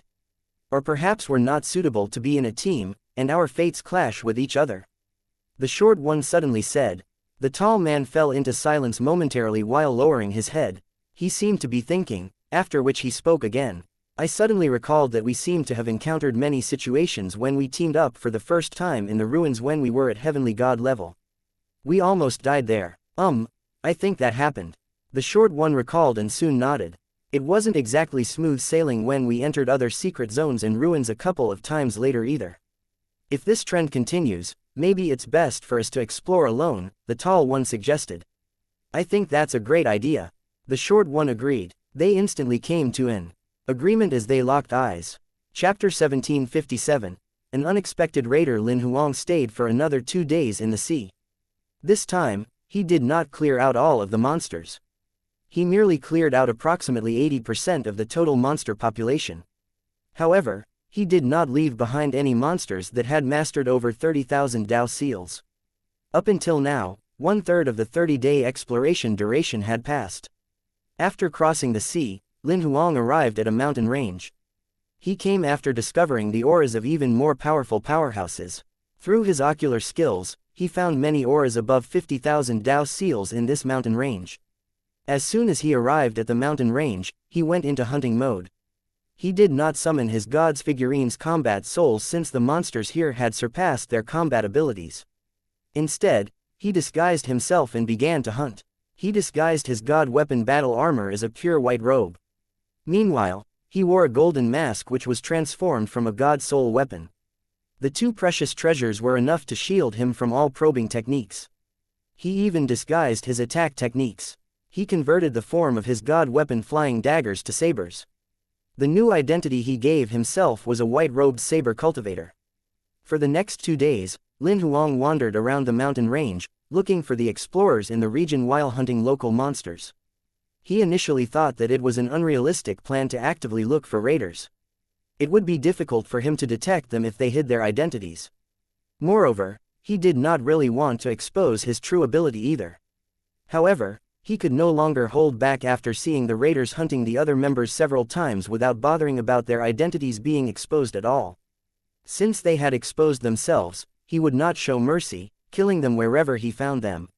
His plan was to travel through each region and kill as many as he could. I don't care what your plan is. As soon as you expose their identity, you've bought your ticket to hell. Each one I kill is a gain for me. For those who have great disguises that I can't identify, you better lay low like a good boy and not create a commotion. I'll investigate as much as I can with regards to the raiders' plan. However, I won't force the issue. My top priority is to kill. Lin Huang chose the most overbearing way to handle things. As he was actively looking for raiders, within a day, he found one in the mountain range. Even he had never expected this person to be a spy. He was Infinite's minor Dao level leader Ao Yu. Lin Huang had a distinct impression of Ao Yu. As he was Infinite's minor Dao level leader, Lu Fu had provided a detailed introduction of him before they entered the mystic territory. Not only that, Lin Huang had sensed that Ao Yu had mastered way beyond 80,000 Dao seals that he revealed on the surface before they entered the mystic territory. Instead, he had mastered close to 100,000 Dao seals. He was on the cusp of major Dao level. He was also the one with the most powerful combat ability among all minor Dao level powerhouses from the 7 organizations. He had even surpassed Royals Old Wang and the Snow Kingdom's xianxia. To be honest, if Lin Huang did not see Ao Yu killing Infinite's own member with his own eyes, he would not have figured out that Infinite's leader was a raider. It proved that Infinite had been infiltrated by the raiders. Deep in the dense forest in the mountain range, Ao Yu was cleaning up the remaining blood stains. As he was going to put the corpse away into his storage space, he suddenly sensed a figure appearing not far away from him. He lifted his head and looked over immediately with his guard up. He saw a man in white robe and a golden mask on his face. He sensed nothing at all after trying to probe him with divine telekinesis. He was fully alert now. I'll give you a chance to explain. Why did you kill him? Ao Yu looked calm and responded anyway as he secretly prepared to attack. We had some prior grudges and happened to run into each other. I wanted to ignore him initially, but he came after me and couldn't stop criticizing me. He thought I wouldn't dare to attack him seeing that we're in the middle of the exploration, so he used terrible words. I killed him by accident out of rage. Oh, Lin Huang raised his brows beneath the mask. You're the number 1 minor Dao level powerhouse in Infinite with the potential to elevate to major Dao level, Ao Yu. Instead of buttering you up, someone is so foolish as to make you an enemy. That aside, instead of avoiding you, he even came after you to criticize you after entering the mystic territory. Should I call this person an idiot, or you who made up the story an idiot? In reality, Lin Huang saw everything that happened. The Infinite member who was killed had just killed a monster and was about to leave. Ao Yu showed himself when he noticed him and greeted him passionately before attacking the member out of the blue. The deceased had never said anything terrible throughout the entire thing. He was even quite respectful toward Ao Yu. Ao Yu frowned lightly as he realized that he had failed to fool Lin Huang. He guessed that Lin Huang must have seen the whole thing unfold. However, he was still unwilling to tell the truth. I'm telling the truth. It's up to you whether you want to believe it or not. I think something's wrong with you as well. You're wearing a mask to hide yourself. If you've got nothing to hide, take off your mask and talk to me, Ao Yu retorted. Your capability to distort the truth is more powerful than your actual ability. Lin Huang laughed. If nothing's wrong with you, why are you wearing a mask instead of showing your true colors? If you don't take off your mask, I can't help but suspect that you're a spy that another organization has planted in the Eastern 8 Zone, Ao Yu continued to accuse Lin Huang. He insisted that something was wrong with Lin Huang as he was actually worried that there were major Dao-level powerhouses watching in secret. Why don't you directly say that I'm a spy the raiders have planted? Lin Huang exposed his identity while smiling. Are you worried that if someone found out, they would be alerted of the raiders' mission this time? What Lin Huang said almost made Ao Yu break his character. His pupils constricted, and he even fell into a daze momentarily, causing him to fail to retort directly. Indeed, he did not expect Lin Huang to know about the raiders' plan. He was startled by that. However, he responded immediately, "Do you think you can distract me and escape suspicion by spewing nonsense?" Meanwhile, he was thinking to himself, this guy must have found out something. He definitely can't be allowed to live. I have my suspicions now that the Dao seal you're most proficient in is the mouth escape method. Lin Huang was getting more impressed by his ability to distort the truth. Though Ao Yu did not really understand what mouth escape method meant, he knew that Lin Huang was definitely mocking him. Alright, I don't want to talk further with you. I'll reach the same result by killing you and reading your memories. Lin Huang did not bother to talk further with him, seeing that he was going to speak even more nonsense. The god weapon flying daggers consolidated into a million golden saber gleams in front of him instantly. As he did not want to expose his identity, not only did Lin Huang disguise himself as a saber cultivator, he even intentionally disguised the color of his odal and divine power. You're a saber cultivator. Ao Yu looked serious now. Chapter 1758. Killing Ao Yu. Not many people could see through Lin Huang's saber cultivator disguise. One of the reasons was indeed that not many saber cultivators used telekinetic weapons like he did. Another more important reason was that Lin Huang had truly mastered thousands of saber seals. They were consolidated from the unlocked God sequence chains in the kingdom in his body. Most of the God sequence chains in his kingdom came from his refining of other lords' kingdoms. Meanwhile, it was impossible for most powerhouses who had cultivated to lord level and Dao level to not have touched saber Dao at all, even if they were not legitimate saber cultivators. After all, there were quite a few low-level powerhouses below lord level who cultivated saber Dao. Many people had to turn to another direction later as they were lacking in talent. Therefore, there were many saber Dao heavenly rules in the kingdoms he refined. There were more than onefold compared to that of sword Dao. Lin Huang did not cultivate saber Dao on purpose. It was just that there happened to be many saber Dao heavenly rules in the God sequence chains he unlocked. He thought he would conveniently analyze them and consolidate them into saber seals.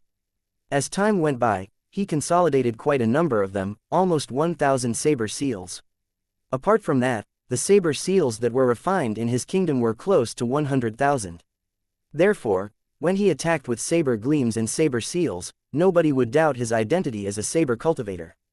Judging by Lin Huang's saber cultivator attack and the terrifying suppression of his aura, he was clearly a major Dao level powerhouse. Ao Yu instantly realized that was not his match. Names were flashing through his head quickly as he tried to identify him. There were only 21 major Dao level powerhouses from the Eastern 8 zone who entered the mystic territory this time. There were only 4 saber cultivators among them. They were White Brow from the Longevity tribe, Han Zongjun from the Snow Kingdom, Xing Wuchen from Star Cluster and Jian Xin from Infinite. He considered himself quite close with Jian Xin, so he was sure that Lin Huang was not Jian Xin. Apart from Jian Xin, Ao Yu had never seen the other 3 fight. However, he had heard of their stories. Judging from the stories that he had heard alone, this man in the white robe and mask before him did not seem to be one of those 3 people. However, since Lin Huang had put on a mask to avoid exposing his identity, he must have disguised his saber techniques as well. "Are you White Brow, Han Zongjun or Xing Wuchen?" Ao Yu shouted instantly as he watched the saber gleams arriving in front of him. Naturally, he did not remain idle. He activated his precious treasure armor that sparkled with Dao seals instantly. The precious treasure wings on his back had 6 wings opened. They flapped frantically and, together with the spiritual treasure battle boots on his feet, he dodged the attacks over and over again. Lin Huang was envious of his equipment. "This guy is loaded." What Lin Huang had no idea about was that Ao Yu had not purchased the precious treasure wings. If one were to really purchase a wing-type precious treasure, its price would be at least tenfold that of a weapon or defensive precious treasure. Even regular major Dao-level powerhouses might not be able to afford that. Ao Yu specifically borrowed it from Infinite's treasury this time. He said he wanted to prevent himself from being attacked by major Dao-level powerhouses in the Mystic Territory. In reality, he was ready to escape by faking his death. He did not have the intention to return the item that he borrowed at all. With the support of both precious treasures and spiritual treasures, Ao Yu's body was as slippery as a loach. The saber gleams poured down like rain, but he dodged them though each was a close call. Even if he encountered attacks that he could not dodge at all, he would disperse them by using a water element technique to cover his precious treasure wings and block the remaining attacks by covering his precious treasure armor with a layer of ice. The odal that actually penetrated his body was less than 1% of the full attack. Surprisingly, he did not suffer any substantive harm from the attack. This was outside of Lin Huang's expectations. Although he did not use all of this strength in the attack, he speculated that it should have been enough to kill Ao Yu instantly. He did not expect that this would happen. This guy has some great tricks up his sleeve, even Lin Huang could not help but exclaim. To prevent exposing his identity, he did not use the Dao seals that he consolidated, nor did he activate his divine telekinesis or the critical hit hammer's critical hit effect. Instead, he used the 120,000 Dao seals in the kingdom in his body and attacked with a saber technique. However, the standard of the attack was truly a legitimate major Dao level attack. Nevertheless, Ao Yu was not hurt by the attack. Lin Huang knew that, apart from Ao Yu's exquisite movements, he was actually the one to blame. The reason being was that he had almost never used saber techniques in the past. Naturally, it was not as handy as using divine telekinesis, nor was it as smooth as controlling divine telekinesis. However, it was also true that he had underestimated his opponent. In reality, Ao Yu was a little surprised that he was not killed by that first attack. Nevertheless, he did not have the mentality that he would escape death by relying on luck again this time. The attack earlier was sufficient proof that Lin Huang was a major Dao-level powerhouse. He managed to escape death by relying on the set of precious treasure wings that he had just obtained. On the other hand, Lin Huang might not have performed the skills that he was most proficient in to conceal his identity. In reality, there were a couple of times that he thought he might be hurt if Lin Huang's attacks deviated by merely a few centimeters from their initial trajectory. It would have been impossible for him to dodge them so easily in that case.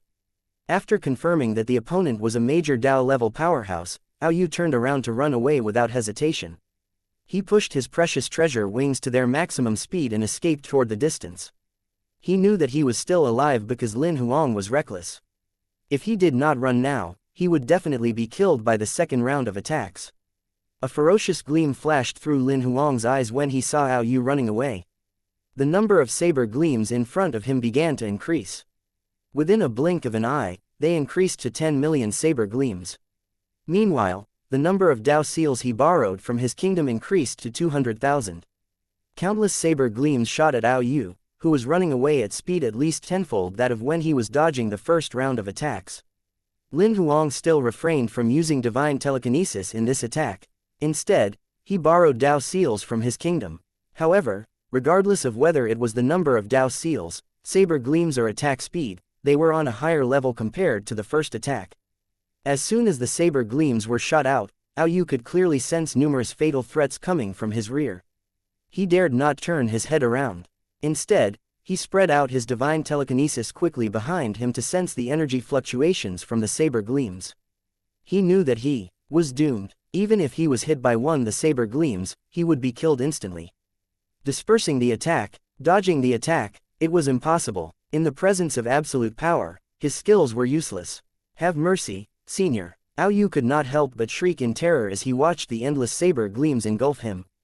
The only way to survive now was if the opponent showed mercy. Naturally, Lin Huang would not show sympathy. He could only read his memories after killing him. Ao Yu's authority in the raiders might be higher than the two people from before. He might know more of the raiders' secrets. Right before Ao Yu was going to be swallowed up by the saber gleams, the endless saber gleams suddenly vanished completely, as if they had been engulfed by darkness. Almost at the same time, a figure appeared before Ao Yu. Chapter 1759. Red-haired lady. It was a lady whose red hair reached her waist. She had a cold expression on her face. Lin Huang could not help but frown under his golden mask. Naturally, he recognized this lady. Lu Fu had mentioned before that her name was Xia Bing. She was a rogue cultivator who had only joined Star Cluster during the past 100 or so years. The reason why Lin Huang had a distinct impression on her was that, among the 21 major Dao-level powerhouses who entered the Mystic territory this time, this lady's ability could definitely rank within the top 2. White Brow from the Longevity tribe and her were the only two people who he could sense a threat from. Now that Xia Bing had suddenly appeared here, he could not help but suspect that she was on the same side as Ao Yu. After all, she was from Star Cluster, while Ao Yu was from Infinite. Theoretically, they should not be in contact at all. However, now that Ao Yu was in danger, she was the first one to come to his rescue. It made Lin Huang suspect her identity. What are you doing? Xia Bing stared fixedly at Lin Huang. Her tone was cold. Just when Lin Huang was thinking about how to respond to that question before he could confirm her identity, Ao Yu answered instead. Senior Xia, there's a high chance that this person is the raider's spy. He put on a mask intentionally to hide his identity and then attacked me for no reason. If not for the fact that he's not using the battle techniques that he's proficient in, as he's worried about exposing his identity, he might have already killed me. As soon as Ao Yu said those words, the way Xia Bing looked at Lin Huang turned more and more unkind. What he said made Lin Huang even more confused about Xia Bing's identity. On one hand, if she was also a raider, what Ao Yu said was basically telling her that Lin Huang had discovered the raiders' plan and he was getting her to kill Lin Huang. On the other hand, if Xia Bing was not a raider, Yu was making him a scapegoat in an attempt to mislead her intentionally to generate conflict between him and Xia Bing. You can really distort the truth to suit your purpose. If you say that he's distorting the truth, I'll give you a chance to explain then, Xia Bing spoke while frowning. However, if I'm not happy with your explanation, I can only treat you as a spy and act accordingly. Don't give him a chance to defend himself. Yu instantly shouted as he stood aside. Xia Bing merely glanced at him and ignored him. In reality, before confirming her identity, Lin Huang was unwilling to fight her. It was not that he was worried that he would not be her match, but rather that he would have to expose his true ability if they really ended up fighting. He would most probably have to reveal his sword Dao and divine telekinesis techniques. Moreover, given their abilities, the energy fluctuations caused by the battle would definitely be felt even far away. It would definitely attract the probing of ill-intentioned people. Meanwhile, such probing would mean that there would be a high chance that the raiders would find him after the mystic territory exploration ended. Discovering the threat that his ability elevation speed posed, he was almost sure that the raiders would send powerhouses beyond Dao level to kill him as soon as they locked onto him. Lin Huang nodded anyway as hundreds of thoughts flashed through his mind. I chased after him because I saw him killing an infinite colleague with my very own eyes. I didn't attack him for no reason. Instead, I questioned him. I only attacked him after confirming that he's a spy that the raiders planted in Infinite. Nonsense. Don't believe him, Senior Xia. He's framing me because I exposed his identity, Yu retorted immediately. He soon pinpointed Lin Huang's weakness. If he's not a spy, why is he wearing a mask to conceal his aura, not daring to show his real face? Explain your mask, Xia Bing said. I wear a mask because I have some grudges with the raiders in the past. I think I'm most probably on their blacklist now. I don't want to be targeted by them again because of this exploration. They'll send individuals above Dao level to come after me, Lin Huang explained casually. I'm suspicious of your identity too, and I hope that you can explain yourself. How can a star cluster member like you get here so quickly when an infinite member is in danger? I have reason to suspect that you're his accomplice. Let me answer your question. Xia Bing slowed down her tone. My goal in entering the mystic territory this time is to investigate the raiders' plan. In order to prevent raiders from causing too much of a harm during this mission, I left an imprint on a couple of minor Dao-level powerhouses I targeted. I can sense them as soon as there's odd fluctuations in the odal in their bodies, as well as locate their coordinates. That's why I came here immediately as soon as something went wrong with him. Indeed, Lin Huang could not find any flaws in Xia Bing's explanation. Now, I have a question for the both of you. Xia Bing looked at Lin Huang and Yu as she spoke. What proof do you guys have to show that the other is a raider's spy? Clearly, she did not believe either Lin Huang or Yu entirely. Yu was stunned when he heard the question. He indeed did not have proof to show that Lin Huang was a spy. However, he was much more relaxed as he thought that Lin Huang also did not seem to have any proof that he was a spy as well. However, what Lin Huang said next made his heart race. If you want proof, I secretly recorded a video when I questioned him.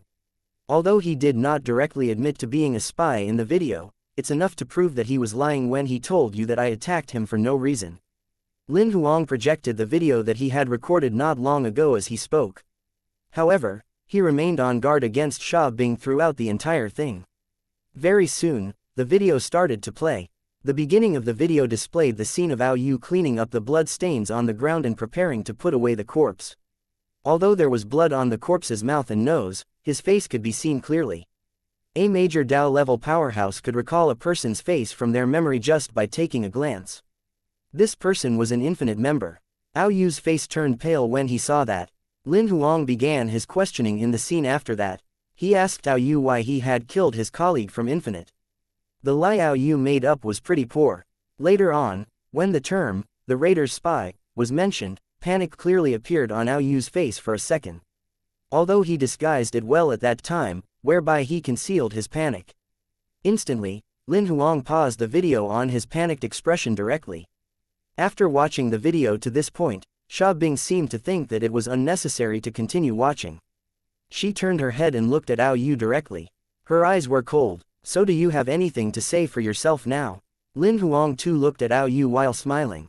I'd like to see how you are going to distort the truth again. Chapter 1760. Strange Lin Huang and Xia Bing took turns to read Ao Yu's memories. They killed him after confirming his identity as a raider's spy. Let me handle the corpse, Xia Bing suggested. To be honest, I don't trust you, Lin Huang said directly. Until now, you still can't prove that you're not a raider's spy. If I give the corpse to you, you might destroy it without a trace, causing future investigation to become even more difficult. If I'm really a raider's spy, there's no need for me to put up an act like this with a junior who has the potential to achieve major Dao level. I can totally silence you directly, Xia Bing said as she felt helpless. Lin Huang thought about it and realized Xia Bing did not seem to be aware of his true ability. After all, he had only used 200,000 Dao seals in the attack he targeted Ao Yu with. Meanwhile, the red-haired lady before him had mastered at least 800,000 Dao seals. Even among major Dao level powerhouses, she absolutely ranked at the top. She could totally silence him judging by the level of ability that he had revealed. Moreover, for a guy who is still unwilling to show his real face until now, it's considered great that I didn't suspect your identity. It doesn't matter whether I wear a mask or not.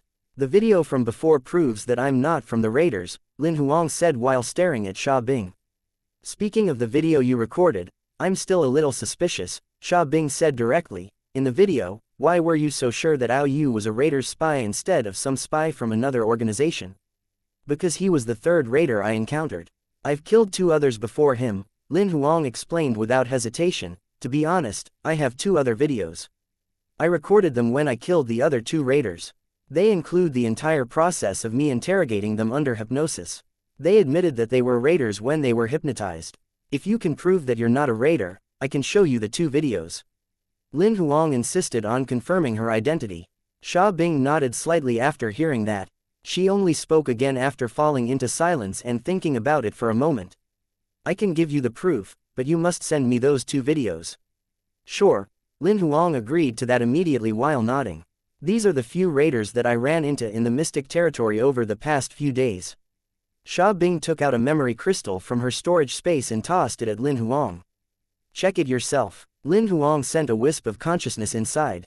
However, he kept his guard up against Xia Bing. After spending a couple of minutes looking through it, Lin Huang frowned lightly as he retrieved his consciousness. The memory crystal stored the images of 4 minor Dao level powerhouses. Without a doubt, the 4 of them were spies that the raiders had planted in the 7 organizations in the Eastern 8 zone. As I've left an imprint on those geniuses, I'll sense it as soon as something odd happens to them. Throughout these 10 days, my senses have activated 5 times in total. Apart from you chasing after Ao Yu this time, the other 4 times people were being chased after by the raiders too. Among those 4, I've only managed to save 3, and I failed to save 1 in time. However, I killed the 4 raiders, as well as read their memories. Did you already discover that something's off with the people among the explorers this time before coming into the mystic territory? Lin Huang's question was rather sharp. Xia Bing left imprints on some people in advance before entering the mystic territory. She had clearly foreseen that something would happen during the mystic territory exploration this time. That's right, Xia Bing nodded and continued to explain. Throughout these recent years, apart from the Eastern 8 zone, the frequency of mystic territories appearing in the entire universe has increased. Not only that, there are some zones that are fighting against each other due to the conflict that took place during the mystic territory exploration. A small number of people noticed that there were people quietly adding fuel to the flames, but no one could show any evidence. Throughout these recent 3 years, this is the 4th time we've had a mystic territory opening in the Eastern 8 zone. The previous 3 were the reappearance of mystic territories that had been explored before. As everyone has designated regions they're responsible for, nothing much happened throughout those 3 exploration quests. However, this time is slightly different, as this is an exploration of a brand new mystic territory. Almost all of the conflicts that occurred in the few regions happened during new explorations. Before the mystic territory opened this time, we speculated that there's a high chance that something would go wrong.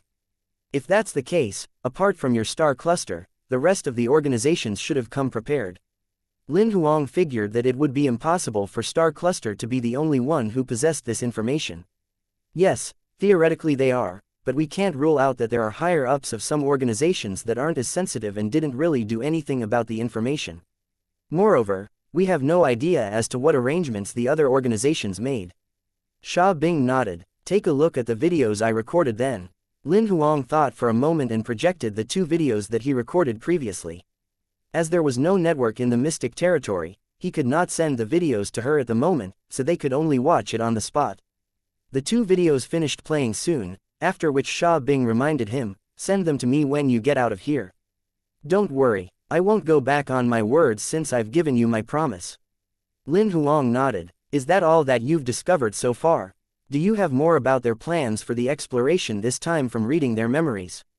Sha Bing continued asking. That's all I have. The content I obtained from reading their memories is basically identical to the information I managed to get from hypnotization. Feeling helpless, Lin Huang shook his head. Their authorization level is low. They don't know what the real plan is. Including Ao Yu, he doesn't know any more than what the other 2 knew. Ao Yu is already reaching the major Dao level. Therefore, I suspect that there are definitely major Dao level powerhouses among the Raiders' spies that are participating in the exploration this time. Lin Huang speculated. What about you? Did you find anything that's different from my discovery? Lin Huang continued asking. The 4 raiders I killed are at minor Dao level, and what they know is the same as the memories you retrieved. They don't know the full mission. But connecting the dots from the explorations in other zones, I suspect their main goal is to create conflicts by seizing opportunities during the exploration this time, breaking the 7 organizations in the Eastern 8 zone apart. Sha Bing informed him of her speculation. However, Lin Huang frowned lightly and voiced his opinion. I don't think it's that simple. They can totally achieve that by using more secrecy if their goal is purely to create conflict. They could have done it without leaving any traces like they did in the other zones. However, this time, we discovered the raiders' actions rather easily. To be honest, I thought it to be rather strange as well. Now that you've mentioned it, I suddenly feel that this isn't the same style as their previous interferences in the other zones. Sha Bing could not help but agree after hearing his words. Chapter 1761. Abyssal Zone. After exchanging information, Lin Huang and Sha Bing still did not come to an accurate conclusion despite spending some time discussing. They could only speculate that the raiders had a very clear goal of creating conflicts, seizing the exploration opportunity this time to stir up trouble. They wanted to break up the major organizations in the Eastern 8 zone. The 2 of them could not really figure out why their actions were so radical this time. So what do you plan to do next? Sha Bing asked. What else? I'll continue to hunt and conveniently kill raiders if I run into them, Lin Huang answered directly without even thinking about it. Do you want to team up with me to conduct a follow-up investigation? Sha Bing suddenly invited him. Lin Huang was momentarily stunned, after which he subsequently realized the reason why she invited him. Although there was a gap between his ability and Sha Bing's on the surface, no matter what, the combat strength he revealed indicated that he was a minor Dao level powerhouse who had mastered 200,000 Dao seals. Moreover, Sha Bing had confirmed that he had nothing to do with the raiders. Who would not be happy to have a major Dao level teammate? Nevertheless, Lin Huang rejected her directly without even giving it a thought. I've gotten used to working alone. Furthermore, given your ability, I'd only slow you down if we run into trouble. Naturally, he rejected her not because he had a lower level of ability, but because he thought that such an arrangement was inconvenient. If he teamed up with Sha Bing, she would be watching each and every movement of his. The risk of him exposing his identity would undoubtedly be higher. Even though he had confirmed that she was not one of the raiders, he did not know too much about her. He was unwilling to expose his true identity and ability to her. I thought that the efficiency of the investigation would be higher if there was one more person. Indeed, I didn't take what you said into consideration. Sha Bing agreed to what Lin Huang said after giving it some careful thought. Let's work separately then. You can contact me if you run into any trouble. Sha Bing took out a jade charm that was the size of a thumb and handed it to Lin Huang as she spoke. This is a voice transmission charm that I made. You can leave a message by using your divine telekinesis on it. Thanks. Lin Huang took the jade charm and probed it with divine telekinesis right in front of her. He only put it away after making sure that nothing was wrong with it. Sha Bing did not say much when she saw that. On the contrary, she did not find his actions strange at all. After all, even if Lin Huang had confirmed that she was not a raider's spy, he did not let his guard down and remove his mask. All right then, bye, Sha Bing said with a smile. I hope when I see you again, you'll have your mask removed. Lin Huang understood the underlying meaning behind her blessing. I hope that you'll still be alive when I see you again. Not only that, I hope that you will have solved your crisis by then and no longer need to hide your identity. Thanks. Lin Huang nodded lightly. He added a few words when he saw Xia Bing was getting up to leave. You can contact me too if you encounter something that you can't solve in the future. Xia Bing smiled, but responded anyway, I'll remember what you said. She vanished as soon as she was done speaking. Lin Huang knew that she definitely did not take his final words seriously. After all, it would be a long journey for one to get from mastering 200,000 Dao seals to 800,000 Dao seals. It was not a gap that one could catch up to within a short period of time. Under normal circumstances, no matter how talented a person was, one would spend at least tens of years to consolidate a single Dao seal. The gap of hundreds of thousands of Dao seals would require at least millions of years or even tens of millions of years to catch up. Naturally, Lin Huang did not care about what Xia Bing thought. No matter what, he had already said what he should. He did not stay where he was after watching Xia Bing leave. Instead, he went back into hunting mode immediately and began a new round of hunting. Over the next 2 days, Lin Huang killed over 3,000 monsters that had mastered 60,000 to 80,000 Dao seals. He killed all the monsters that had mastered more than 60,000 Dao seals before heading off to the next zone. It was a bottomless abyss deep in the mountain range. Lin Huang could sense the auras of many major Dao-level monsters clearly as he stood at the entrance of the abyss. This should be the core zone of the entire mystic territory, the Abyssal Zone. Most of the major Dao-level powerhouses like Xia Bing should have been teleported here directly when they entered the mystic territory. Lin Huang did not hesitate at all, leaping inside instantly. Very soon, he landed in the first level of the Abyssal Zone. The first level was the shallowest. Most of the monsters distributed here were minor Dao-level monsters that had mastered more than 80,000 Dao seals, and there were also a small number of major Dao-level monsters around. However, basically all of them had just been elevated not too long ago. The gods' figurines' combat souls were completely useless in such a place. Lin Huang could only depend on himself. Even if 10 gods' figurines' combat souls with 30,000 Dao seals were to attack together, any of the monsters here would kill them instantly. As Lin Huang stepped into the Abyssal Zone, he sensed a strange energy field in here that could cause a certain level of encumbrance and suppression on one's physical body and God's soul. Although it would not seal one's divine telekinesis completely like in the foggy area, he could sense clearly that his divine telekinesis, probing distance, had been reduced significantly. He even suspected that if a minor Dao-level powerhouse came here, they might be able to visually see further than their divine telekinesis could extend. Nevertheless, that made sense to Lin Huang. He had used his probing technique in a place like that foggy area, in which divine telekinesis was sealed completely, and managed to hunt as he pleased, so this place would be no different. Without hesitation, he activated the long-distance ocular skill again and soon gained a rough understanding of the hundreds of thousands kilometers surrounding him. The first level of the Abyssal Zone was much vaster than he expected. He had yet to probe to the very end of the place despite probing a radius of hundreds of thousands kilometers. Not only that, the number of monsters were much more plentiful than what he speculated. Lin Huang found thousands of monsters within his probing range using the long-distance ocular skill that had just been activated. Most of them were at minor Dao level with 80,000 to 100,000 Dao seals. There were also 2 at major Dao level that had just been elevated not too long ago. They had less than 120,000 Dao seals. He also discovered 3 explorers. They were minor Dao level powerhouses who had mastered more than 80,000 Dao seals. There was even one person that he was familiar with, He Nanji from Royal. Lin Huang was not surprised to see old He. Before entering the mystic territory, he had sensed He Nanji's ability. He had mastered approximately 95,000 Dao seals. It made sense that he was teleported here. Although he did not have any ill feelings toward his colleague old He marked him just like how he did the other 2 explorers, with the ocular skill, observing their movements at all times. After all, he could not completely rule out the possibility that He Nanji was a raider's spy. After leaving ocular skill marks on the 3 of them quietly, Lin Huang officially began a new round of hunting. Chapter 1762. Wang Xuanen's last chance. Time flew by and another 3 days passed. Only half of the 30-day exploration period remained. Lin Huang spent 3 days exploring the entire first level of the Abyssal Zone. He killed over 3,000 monsters. In reality, he was not focused on hunting monsters this time. Instead, he was focused more on probing explorers.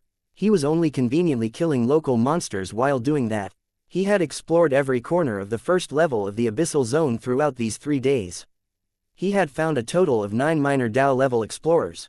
They were basically the leaders of most of the minor Dao level powerhouses. Initially, Lin Huang thought that Old Wang from Royal would be on this level too. However, he did not find him throughout his period of exploration. Although he was not sure if they were skilled at concealing themselves or that none of those 9 were the raiders' spies, Lin Huang thought it was unnecessary for him to continue wasting time here after the fruitless 3-day observation period. Before dawn on the 4th day, he headed over to the second level of the Abyssal Zone. As soon as he entered, he activated his long-distance ocular skill again and probed his surroundings. The result was similar to what he expected.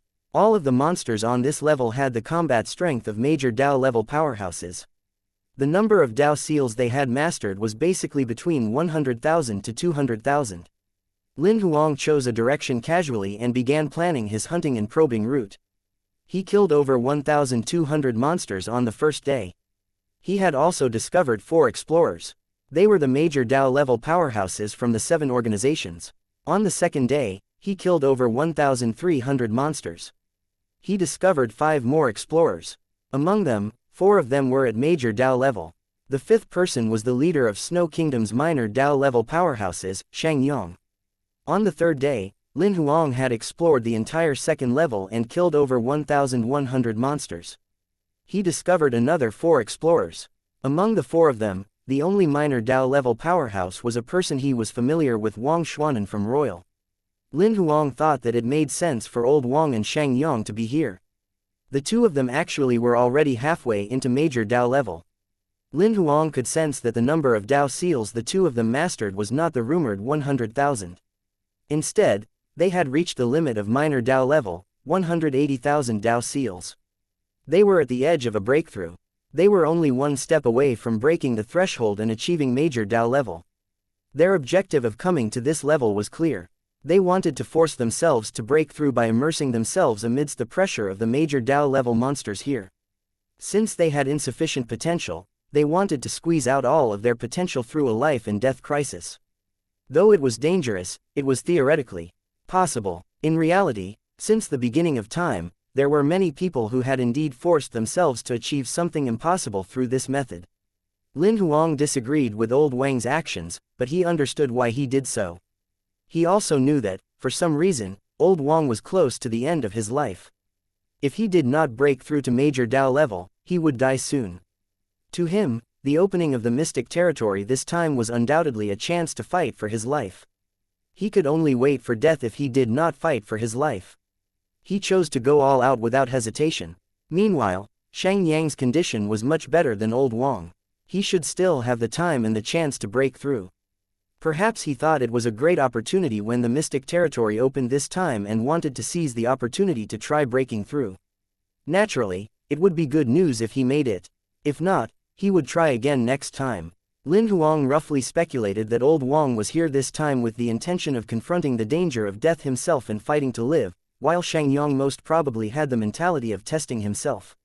He admired their courage. However, Lin Huang did not exclude the 2 of them from his ocular skill marking this time. Instead, he marked all 13 explorers. 3 days soon passed by. None of the 13 did anything out of the ordinary.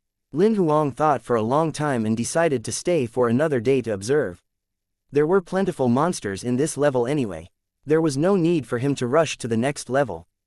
Throughout these 3 days, he focused more on Old Wang. It was not that he suspected that something was going on with him, but rather that he was the clumsiest among the 13 explorers. Throughout the 3 days, Old Wang challenged over 10 monsters, but failed to kill all of them. Lin Huang could tell that he specialized in ocular skills. Compared to that, his close combat ability and long-distance attack ability were really mediocre. Lin Huang became nervous whenever he watched. His ocular skill was indeed powerful. He could even temporarily control monsters that had just been elevated to major Dao level to make them fall into an illusion when he was only at minor Dao level. The thing was that the strength of his god soul was insufficient. Each control attempt could only last for a short moment. His ocular skill attack could wound major Dao level monsters too. However, due to the restriction of the strength of his god's soul, the harm done to those monsters was rather minimal. This caused the major Dao level monsters that he challenged to struggle free of his illusion in the end and chase after him. Fortunately, he could use his illusion to control those monsters again and escape in one piece. His ocular skill inheritance is actually pretty powerful. It's a pity that it's restricted due to his innate talent and potential, Lin Huang could not help but exclaim after observing him for 3 days. However, throughout these 3 days of observation, he now admired old Huang. This old man really would not give up. His hair would be disheveled from being chased after by monsters. Nevertheless, he would only catch his breath for a little bit after escaping and then begin his next search for prey instantly. He had powerful ocular skill probing ability that allowed him to accurately avoid all the monsters that had mastered over 120,000 Dao seals. He could also locate monsters with less than 120,000 Dao seals that were closest to him accurately. Even if he was being chased after by monsters, he always successfully controlled them in the end and escaped. Throughout these 3 days, Lin Huang could truly feel old Wang's desire to achieve major Dao level to prolong his life. At approximately 2 a.m. on the 4th day, Wang Xuanan locked onto a monster that was within his hunting parameters again. He adjusted his condition a little bit and headed over to the route that he had planned immediately. He was elated when he saw the monster with his ocular skill. It was an autarch. Autarchs were monsters with powerful physical bodies.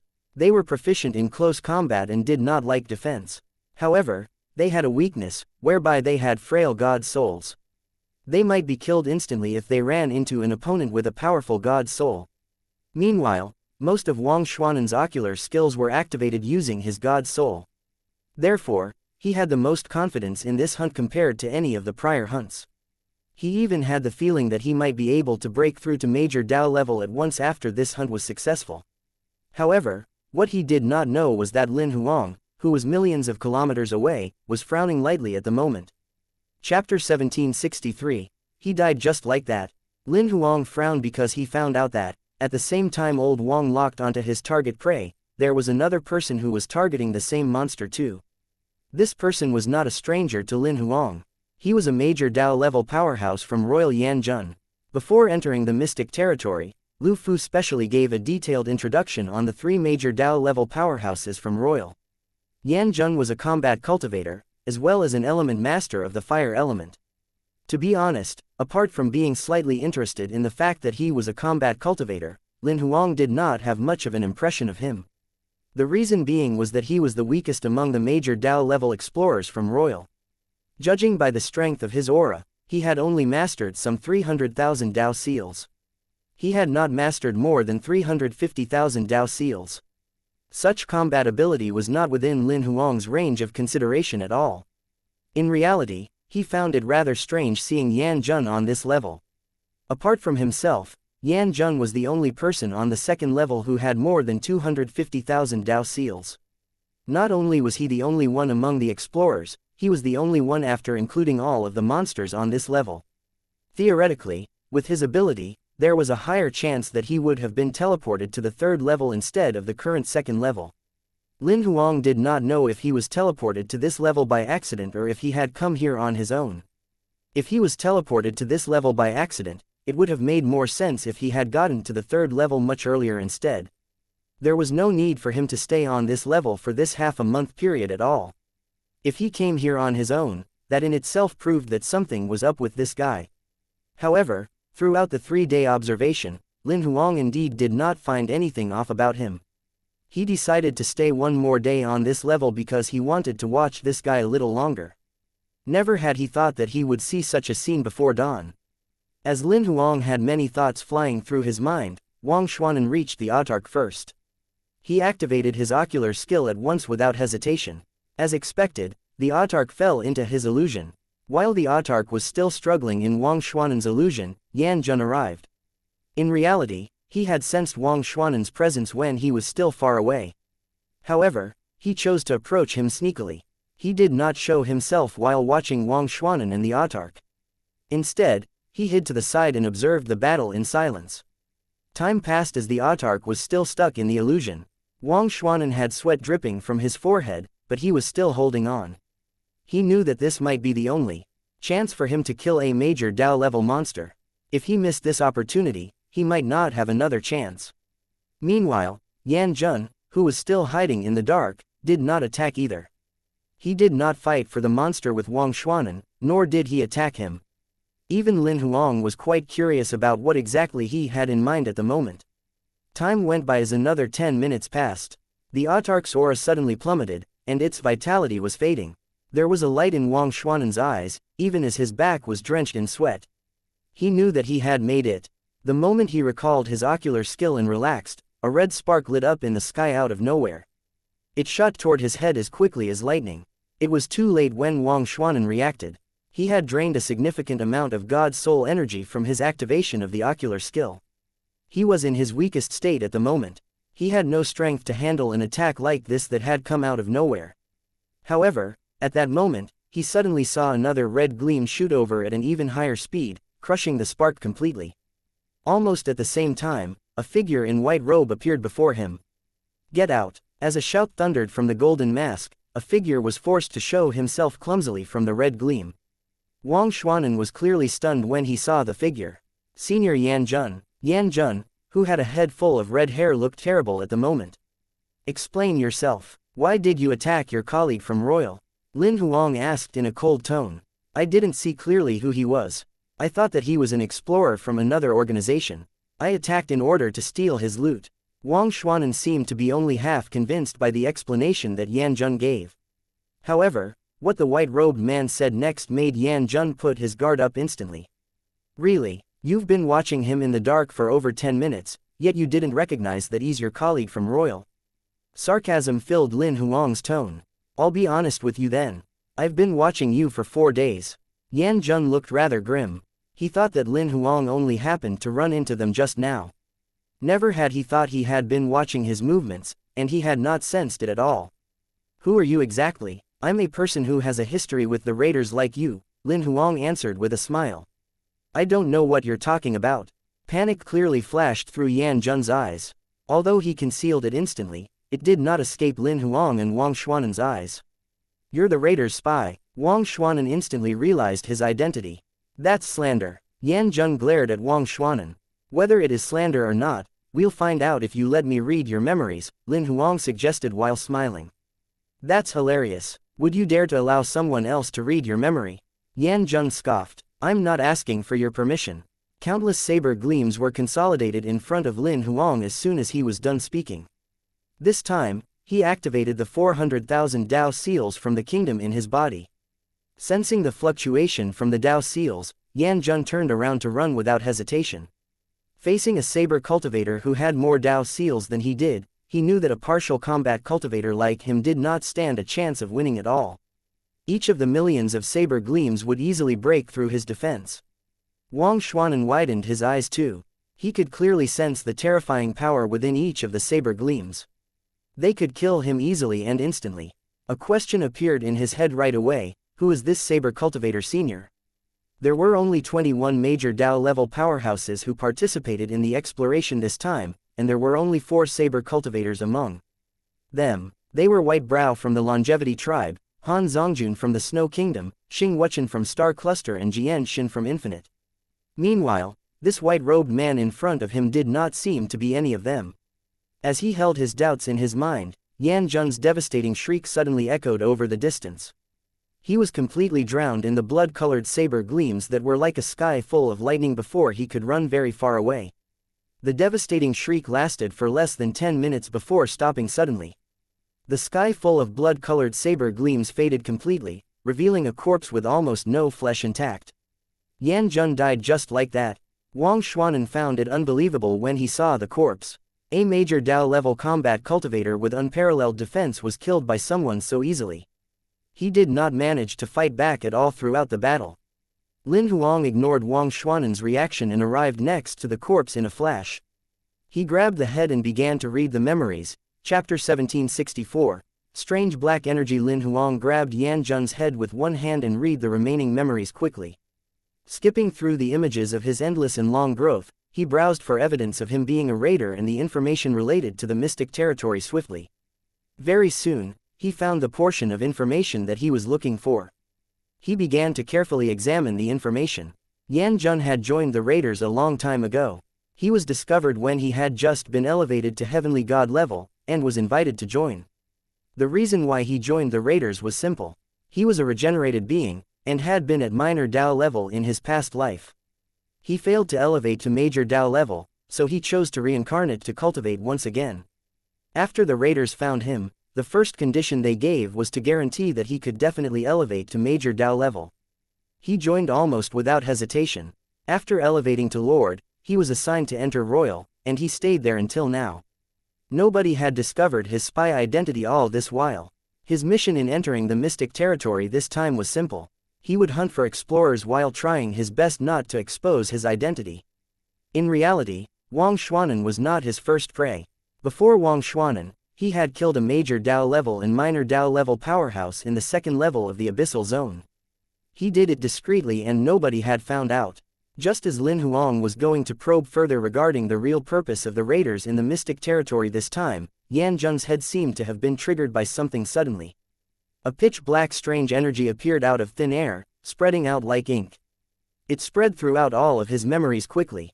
The memory images began to carbonize at a terrifying speed, and then collapsed. After destroying all of the memory images, the strange black energy even started to spread toward Lin Huang's God's soul energy through Yan Jun's memory images. Realizing something was off, Lin Huang removed his God's soul energy immediately. However, he was too late. His God's soul energy was tangled up by a strand of black thread shot out by the accelerated black energy. Within a blink of an eye, the black energy enveloped an area of his God's soul energy and began to crawl up, attempting to infest Lin Huang's entire God's soul. He could even clearly sense that, not only did the black energy come with strong corrosive ability, it contained powerful assimilation capabilities too. It could absorb the remaining odal left in Yan Jun's body and Lin Huang's God's soul energy to strengthen itself. Sending the abnormality, Lin Huang borrowed the Dao seals in his kingdom immediately in an attempt to chase it out. Of his body, he used 500,000 Dao seals at once to activate a vast amount of odalic force. However, he looked extremely terrible in the next second. The odalic force he borrowed from the kingdom merely reduced the momentum of the infection of the strange energy. However, as the assimilation continued, the ink-like black energy began to grow at a high speed, and had even begun to infect more odalic force. What exactly is this? Lin Huang could not help but exclaim secretly. After hesitating for a moment, he used his own Dao seals to activate odalic force. The Dao seals that were consolidated with millions of Dao tattoos clearly could not be compared to the Dao seals borrowed from the kingdom. As the odal was activated this time, the ink-like strange energy infection speed finally slowed down. It seemed to be suppressed actively. Lin Huang also realized that his odal could not be infected and assimilated by that black energy. The problem was, his odal could not do anything to the black energy as well. It could not chase it out of his body. The black energy seemed to have consciousness of its own. It was fighting with his odal. After the futile effort of struggling with the black energy by controlling his odalic force, he had finally activated the eternity fire in his body. A golden flame attacked the black energy swiftly. This time, the black energy finally began to show signs of being defeated. Although it was still absorbing energy slowly, the eternity fire was clearly its nemesis. It would dodge wherever the flame passed by. As Lin Huang's odal blocked its way, eternity fire finally engulfed the invading energy completely after some time. Lin Huang released a long exhale of breath. He retrieved his consciousness out of his body and realized that Yan Jun's corpse had turned into a pile of ash. He carefully recalled the information he retrieved from Yan Jun's memory at the very last moment. There seemed to be only two terms: Black Abyss and Sacrifice. Black Abyss, Sacrifice, without other corresponding information, Lin Huang was at a loss as to what those two terms meant exactly. After restraining himself from pointless overthinking, Lin Huang recalled that Wang Xuanan was still beside him. He turned his head to look at old Wang. There was clearly admiration in Wang Xuanan's eyes when he looked at him. Senior, Wang Xuanan was really clueless as he watched the white-robed man with a mask looking at him. He did not know what Lin Huang would do to him at all. In the outside world, merely a moment had passed as Lin Huang fought with the contaminated energy inside his body. However, Wang Xuanan had clearly sensed the 500,000 Dao seal power that he used, as well as the energy fluctuations from the Dao seals he activated later on. The first round of Dao seal power he borrowed from his kingdom had stunned Wang Xuanan, much less the energy fluctuations coming from the Dao seals he used later on. At the moment, Wang Xuanan had completely placed Lin Huang in the same category as White Brow. He even suspected that Lin Huang was householder White Brow. However, no matter who he suspected Lin Huang to be, he dared not call out Lin Huang's identity directly. After all, the senior disguised himself because he did not want to be recognized. Lin Huang was rather speechless when he heard Wang Xuanan calling him senior. This old man was so much older than he was. However, since he had exposed a portion of his ability in front of him, he could only accept him calling him senior. After nodding lightly at old Wang, Lin Huang suddenly thought he should know many things that he did not since he had been around the universe for years. He decided to ask after thinking about it for a moment, "Do you know what the Black Abyss is?" Wang Xuanan was stunned when he heard the question that had come out of nowhere. He thought for a while before shaking his head. "No idea, I've never heard of it. However, if you need the information, I can check for you after the exploration ends," Wang Xuanan continued to say, worried that he might offend the senior in front of him. "No need," Lin Huang waved. "Pretend I never asked." About Yan Jun.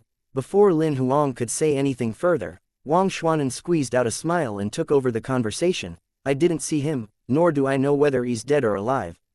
No, tell Royal that Yan Jun is a Raider's spy when you return. Get Royal to search for the remaining spies." Lin Huang shook his head and urged. "This humble one will do so." Wang Xuanan nodded immediately. "About Yan Jun's death, say it was a white-robed man who killed him." "Got it, this humble one will relay the message." Wang Xuanan bowed. When he lifted his head again, the white-robed man in front of him had vanished completely. Chapter 1765. What is Black Abyss? What is that strange black energy exactly? Lin Huang asked Eternity Fire. Eternity Fire conveyed its thoughts quickly. It's the abyssal energy a powerhouse left behind, an abyssal energy that's so active and has such powerful contamination ability hiding in a major Dao level powerhouse's body silently. I'm afraid only an entity that surpasses Dao level can do something like that, Lin Huang mumbled softly to himself. If not for his powerful Dao seals and the suppression from Eternity Fire, he would be infected and turned into an abyssal creature after struggling for 3 days at most. Sha Bing's face flashed through Lin Huang's mind as he thought up to this point. If that girl killed other major Dao level raiders and retrieved their memories like he did, she might end up in trouble as well. After hesitating for a moment, he took out the voice transmission charm Sha Bing gave him and left a voice transmission by inserting divine telekinesis into it. If you discover major Dao level raiders, don't read their memories rashly after you kill them. You'd trigger a strange energy that's incredibly infectious. It can turn a major Dao level cultivator into an abyssal creature. Got it, I haven't discovered any at the moment. Have you? Sha Bing replied almost immediately. Yan Jun from Royal, Lin Huang answered anyway after a moment of hesitation. Sha Bing's question was the reason why he hesitated. The reason being was that Yan Jun had mastered over 300,000 Dao seals. With the level of ability that he revealed to her, he was not Yan Jun's match at all. Sha Bing fell into silence for a moment, but soon sent over another message. You triggered that strange energy that you mentioned. Lin Huang fell into a long period of silence when he saw the reply. He guessed that Sha Bing had actually asked 3 questions when she sent that message. The first one, did you kill Yan Jun? The second one, did you read Yan Jun's memories? The third one, did you trigger the contamination of the strange energy? I did trigger it, but I wasn't infected. Lin Huang's answer was smart. It contained many different meanings as well. The first one, I killed Yan Jun. The second one, I read Yan Jun's memories. The third one, I triggered the strange energy, but I was not infected. Sha Bing fell into a moment of silence again. That's great. What did you obtain? She did not dwell on how Lin Huang had killed Yan Jun or how he had handled that contaminated energy. Lin Huang thought about it and decided to tell her. From his memories, I've verified his identity as a raider. I saw him killing a major Dao level and a minor Dao level explorer. However, I didn't obtain much information about their mission this time. I've only discovered that his authorization level was higher than Ao Yu and the rest, and he indeed knew their real objective for this trip into the mystic territory. Just as I was going to probe the objective, the strange energy was triggered. It destroyed all of the memory images in Yan Jun's head almost instantly, and it infected me through my God's soul energy. I've only retrieved 2 keywords in the end: Black Abyss and Sacrifice. Do you have any ideas regarding these two terms? Xia Bing only replied much later after reading through Lin Huang's messages carefully. I'm not too sure about the sacrifice portion, but regarding the black abyss, that's what we call the deepest part of the abyss.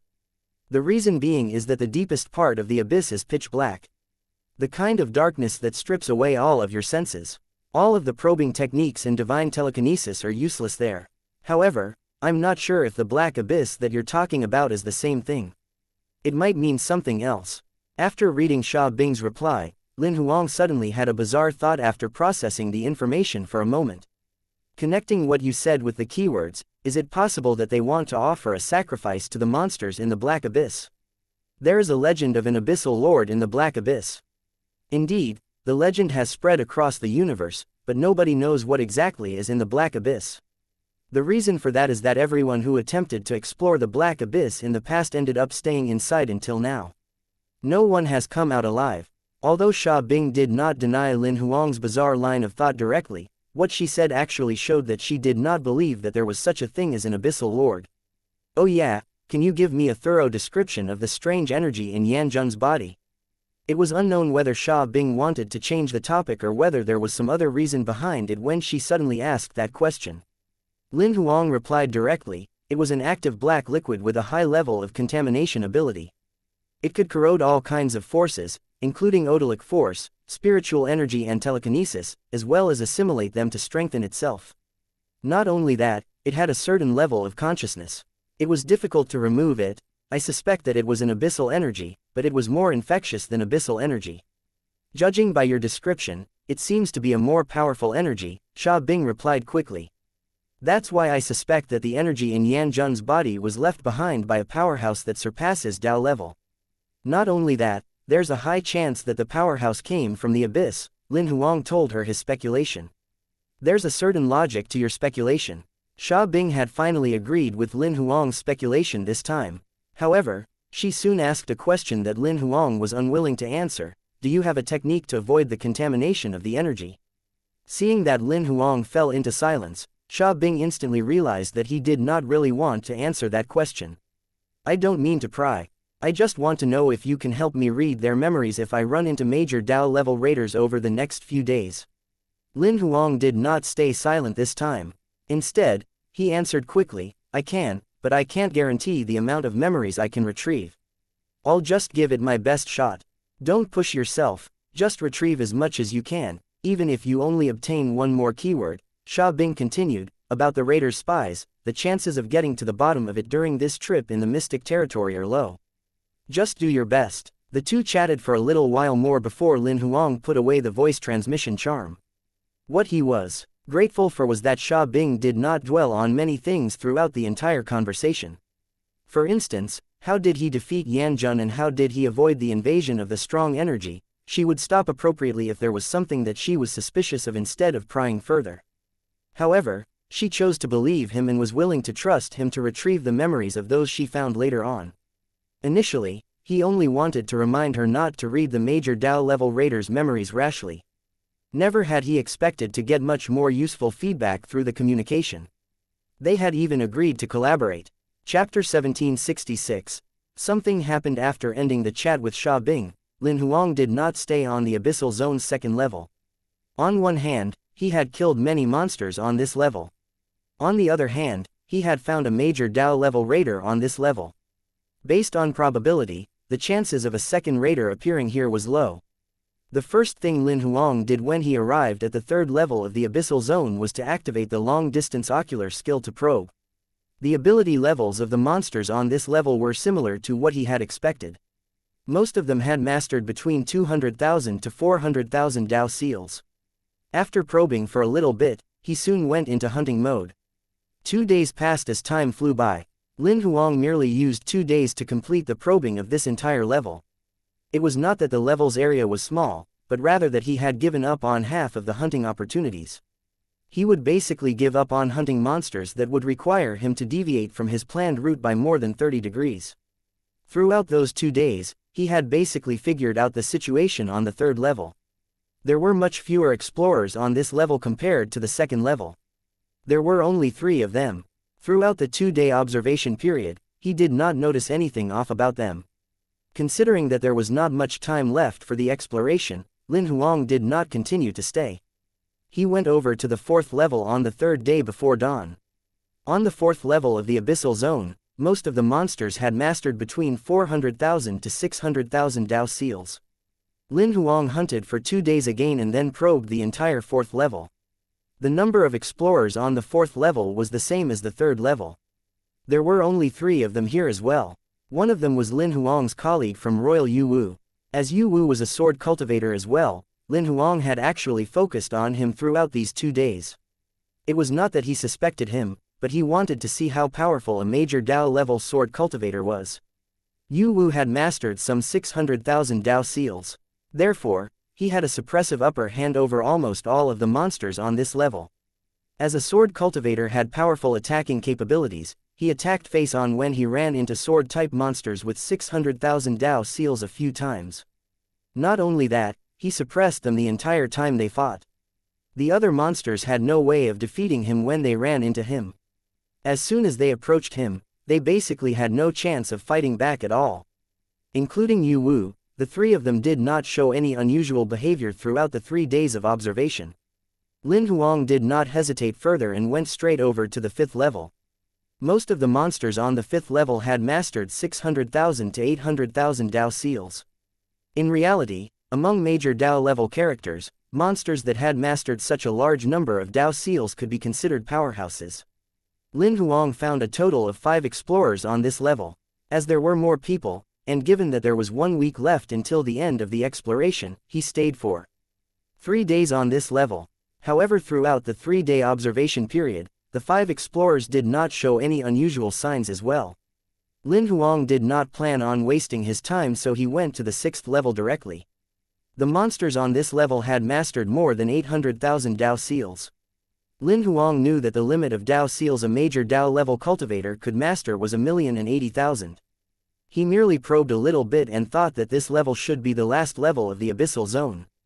The reason being was that he sensed a couple of monsters whose strength of aura had surpassed 1,080,000 Dao seals.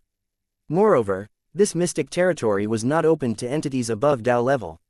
Therefore, it was quite impossible that local monsters that surpassed Dao level would exist here. However, throughout the 2 days of probing the entire 6th level, Lin Huang had only discovered 2 major Dao level explorers. One of them was a colleague from Royal Kai Yao. What made Lin Huang suspicious was that Sha Bing was not on this level. He could understand that, among the 21 major Dao level explorers, some of them might not have been teleported to the Abyssal Zone. However, he knew that Sha Bing was teleported here since the beginning.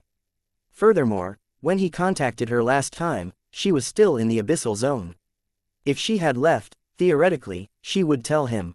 After all, they had agreed to work together. However, Lin Huang strolled through the entire 6th level over the past 2 days, yet no trace of Sha Bing was found. Don't tell me something happened. Lin Huang frowned as he took out the voice transmission charm. He left a message by inserting divine telekinesis into it. Where are you? Lin Huang stood where he was and waited patiently after sending the message. However, 1 minute, 2 minutes, 5 minutes, 10 minutes, over an hour passed by, but he did not get a reply. Did something really happen? Lin Huang's heart sank gradually. The voice transmission charm would vibrate every time it received a message. It would vibrate even if it was kept in the storage space. When there was motion in the storage space, the carrier would sense it instantly. Therefore, theoretically, it was quite impossible for Sha Bing not to see the message he had sent. Judging by Sha Bing's reply speed, she would reply after 3 minutes at most. She would even reply instantly most of the time. However, there was no response after an hour. Clearly, something was off. 2 possibilities flashed through Lin Huang's head. One was that Sha Bing was killed. The other one was that for some reason she did not see the message on the voice transmission charm. No matter which possibility it was bad news. Lin Huang soon made a hypothesis regarding the 2 possibilities. When he was considering the first possibility, a figure appeared in his mind, householder White Brow from the Longevity tribe. Before entering the mystic territory, among the 21 major Dao level powerhouses, Lin Huang only had a deep impression of 2 people. One was Sha Bing, while the other was householder White Brow. The reason being was that the 2 of them mastered more than 1,000,000 Dao seals. They gave him a clear sense of threat. To him, among all of the explorers, Householder White Brow might be the only one who had the capability to fight Sha Bing. More importantly, Lin Huang indeed had not seen Householder White Brow in the abyssal zone. That made Householder White Brow even more suspicious. However, he did not rule out other suspects completely because of that. The reason for that was that perhaps some people managed to conceal their abilities or even avoid his senses. Lin Huang was eliminating names one after another in his head quickly. Excluding himself, there were only a total of 21 major Dao-level powerhouses who entered the mystic territory this time. Among them, 7 were on the 2nd level, 3 on the 3rd level, and also 3 each on the 4th and 5th level. There were a total of 16 people. He saw them in the abyssal zone, as well as observed them. The other one was killed by Yan Jun before he came into the abyssal zone. Theoretically, what happened to Sha Bing should have nothing to do with the 17th person. After eliminating the 17 people, the last 3 were suspicious.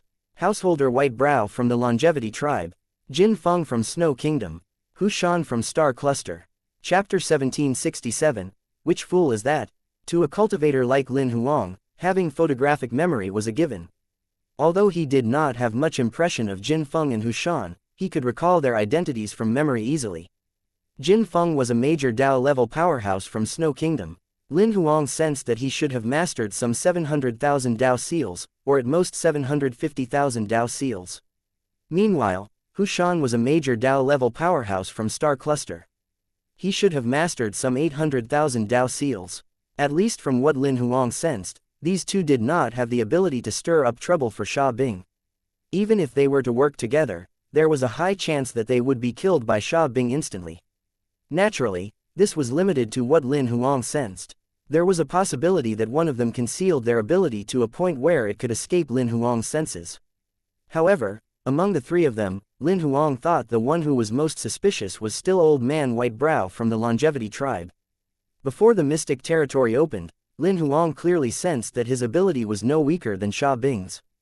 If she was really attacked by the raiders, Lin Huang thought that White Brow was the most likely suspect. Nevertheless, Lin Huang did not rule out other possibilities.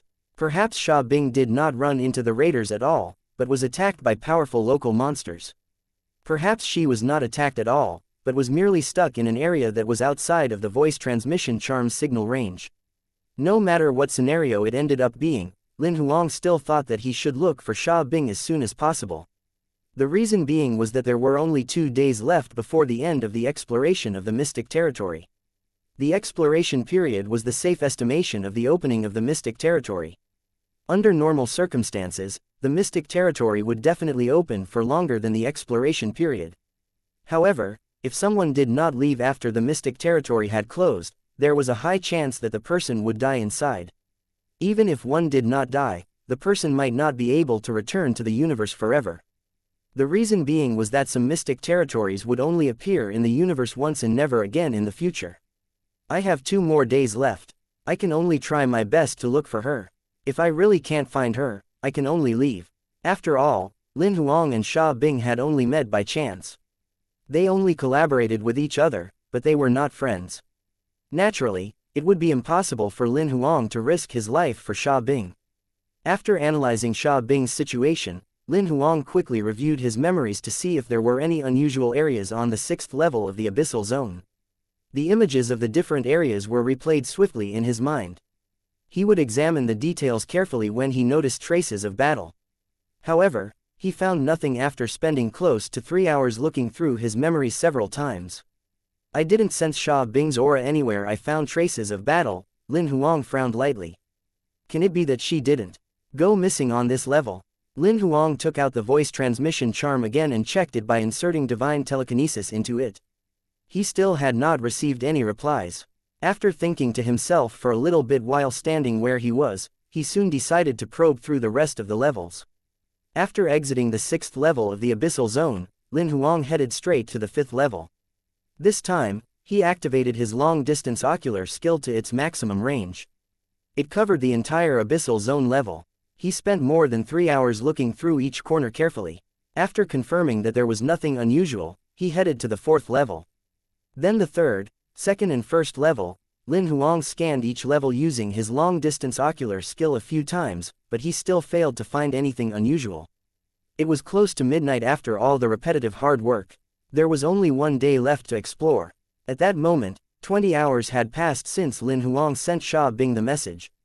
There was still nothing from the voice transmission charm. One day left. Lin Huang still did not want to give up. I definitely won't have enough time to probe other areas. I've already flipped through the entire abyssal zone, yet I didn't find anything. Suddenly, a thought flashed through his mind as he thought up to this point. Theoretically, it's impossible for my ocular skill to have missed out on anything. Is it possible that there's something hidden somewhere that the ocular skill can't probe? Lin Huang had a fresh perspective all of the sudden when he thought of that. He did not hesitate at all and spread out his divine telekinesis directly. Terrifying divine telekinesis radiated directly, scanning through the entire first level of the entire abyssal zone. At that moment, no secrets on the first level could escape his sight. This time, he probed the entire level carefully within 10 minutes. He then recalled his divine telekinesis and headed quickly to the second level's entrance. When Lin Huang arrived at the second level, he scanned through it with divine telekinesis again swiftly. After that, he rushed to the third level almost without stopping at all. Later, he went to the third, fourth and fifth level. Lin Huang scanned each level with his divine telekinesis one level after another. What he did not know was that almost everyone was shaking when the divine telekinesis with a strength that was close to the peak of major Dao level spread over their bodies. Judging by the strength of this divine telekinesis, this person has mastered at least 800,000 Dao seals. Who offended this person to the point that he's searching frantically using his divine telekinesis like this? I think someone's doomed when divine telekinesis of such strength has been released like this. Lin Huang used his divine telekinesis to scan from the first to the fifth level. However, he did not find anything. Without hesitation, he returned to the sixth level again directly. The monsters on the sixth level of the abyssal zone had mastered more than 800,000 Dao seals. Monsters with such levels of ability would not be scared of Lin Huang's divine telekinesis. He even knew that there was a high chance that the monsters on this level would locate him once he spread out his divine telekinesis. He only hesitated momentarily before releasing his divine telekinesis again.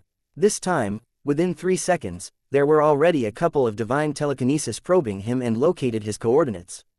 Lin Huang ignored that and summoned his kingdom to cover the surrounding hundreds of kilometers. It was not the maximum range of coverage of the kingdom, but it had been shrunk to only cover that range. Later on, he continued to release his divine telekinesis to probe areas that were further away. However, after less than a minute of doing so, he was greeted with a couple of uninvited guests. A couple of local monsters came over one after the other. They surrounded the area hundreds of kilometers outside the kingdom. They did not hide their auras at all. The one with the weakest aura had more than 850,000 Dao seals, while the most powerful one had close to 1,000,000 Dao seals. It was not only the local monsters who sensed Lin Huang's divine telekinesis, there were 2 explorers too. Kai Yao from Royal could not help but mumble out loud, "Which fool dares to spread out his divine telekinesis on this level?" Chapter 1768. All of you should stay on the 6th level of the abyssal zone. Lin Huang's action of scanning with his divine telekinesis was like a pebble being tossed into water. He exposed his coordinates instantly. As his divine telekinesis continued to spread far and wide, more and more local monsters located Lin Huang's coordinates using their own divine telekinesis. There were many that were coming toward Lin Huang one after the other. Within a minute, 7 monsters had arrived outside of his kingdom. These monsters naturally sensed that Lin Huang had activated his kingdom. They did not rush in rashly. Although judging by his aura, he was the weakest creature on the 6th level, who had merely mastered 800,000 Dao seals at most. All the monsters knew that he would have the upper hand in his kingdom. His ability might be multiplied inside it. Time continued passing. More and more monsters surrounded the area outside Lin Huang's kingdom. However, he ignored those monsters completely and continued to spread out his divine telekinesis, probing range to scan through the entire area. Such a state lasted for some 10 or so minutes. Close to 100 monsters had already gathered around. There were monsters trying to launch attacks from far outside the kingdom, but they were blocked by Lin Huang's telekinetic flying daggers. The stagnant state of affairs was finally broken when the first monster that had mastered over 1,000,000 Dao seals arrived. It was an abyssal monster with countless tentacles. Its entire body was like that of an irregularly shaped, blue-black rotten ball of meat with numerous dark purple spores on it that were enlarged many times. When its rotten aura arrived, the other monsters instinctively stayed far away from it, worried that they might accidentally be targeted. However, none of them dared to run away.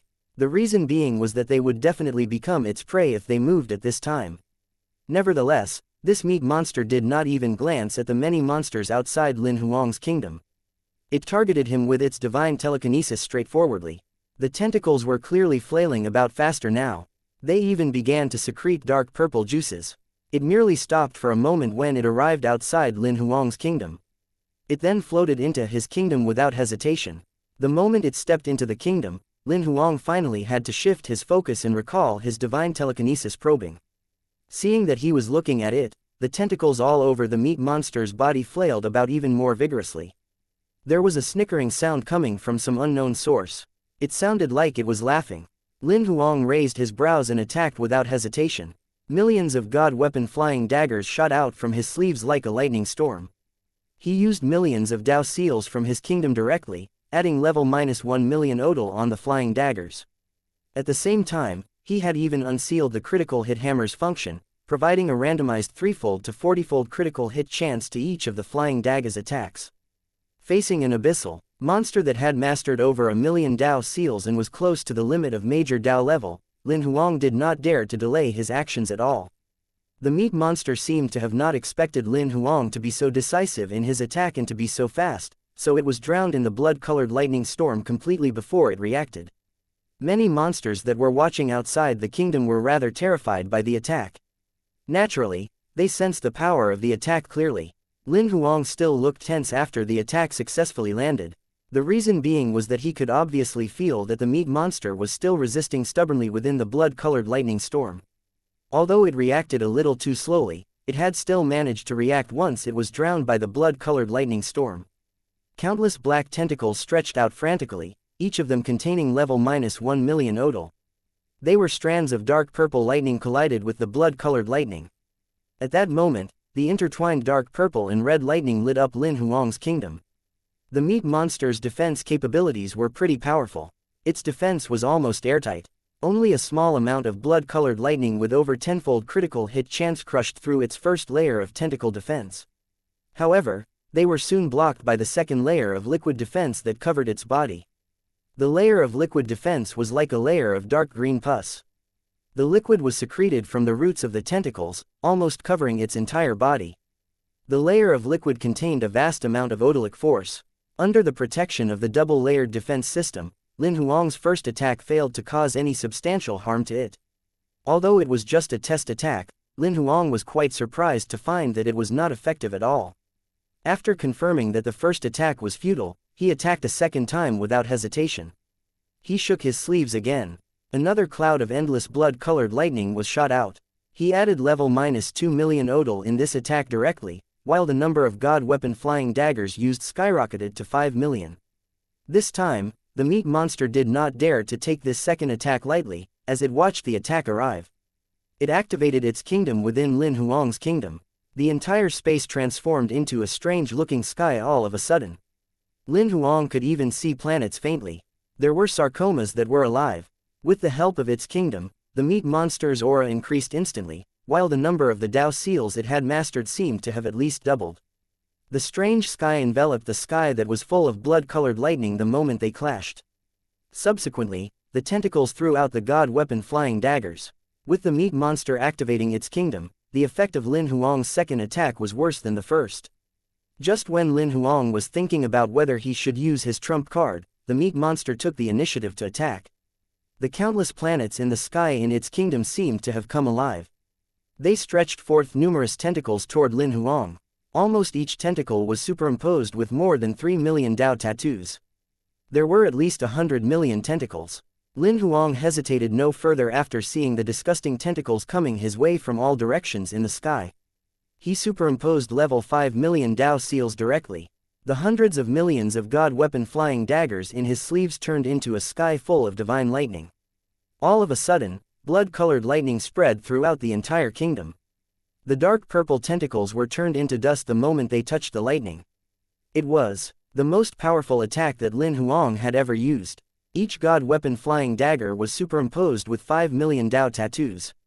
A casual hit would be enough to kill most major Dao level powerhouses. Although the meat monster was powerful, its tentacles were crushed without any suspense. Meanwhile, the layer of pus secreted by its body did not last too long as well before being destroyed completely, revealing its weak physical body within. Lin Huang's third critical attack only lasted less than 20 seconds. The meat monster's devastating shriek that came from somewhere unknown stopped abruptly, as its vitality faded away completely. Before its kingdom collapsed entirely, Lin Huang lifted his head and glanced at the many monsters that were still watching the battle from outside his kingdom. Many of them turned around quickly in an attempt to run away when they met his gaze. However, it was too late. Suddenly, Lin Huang's kingdom expanded and enveloped the thousands of kilometers of his surroundings directly. All of the monsters that were watching were caught inside. All of you should stay behind since you loved watching the show. Lin Huang could not help but grin when he saw that all of the monsters had been enveloped by his kingdom and that none were left out. Chapter 1769. Hidden Space. Within 3 minutes, Lin Huang had suppressed all of the monsters in his kingdom. He could borrow close to 8 million Dao seals from his kingdom, which was 100-fold of the Dao seals he had mastered himself. Even if the monsters fought with the help of their own kingdoms, it would only provide them a 2 to 3-fold boost at most. Almost none of them could use over 3 million Dao seals. With the addition of the critical hit effect from the critical hit hammer, the nearly 100 monsters or so were killed instantly before they could activate their kingdoms. There were only a small number of them who successfully activated their kingdoms, but they were also killed easily after a brief struggle as they had their odal exhausted by the god weapon flying daggers. Seeing the carcasses littered all over the ground, Lin Huang shrunk his kingdom directly and put away the nearly 100 or so carcasses in his kingdom. His harvest this time was undoubtedly great. Almost all of the nearly 100 or so monsters had mastered more than 800,000 Dao seals. There would only be more Dao seals that were hidden in their kingdoms. Lin Huang could almost foresee how many kingdoms he would be able to refine thanks to this, and how many Dao seals he would gain for his kingdom after leaving the mystic territory. However, he also knew that there might be other monsters coming over to challenge him later on. The reason being was that almost all the monsters on this entire level had watched the whole battle earlier using all sorts of probing techniques, including divine telekinesis. Initially, everyone expected that this battle would end with this explorer, who spread out his divine telekinesis so carelessly, being killed by the numerous monsters directly. However, the ending surprised everyone. The nearly 100 or so peak major Dao level monsters were killed within 3 minutes. Naturally, the 2 explorers witnessed it too. They were shocked. Kai Yao, who was from Royal, fell into deep thought for a long time. Who exactly is this white-robed man? He doesn't seem to be white brow. After settling this round of troublemakers, Lin Huang soon focused once again on his probing efforts with his divine telekinesis. He spread out his divine telekinesis further away, probing every detail on this level carefully. Some 10 minutes later, his divine telekinesis finally arrived at the fringes of the level. Suddenly, his eyes lit up, found it. Under the probing of his divine telekinesis, he found a hidden spatial fluctuation at the northern fringe of the level. It was a cliff that he had probed using his long-distance ocular skill before. He did not notice anything amiss when he examined it with the ocular skill previously. However, he had finally discovered the abnormality under the probing of his divine telekinesis. Although he was not sure if this place had anything to do with Sha Bing's disappearance, he planned to check it out. Very soon, Lin Huang appeared at the cliff. Seeing the tall cliff, he soon had his eyes locked onto a wall. He hovered and arrived in front of the wall. This was the place where his divine telekinesis had detected the abnormality. However, he still did not see anything strange despite observing it from less than 2 meters away. He pressed his palm onto the wall in a testing manner. As expected, his hand penetrated the wall directly. It felt as if his hand had fallen into quicksand. After giving it a thought, Lin Huang stepped into it. His eyes dimmed. A moment later, all of his senses were back to normal. Where is this? Lin Huang widened his eyes. It was clearly the cliff that he was on earlier, but the scene that he was looking at seemed to have turned black and white. Just as Lin Huang wanted to verify his suspicions of whether it was the virtual realm, he sensed strong battle fluctuations coming from the distance. The intensity of the energy fluctuations was definitely of the standard of top major Dao level powerhouses fighting. Is that Sha Bing? Lin Huang clearly sensed that one of the auras belonged to Sha Bing. He rushed over to the source of the energy fluctuations in a flash without even thinking about it. Some 10 minutes later, he finally made it to the area where the battle fluctuations were. The entire sky was almost fully covered in silver saber gleams and black icicles. It took Lin Huang some effort to finally see the situation clearly. Among the two in the battle, one was the Sha Bing he was looking for, while the other was White Brow from the Longevity tribe. Sha Bing was being faintly suppressed. Meanwhile, White Brow's state also seemed to be a little strange. He clearly looked much younger compared to before he came into the mystic territory. His silver hair was completely white now, while his initially white eyebrows had turned completely black as well. The two who were in the fight instantly sensed Lin Huang's appearance. "Why are you here? Get out now," Sha Bing said through voice transmission immediately. To her, Lin Huang did not have the ability to participate in this battle. His current appearance would totally hinder her instead of help her. However, he ignored her voice transmission. Countless god weapon flying daggers that were disguised as golden saber gleams shot out of his sleeves directly. There were tens of millions of them. Superimposed with level -800,000 odal, they were consolidated into a saber formation in the air instantly and charged at White Brow. He had borrowed the maximum number of Dao seals from his kingdom for this attack. It was the most powerful attack outside his kingdom under the premise of not using his actual Dao seals. The reason being was that he knew that the opponent was White Brow, who had mastered over 1,000,000 Dao seals. He had to take him seriously. White Brows teasingly said while smiling when he saw Lin Huang, "Hey, your lover is here." As soon as he was done speaking, the countless silver saber gleams swept toward Lin Huang's god weapon flying sabers. Loud noises continuously echoed in the air at the moment. Meanwhile, Lin Huang had found the chance to get close to Sha Bing with a flash. "What's going on?" Sha Bing was finally relieved a little bit when she saw Lin Huang's real ability. Although he could not fight White Brow head-on with his ability, he could provide support to her rather than slowing her down. "I found this space by accident a few days ago and thought I'd come in to investigate. Inside I saw White Brow sitting on an altar with a layer of black abyssal mist covering him. When he noticed my presence, he attacked me directly." Lin Huang had just noticed that there was indeed an altar not too far away. There were a few human-shaped mummified corpses on the altar. Lin Huang could faintly recognize that the two whose faces were facing up were Jin Feng from Snow Kingdom and Hu Shan from Star Cluster. The key word he read from Yan Zhen's head back then popped up: sacrifice. Connecting the dots that White Brow, who was in front of them now, clearly looked younger, he instantly understood the meaning of sacrifice. He had a rough hypothesis now. After absorbing that black mist, his appearance has obviously become younger. He doesn't seem to need to refine the black mist himself. Even while he's fighting with me, it's automatically absorbed and modifies his physical body and God's soul continuously. What Sha Bing said verified Lin Huang's hypothesis. Also, that altar is very strange. It seems to be absorbing energy from outside of this space. I can't destroy it. Chapter 1770. Sha Bing's trump card. Lin Huang had a rough understanding of the situation after hearing Sha Bing's explanation. He only began speaking after that. "Today is the last day of the exploration period. If we don't kill him, we might not be able to leave this space in time. We might be stuck here forever." He was only telling the truth by reminding her. In reality, he was not too worried about being trapped inside, as he had the Gate of All Realms. He could return to the universe any time he wanted. However, he did not want to expose this Goldfinger unless it was the last resort. "The time flow here is the same as the outside world," Sha Bing mumbled softly. "At least that's not bad news." In reality, she had been wanting to find out about the time flow in this space. She had finally found the answer she was looking for from Lin Huang. She had actually been counting the entire time. When she saw Lin Huang's appear, she knew that the exploration period outside had not ended, after which she was relieved.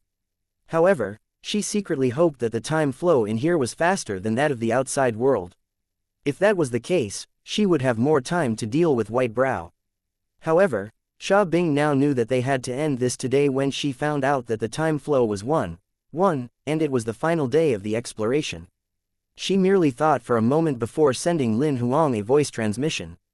"We don't have time to let this drag on. I can only use my trump card. However, promise me that you won't share this with anyone no matter what you see later."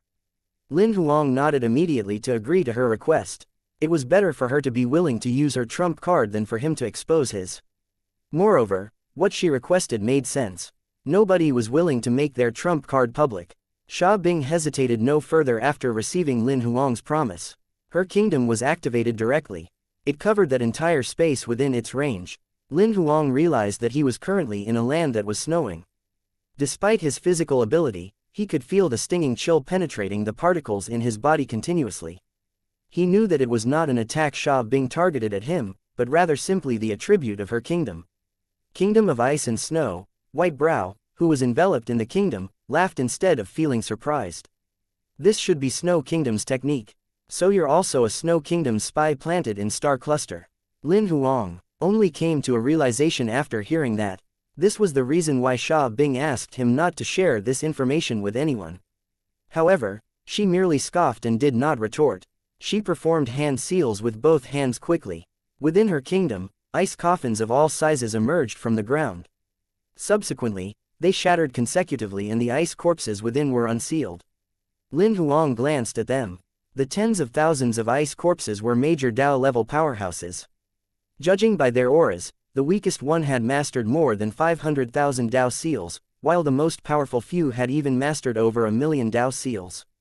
He was quite curious about how Xia Bing managed to obtain such a terrifying number and grade of ice corpses. White Brow squinted. Endless ice coffins, what's your relationship with the Ice Queen? Even Lin Huang became rather curious when he heard that question. He had heard of the Ice Queen. She was a legendary entity that surpassed Dao level, as well as Snow Kingdom's founder.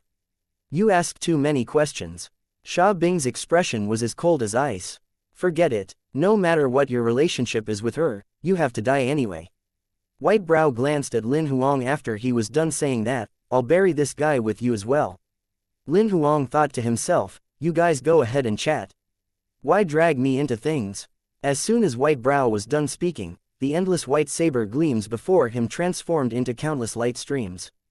They shot forth, sweeping toward the ice corpses. Almost instantly, the tens of thousands of ice corpses were drowned in the saber gleams entirely.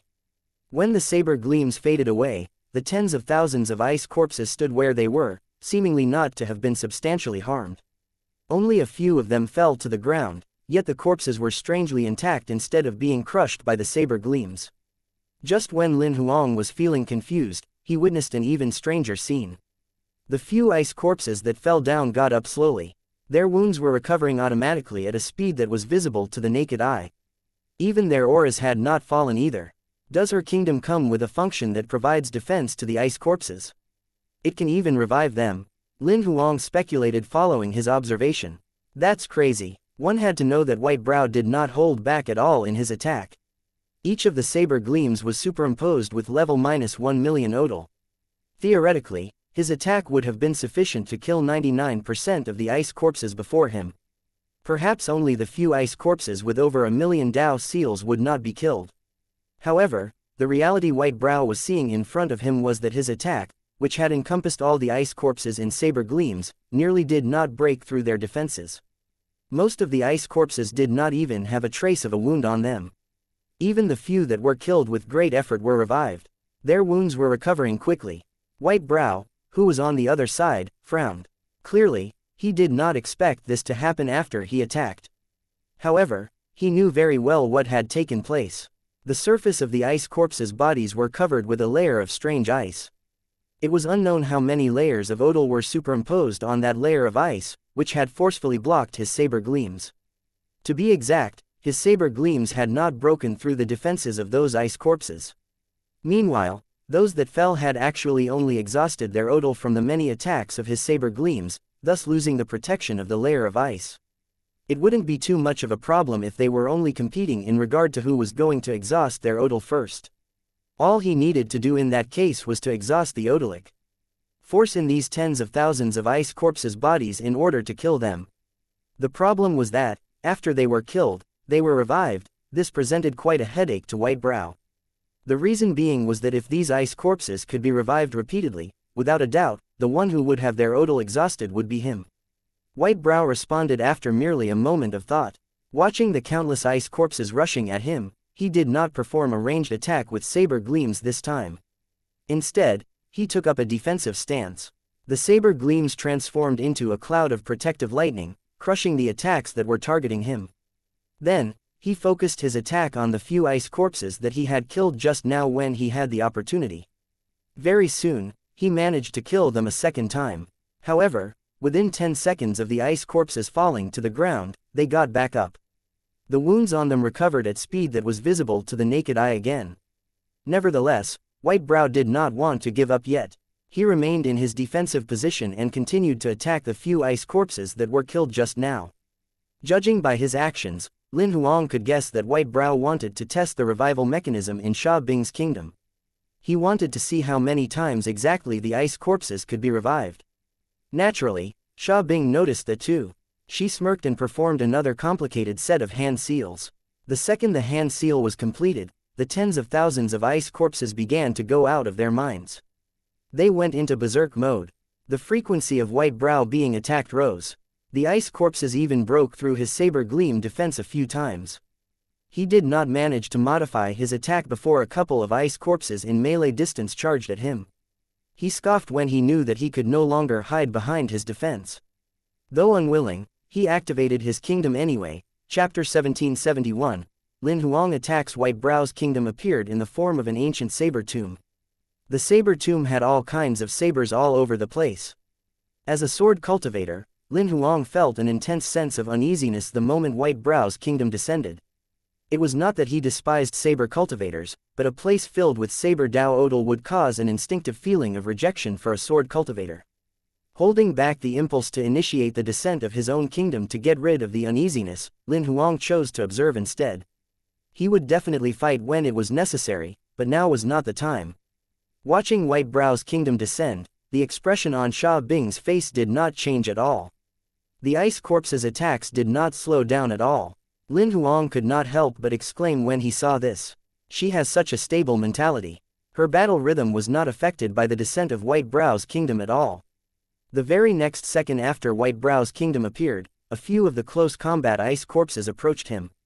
Whitebrow did not dare to delay his actions at all. When his kingdom appeared, a saber gleam was consolidated in front of him from thin air again. Just after the silver-white saber gleam finished consolidating, those few ice corpses attacked. However, this round of fierce attacks did not break through the saber gleam's defense like before. Lin Huang, who was watching the battle from a distance, could clearly sense that Whitebrow had borrowed a massive amount of Dao seals from his kingdom to consolidate this saber gleam. He had mastered over 1,000,000 Dao seals himself. However, the odal fluctuation coming from the saber gleam clearly indicated that it had been superimposed with over 2,000,000 odal. Without hesitation, Whitebrow retaliated after instantly resolving the threat, coming from those few close combat ice corpses. The defensive saber gleam shot forth as soon as it was done with its defensive duties. It targeted the heads of those few of the ice corpses. The few close combat ice corpses failed to dodge the attack. Their heads were pierced instantly. This time, Lin Huang finally managed to see it clearly. The instant the saber gleam touched the heads of those ice corpses, there was a layer of ice that began to form rapidly on their foreheads. However, the layers of ice did not have 2,000,000 Dao seals superimposed into them. Therefore, its defense was broken through by the saber gleam easily and pierced through. Lin Huang's eyes lit up as he watched the battle between the two. Clearly, Whitebrow and Sha Bing had yet to reveal their real trump cards. Although their kingdoms had descended, they kept their borrowing of Dao seals from their kingdoms under control. They did not borrow the maximum number of Dao seals for their trump cards. Whitebrow could not help but show joy on his face, seeing that his attack was successful. He immediately decided to consolidate more silver-white saber gleams that covered the sky to suppress the ice corpses. He wanted to kill those ice corpses before Sha Bing managed to adjust the defensive capabilities of the layers of ice. A torrent of silver saber gleams drowned the ice corpses instantly.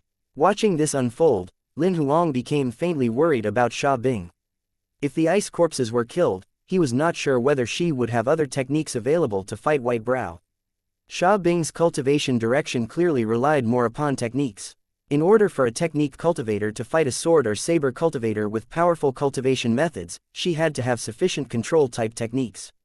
If she did not, there would not be any suspense in the result of the battle if the enemy approached her in close combat.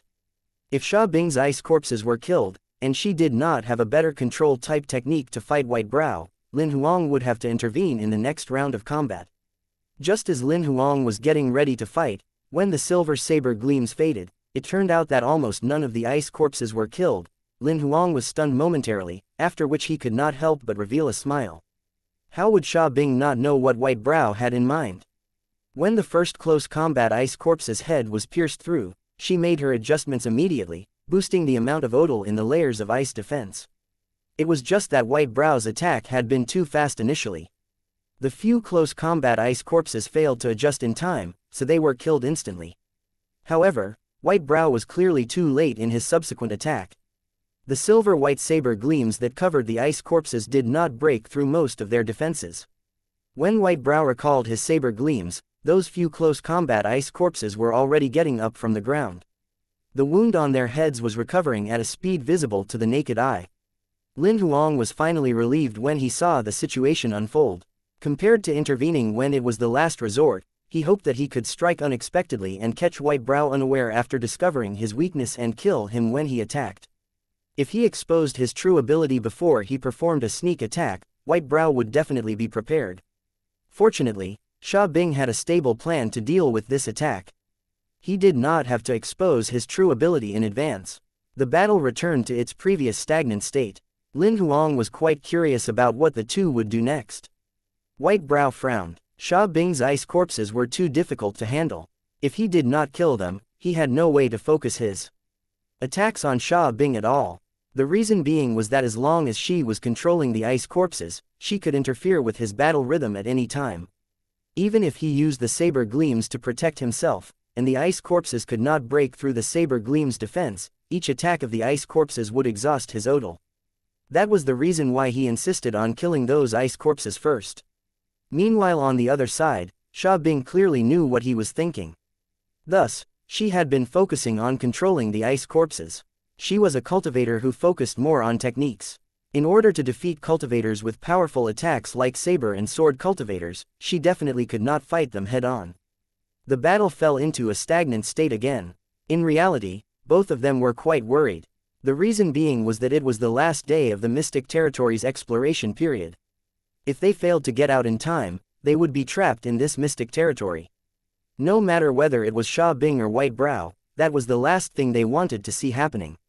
However, the current state of things tested the two's patience.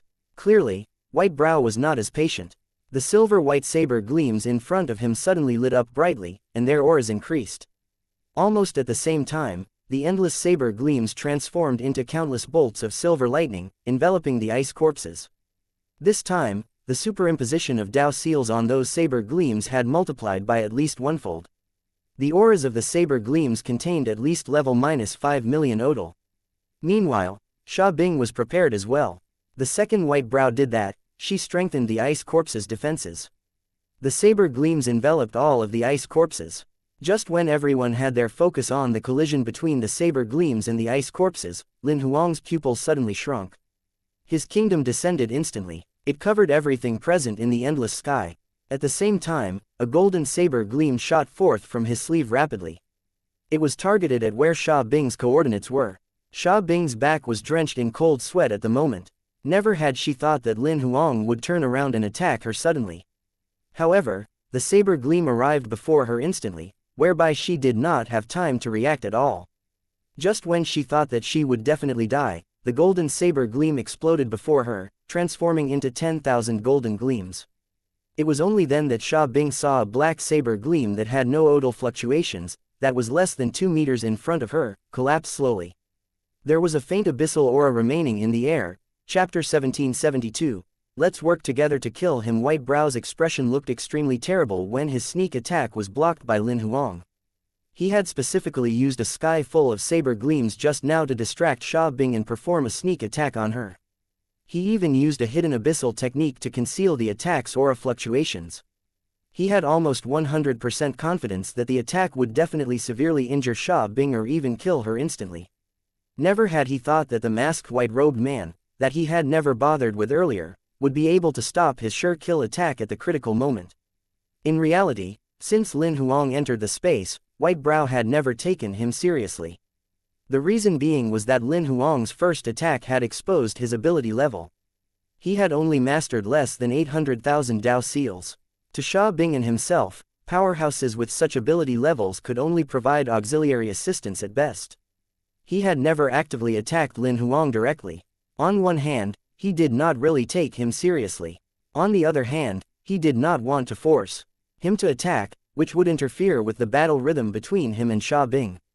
Never had he thought that the white-robed man before him had concealed his true ability.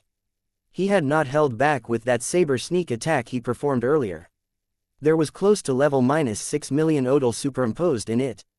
He was even sure that even if Xia Bing noticed it at the very last second, she would definitely be injured severely if she was to hastily defend against it. However, the attack that he had poured all of his strength into was casually stopped by that white-robed man with the unknown identity. "Who exactly are you?" White Brow could not help but yell out.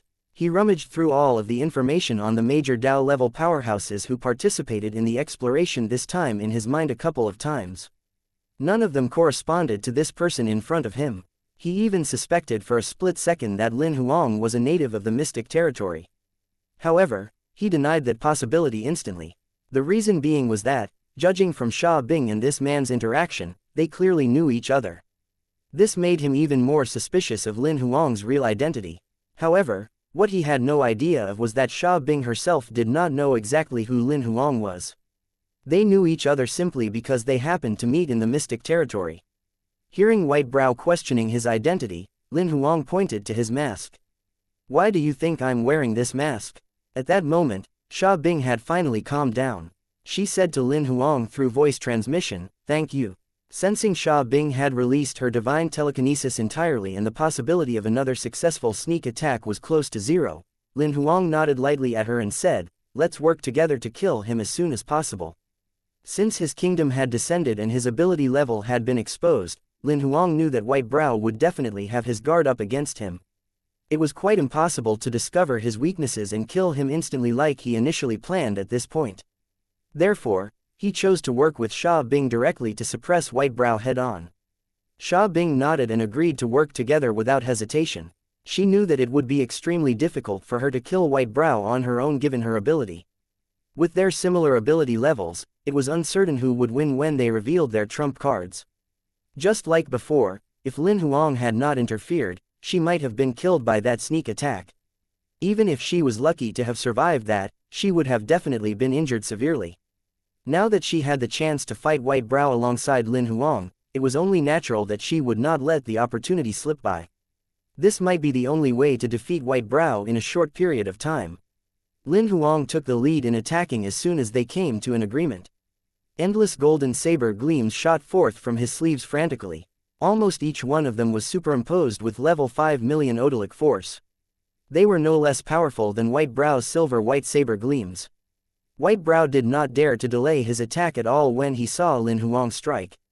The silver-white saber gleams that were attacking the ice corpses shifted like ocean waves. They shot forth toward the golden storm on Lin Huang's side. At the same time, more silver-white saber gleams were consolidated in front of White Brow. They joined in the fight with the golden storm immediately after. At that moment, the sky was filled with frantic collisions as the silver-white and gold storms converged. Endless golden and silver-white gleams exploded in the air.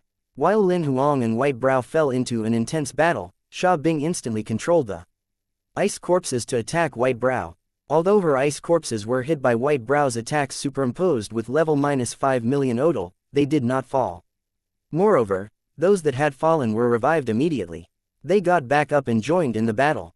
Despite the fact that White Brow had shifted his attention to Lin Huang, he did not dare to ignore Xia Bing at all. Countless protective saber gleams consolidated in front of his body. However, they were no longer attacking the ice corpses actively, but rather defending against the close combat ice corpses that were attacking and the other ice corpses' long-distance attacks. He knew that he could not kill these ice corpses within a short period of time, so he figured that he would go with a defensive strategy. The situation of the entire battlefield was completely different from before. Lin Huang, who was initially observing the battle, had become the main person attacking White Brow. Xia Bing, who was evenly matched with White Brow earlier, was now playing the role of an auxiliary assistant. However, Xia Bing was undoubtedly an outstanding auxiliary assistant. A battle bow appeared in her hand instantly when she realized that the ice corpses could not do anything to White Brow for the time being. She placed her jade-like fingers on the string, and an arrow made of crystal was condensed instantly. It was filled with Dao tattoos and dazzled with a white glow. The next second, the arrow left the bowstring. It turned into a comet streaking through the air, aimed at White Brow. Subsequently, the second and third arrows were shot forth consecutively. Within a split second, Sha Bing had released hundreds of arrows. Each of them was no less powerful than Lin Huang's flying sabers. White Brow had not expected Sha Bing to possess such a technique. Watching the incoming arrows, he did not dare to delay at all. He rapidly condensed more saber gleams to stop them. However, the moment the silver-white saber gleams collided with the white arrows, the arrows exploded directly. White Brow was stunned to see this strange scene. However, he was being forced to retreat by Lin Huang's flying sabers. He retreated frantically. The reason being was that, after the white arrows exploded, they transformed into white fog, enveloping White Brow like a spider web. Even his protective saber gleams were frozen when it came into contact with the passing white fog. White Brow's pupils shrunk slightly. He escaped immediately. The attack was no longer just merely frost Dao. Sha Bing's arrow attack contained the odalic effect of stopping time. He might be affected even if he came into contact with the white fog in the slightest bit. He might even be killed if he was stopped for a second during a battle with experts. Naturally, Lin Huang sensed the unusualness of Sha Bing's arrows right away. His eyes lit up at the same time. He performed a hand seal with both hands quickly and converted the Dao seals that were superimposed on the flying sabers into Dao seals that majored in space, time and seal. The countless flying sabers were no longer intended for attacking. They avoided head-on collisions with White Brow's saber gleams as much as they could. Instead, their main objective was to restrict and seal White Brow's movements instead. Lin Huang's change of battle strategy instantly made White Brow feel even more troubled. Chapter 1773. White Brow's trump card. Lin Huang and Sha Bing changed the pattern of the battle, after which they began to take control of the battle. In the air, there would be white arrow gleams intersected with the golden saber gleams. At this moment, White Brow was only able to defend and dodge the attacks forcefully. He knew that he would not only be hurt if he came in contact with any of the attacks, but also that his movements would be directly affected as well. He might slip into a fatal situation instantly if his movements stopped for even a second during such a high-level battle. He could only try his best to control the saber gleams to defend himself and dodge the remaining attacks carefully. He tried his best to avoid making any contact with the two's attacks. As he responded to the two's attacks, he was quickly thinking of a strategy to resolve his current predicament. Although defending and dodging might be enough to keep him alive against the two for now, he knew that he would definitely suffer a loss if this dragged on. The reason being was that he was alone. He definitely could not compete with the two in terms of the rate of odal exhaustion when the two of them were working together. Meanwhile, Lin Huang and Sha Bing were very patient. After attacking for a few rounds, they were gradually getting more and more in sync. Lin Huang's god weapon flying sabers transformed into a web that covered the sky, while Sha Bing's arrows transformed into ferocious beasts that chased after White Brow. The ferocious beasts went after their prey over and over again, forcing him to fall into the web of golden saber gleams. White Brow was not a pushover. He was like a slippery loach and always somehow managed to escape at critical moments. The stagnant situation lasted for over 10 minutes. Suddenly, Lin Huang performed a hand seal again to adjust the superimposed odalic force on the god weapons. He boosted a portion of his god weapons with speed-shifting Dao seals, while a portion of the god weapons were superimposed with Dao seals that allowed space warp and shadow warp. At the moment, the telekinetic flying sabers' trajectories became at least 10 times more complicated than before. They were either slow or fast, their trajectories were either visible or concealed. White Brow felt even more pressure now. Sha Bing, who was on the other side, also noticed the changes that Lin Huang had made. Her eyes rolled a little bit, and then the Dao seals that were superimposed on the arrows in her hand instantly changed as well. Each of the arrows was different now. The pressure on White Brow increased again. The changes performed by the two during this round of attack had undoubtedly brought White Brow a great deal of trouble. He had just adapted to their battle rhythm, but he had yet to reach the state where he could fight them at ease. The round of changes had messed up his rhythm directly. He was under great pressure once again. Lin Huang and Sha Bing did not give him any chance to catch a breath at all. Seeing that his rhythm was messed up, they immediately pressed their advantage and sent out even more attacks. This made White Brow fall into a panicked state. He was stretched thin. Within 10 seconds, he finally revealed a flaw. One of Lin Huang's space-flickering god weapon flying sabers penetrated the gap of the saber gleam's defense formation. Although White Brow dodged at the very last second, avoiding his chest from being pierced by that saber gleam, Xia Bing saw her opportunity. A white arrow nearby exploded instantly, accurately predicting and covering the location in which White Brow had dodged toward. Once he noticed that, he wanted to dodge by using teleportation again, but he was too late. A frosty fog had tainted his sleeve. The second his movements paused, the sky full of golden saber gleams and white arrows cascaded down upon his location. White Brow's pupils shrunk slightly. That 1 second of stagnancy had turned into his biggest flaw. It was too late to dodge, and it was too late to defend. However, he still had a trump card.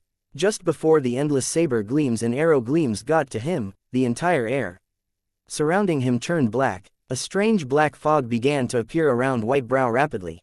At the same time the black fog rushed out of his body, his hair and brows that were initially turning black faded quickly.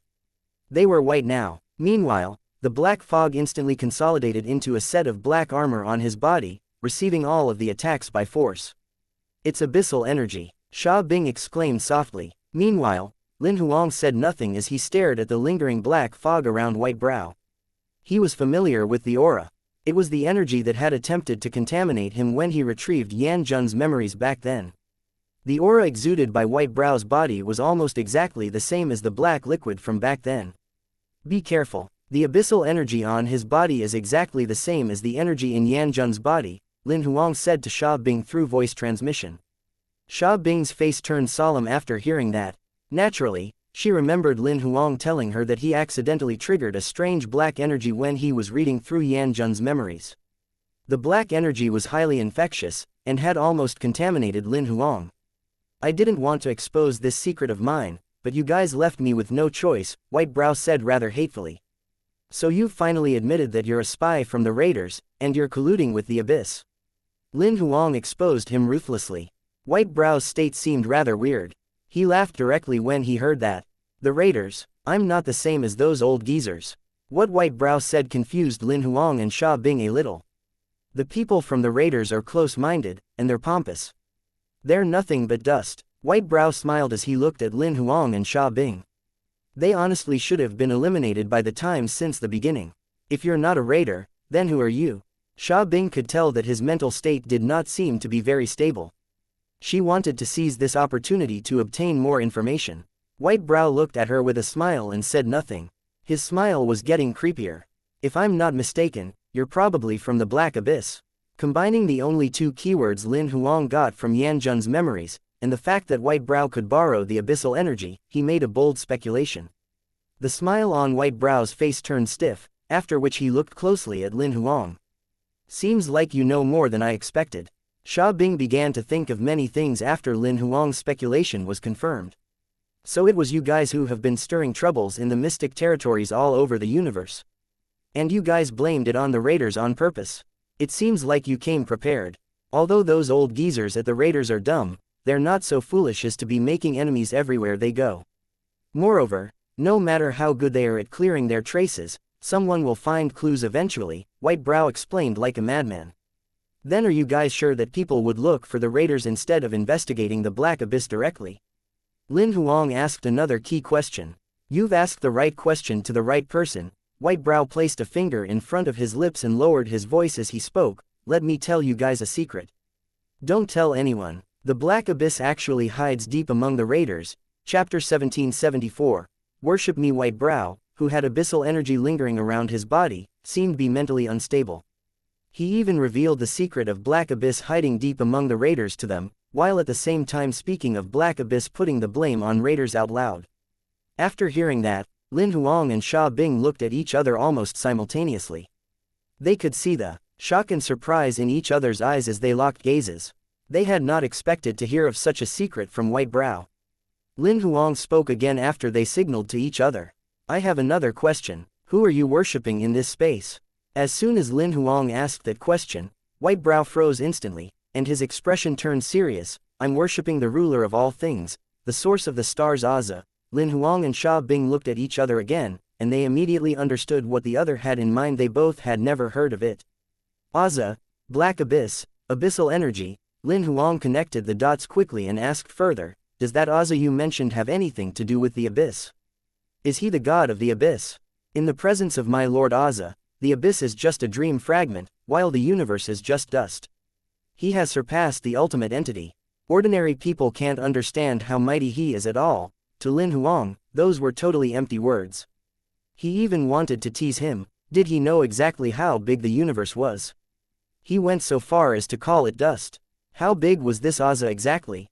At that moment, Sha Bing spoke, then why are you worshipping him in a place like this mystic territory? The mystic territory is the bubble of his dreamland. Bursting the bubble will accelerate his awakening. White Brow seemed to have stabilized his mental state a little as he spoke up to this point. He stopped talking immediately and looked at Lin Huang and Sha Bing fiercely. The two of you shouldn't know about these things. White Brow suddenly laughed hysterically as he spoke, but it's fine even if you do, since you both won't be alive after today, ha ha ha. At the same time, a vast amount of saber gleams consolidated in front of him. The saber gleams no longer exuded the silver-white color from before. Instead, there were clouds of black fog surrounding them. Not only that, the number was increasing. Within the blink of an eye, hundreds of millions of saber gleams had been consolidated. The strength of the auras that each saber gleam exuded had exceeded the superimposition of 8 million Dao seals. Sha Bing's face turned pale instantly. Those saber gleams, each bearing such intense power, were almost at the limit of what she could handle. Even if she was hit once, she would definitely be severely injured if not killed. Lin Huang looked serious. He knew that he could no longer hide his true ability any longer. Red gleams shot forth from his sleeves. In an instant, hundreds of millions of god weapon flying daggers had been consolidated. Sha Bing was slightly stunned when she saw his god weapon flying daggers. Confusion flashed across her eyes, but she soon looked away from Lin Huang, concealing the fact that she was stunned by him. Facing the pressure of White Brow's saber gleams, Lin Huang could no longer pretend to be a saber cultivator. The odalic force superimposed in those god weapon flying daggers had reached the maximum number of Dao seals that Lin Huang could borrow from his kingdom's 7,838,500 Dao seals. The critical hit hammer's limits of authority was released completely.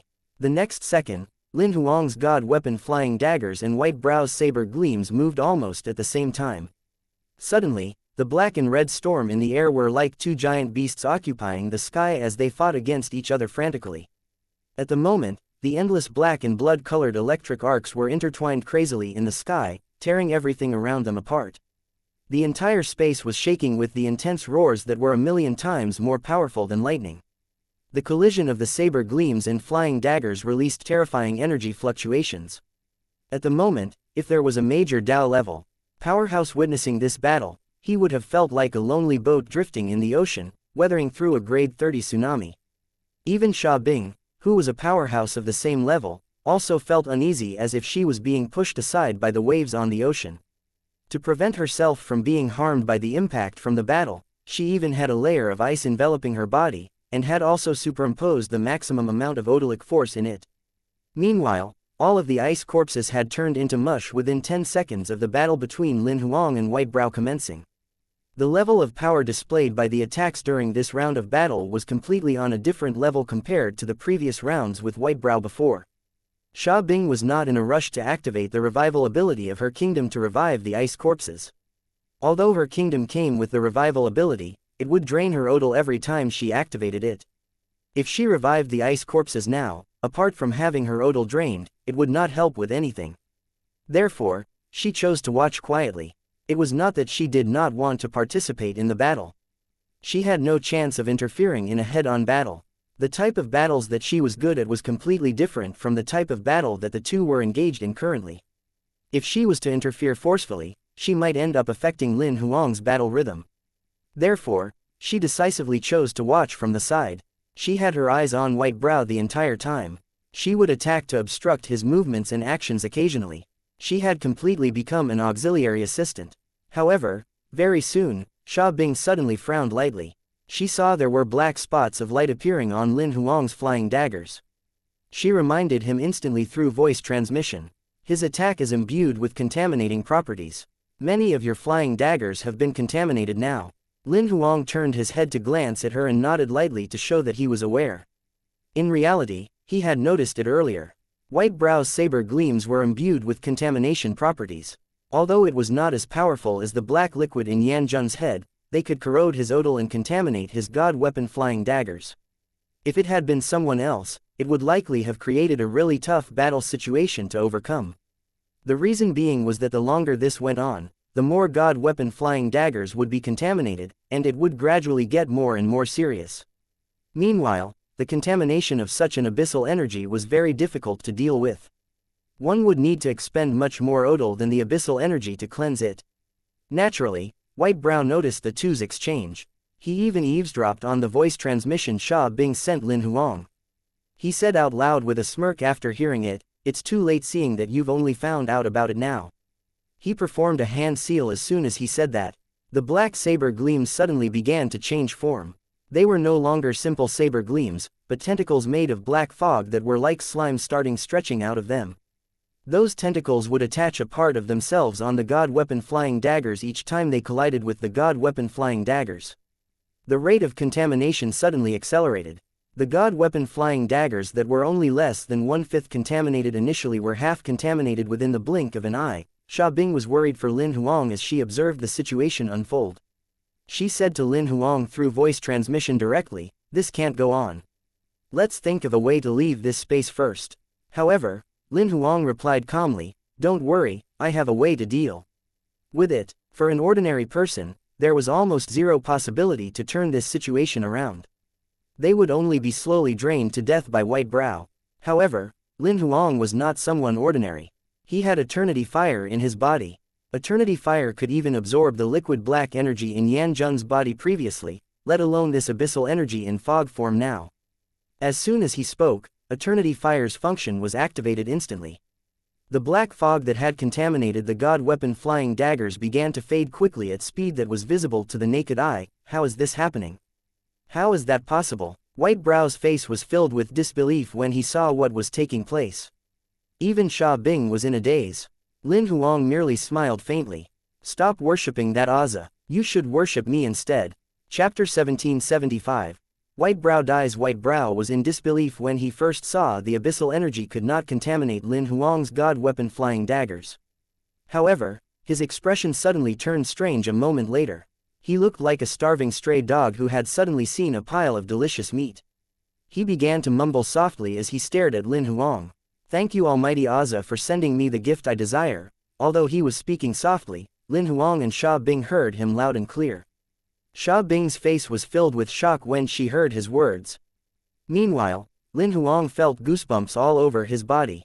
Just when Lin Huang was beginning to have suspicions about the old man's approach, more black saber gleams were consolidated in front of White Brow at a rapid rate.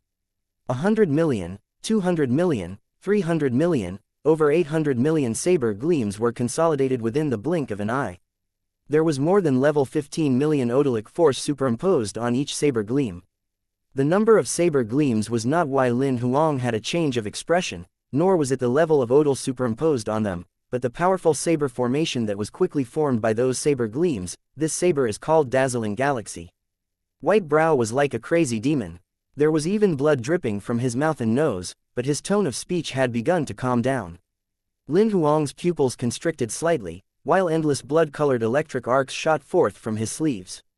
Instantly, there were over 1 billion electric arcs gathered. He did not dare to hold back when facing such an attack. Not only did he borrow the maximum amount of Dao seals from his kingdom, he also did not hold back on the close to 80,000 Dao seals that he consolidated himself as well. Sha Bing, who was not far away, knew that she could no longer hide her ability either. Her hands turned into shadows as she performed a complicated hand seal rapidly. The moment she was done with the hand seal, snow began to fall in her kingdom. Almost at the same time, White Brow pointed at Lin Huang from a distance. The saber formation comprising endless black saber gleams turned into a swirling galaxy, enveloping Lin Huang and Sha Bing instantly. Suddenly, Lin Huang and Sha Bing seemed to have really envisioned a whirling galaxy. The saber gleams were like black stars rotating in the universe, crushing everything that was swirling around it into the galaxy. At that moment, Lin Huang's god weapon flying daggers were triggered instantly. Destructive lightning. The over 1 billion god weapon flying daggers turned into a sky full of lightning, which exploded in the middle of the galaxy. Suddenly, it was as if a bright red lightning flower had bloomed at the center of the galaxy. The destructive lightning flower in the black galaxy that was swirling at an unstable frequency fell into a stagnant situation. On the surface, the Dao seals Lin Huang used were indeed quite little. However, each of the Dao seals he consolidated himself contained 1,000,000 Dao tattoos. It was at least 100 times more than the amount other Dao-level powerhouses had. The power exuded by the close to 80,000 Dao seals at the moment was no less powerful than the 8 million Dao seals he borrowed from his kingdom. Although there were disparities in their techniques, he took White Brow's most powerful hit forcefully. In reality, the number of odal superimposed between the two of them had surpassed Xia Bing's limit. Nevertheless, she attacked without holding back. Under the superimposition of her kingdom, snow suddenly began falling over the battlefield, and it gradually started to snow more heavily. The battlefield was covered entirely by a strong wind and snowstorm almost instantly. Each of the frosty snowflakes that landed on the black saber gleams would seal 1 to 2 levels of odal. As the density of the snowflakes increased, their speed was increasing too. White Brow clearly felt the gradual increase of the suppression of abyssal energy on his body as the snowflakes fell on him. However, the snowflakes transformed into a superimposition when they landed on the god weapon flying daggers. Although there was only 1 to 2 levels of odal in each snowflake, the effect was significant as they gradually accumulated. Through the waning and waxing, the battle situation that was initially stagnant had finally lost its balance. The lightning flower was blooming more and more dazzlingly, while the black galaxy began to collapse slowly. White Brow wanted to turn the terrible situation around when he saw what was going on. He controlled the swirling galaxy and changed its forms a couple of times. However, it was all futile. The boundless black galaxy could not overcome the lightning flower in the end. It could not hurt Lin Huang and Xia Bing at all. Through the endless snow, wind and saber gleams, Lin Huang saw that White Brow's 7 orifices began to bleed, and his hair started turning white and thin. Even his skin was rapidly aging at a speed that was visible to the naked eye. The abyssal energy that had allowed him to regain a little bit of his lifespan as well as his youth earlier was currently engulfing his vitality, of which not much remained. "You brought this upon yourself. You should die," Lin Huang commented deep within his heart. Through the endless lightning, snow and wind, White Brow saw the way Lin Huang was looking at him. It was the kind of gaze one had when looking at someone pathetic. "I'm unwilling." Why? White Brow seemed to know the consequences of his attack failing well. "I thought I could obtain the treasure in your possession after killing you and wouldn't have to worry about the corrosion of abyssal energy again." Under the collision of the flying daggers and saber gleams, White Brow's voice was as soft as a buzzing mosquito, but Lin Huang heard it loud and clear. He had finally realized that White Brow had been eyeing the eternity fire in his body. Him removing the abyssal energy just now had exposed the function of eternity fire. White Brow's physical body was aging quickly, and even his vitality was fading fast. The dazzling galaxy would soon collapse. In the galaxy, the saber gleams began to fade away quickly as if they had lost their energy supply. They faded into nothingness. The entire galaxy collapsed within 10 seconds. It gradually faded. The current White Brow was so skinny that he was only left with skin and bones, like a dried corpse. His odal had faded almost entirely, and he was only left with a sliver of vitality. He did not have the strength to fight anymore.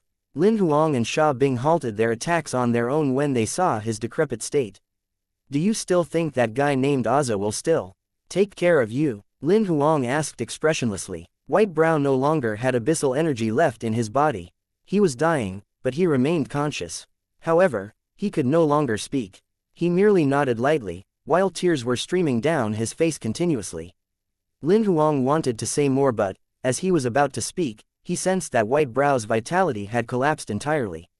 "Let's see if I can retrieve any useful information," Lin Huang said to Xia Bing, who was next to him, and pressed his hand on White Brow's forehead, of which all that was left was but a layer of thin skin. He began to read the remaining memories in his mind as he spread divine telekinesis inside. A moment later, he retrieved his hand. Xia Bing asked quickly, "How was it?" Lin Huang shook his head. "Look at it yourself." Xia Bing nodded and took a step forward too. She pressed her hand upon White Brow's corpse. She retrieved her hand merely a moment after as well. As expected, All the information regarding the Black Abyss has been removed. Fortunately, he revealed quite a lot verbally during the battle. Lin Huang did not think that they had been left empty-handed. His kingdom is still here. You can put away his corpse, Xia Bing said casually.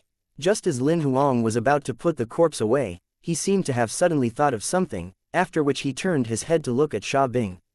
You know who I am. Chapter 1776. The strange altar. The reason why Lin Huang suspected that Xia Bing had discovered his identity was because she said, his kingdom is still here. Not just anyone could refine kingdoms as they wished. There was a limit to everyone's kingdoms, territories.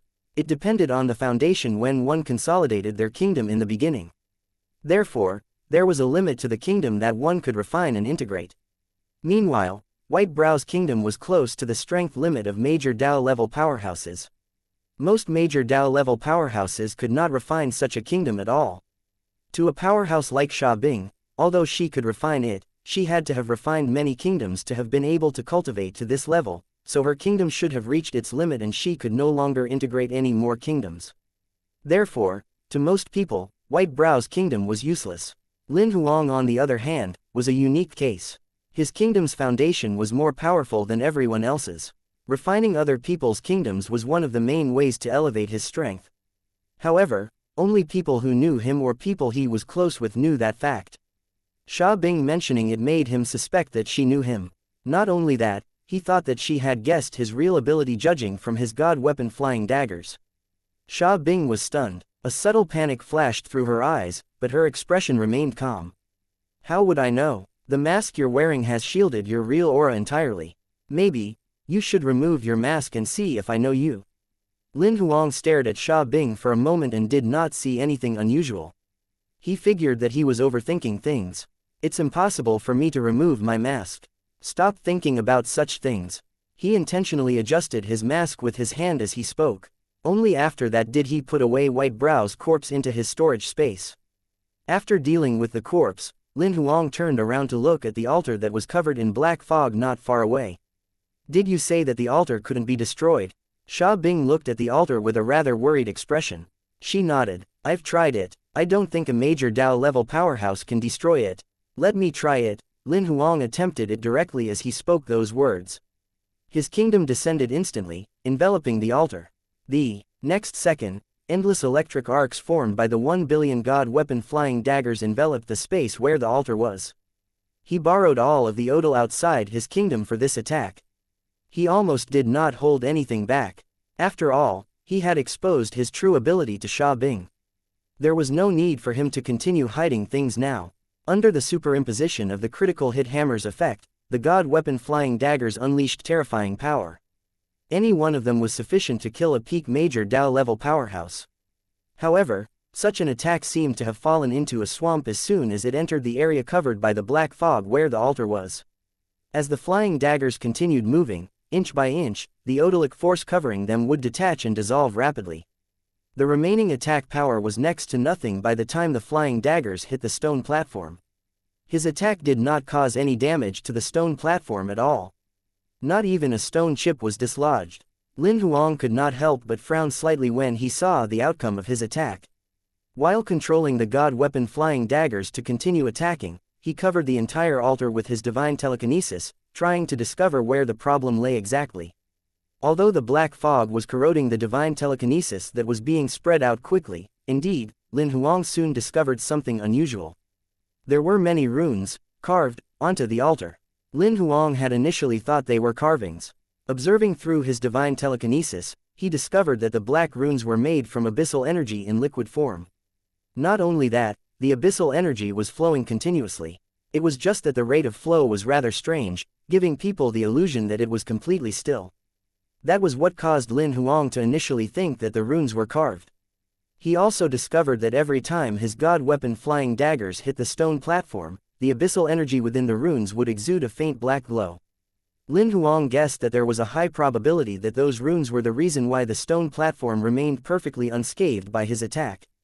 After seeing his futile attack, Xia Bing, who was standing at the side, could finally no longer take it. Forget it, stop wasting your strength. Let's leave it if we can't get rid of it, since this mystic territory won't appear again within a short period of time. Our priority now should be to bring back the news about the Black Abyss. Lin Huang thought for a moment before speaking again. Let me try again. He recalled his kingdom and god weapon flying daggers directly after saying that. In a flash, he dove into the black fog and appeared on the altar directly. Xia Bing wanted to stop him when she saw that, but it was too late. Although White Brow had died, the altar that he had activated remained active. Xia Bing had only dared to attack it from a distance previously, as she was afraid that she would be tainted by the abyssal energy surrounding the altar.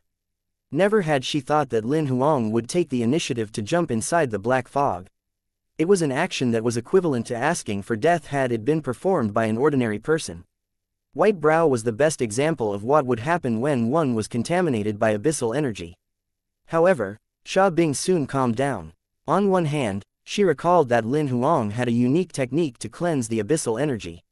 On the other hand, she saw that Lin Huang, who was standing on the altar, did not show any signs of being contaminated by the abyssal energy at all.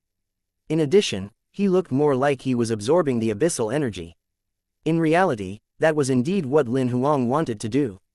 He went straight to the altar and activated Eternity Fire to absorb the abyssal energy frantically.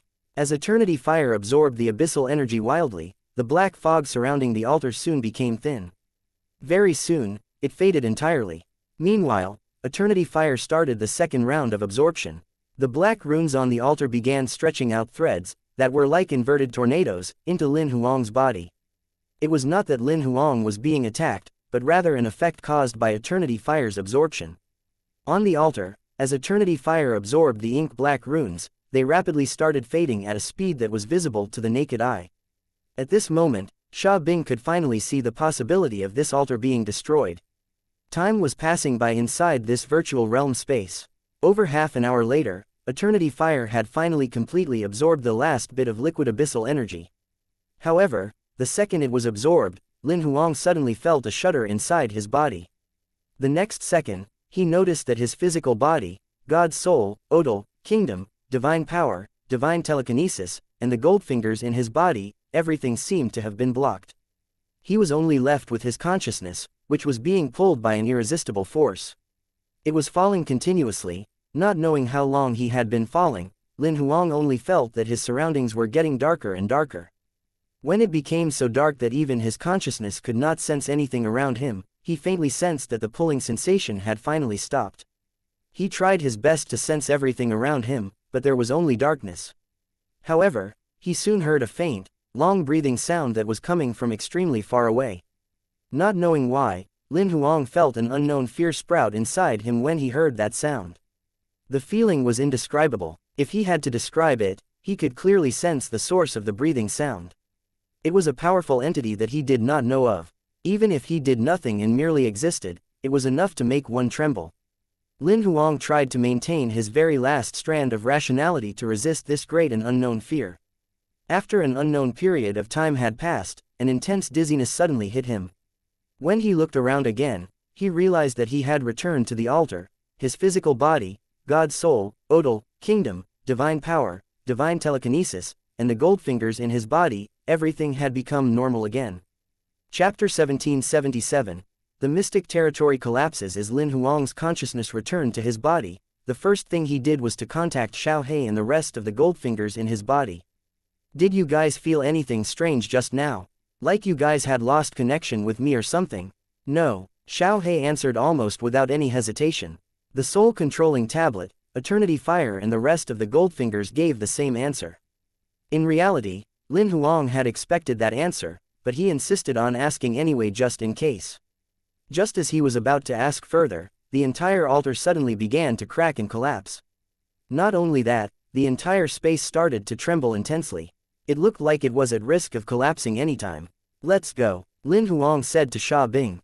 At the same time, he arrived at the teleportation entrance which they had used to come in earlier directly in a flash. Xia Bing arrived almost at the same time.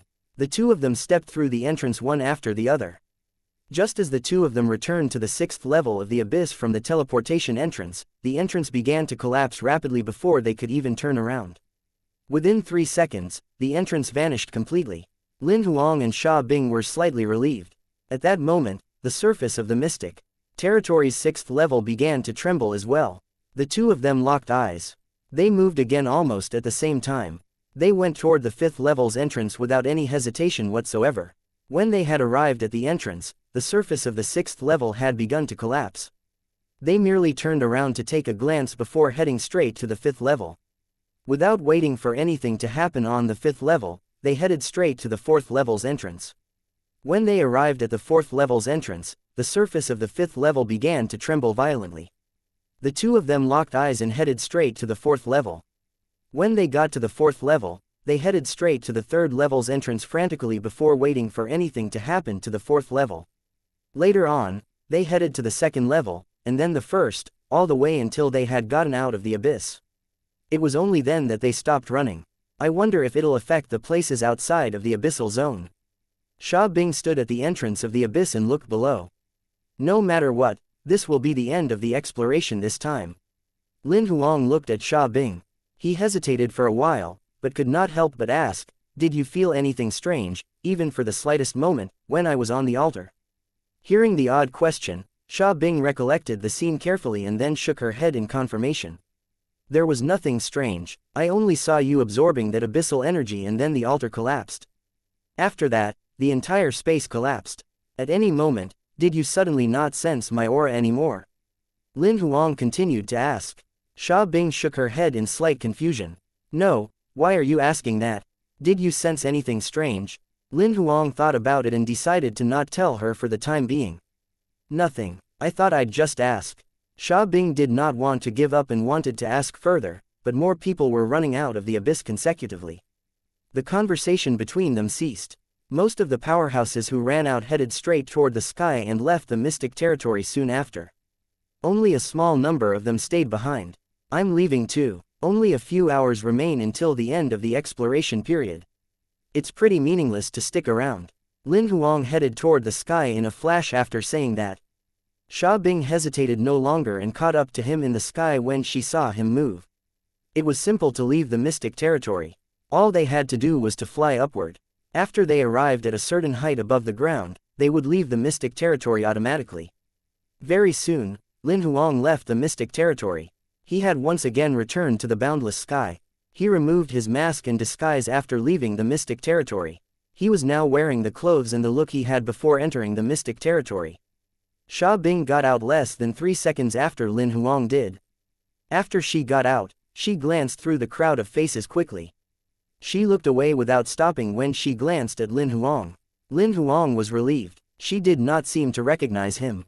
There were a bunch of Dao-level powerhouses who had escaped from the abyssal zone who came out almost at the same time as they did. Most of the powerhouses from the different organizations did not leave immediately. Instead, they began a discussion in the air outside the mystic territory. What happened to the abyssal zone? Why did it collapse suddenly? That's right, the exploration hasn't ended yet. Theoretically, the mystic territory shouldn't close so soon.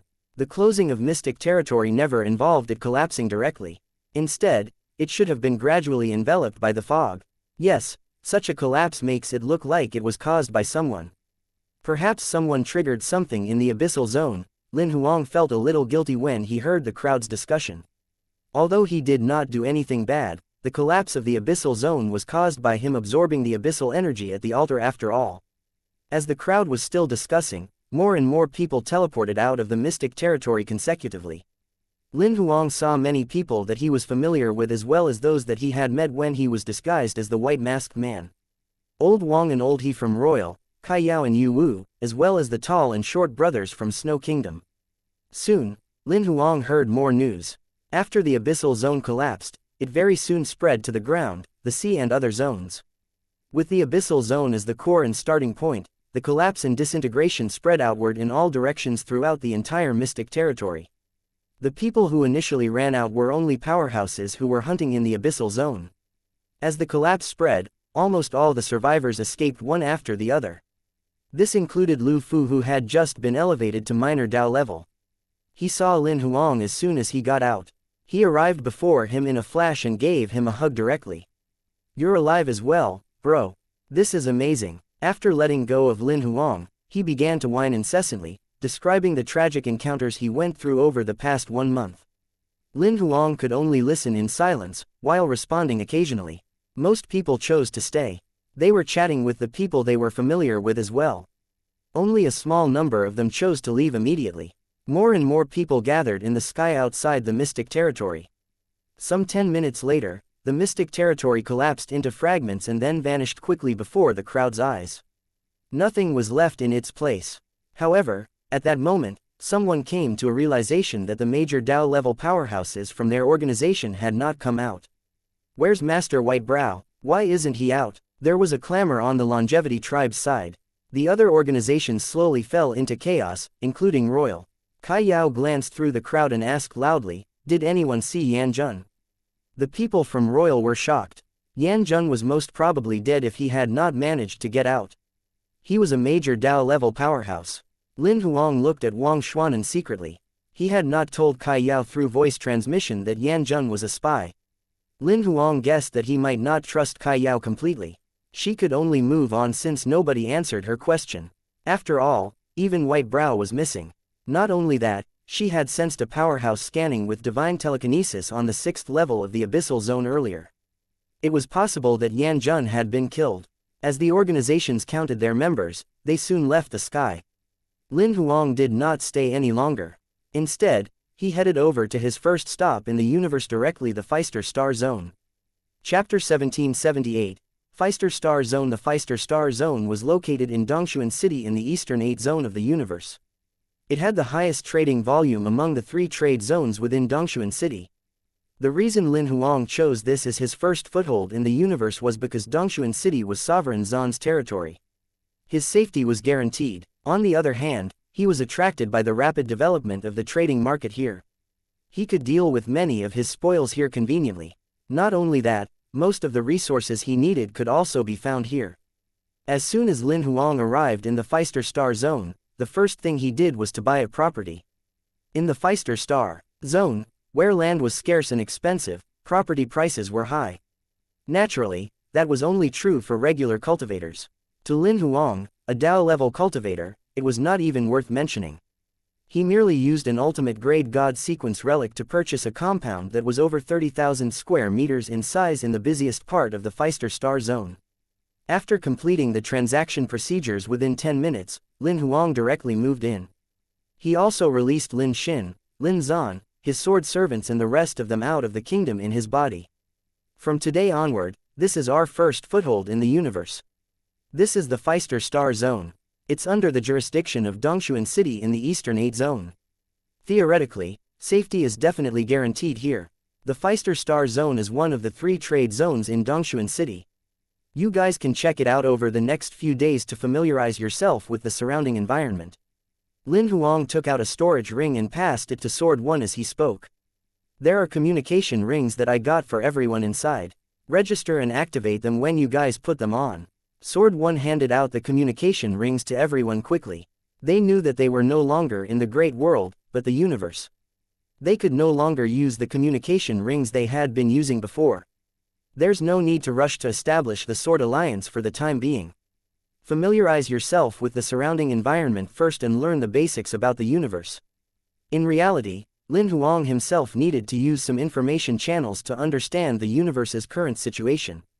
Although he had learned a lot about the universe and many great worlds through the true spirit fragments from the Nirvana trees, most of the information fragments were outdated, and there were many that were from the past era.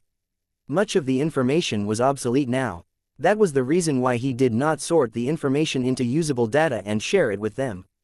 Back on Earth, a country could go from being impoverished to wealthy in 30 to 50 years. Perhaps within 10 years, a change in industry would produce many wealthy people. Perhaps the rise of a new industry would give rise to the success of a bunch of young people within 2 to 3 years. Naturally, the changes within the universe would not be as rapid. However, there were definitely many changes that had taken place after hundreds to thousands of years, or even an era. I'll drop by Royal to resubmit the application for Sword Alliance a few days later after we've settled in. Once that's done, everyone can take on the missions published by Royal on their information channel. Sword One and the rest left one after the other after Lin Huang gave them a simple reminder. He was not exactly worried about the sword servants' safety. The reason being was that the sword servants were already lords. Although their ability was not considered top tier in the universe, they were already considered powerhouses. However, he was still worried about Lin Xin and Lin Zan. After the sword servants left, he turned around to look at Lin Xin, Lin Zan and Xiao Mo. Your 9th rank true god level combat strength isn't considered weak in the great world. However, it's rather weak here in the universe. Those who are below heavenly god level can only be considered reserve members within the major organizations in the universe. Heavenly god level is the first threshold before becoming an official member of many major organizations. You guys can slack off a little bit these few days to familiarize yourself with the new environment, but you'll really have to cultivate seriously after that. You guys don't have to care about anything else. I'll only give you one mission, which is to break through to heavenly god level. They nodded in silence. They did not want to slow Lin Huang down. Although Dongshuan City is theoretically safe, it's not definite. You guys should still be careful when you familiarize yourself with the surrounding environment these few days. Stay as low profile as you can. Lin Huang got them to pick their own rooms after giving them simple instructions. Meanwhile, he walked toward the main building through the courtyard. Including the main building, there were a total of 18 buildings in the compound. They were 3-story buildings. Among them, the main building was the largest. Excluding the courtyard, the surface area was some 1,200 square meters. The main building was the tallest too. Each story was at least 3.5 meters high.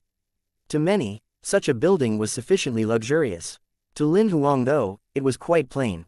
When he was emperor in the gravel world, any of the god relic palaces was gigantic here.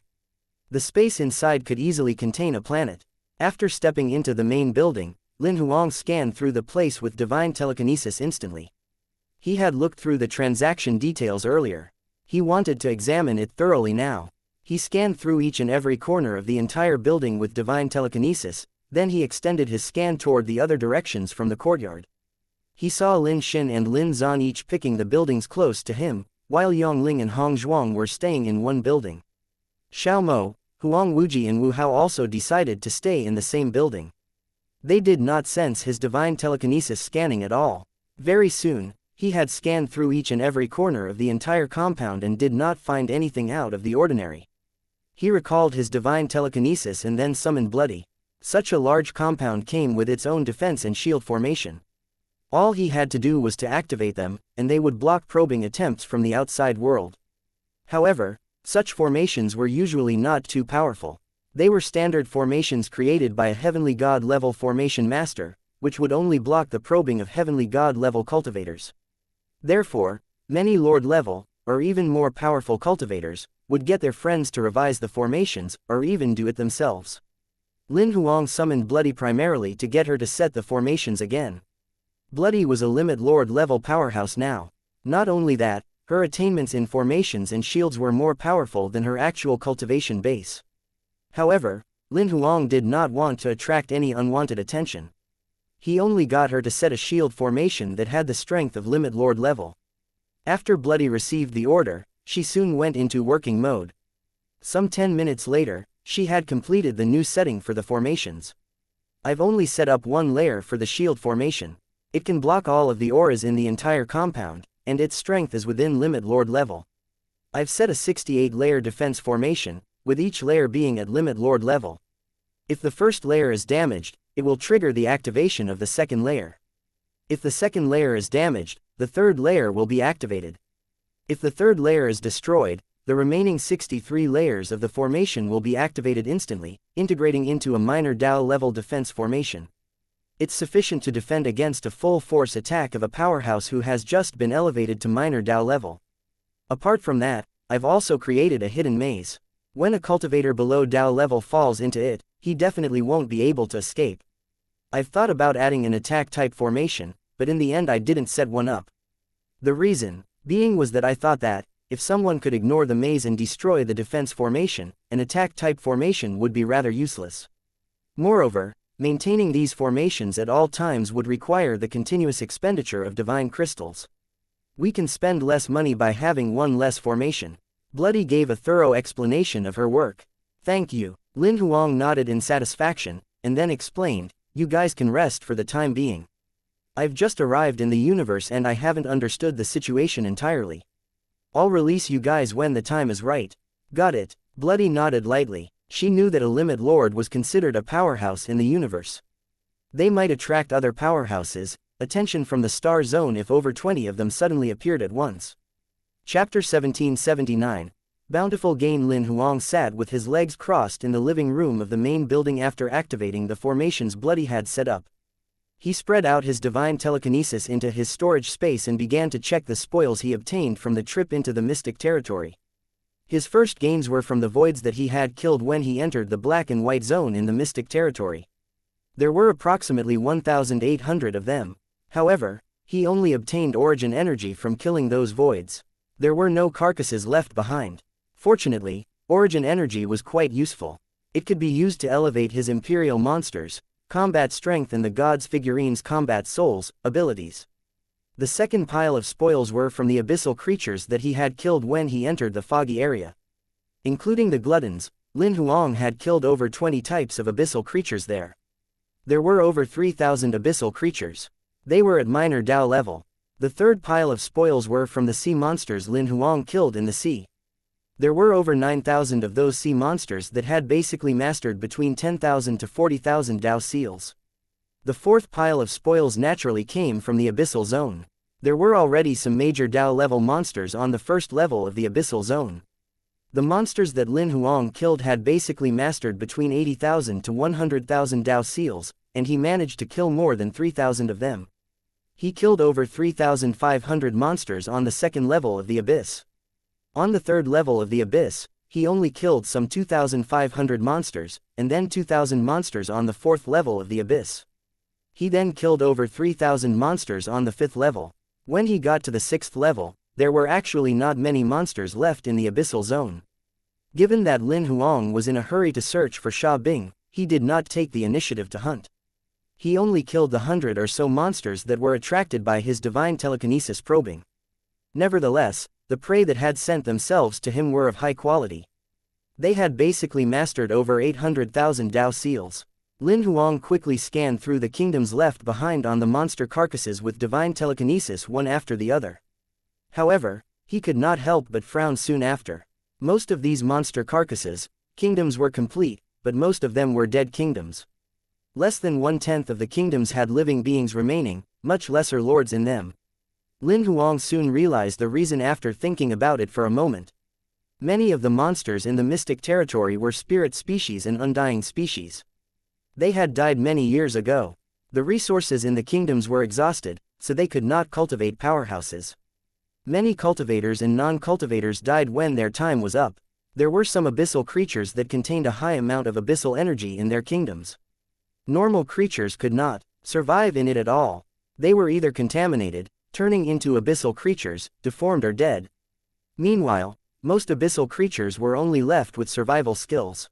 They did not have the motivation or method to cultivate on their own. Very few of them had been elevated above lords.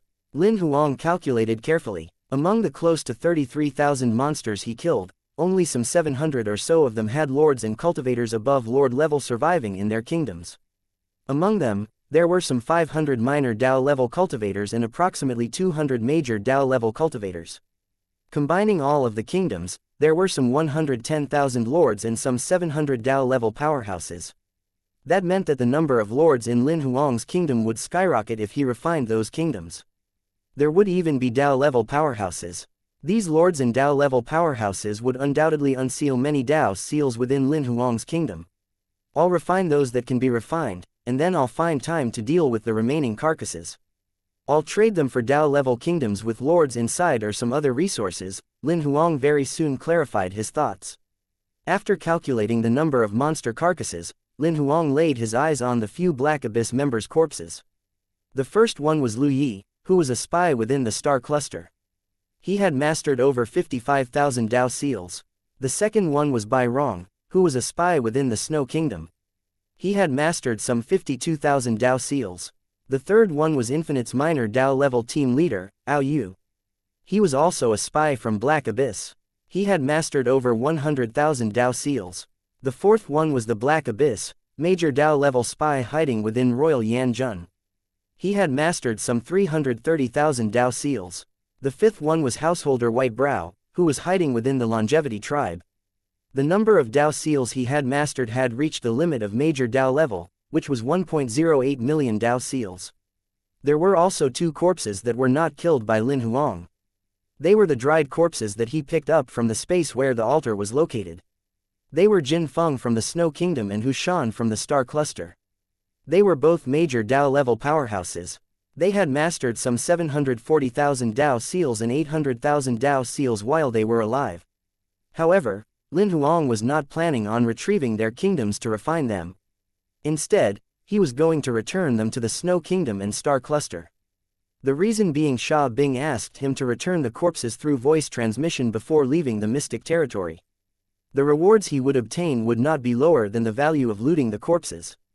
Although he could only refine the remaining 5 people's kingdoms, the quality of their kingdoms was very high. Lin Huang examined their kingdoms through divine telekinesis. There were a total of over 4,000 people in their kingdoms. There were some 180 Dao level powerhouses within them. Apart from these corpses, there had to be great stuff hiding inside their storage rings. He also noticed that there were no longer rings on Jin Feng and Hu Shan's fingers. They should have been taken away by White Brow after he killed them. Lin Huang did not plan to return the 2 storage rings. They were taken by White Brow anyway, not him. Meanwhile, White Brow's carcass was his loot. He had done his best in returning the corpses. Apart from the storage rings of the 5 Black Abyss spies, there were actually a small number of storage rings from the human form monsters in the mystic territory. There were almost 30 rings in total. Lin Huang did not have high hopes for these 30 rings. After all, most of them were old, some even been around for more than an era. Even if there was good stuff in the past, perhaps most of it had decayed. The storage space did not come with a time-stopping function. It merely blocked the air from the outside world from entering. However, although it isolated the decaying effects of oxidation, most of the items could not resist the decaying effects of time. Over an hour had passed by the time he was done calculating all of the spoils he had obtained from the trip to the mystic territory. Lin Huang took out the 41 storage rings and called Yong Ling over. He gave all of the rings to him to unlock. After Yong Ling left with the rings, Lin Huang summoned Bai. "I'm going into the virtual zone. Stay in the house and don't let anyone disturb me." Although going into the virtual zone would only take a moment, Lin Huang summoned Bai to guard him as a safety precaution. Bai nodded and walked out of the main building directly. He closed the door and stood there with his hands crossed over his chest. Lin Huang summoned the virtual body and virtual realm cabin in the living room directly. He placed the storage ring in the virtual realm cabin. He then contacted Mr. Gate to open the gate to the virtual zone. His virtual body hesitated no further as he stepped into it directly. Chapter 1780, Major Dao Level. As soon as Lin Huang stepped into the virtual realm, he spread out his divine telekinesis instantly. There were no voids in the few surrounding star zones. He then entered the virtual realm cabin in relief. After getting into the cabin, he picked up the storage ring on the floor and sat with his legs crossed. He adjusted himself mentally and took out the first monster carcass, after which he began to extract its kingdom without hesitation. The ones that he chose to extract were naturally those whose kingdoms still had living beings and lords. It only took him a moment to extract the abyssal monster's kingdom. He tossed the carcass back inside his storage space casually and activated Eternity Fire to cleanse the abyssal energy in the kingdom. Very soon, Eternity Fire had engulfed all of the abyssal energy in the kingdom. Lin Huang then began to refine the kingdom directly. As his ability was close to peak Major Dao level, the speed at which he refined kingdoms was much faster than before. He merely used about a week to refine the minor Dao level kingdom. There were 5 abyssal lords who survived in this kingdom. Among the 5 lords, 4 of them were lower rank lords, and only 1 was a middle rank lord. However, the 5 of them unsealed 53 Dao seals for Lin Huang. Apart from that, the kingdom contained over 60,000 Dao seals. They had now become a part of his kingdom. The extraction and refinement of the first kingdom was unusually successful. Lin Huang released a sigh of relief and very soon started the second round. The second kingdom still belonged to an abyssal minor Dao level monster. The entire handling process was almost identical to the first one. Meanwhile, there were more abyssal lords left behind in this kingdom, 8 of them. Among them, 6 were lower rank lords, and 2 were middle rank lords.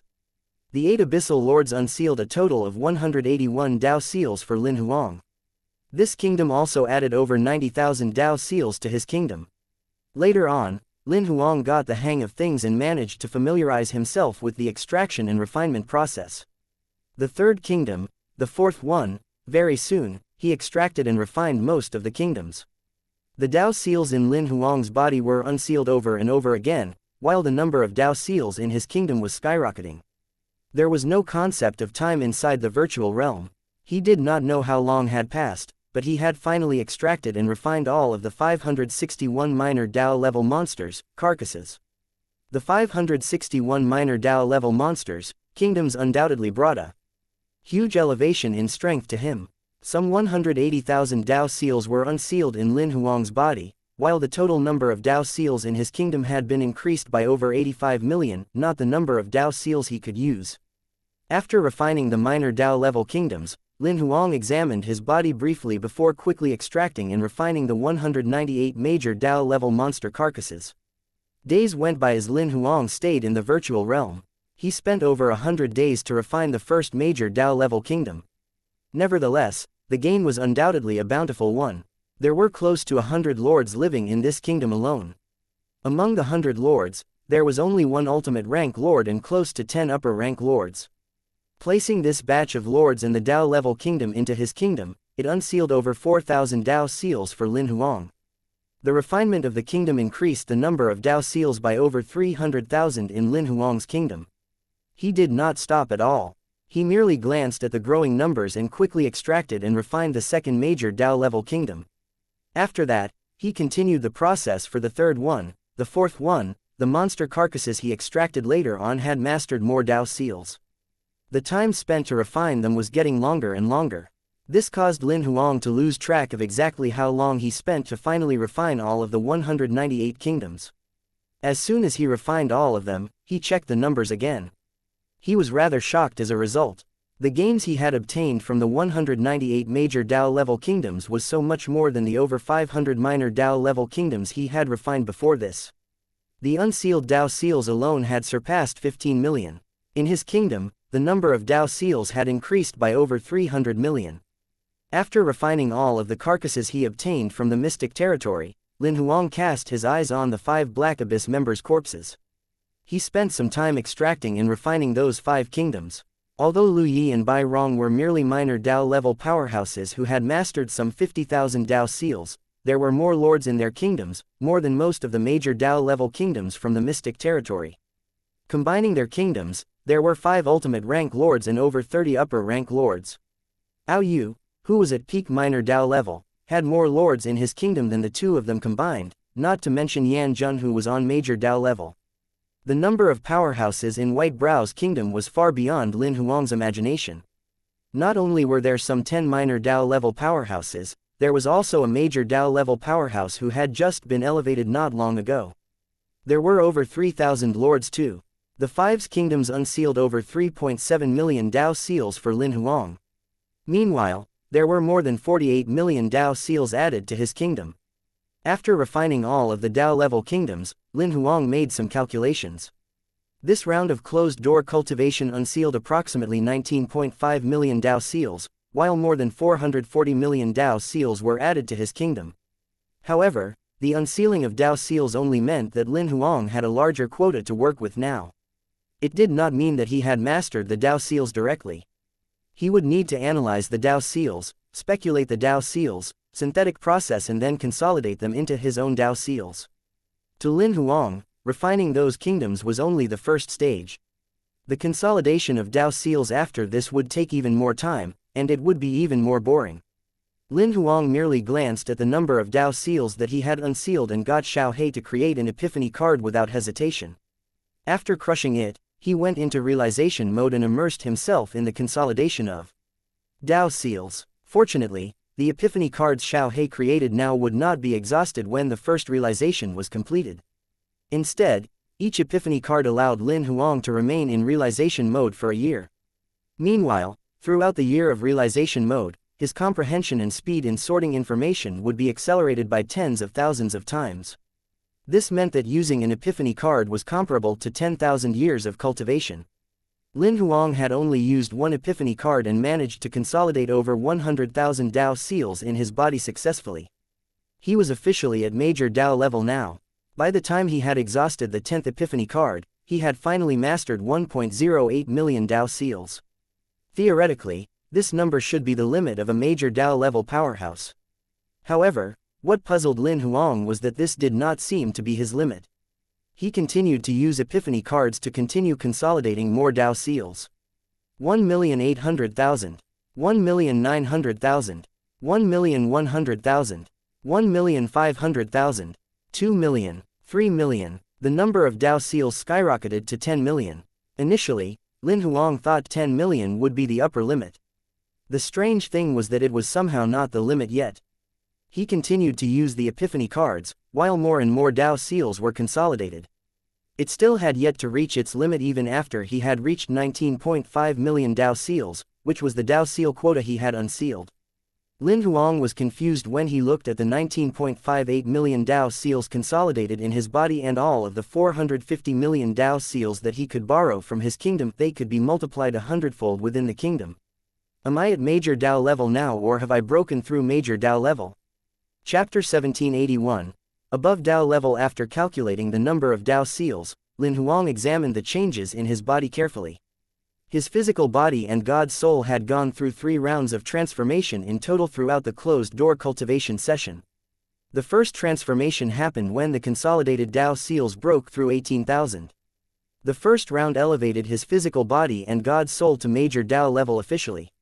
The second transformation happened when the consolidated Dao seals broke through 1.08 million. The round of transformation caused his physical body and God's soul to break through major Dao level, reaching a new height. The third transformation happened when the consolidated Dao seals broke through 10.8 million. This round caused a leap in the state of his physical body and God's soul again. Even Lin Huang had no idea how powerful his physical body and God's soul were exactly. However, he could sense clearly that each particle in his physical body and God's soul was covered in level 10 million Dao tattoos. He was sure that even if he did not use an odalic defense at all, with such a level of Dao tattoo coverage, even a limit major Dao level powerhouse would not possess the strength to break through his defense. As he had never come in contact with powerhouses above major Dao level, he could not speculate on their level of strength. What surprised Lin Huang the most was that his divine telekinesis seemed to be able to divide itself endlessly when it reached such a level. It was no longer restricted. In addition, his god weapon flying daggers seemed to be able to divide themselves endlessly as well. One had to know that the set of god weapon flying daggers in his body transformed together with his physical body and God's soul. Now that his physical body and God's soul had transformed 3 times, the set of god weapon flying daggers in his body had also transformed 3 times. He did not know what grade his god weapons, that were initially precious treasures, were now. He only knew that exotic treasure was the grade above precious treasure, but he did not know what the grade above exotic treasure was. No matter what, he could definitely kill a major Dao level powerhouse in a single hit judging by the strength of the god weapons in his body. He had refined all of the kingdoms during this round of closed-door cultivation, and obtained a great leap in strength that he had never experienced before. Lin Huang knew that it was time to head back. He looked around after walking out of the virtual realm cabin. At the same time, he spread out his divine telekinesis again, yet he did not find even one void. In reality, he was quite suspicious of this situation.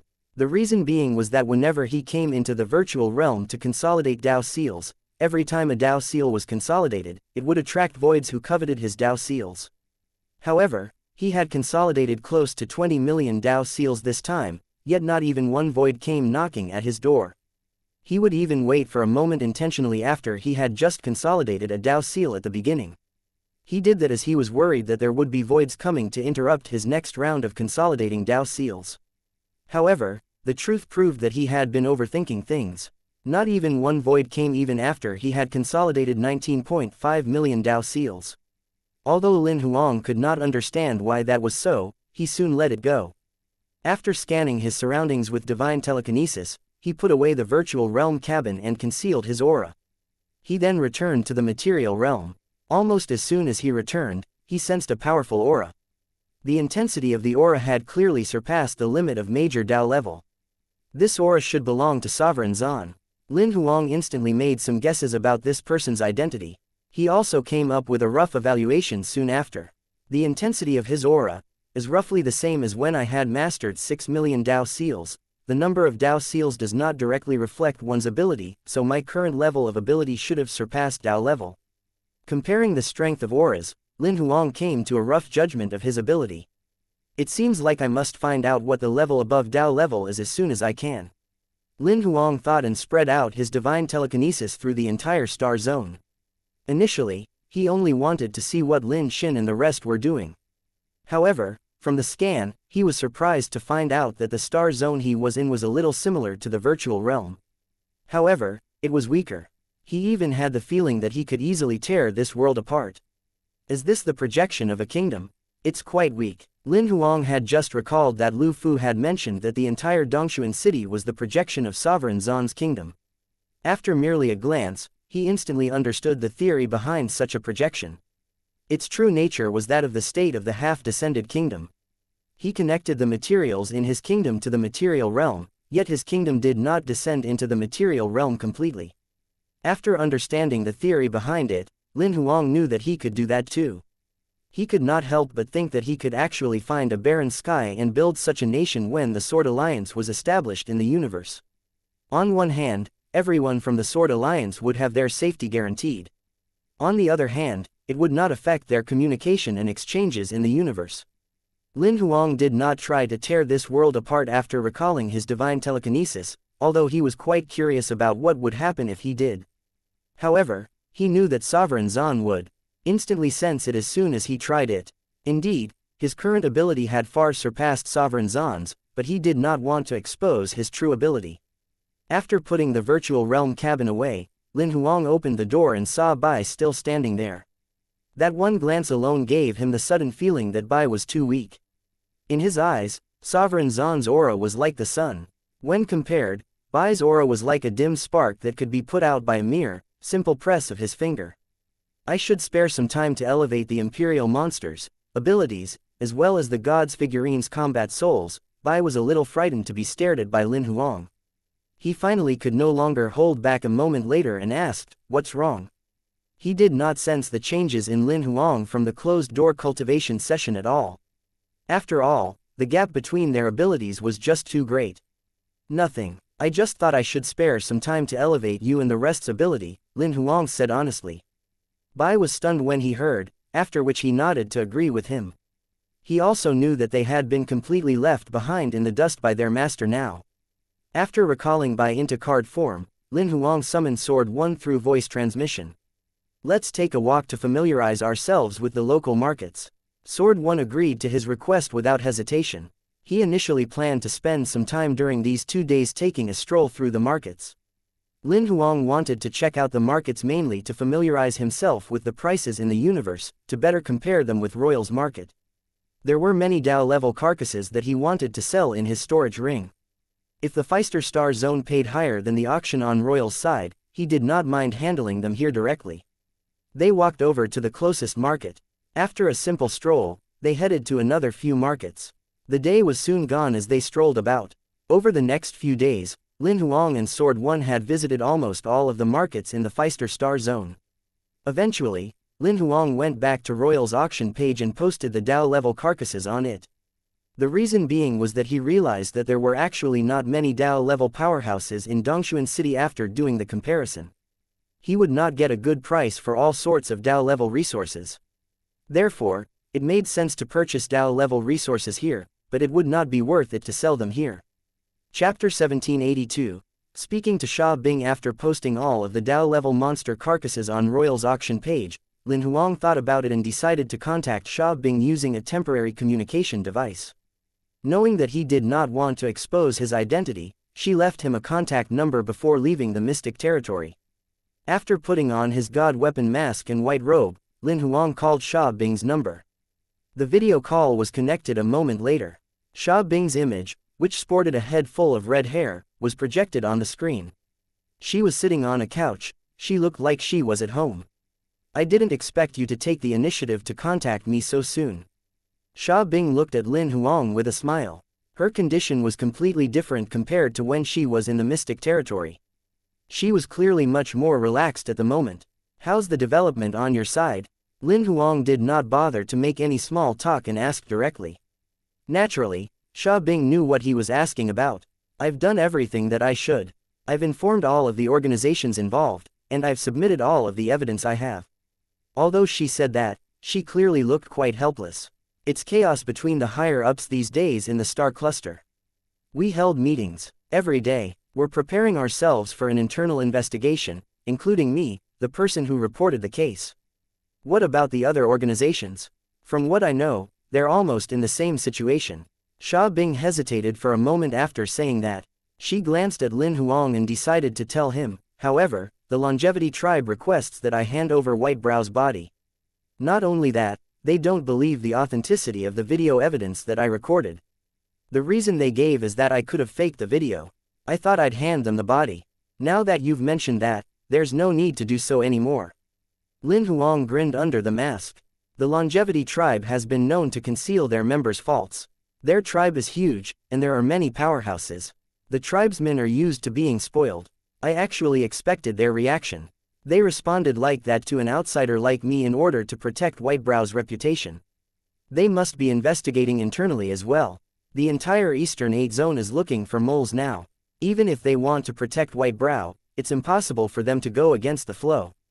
If you need more evidence, I can give you the bodies of Yan Jun and the rest. Of course, that excludes White Brow's body.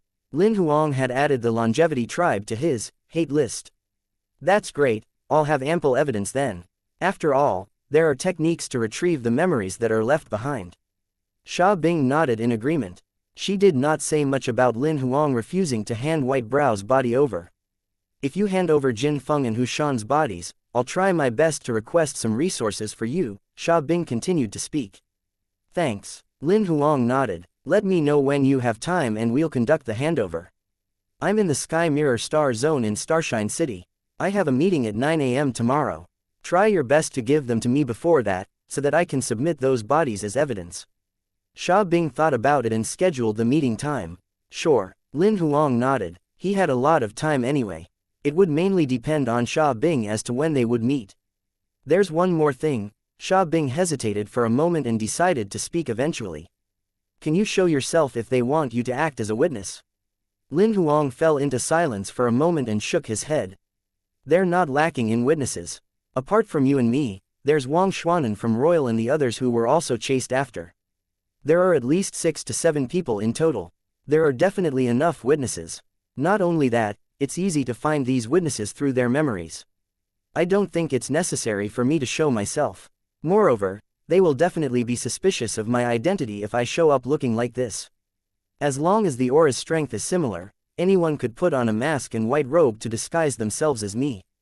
It's easy to get a peak Dao level powerhouse in the universe. Apart from creating more suspicion, I think my appearance won't be beneficial for the investigation of evidence later on. The reason being is that they will definitely come back to me to prove the authenticity of the evidence. Of course, I'm quite selfish too. Unless it's absolutely necessary, I don't want to show my face or expose my real identity. Actually, I suggested that mainly because I'm worried that there would be people disguising themselves as you and providing fake evidence to mess things up," Xia Bing said while looking rather helpless. "If there really are people pretending to be me, you can use our video call to expose them," Lin Huang said mercilessly. The communication devices in the universe came with an automatic recording function. No matter video call or voice call, they would be recorded automatically. It would store the recordings for a year by default, and they would be destroyed automatically after a year. I'd like to declare in all seriousness that my real identity is confidential. Apart from me, nobody in the entire universe knows who I am, nor does anyone know my contact information. Including Xia Bing, nobody can contact me in any way. For this video call, I used a temporary encrypted communication device to call Xia Bing myself. After this call ends, the contact number and all of the information will be destroyed automatically. You guys have sufficient witnesses and evidence. I don't think it's necessary for me to show myself, nor will I attend any of the meetings of the organizations in the Eastern 8 Zone. If anyone shows up as me, it must be a person disguised as me from the Black Abyss. The person who invited the imposter, no matter who he is, which organization he's from, or how high his status is definitely a spy from the Black Abyss. Lin Huang smiled at Sha Bing after he was done saying all that in a serious tone. If anyone shows up as me, you can expose them using the declarations. I have a faint feeling that this might actually come in handy. Sha Bing nodded with a smile. Is there anything else? If not, I'll see you tomorrow, Lin Huang asked. One more thing, when you come and leave tomorrow, it's best that nobody sees you and that you're not captured on camera. The reason being is that people might create rumors using that information, saying such things as I met you and asked for your contact details or something like that.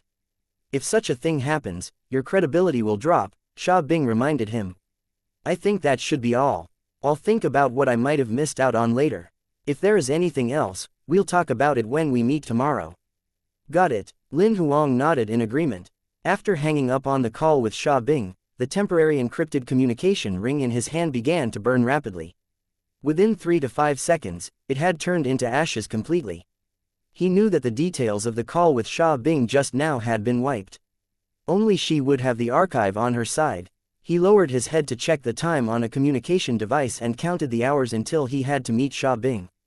11 more hours to go. Chapter 1783. Fantasy Island. There were not many powerhouses above Dao level in the Eastern 8 Zone.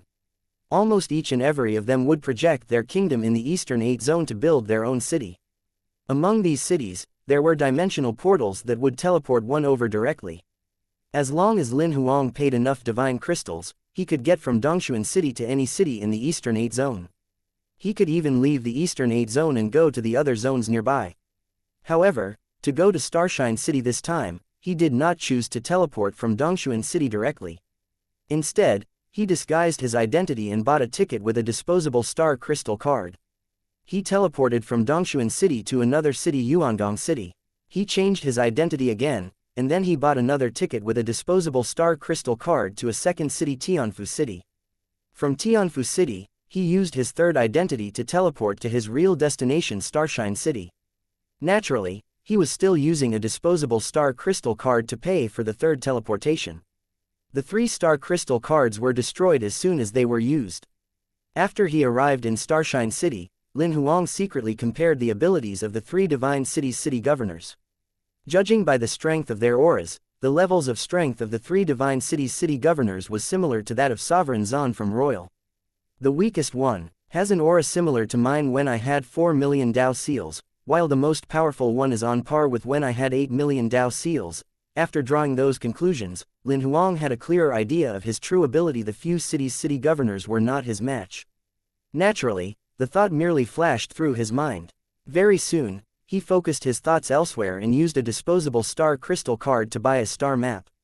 He then found the exact location of the Sky Mirror Star Zone, as well as figured out the route to get there. This time, he did not put on a new disguise for the 4th time. Instead, he went to the dimensional portal directly with his third disguise and teleported to his final destination, the Sky Mirror Star Zone. After arriving in the Sky Mirror Star Zone, Lin Huang spread out his divine telekinesis silently. Very soon, he found Sha Bing's whereabouts. She did not sense his probing at all. She was taking a bath in a relaxed manner. Lin Huang recalled his divine telekinesis instantly when he saw that. He appeared at a breakfast spot he had found when he was probing with his divine telekinesis earlier in a flash. He ordered breakfast and ate it slowly. After finishing it, Lin Huang flipped through the news and the few mainstream public information platforms in the universe. It was almost 8:30 a.m. when he checked the time. He then turned off the device and appeared in the living room of the hotel room where Sha Bing was in a flash. The moment he appeared, the mask made from his god weapon was put on automatically. At the same time, he changed into a white robe. Meanwhile, Sha Bing happened to be sitting on the couch in the living room. She looked at Lin Huang, who had appeared out of nowhere. Take a seat. At the same time Lin Huang took his seat, she waved her hand to activate a shield formation to block themselves from the outside world. As soon as he took his seat, he took out a storage ring directly and put it on the coffee table. Apart from White Brow, the rest are in there.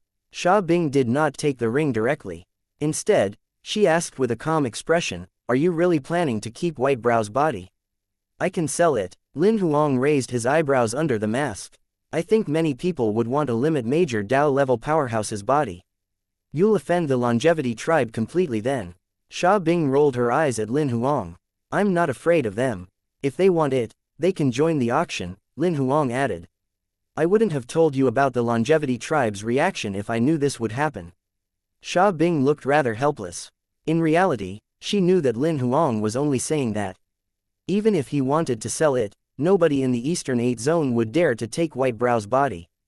The longevity tribe had been known to conceal their members' faults.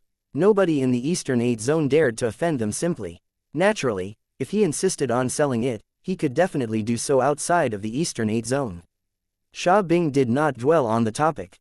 Instead, she extended her arm to take the ring. She started examining its contents. A moment later, she lifted her head and looked at Lin Huang. You removed Jin Feng and Hu Shan's rings as well. It wasn't me, it was White Brow who did it. Lin Huang pushed the responsibility away immediately. Sha Bing shook her head and said nothing more. Naturally, she knew that White Brow's ring had become part of Lin Huang's spoils, and he should have his own way of unlocking those storage rings. Is there anything else you'd like to say? Lin Huang asked when he saw Sha Bing putting the storage ring away. Sha Bing thought about it and decided to add further. If you really want to get rid of White Brow's body, don't do it in the Eastern 8 Zone. Nobody in the Eastern 8 Zone would dare to take it, including the black markets. If you dare to display the dead body in any markets in the Eastern 8 Zone, someone will definitely report it to the longevity tribe. Lin Huang nodded after hearing that.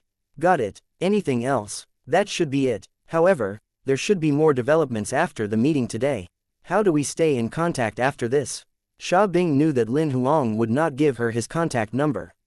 How long before you think they will have a result? Lin Huang thought about it and asked. Should be soon. After the new evidence has been submitted, all of the organizations should respond on the same day. I speculate that there'll be a preliminary conclusion after a week at most, Sha Bing said after a moment of thought. I'll contact you in a week then. Lin Huang nodded. Realizing that it was time to bid farewell, Sha Bing lowered her head to check the time. Is there anything that you'd like to ask or request? Lin Huang hesitated for a moment and asked eventually. I'd like to get the information regarding the level above Dao level. The more detailed, the better. You're breaking through. Sha Bing had shock written all over her face. Lin Huang had guessed that she would have such a reaction. He did not explain, but continued talking. It will be fine as well if you know any channels where I can obtain the information. I can send you a simple overview. However, only the few top organizations in the Eastern 8 Zone have the exact details of that, and one would need a high level of authorization to get their hands on it. Unless you're willing to expose your real ability and increase your authorization in your own organization, you won't be able to obtain it. However, it's not a dead end. There's a black market called Fantasy Island outside the Eastern 8 Zone. You can purchase most things that you can't find in the other zones. It's just that many things are sold at a premium price. Fantasy Island should have the information you're looking for. Nobody knows who the owner of Fantasy Island is. We only know that it's an ionized dimension. It's open irregularly once or more every year. They'll usually send the old clients the invitation before opening. I happened to receive this year's invitation a few days ago. Fantasy Island will open 2 days later in the evening. There's nothing that I want to trade, so I can transfer the invitation to you. Sha Bing took out a card the size of a palm from her storage space and passed it to Lin Huang as she spoke. Lin Huang took the card and examined it. It was a card with golden edges. There were complicated Dao tattoos engraved on the back, and there was only a colored pattern on the front that looked like an island. You'll find out Fantasy Island's exact opening time when you spread your divine telekinesis into it. When it's time, insert your odal into it, and you'll be teleported to Fantasy Island directly. It's the same when you want to come back, just insert your odal. You only get one two-way teleportation with each invitation, and it'll be destroyed automatically after that. Got it, thanks. Lin Huang nodded. He put the card away in his storage space after spreading his divine telekinesis into it to look for the opening time. Chapter 1784. Hush. The first thing Lin Huang did after returning to the Feister Star Zone was to send Sha Bing a message with a new temporary communication device. Very soon, she sent a simple overview of the information above Dao level. Lin Huang downloaded it instantly and examined it as soon as he received it. The information was rather basic, with a total word count of less than 1,000. However, it did give him a preliminary understanding of the level above Major Dao level. The level above Major Dao level was called Heavenly Dao level. As major Dao level powerhouses could no longer consolidate more Dao seals when they were at limit major Dao level, and their kingdoms were so full that they could no longer increase their ability, someone thought of a solution: consolidating more kingdoms to increase their ability. Therefore, the cultivation of heavenly Dao level was spread out gradually. There were a total of 9 ranks for heavenly Dao level, from rank -1 to rank 9. Each time a kingdom was consolidated, it meant that the person's rank would be elevated. When 9 kingdoms were consolidated, it would be rank -9. Lin Huang was in a daze as he read up to this point. The reason being was that this was not his method of cultivation at all. He had consolidated close to 20 million Dao seals in his kingdom and himself personally, yet it was far from his actual limit. The data that Xia Bing sent only had a rough explanation about it. There were no further detailed descriptions on the 9 ranks, nor did it mention how to consolidate one's second kingdom. Seems like I must pay Fantasy Island a visit. 2 days passed by quickly. In the evening, Lin Huang put on a mask and held onto the invitation card. The moment Fantasy Island opened, he inserted his odal within. The next second, he and the invitation card vanished at the same time. When he snapped back to his senses, he realized that he was now in a sunny town. It was quite different from what he had expected. He thought that, although its name was Fantasy Island, its nature should still be that of a black market. A black market should be discreet. Never had he imagined the bright, sunny scene in front of him. This dimension seems to be the projection of a heavenly Dao level powerhouse's kingdom as well. Lin Huang lifted his head to look into the sky. He could sense that the Fantasy Island's size was many times smaller than Sovereign Zan and the rest's kingdoms. It was approximately the size of a normal city on Earth. Although the dimension was much more powerful, its nature was still that of a projection of a kingdom. Sensing that the number of people around him was growing, Lin Huang soon put his thoughts aside and began to observe the guests who had arrived like he did. Everyone more or less had a disguise. There were many who were wearing masks like he was. He sensed their levels roughly. Among those who were in his field of vision, the weakest one was a lord, and there were minor and major Dao level powerhouses everywhere. As he thought carefully, he understood what was going on. One would need to insert their odal to activate the invitation card. Not many people below lord level could consolidate Dao seals in advance. To avoid attracting unwanted attention, Lin Huang had disguised himself as a major Dao level powerhouse, while his aura fluctuations were maintained at approximately 500,000 Dao seals. Although it was sunny, and it seemed calm and harmonious here, Lin Huang knew that this was just on the surface. He did not forget Xia Bing's reminder. Find out which shops conduct information transactions. Lin Huang spread out his divine telekinesis directly. In reality, Xia Bing reminded him that he should try his best not to use divine telekinesis, as people would assume that he was probing or provoking them. However, the strength of his divine telekinesis had far surpassed Dao level, so the possibility of being noticed was low. As he scanned with divine telekinesis, Lin Huang saw over 10 shops that conducted information transactions. He chose the one that occupied most space and had the most sophisticated furnishings. To him, having such a large space in this place and not being worried about the jealousy and envy of their peers, proved that the boss was someone capable. Lin Huang lifted his head and glanced at the sign as he appeared at the shop entrance in a flash. One word was carved in black on the sign: hush. Nobody knew if it was the shop's name or the boss's calligraphy work. After stepping into the door, a pretty female attendant welcomed him instantly.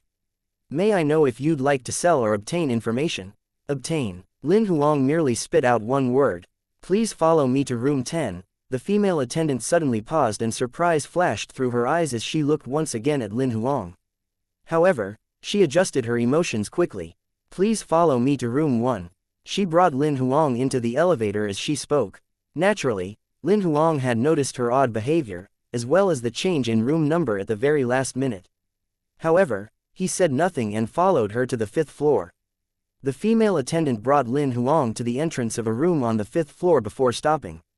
We're here. Please go in, sir. Lin Huang noticed that, apart from him and the female attendant, there was not even a guest or another attendant on this floor. Nevertheless, he did not care and walked into the room directly. There was a tall counter behind the door. A rather hunched old man checked out Lin Huang subtly before speaking in a hoarse voice. Sir, may I know what kind of information you need? Lin Huang smiled as he stared at the hunched old man. Stop pretending. You must be the boss. Seeing that the man said nothing, Lin Huang added with a smile, "To be exact, you should be the boss of this fantasy island." The moment he entered, he sensed that the old man's aura was at least at the peak of heavenly Tao level, even though he did not release his aura at all. That was the senses between powerhouses. He also knew that the old man should have sensed his real ability too. Therefore, the old man had arranged for this meeting specially. "I can't believe I've been exposed so easily," the hunched old man waved his hand. The entire room changed significantly. The rather dim consultation room suddenly transformed. It was now a bright, small meeting room. The hunched old man revealed his real appearance as well. He was a middle-aged man who looked to be in his early 50s. He seemed outstandingly charismatic. One could tell that he was a powerhouse who had been sitting at the top for a long time. "Take a seat." The middle-aged man sat on the leather couch on his own and lifted his head to look at Lin Huang with great interest. Lin Huang was not shy at all. He sat across from the man with a coffee table between them. "I'm curious about why a powerhouse like you would conceal his combat strength and come to my fantasy island," the middle-aged man smiled as he asked while serving Lin Huang a cup of tea. Lin Huang took the tea casually and displayed a faint smile. "If I say I'm just here to obtain some information, would you believe me?" The middle-aged man stared at Lin Huang for a moment and nodded while smiling. "I would." "So what kind of information are you looking for exactly?" he only asked after falling silent for a moment. "I want information regarding Heavenly Tao level and above Heavenly Tao level. The more detailed, the better." Lin Huang only spoke after hesitating momentarily. Chapter 1785, Dominator Level. The middle-aged man sitting across the coffee table glanced at Lin Huang with an odd expression, but he was not nosy enough to ask further. Instead, he nodded directly and said, "I can provide that information for free. Is there anything else that you need?" Lin Huang fell into silence momentarily before lifting his head to look at the middle-aged man. "Do you have information about the Black Abyss here? As well as information about Auza?" The middle-aged man had a slight change of expression as he listened up to this point. He interrupted Lin Huang instantly. "It's better that you avoid mentioning that person's name as much as possible. Regarding the Black Abyss, information, we can provide it to you as long as you pay enough. However, about that entity, we can't provide you with any information. I can only tell you that, if it wasn't for the fact that he was in hibernation, the simple action of you mentioning his name earlier would be enough to contaminate you and turn you into an abyssal creature." Lin Huang frowned slightly, but he was still unwilling. "Then can I ask if he's the god of the abyss?" "Yes, and no." The middle-aged man looked rather troubled, but he answered anyway, "If you must delve deep into this, I'll provide you with an ancient precept. The abyss is just his dream." The precept the middle-aged man provided was almost identical to what Whitebrow had said. However, Lin Huang still could not really understand if that was just a simple statement, or whether there was a deeper meaning behind it. "If you have a dispute with the Black Abyss, you will only need to learn about them. Don't go looking for information about him." The middle-aged man hesitated for a moment and advised him anyway. "Aren't the people from the Black Abyss his believers?" Lin Huang asked in slight confusion. "Will a god care for the worship of ants?" The middle-aged man raised his brows. Lin Huang instantly came to a realization and nodded. "I get it now. The conflicts I have with the Black Abyss stays with the Black Abyss." The middle-aged man seemed to be relieved. "Anything else?" Lin Huang fell silent for a while before speaking again. "I'd like to know about the information outside the universe. I can provide that to you for free as well." The middle-aged man nodded. "Of course, it'll just be the basic information." "That's good enough." Lin Huang nodded in satisfaction. "Thanks. Do you need anything else?" the middle-aged man asked again. Lin Huang thought for a moment and shook his head. "That's all for now. However, I have my doubts." Lin Huang lifted his head and said to the middle-aged man as he stared at him, "Why are you giving me this information for free?" The middle-aged man smiled when he heard that question. "I'm a businessman. It's only natural for me to befriend a potential client. Although I have clients who are beyond Heavenly Tao level like you, there aren't many of them. Although this current transaction might be small, there might be larger ones and more opportunities in the future. Moreover, the information I'm providing you for free is public information in many places outside the universe. I don't want you to find out that I received money from you for such free information when you leave the universe." Lin Huang nodded with a smile after hearing his words. "Sure, I look forward to a great transaction opportunity in the future. Oh yeah, my name's xianxia, let's be friends." The middle-aged man stretched out his hand toward Lin Huang. Lin Xie. Lin Huang gave him his pseudonym. In reality, he knew that with the man's capabilities, no matter whether he told him his name or not, it would be easy for him to find out who he was. He did not give his real name to indicate his stance that he did not want people to know his identity. He did not provide a ridiculous pseudonym as that would have been too insincere. Therefore, he gave him the pseudonym that he had used before. After sharing each other's names and chatting for a little bit, they conducted the official transaction. Lin Huang spent some money to purchase information about the Black Abyss. Very soon, Xianxia gathered the few information pieces he was providing for free, as well as the information about the Black Abyss, and sent them to Lin Huang's temporary communication device. He then saw him off.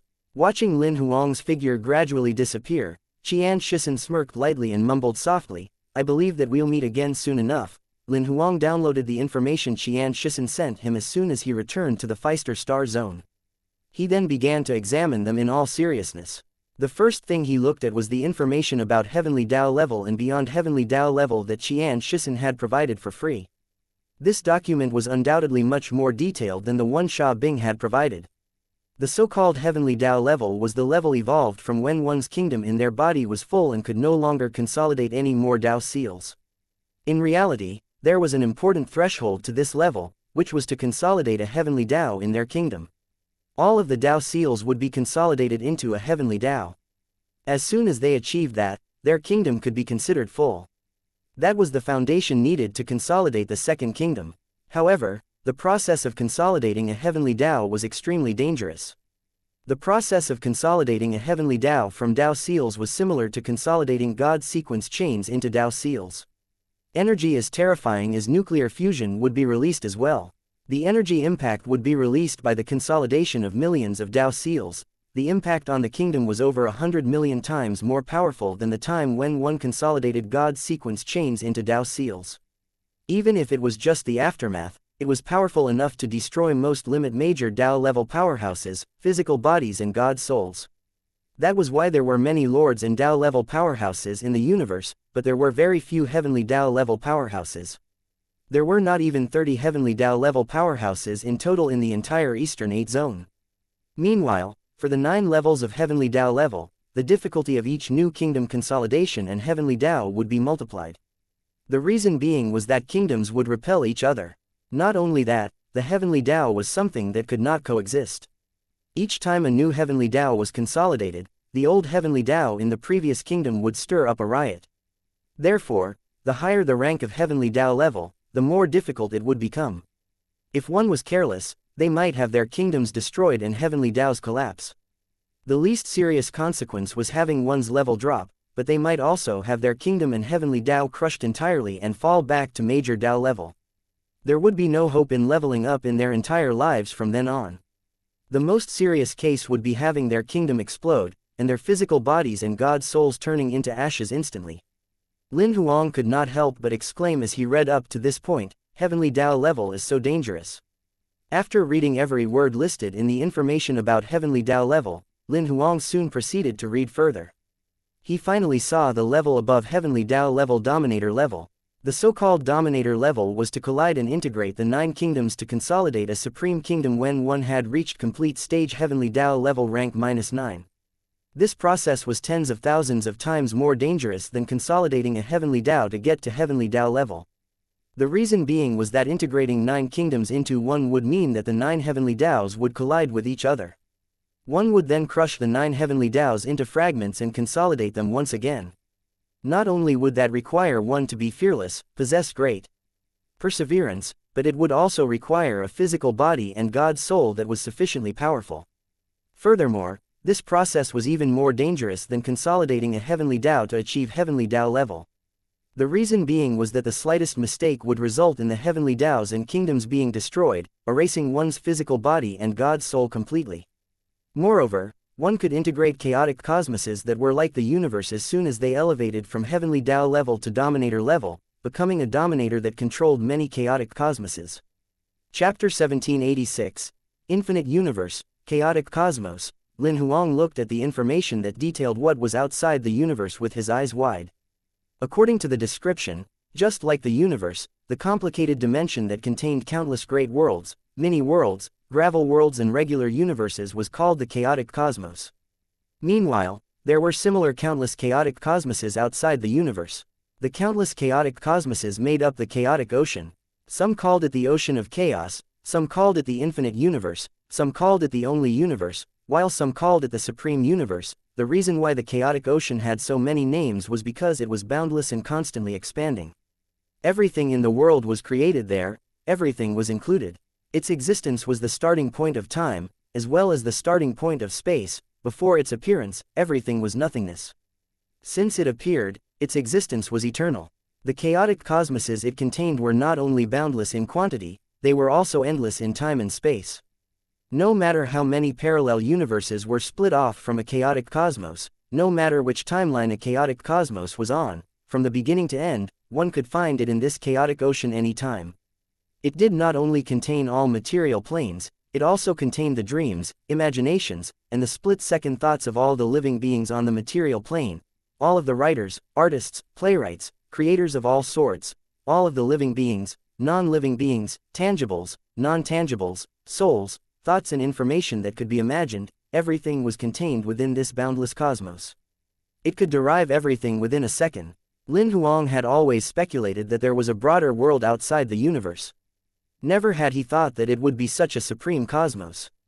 After reading about the chaotic ocean, Lin Huang looked back at the system of dominator level.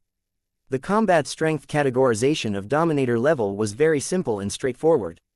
One would be at dominator level rank -1 when they refined 1 to 10 chaotic cosmoses. One would be at dominator level rank 2 when they refined 11 to 100 chaotic cosmoses. One would be at dominator level rank 3 when they refined 101 to 1000 chaotic cosmoses. One would be at dominator level rank 4 when they refined 1001 to 10,000 chaotic cosmoses. One would be at dominator level rank 5 when they refined 10,001 to 100,000 chaotic cosmoses. The strength of one's kingdom when they broke through to heavenly Tao level was the main factor in deciding how many chaotic cosmoses one could refine. Due to the restriction of the strength of one's kingdom, most dominator level powerhouses would usually stop at dominator level rank -1 and could no longer move on. The ratio almost surpassed 80% among the dominator level powerhouses. The higher the rank, the fewer the people. There were only a couple of dominator level rank 5 throughout the history of the entire chaotic ocean. Not only that, according to all of the data records, since there was a history record of the chaotic ocean, nobody had even broken through past dominator level rank -5. The legendary Auza should be at rank 4 at least. He might even be at dominator level rank -5, Lin Huang frowned as he speculated.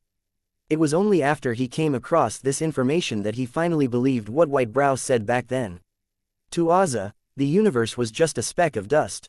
To powerhouses at dominator level rank 4 and dominator level rank 5, the universe was just a regular chaotic ocean, and it was merely 1/10,000th of the kingdoms in their body. Indeed, they could destroy it with a mere flip of their hand.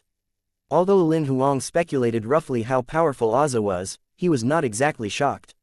Instead, he thought that, compared to the chaotic ocean, a dominator level rank 5 powerhouse was not as shocking to him. The highest combat strength is just dominator level rank 5 due to the restriction of the strength of one's kingdom. Lin Huang had tens of thousands of thoughts running through his mind when he read that. The foundation of my kingdom is countless times more powerful than powerhouses of the same level. Is it possible that I can break through past dominator level rank -5? Lin Huang merely fantasized for a moment, before discovering a realistic problem. One would need to consolidate 9 kingdoms to get to heavenly Tao level. How can I consolidate a second kingdom of the same strength now? He could not help but feel troubled as he thought up to this point. He got his kingdom completely by chance. It was almost impossible to build a kingdom that was of the same strength. After some fruitless thinking, Lin Huang shook his head to get rid of the messy thoughts he had. Forget it, I won't think about it for now. I'll fill my kingdom with the maximum number of Tao seals it can contain, after which I'll finally think about what to do next. He then looked at the third document. He paid for this document. Xianxia asked for an exotic treasure, and Lin Huang had given him White Brow's corpse. Since he did not plan to return the corpse, this was the best possible use for it. Moreover, the corpse was with Xianxia now. He did not have to worry that it would end up with the Black Abyss or the Longevity Tribe. Lin Huang checked the document thoroughly after opening it. He had finally found out details regarding the Black Abyss. The Black Abyss originated from the Raiders. It was a Heavenly Dao level raider, who had accidentally triggered a clone Aza left behind deep in the abyss while he was hunting in the abyss. He was contaminated by the clone and became Aza's believer. However, the contamination did not turn him into an abyssal creature, but instead he hid among the raiders by remaining in his original form and mental state. Later on, the Heavenly Dao level powerhouse used all sorts of techniques to lure many raiders to join him.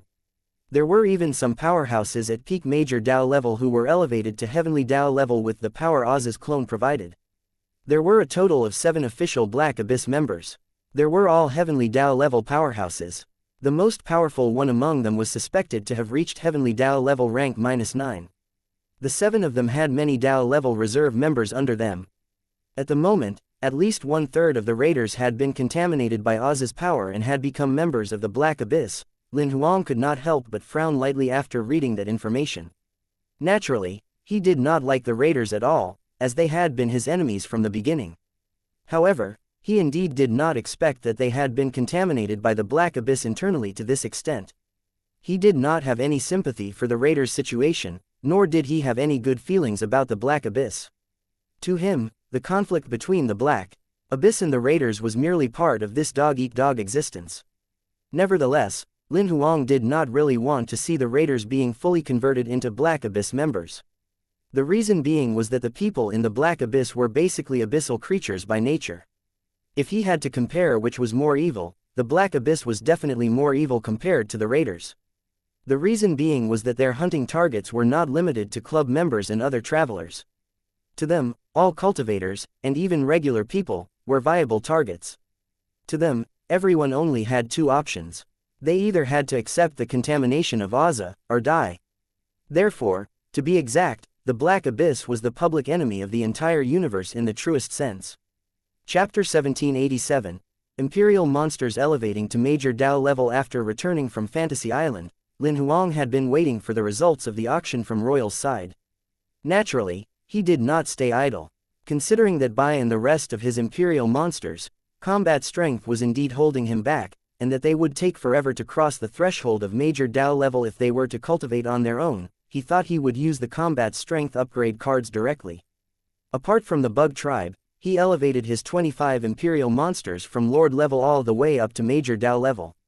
However, he merely elevated them to Major Dao level and stopped there. This was mainly because it would exhaust Xiao Hei's origin energy if he elevated them any further.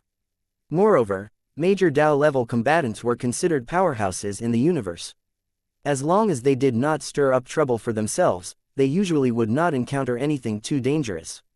After he elevated all of them to Major Dao level, Lin Huang released them. Apart from Bloody, who stayed by his side, the rest of the 24 Imperial monsters formed groups of 2 to 3 to explore the universe on their own. You've elevated our combat strength to Major Dao level directly, then your current level of ability, Bloody could not help but ask. I'm not exactly sure whether I'm at Major Dao level or Heavenly Dao level. Lin Huang shook his head while forcing a smile. What do you plan to do next then? Bloody continued to ask. Let's establish the Sword Alliance first. We might need to settle some matters regarding the raiders in the Black Abyss, as well as some grudges. Lin Huang thought he would have to establish a foothold first. His ability was not weak, but the sword servants under him, as well as Lin Xin and Lin Zan's abilities, were far from sufficient. Inform Sword 1 that I'll participate in every Sword Alliance meeting. Bloody nodded. We'll talk about the rest after setting up the Sword Alliance. You'll take charge of the Sword Alliance's matters during this period of time. I'll get Sword 1 and the other sword servants to work with you. Naturally, Lin Huang believed in Bloody's ability. Bloody only left after the 2 were done talking about business and had chatted for a little while. For the next few days, Bloody pushed the Sword Alliance's development forward resolutely, putting the Sword Alliance officially on track in the universe. Meanwhile, Lin Huang spent some time entering the virtual realm to consolidate all of the Dao seals that were unsealed from his Imperial monsters, elevation. He had gained over 2.6 million Dao seals this time. He had officially consolidated a total of 22.2 million Dao seals, breaking through the 20 million mark. He could clearly sense that the number was still far from the limit that his body could contain. He received the storage rings that Yongling had unlocked as soon as he left closed-door cultivation. He examined them carefully as soon as he received them. The first one was White Brow's storage ring. The first thing he saw was 7 gold fingers as he spread out his divine telekinesis into the ring. White Brow was not a traveler, so he could not integrate gold fingers at all. He must have obtained the 7 gold fingers after hunting club members. He left them behind to trade with the other travelers inside the raiders. However, Lin Huang had now come into possession of these gold fingers. Apart from the gold fingers, there were a bunch of reincarnated beings' tools and elixirs. White Brow, a reincarnated being, could use these things, but Lin Huang could not. He could only get rid of them at auctions or by trading other resources for them with people at the club. Apart from gold fingers, and those special items such as reincarnated beings' tools, there were 2 exotic treasures and some 10 precious treasures. There were a few precious treasures that were suitable for his imperial monsters that had just been elevated to major Dao level. Those were the only things that Lin Huang was interested in. What he thought was a pity was that he did not see any Dao level powerhouses, corpses and kingdom shell remnants in White Brow's storage space. After checking White Brow's ring, Lin Huang checked out Yan Zhen's. As a major Dao level powerhouse as well, there were surprisingly few items in his storage ring, which was pathetic. There were gold fingers in his storage ring too, but there were only 2. As he was a regenerated being, there were no reincarnated beings' tools and elixirs in his ring. Apart from the 2 gold fingers, there were only 4 precious treasures that Lin Huang was interested in. Among the 4 precious treasures, there was only 1 armor that the imperial monsters under Lin Huang could use. Later on, he checked Jin Feng and Hu Shan's storage rings. He obtained 2 exotic treasures and some 10 precious treasures. The remaining 30 or so storage rings basically belonged to minor Dao level powerhouses. There were only a total of 5 gold fingers, over 10 precious treasures, and some 20 Dao level gods' corpses that Lin Huang thought were useful. There were also hundreds of spiritual treasures that were valuable. Meanwhile, for the remaining miscellaneous items, the 40 or so storage rings could probably be traded for 2 to 3 precious treasures. After calculating the spoils, Lin Huang retrieved all of the gold fingers. The gold fingers were basically grade -1. Not only did he think that he would not use them, he thought they were quite useless to Lin Xin and Yongling as well. Therefore, he chose to let his gold fingers devour them. The first one he retrieved was the GRADE3 Goldfinger, Critical Hit Hammer. It devoured 6 grade -1 gold fingers consecutively, elevating it from the 4th stage to the 10th stage, which was the limit. The Critical Hit Hammer's critical hit effect increased from the lowest 9-fold to the highest 100-fold. The second Goldfinger Lin Huang retrieved was the Grade 4 Gate of All Realms. After letting the Gate of All Realms devour 3 Goldfingers, the number of virtual bodies it could create increased from 7 to 10. However, that was not its limit. Sensing that a Grade 2 Goldfinger was needed for the Gate of All Realms to create more virtual bodies, Lin Huang fed it the only Grade 2 Goldfinger in this batch of spoils. After the Gate of All Realms devoured it, the limit of virtual bodies it could create increased from 10 to 20. Lin Huang then put the Gate of All Realms away in his body. He fed the remaining 4 Grade -1 Goldfingers to the Grade 4 Soul Controlling Tablet directly. After feeding his Goldfingers, Lin Huang sorted out his storage ring.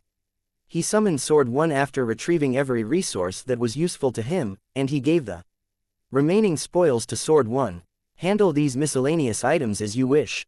You guys can do whatever you want. You can trade them for Dao weapons or other resources. They should be enough to fund the Sword Alliance's preliminary operations. Although those miscellaneous items were nothing to Lin Huang, they were items in legitimate Dao-level powerhouses, storage rings. To the sword servants who had just been elevated to lords, some of these items could be traded for a couple of supreme-grade Dao weapons each. Shock clearly flashed through Sword 1's eyes when he received the ring, but he soon regained his composure. He was already used to Lin Huang's surprises. He no longer thought it unusual no matter what this Lord Swordmaster could do. He even held the faint belief that there was nothing that this Lord Swordmaster could not do. Lin Huang dwelled on his thoughts for a long time as he watched Sword 1 leave. The sword servant's abilities are indeed quite weak. Perhaps the only way to elevate them quickly is to rely on the kingdom's accelerated time, which is dumb. Chapter 1788, 2 possibilities. Lin Huang, Bloody and Sword 1 gathered in the lounge. How is it going with the Sword Alliance lately? Lin Huang took the lead in asking. We've already completed the registration process at Royal, and we've started to accept missions. Sword 1 paused as soon as he was done speaking. He sneakily lifted his head to peep at Lin Huang before continuing to speak. We've also spread the news of us recruiting new people, but nobody is applying. There are many who inquired, but they aren't even willing to come for the interview after finding out about us. What do you guys think the issue is? Lin Huang raised his brows. In reality, he expected such a situation to happen. Bloody said nothing when she heard that question. Instead, she looked at Sword 1 quickly. Sword 1 felt his throat dry up and gulped before speaking again. I think we're too weak at the moment. We're not good enough to attract new members to join. In the universe, heavenly god-level combatants make up an organization's basic battle strength, and there are lords everywhere. Although your name is in the spotlight as the Lord Swordmaster, and we've also mentioned that you have Dao-level combat strength, apart from you, we're all lower-rank lords. Bloody finally spoke up when she listened up to this point. Should we join the Sword Alliance? Bloody looked at Lin Huang. She was referring to were naturally the Imperial monsters. I don't think that it'll be helpful. Lin Huang shook his head after giving it a moment of thought. Even if you guys joined, there will be a large strength gap in between. The new members will soon notice the issue after they join. Also, the Sword Alliance would definitely be investigated if you guys joined with your current levels of ability. At that point, my real ability would definitely be exposed. Lin Huang turned his head to look at Sword 1 after falling silent for a moment. How many people do we need to maintain the operations of the Sword Alliance? Sword 1 was momentarily stunned before he responded instantly. There are actually only 3 things running as part of the daily operations now. The first one is sorting out items, including spolis and rewards, as well as distributing the materials. Another is handling the transactions of items. The last one is obtaining information about the outside world and relaying messages. Only approximately 10 people were needed in total. Almost all of them are busy with the missions that Royal posted. Lin Huang nodded after hearing that. How about this? We'll keep 20 people in the universe who will be responsible for the Sword Alliance's daily matters. The rest will go into the kingdom in my body to work hard on their cultivation. The 20 people will only need to stay there for a year. They will go into my kingdom to cultivate the year after. They will replace the 20 people in the kingdom at that point. They'll be rotated in and out every year from then on. We'll draw lots to decide on who will stay. To be fair, those who have stayed put will be removed before we draw lots for the next batch randomly, Lin Huang added after thinking about it. Also, those who stay put will be given tenfold of the items and rewards during the year in which they are on guard duty as compensation. I'll go ahead and make the necessary arrangements. Sword 1's eyes lit up when he heard Lin Huang's words. Naturally, he knew how much benefit there would be should they be given the opportunity to go into Lin Huang's kingdom. Apart from the 10,000 times accelerated time flow, there were also countless monsters of different tribes to be hunted in there. The elevation speed of their combat strength and ability would be at least 10,000 times faster. The 3 of them discussed some details in the meeting room before Sword 1 left in a flash. He began to sort out the matters that Lin Huang tasked him to do. On that day itself, all the sword servants gathered together.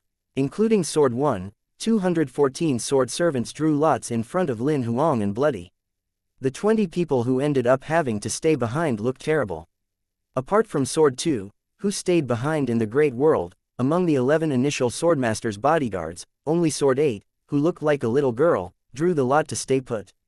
In reality, she did not understand what the purpose of the draw was at all. Sword 1 took the initiative to voice out when he saw that. I'll trade with Xiaoba. She doesn't know anything about the Sword Alliance's operations. I'm worried that she'll only mess things up if she stays behind. I don't think that's necessary. I can teach her whatever she doesn't know. Bloody spoke directly before waiting for Lin Huang to agree to her suggestion. Moreover, apart from Xiaoba, the remaining 19 people know what they should do. Lin Huang nodded to agree to what Bloody said after hearing that. Don't worry, Sword 1. The Sword Alliance has me. Don't waste your gift. Focus on your cultivation for the next 10,000 years. Seeing that Lin Huang had spoken as well, Sword 1 could only nod in agreement. All right, those who drew the lot to stay behind, don't be sad. You'll take their places next year. As compensation, I'll customize a set of cultivation methods to get to Major Dao level for you guys exclusively. The 20 people who drew the lot to stay behind became excited after hearing what Lin Huang said. Now those who were going into the kingdom looked envious instead. Over the next few days, after Lin Huang sent the sword servants into his kingdom, he had been kept busy developing cultivation methods for the sword servants. He then gave the cultivation inheritance to the 20 sword servants who stayed behind one by one. Bloody got Sword 8 to stay by her side. She did not participate in handling the Sword Alliance's matters. In reality, the remaining 19 people were sufficient to run the Sword Alliance for the time being. After Lin Huang was done with the sword servants' matters, the appointment he scheduled with Xia Bing a week ago was due. He changed to another temporary communication device and called Xia Bing again. A moment later, she accepted the video call request. Xia Bing, who had a head full of red hair, was smoking as she leaned on the railing on the balcony. There was a sky full of dark clouds behind her. "You look like you're in a bad mood." Lin Huang did not expect Xia Bing to be in such a state. "Does this have anything to do with the situation?" Xia Bing responded and put out the cigarette. She puffed out the smoke before speaking while frowning slightly. "I suspect that the longevity tribe is completely on the Black Abyss side." Lin Huang could not help but furrow his brow when he heard that. Indeed, he had not thought of such a possibility at all. He thought that the longevity tribe would only have spies among them like White Brow. He soon calmed down after the shocking revelation. "Can you tell me more about it?" "After I submitted the corpses, all the organizations came to the star cluster to bring the corpses back immediately. Later on, all of the organizations should have done a thorough investigation and obtained some information. 2 days ago, the 7 organizations held another video meeting. In the middle of the meeting, the longevity tribe's patriarch suddenly spoke out. He said that you had contacted the longevity tribe yourself and used White Brow's corpse to threaten them to provide you with resources. They even showed video evidence." Lin Huang was speechless when he heard that. "That's ridiculous. Why would I want their insignificant resources? I recorded the video, I'll send it over to you later." No matter what, the video that they came up with was quite impressive. The person in the video wore the exact same mask and clothes as you did. It's no different from the video taken in the Mystic Territory. That person imitated your voice too, and it's exactly the same. Even White Brow's corpse looked exactly the same. After they played the video, they even said that we were accomplices. I couldn't take it anymore, so I played the video of our conversation that I recorded directly. After your declarations were made public, the longevity tribe's patriarch and the 2 deputy patriarchs looked terrible, as if they had eaten flies. What happened later on? Lin Huang could not help but laugh as he listened up to this point. They were even more determined that we were accomplices. They said that we were the spies from the Black Abyss and had framed White Brow. They even said their fake video was an act that you had put up intentionally to slander them. I think there are 2 possibilities regarding this situation. One is that something is definitely wrong with the longevity tribe. The other possibility is that someone really disguised themselves as me to mislead them in order to create chaos. I think the second possibility might be more plausible. Lin Huang fell into silence momentarily before voicing his opinion. Chapter 1789. Great Void Mirror. If something is really wrong with the longevity tribe, then there are even more reasons why they wouldn't speak out easily like that, especially to the point of making a fake video to frame me and saying that I blackmailed them. This lie can be exposed too easily.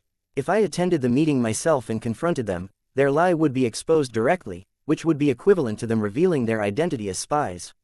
Although there's nothing to like about the longevity tribe, I don't really believe that their entire tribe belongs to the Black Abyss. Lin Huang provided his own hypothesis. If what you said is the truth and that someone is framing the longevity tribe on purpose, then it'd be even harder to get to the bottom of things. Xia Bing frowned slightly. So what happened after you guys argued? What else did they talk about? Lin Huang continued to ask. Later on, those few people from the longevity tribe and I were asked to leave the meeting room. Before they find out whether something is wrong with White Brow, we can no longer participate in future meetings, Xia Bing said while looking annoyed. There's nothing wrong with handling it this way, Lin Huang mumbled softly. However, as soon as he said those words, he saw Xia Bing glaring angrily at him in the projection. He explained immediately, what I meant is that they're being pretty fair. Xia Bing harumphed. I'm clean anyway, so I'm not afraid of them. Let them go ahead and investigate me. Lin Huang fell into silence for a long time, after which he could not help but ask, how can they investigate? Are they going to trigger the abyssal energy by reading their memories? You're overthinking things. How is it possible that such a method exists? Sha Bing shook her head and explained in all seriousness, Star Cluster's Star Masters went over to summon the Great Void Mirror. The Great Void Mirror treasure. Lin Huang was stunned when he heard the name. He retrieved the related memories within the origin energy fragments from the Nirvana trees. This thing really exists. Legend had it that the Great Void Mirror was a treasure that contained terrifying power. Lin Huang had always thought that it was only a legend. Never had he thought that it really existed. The Great Void Mirror has always existed, but it has been in hibernation during this era. Sha Bing nodded. Only dominators who surpass Heavenly Dao level can use this treasure normally. It'd be too taxing for a Heavenly Dao level powerhouse to use it by force. Not only that, the treasure will enter hibernation after each usage. What's the function of the Great Void Mirror? Can it tell the truth? Lin Huang asked rather curiously. The Great Void Mirror's innate function is to study all things. To put it simply, it can see the nature of all substances. Not only that, its probing range extends to anywhere in the entire universe, including all of the great worlds, mini-worlds, gravel worlds, ancillary dimensions and planes within the universe. It will fail to study things under 3 conditions. The first is if its target is a dominator-level powerhouse. The second would be the target has a barrier-type treasure of the same level. The third would be that the target is in a dominator-level powerhouse's kingdom. Star Cluster would definitely not only investigate me and the people from the Longevity tribe when using the Great Void Mirror. They will probably investigate you too. I think you definitely can't hide your identity any longer. Sha Bing gave a simple explanation of the uses of the Great Void Mirror and reminded Lin Huang about what was likely to happen as well. Lin Huang raised his brows slightly beneath his mask. In reality, judging by what Sha Bing said, he was not exactly worried that his real identity would be exposed.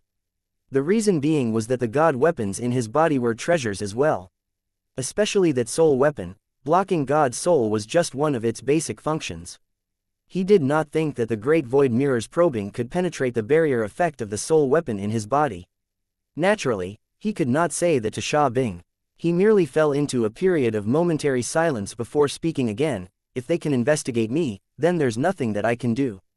However, if they do find out my real identity, they'd find out that I'm not a member of the Black Abyss. The entire Eastern 8 Zone is in chaos right now. All the organizations are overwhelmed now. Even if they really found out your identity, as long as you're not associated with the Black Abyss, nobody will have the time to stir up trouble with you, Sha Bing comforted him. Indeed, the regular members of the 7 organizations are busy.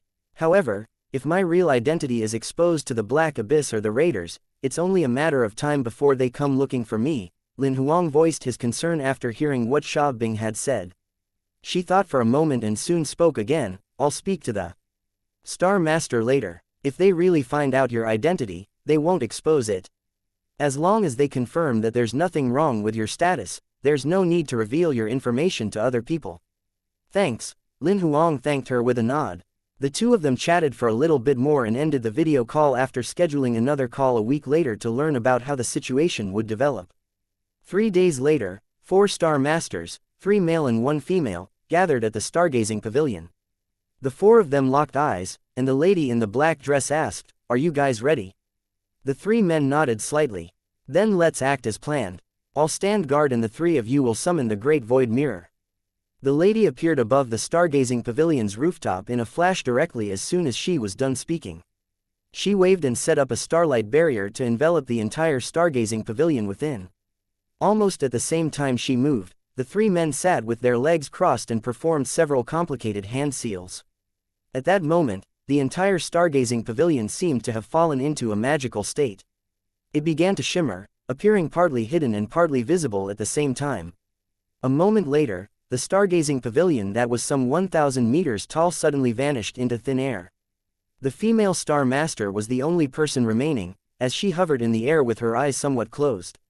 She seemed to not find the situation strange at all.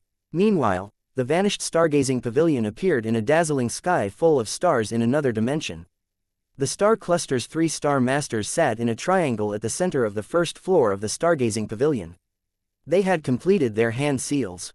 A quaint bronze mirror formed slowly mid-air between the 3 Star Masters. The 3 of them then transferred odalic force to the bronze mirror through the air.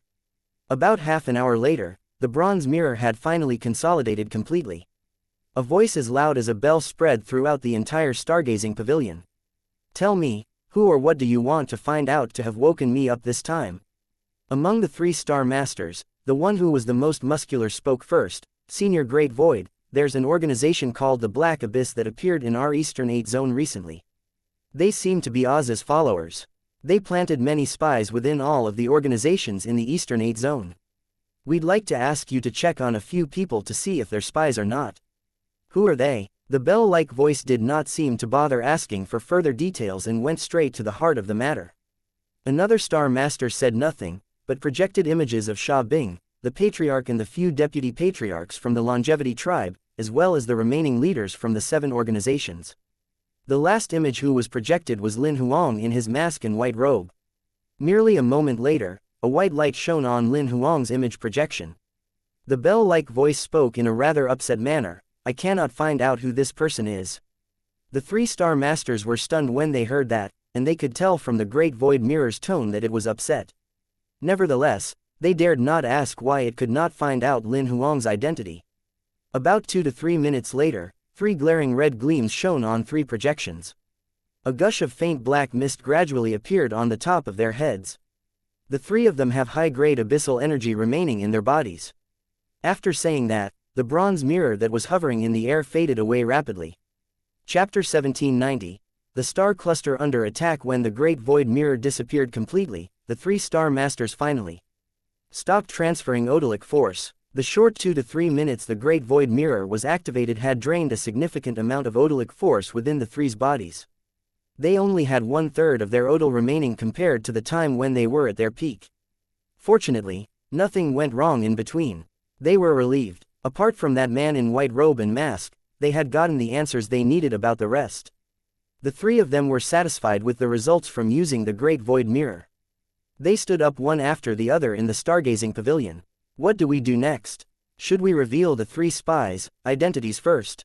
Or should we keep the matter under wraps and get the 3 organizations there from to handle it themselves? The star master who was the most muscular asked the other 2. His name was Zhao Ji. He was the only combat cultivator among the 4 star masters from the star cluster. To be exact, he majored as a combat cultivator as well as a spear cultivator. When one was at Heavenly Dao level, it was rare for one to be a pure combat cultivator. They would basically have another main cultivation direction to match their current cultivation. In the entire Eastern 8 zone, including him, there were only 3 Heavenly Dao level combat cultivators.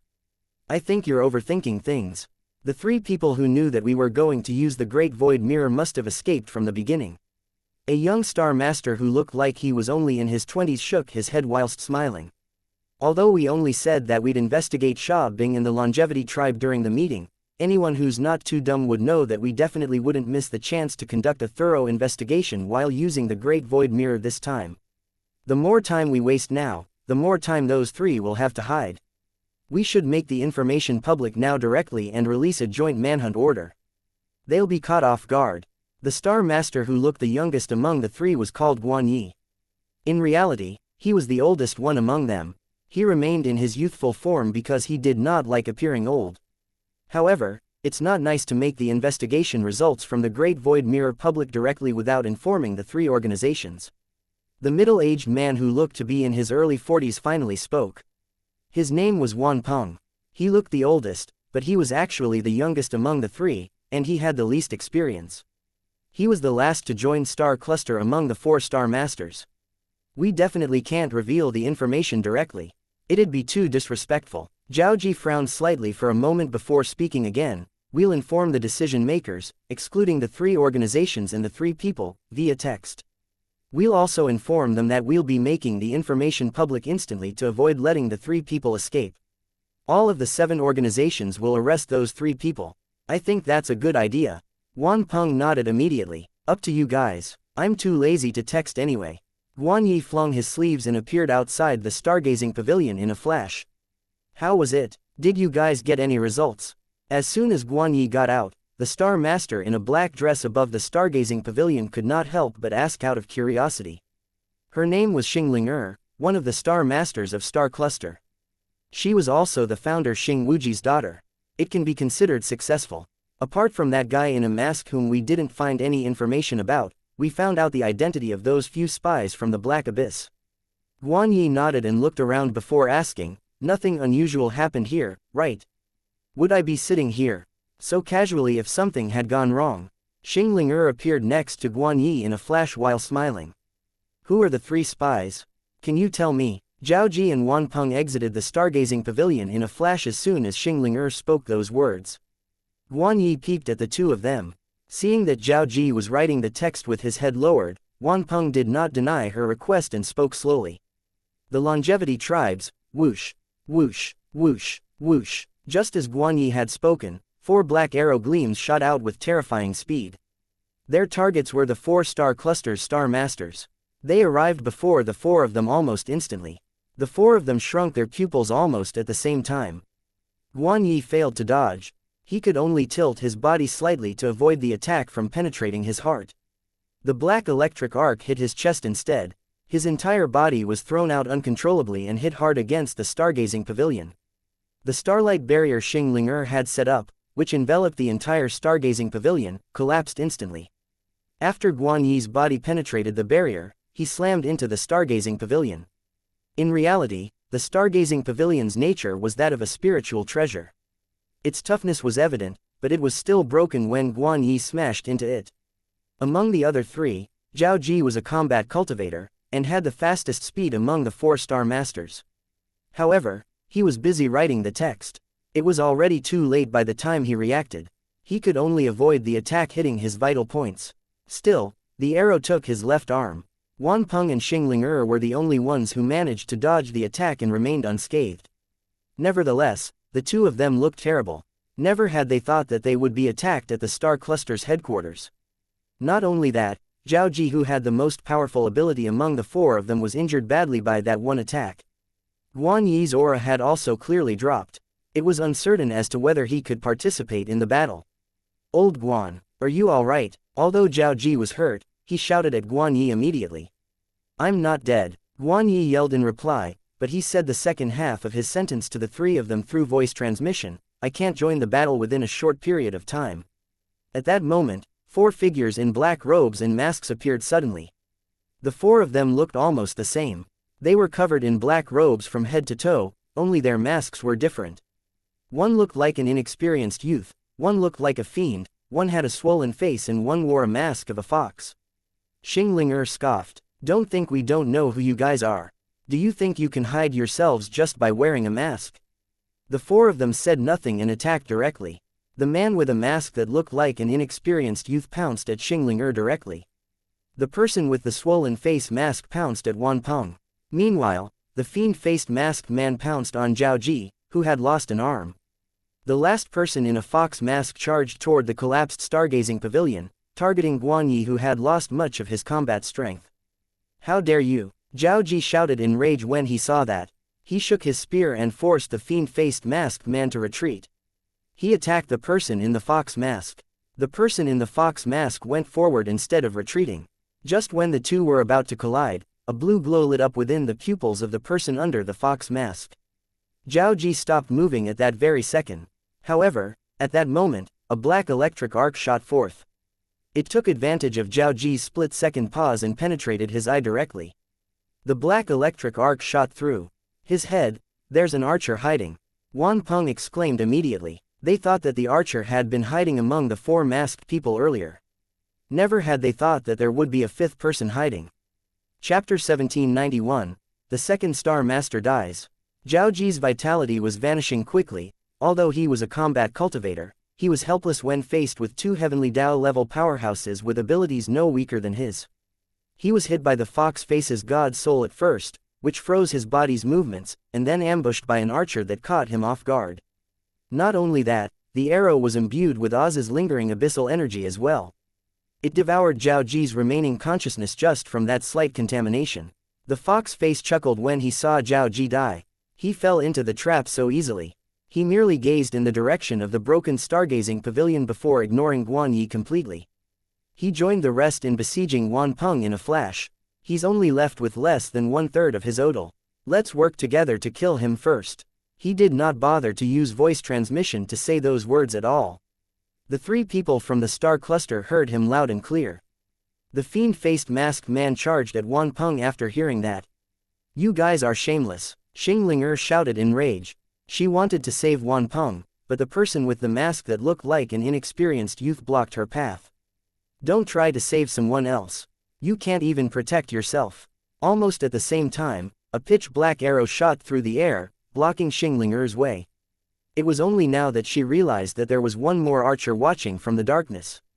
If she did not handle this situation carefully, she might end up dying even before Wan Peng did. Wan Peng instantly realized that it was a certain death situation as he was besieged by three heavenly Dao-level powerhouses on his own. The fox-faced and fiend-faced masked men surrounded him, while the man in the swollen face mask had an ability level that was no weaker than his. "Run," he shouted to Xingling through voice transmission directly without any hesitation. He did not even manage to inform her of the three spies' names before his god soul was suppressed by the fox-face's blue eyes. At that moment, the black arrow that arrived like a god of death caught his split-second delay without hesitation and shot through the air like lightning. However, Wan Peng's god soul was slightly more powerful than the combat cultivator Zhao Ji. He snapped back to his senses after being briefly dazed. He turned his head rapidly and barely escaped the sure-kill arrow. Though he avoided having his head crushed, he did not manage to dodge the attacks from Fiend Face and Swollen Face. The Fiend Face's spear did not lose out to the speed of the black arrow. Almost at the same moment Wan Peng avoided the arrow, the spear penetrated his chest directly. At the same time, the Swollen Face's sword gleam cut across Wan Peng's waist. His vitality was fading quickly, and he spat out a mouthful of blood.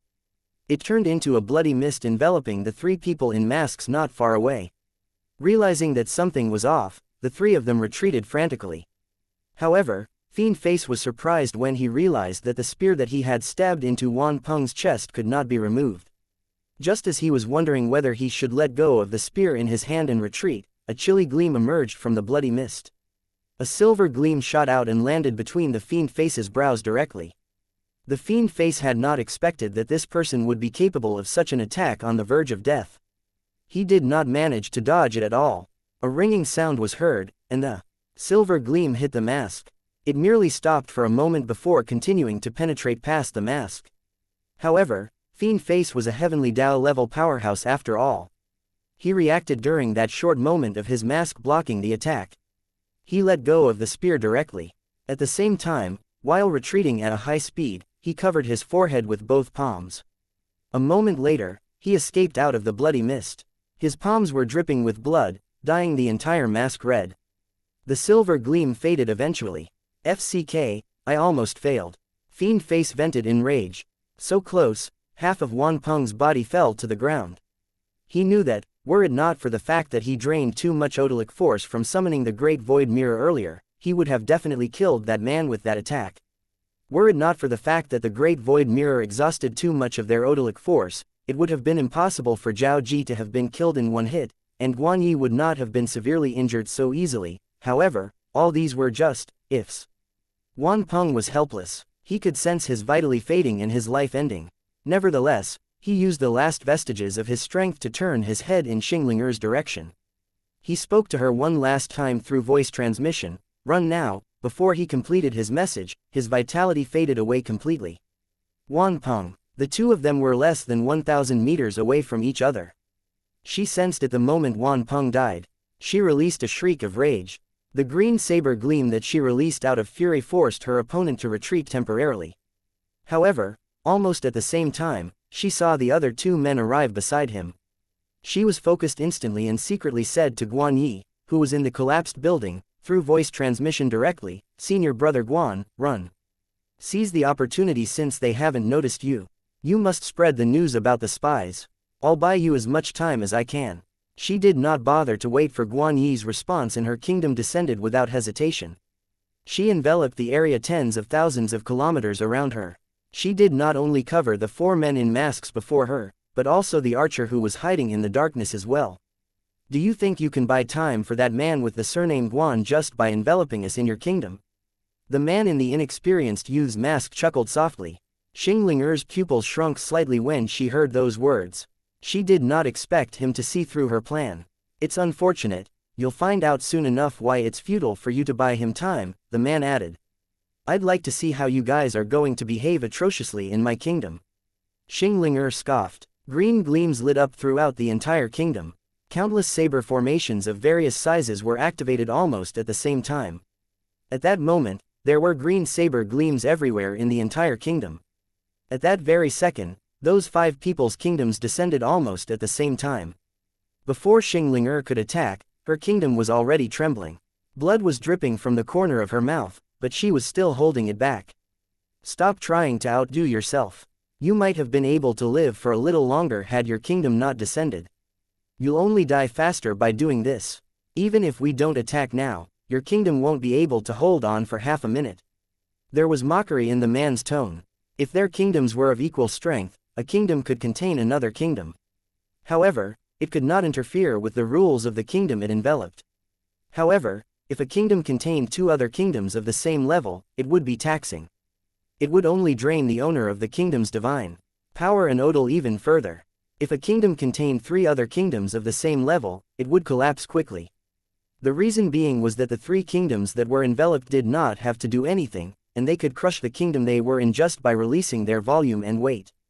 Now, Xingling'er had enveloped 5 opponents of the same level at the same time by herself. Their 5 kingdoms descended at the same time. As soon as they released the volume and weight of their kingdoms, they could crush hers like a piece of cake. Nevertheless, Xingling'er wiped off the blood from the corner of her lips and scoffed. I finally know who the 5 of you really are. Chapter 1792, Kill me if you dare. The expressions of those 5 people changed slightly when they heard her words. Their kingdoms each had the characteristics of their own. They were almost unique in nature. Even if Xingling'er had never fought against the 5 of them, nor had she seen the kingdoms of those 5 people before, including the veterans who had retired, there were not that many heavenly Dao-level powerhouses in the Eastern 8 Zone. Even if she did not know some personally, she had definitely heard of them. Judging by the characteristics of the 5 people's kingdoms now, she guessed their real identities almost instantly. 2 of you are even the seniors my father used to respect. Xingling'er looked at Swollen Face and the archer who was wearing a mask with a child's face. You guys betrayed the universe and become slaves of an abyssal creature. Aren't you ashamed of yourself? The 2 people looked away from Xingling'er slightly. Xingling'er, we choose our own destinies and where we stand. You have your own too. Nobody is superior or inferior to another, the man in an inexperienced youth's mask explained when he saw their reaction. Stop wasting your breath on her. The fox face stopped the 2's argument directly, get it over quickly. As soon as he said that, the 5 of them accelerated the expansion of their kingdoms. Xingling'er's kingdom began to collapse quickly. She did not even manage to attack. She could only maintain the activation of her kingdom by force. This collapse was not referring to calling the descended kingdom back into her body, but rather that her kingdom was collapsing substantially. No matter what, it was impossible for 5 kingdoms to expand at the same time within a kingdom of the same level. Meanwhile, Xingling'er was holding on and doing her best not to recall her kingdom just to buy more time for Guanyi. It was a definite fact that her kingdom would collapse. As Xingling'er's kingdom collapsed, her aura started fading away rapidly. Even her combat strength had signs of faltering. A kingdom was the cultivation foundation of powerhouses at Lord level and above Lord level. Having one's kingdom collapse meant that their cultivation foundation was damaged, so it was normal for their combat strength to drop in tandem. Of course, Xingling'er was aware of this. However, she already had the determination to sacrifice herself when she saw Zhao Ji and Wanpeng die one after the other. Naturally, she did not care whether her kingdom collapsed and whether her combat strength fell. At that moment, she only had one thought, which was to trap the 5 of them for as long as possible so that Guanyi could run away as far as he could. Nevertheless, she only lasted for less than a minute even though she kept her kingdom activated with all of her might. It collapsed completely in the end as the 5 kingdoms descended and expanded. The moment Xingling'er's kingdom collapsed, and when she returned to the universe, her facial expression changed drastically. The reason being was that she sensed Guanyi's aura had remained where it was. He had not made use of the time she bought him to run at all. At that moment, a voice echoed casually. Do you know why we're not in a hurry to attack you in your kingdom, but merely expanded our kingdoms to make yours collapse? It was the man in the inexperienced youth's mask who spoke. Because we're not worried about Guan Yi running away at all. Xingling realized something instantly when she heard those words. Her face turned pale suddenly. At that moment, a sigh came from the collapsed stargazing pavilion. A figure walked out of the ruins. It was Guan Yi. However, he did not look like he was badly injured at all. Must you guys expose my identity before her? Guan Yi furrowed his brows slightly. Isn't this more interesting? The guy who was wearing the fiend mask said and chuckled softly. Guan Yi, you're really a spy from the Black Abyss. Xingling remained in disbelief. Seeing that Guan Yi did not answer that question right away, the fiend face continued to speak while smiling. Not only is he the Black Abyss spy, he's one of the 7 people who founded the Black Abyss. Otherwise, how would we know the exact time you guys chose to activate the Great Void Mirror this time? We managed to pull off this ambush when the 3-star masters were weakened because your senior brother Guan tipped us off secretly. Oh yeah, to prevent Zhao Ji from finding out if there were moles in Star Cluster, he even specially donned a treasure a few days ago. Guan Yi, I want you to answer the question. Xingling had fury fill her face. Although she knew what that man said should be the truth, she was still unwilling. She wanted to hear the answer from Guan Yi himself. I'm sorry, I have my reasons. Guan Yi hesitated for a moment before admitting to it anyway. I'll kill you. Xingling became frantic when she heard the answer. She did not even care that she was badly injured from her kingdom collapsing, and also ignored the fact that her combat strength had dropped as she wielded the long saber in her hand. Countless green saber gleams attacked Guan Yi. Guan Yi merely dodged instead of fighting back. Do you think that you're a good person just because you're not fighting back? You have the guts to turn traitor, but you don't dare to kill me. Xingling shrieked while attacking insanely without proper form or techniques. Kill me if you dare. Xingling curses were getting more animated. You traitor. My dad shouldn't have adopted you back then. Ingrate. Animal. Though that was the case, Guan Yi did not fight back anyway, nor did he argue back. He merely said to the remaining 5 people, I don't want to attack her. You guys do it. Some of them were enjoying the show, while some were just watching out of curiosity. Seeing that the 4 others did nothing, Foxface scoffed. Since you guys won't do it, allow me. He performed several hand seals with both hands rapidly as soon as he was done speaking. A couple of black chains shot forth at Xingling at high speed. Xingling, who was already nearly out of her mind, did not manage to react at all, and the chains wrapped around her arms and body. Very soon, a strange thing occurred. Her god's soul was dragged out by the chains forcefully. It was pulling it toward the gigantic shadow above Fox's face uncontrollably. Guan Yi's expression changed slightly when he saw the shadow. Merely a moment later, Xingling god's soul was pulled toward the shadow. A hand grabbed onto it. She struggled hard, but it was futile. Guan Yi closed his eyes quietly as he observed up to this point. He no longer wanted to watch. However, the remaining people were watching in glee. After Xingling god's soul was grabbed, the shadow shoved it into its mouth directly and began munching on it. At first, Xingling god's soul screamed in pain and devastation. However, after a few munches, only silence remained. After swallowing Xingling the shadow faded away quickly. It turned into black mist and penetrated Foxface's body. Only then did Guan Yi finally open his eyes. He glanced at Xingling body, which was on the ground, and then turned his head to glance at Zhao Ji and Wan Peng's bodies which were not far away. His face soon turned cold again. He stretched out his hand and put on a red devil's mask. A cold voice came from beneath the mask, let's go. Chapter 1793. Star Cluster being removed from the list. The Star Cluster had been attacked. Among the 4 Star Masters, 3 were dead and 1 was missing. Lin Huang did not learn the explosive news from Sha Bing. Instead, he saw it on the news the morning after it happened. After scrolling through all sorts of gossip about it on social media platforms, he took the initiative to contact Sha Bing. When the video call connected, Lin Huang could clearly see that she looked worried. I just saw the news. What exactly happened? Lin Huang asked as soon as the video call connected. It's just as the news reported. 3 of Star Cluster's Star Masters died, and 1 is missing. Nobody knows if he's dead or alive. Sha Bing told him the truth rather helplessly. Can you tell me the details? Lin Huang continued to ask. The 4 Star Masters gathered yesterday. They must have done so to summon the Great Void Mirror in order to find out who the Black Abyss spies were. The people from the Black Abyss likely attacked them after they awakened the Great Void Mirror. As awakening the Great Void Mirror drains a large amount of odalic force, the few Star Masters who use the mirror would be in a weakened state. Therefore, the Heavenly Tao level powerhouses from the Black Abyss seized the opportunity to kill them. Did those few Star Masters manage to send over any messages? Lin Huang asked. More. Not that I know of. Sha Bing shook her head. Since the people from the Black Abyss were prepared to kill them, they must have shielded messages from being sent out to prevent the investigation results from the Great Void Mirror from leaking out. Killing them while taking advantage of their weakened state, as well as preventing information about their spies from leaking out. That's a great plan that kills two birds with one stone. Lin Huang squinted his eyes. Are the bodies and kingdoms of the 3 Star Masters who died intact? Lin Huang asked again. Their bodies are intact, but one of their kingdoms is gone. Sha Bing glanced at Lin Huang and answered anyway. So the Star Master who is missing should be the Black Abyss spy, Lin Huang mumbled to himself softly. Not necessarily. Perhaps he's been captured alive. In reality, Sha Bing guessed the same as well, but she was unwilling to believe that it was the truth. If I was the ambusher, I would definitely take the bodies with me instead of leaving them behind.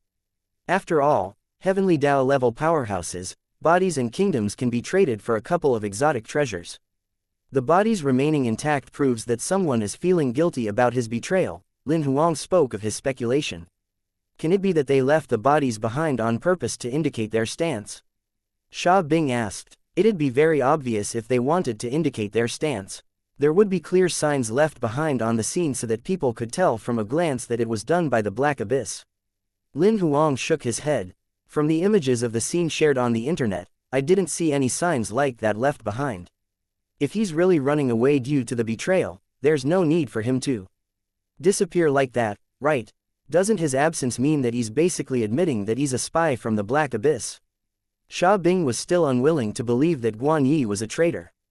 If he stayed, how could he explain the 3 Star Masters being killed? Also, as the only survivor, wouldn't the remaining 6 organizations suspect him and investigate him anyway? If he stayed, it would only be a matter of time before his identity as a spy was exposed. Unless he's really not a spy and doesn't mind being investigated by the 6 organizations in order to clear his name. Also, to him, it was the best opportunity to escape. He wouldn't be able to run even if he wanted to when Royal and the other organizations started to investigate him. Lin Huang thought that the fact that the person was missing was basically tantamount to him admitting to being a spy. Could it be a setup done by people from the Black Abyss to make us think that he's a spy? Sha Bing still did not want to give up and spoke of the last possibility she could think of. I don't think that's necessary. However, Lin Huang shook his head to deny that possibility. Star Cluster no longer having any Heavenly Tao level powerhouses is equivalent to them being removed from the ranks of the 7-grade SSS organizations in the Eastern 8 Zone directly. Who that missing Star Master is exactly, or whether he's alive or not, is no longer important to the remaining 6 organizations. There's no substantial meaning in assuming that he's a spy. Sha Bing could not find any other explanations to refute him after hearing his reply. Now that the Star Cluster has no more Star Masters, is there anyone else who can use the Great Void Mirror? Lin Huang asked again after a moment of silence. No, only the 4 Star Masters were at Heavenly Tao level in Star Cluster. At least 2 to 3 Star Masters would need to work together to activate the Great Void Mirror each time. There's nobody who can activate it now. Sha Bing shook her head, feeling helpless. Can't the Heavenly Tao level powerhouses from other organizations use it? Lin Huang asked again. The Great Void Mirror is a treasure. It has a consciousness and a level of intelligence equal to our own. It stayed in Star Cluster because it was a relic of the first-generation Star Master's father. Apart from the people from Star Cluster, other Heavenly Tao level powerhouses can't activate it, let alone use it. If they want to use it by force, they'd have to be Dominator level at least, Sha Bing explained while shaking her head. Which means that it's basically impossible to find out who the spies are within the remaining 6th-grade SSS organizations. Although Lin Huang said that, he was thinking about the possibility of him activating the Great Void Mirror. After all, his current level of ability had far surpassed Heavenly Tao level. That's right, this is basically a dead end. Sha Bing shook her head, feeling helpless. We can only wait and see if the remaining 6 organizations have any solutions. How's Star Cluster doing? Lin Huang suddenly asked. It's in turmoil. There are even many people who are thinking of leaving. The rest of the organizations are coveting Star Cluster's territory. Maintaining a grade SS organization aside, I guess we might even lose our grade S status in a few months, Xia Bing told the truth with a helpless look on her face. What do you plan to do next? Lin Huang continued to ask. It's pretty pointless for me to stay in Star Cluster. There's nothing that I can do if I stay, so I'm thinking of heading to Snow Kingdom. I have a friend there. Xia Bing hesitated and decided to tell Lin Huang anyway. I think it'd be better if you stayed with Star Cluster. The current Star Cluster is the safest place in the entire Eastern 8 zone. Lin Huang provided her with a different suggestion directly. On one hand, Star Cluster is no longer a threat to the Black Abyss, and you guys can longer participate in the fight among Heavenly Dao level powerhouses. On the other hand, the Black Abyss ambushes won't stop here. Ambushing Star Cluster is only the beginning. The Eastern 8 zone will become more and more chaotic, especially for the remaining 6 grade SSS organizations, who will become the primary targets of the Black Abyss ambushes. You going to Snow Kingdom will only put yourself in greater danger. If you stay with Star Cluster, although other organizations would harass you guys, the level of threat is way lower than facing those people from the Black Abyss directly. Do you think my level of ability isn't powerful enough to participate in the battle against those people from the Black Abyss? Xia Bing was a little pissed. What I mean is that, before the Black Abyss shows themselves, don't put yourself in their field of vision. I'm not asking you to watch from the sidelines when the war officially begins. Lin Huang added after that, before the war starts, try your best to elevate your ability as much as you can. The more powerful your ability is, the longer you can survive on the battlefield. Chapter 1794, Half-Step Dominator. After hanging up on Xia Bing, Lin Huang fell into deep thought. Initially, he thought he would move on with his own initiatives after Xia Bing released the outcome of the investigation on the spies. Never had he thought that this would be the outcome after he had planned everything. Even he had to admit that the Black Abyss executed this scheme perfectly. Not only did they solve the problem of having their spies exposed, they even managed to remove the threat of a grade SSS organization.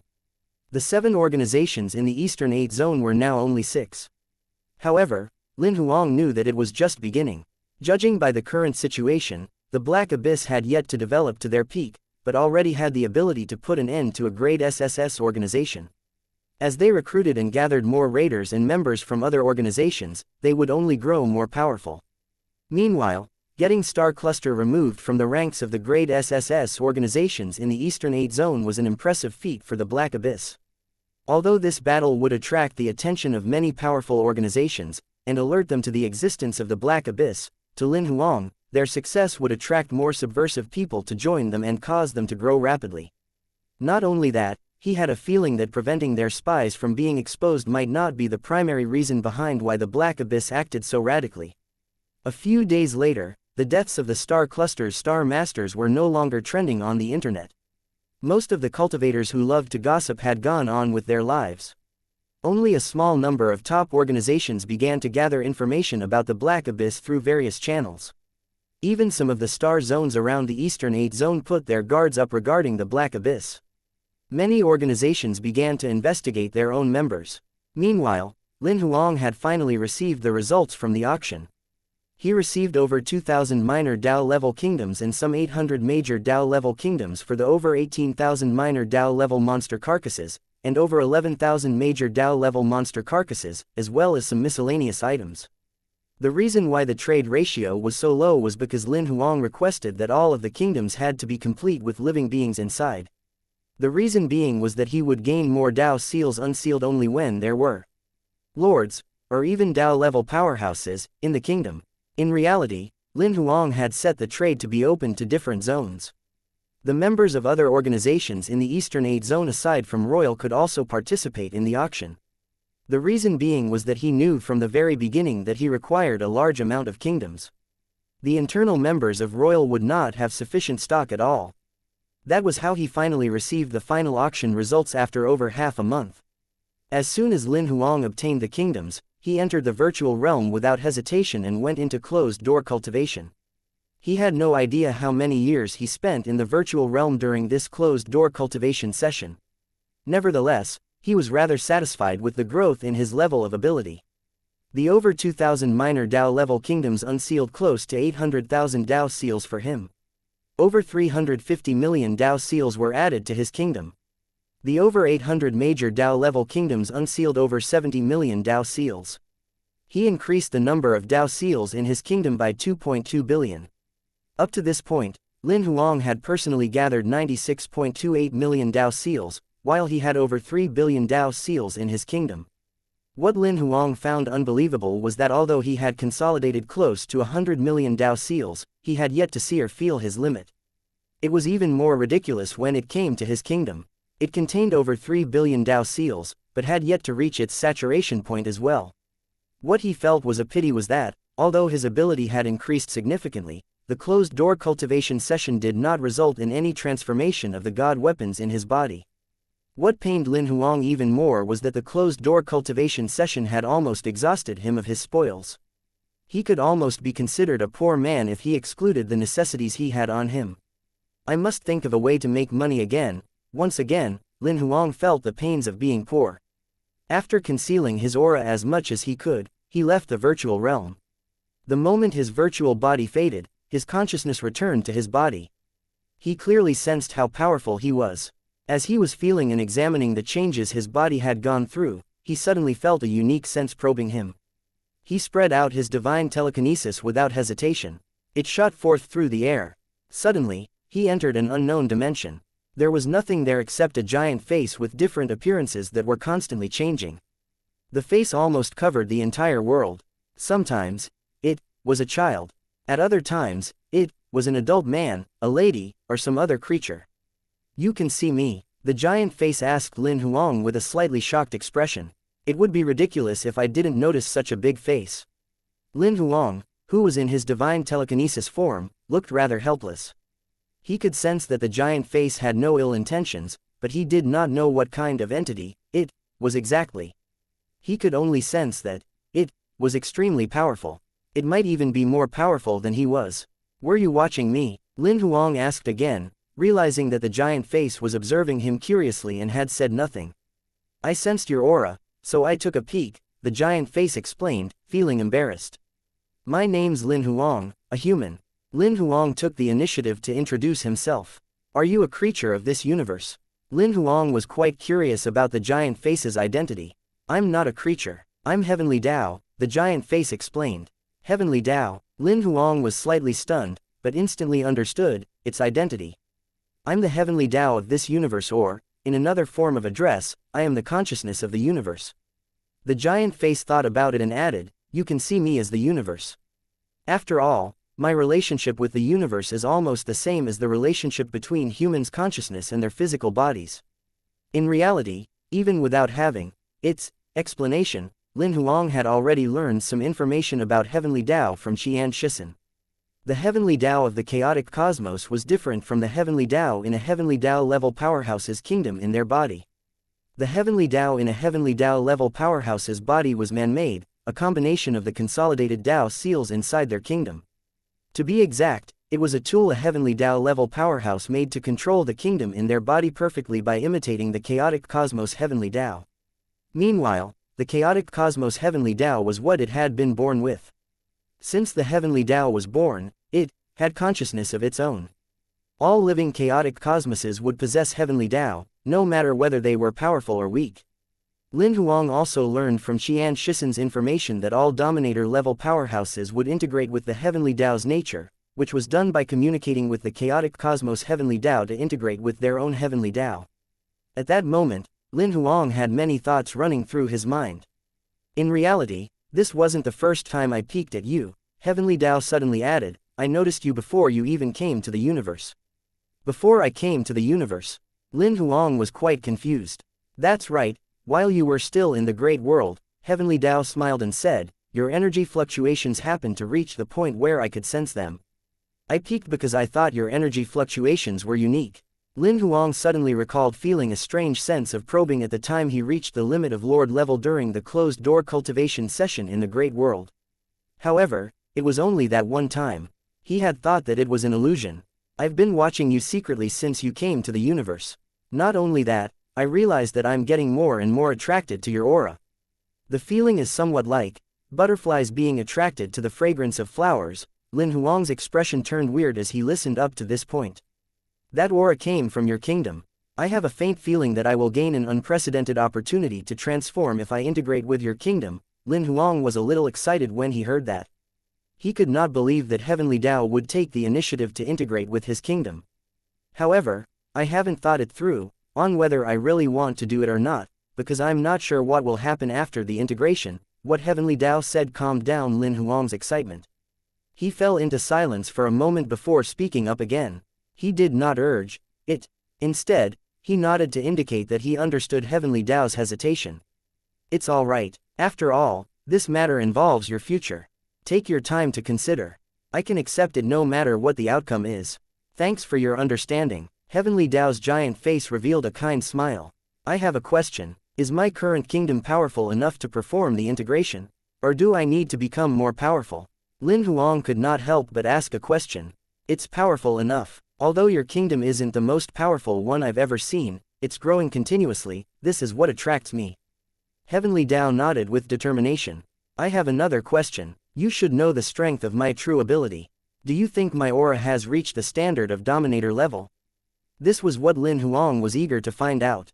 His cultivation method was different from others, which caused him to not have a benchmark or reference that he could compare himself to. Heavenly Dao smiled as it answered when it heard that question. You're still far from dominator level. A legitimate dominator level is a supreme powerhouse who has mastered the power of an entire chaotic cosmos at least. You're somewhere between Heavenly Dao level and dominator level at most now. You can almost be considered to be a half-step dominator. Although the answer was not what Lin Huang wanted to hear, he had at least gained an objective understanding of his ability now. After the two chatted for a little while, Lin Huang tried to obtain some information about the Black Abyss from Heavenly Dao, but he was denied any information. Heavenly Dao's reason for rejection was simple. It did not want to interfere with anyone's destiny in the universe.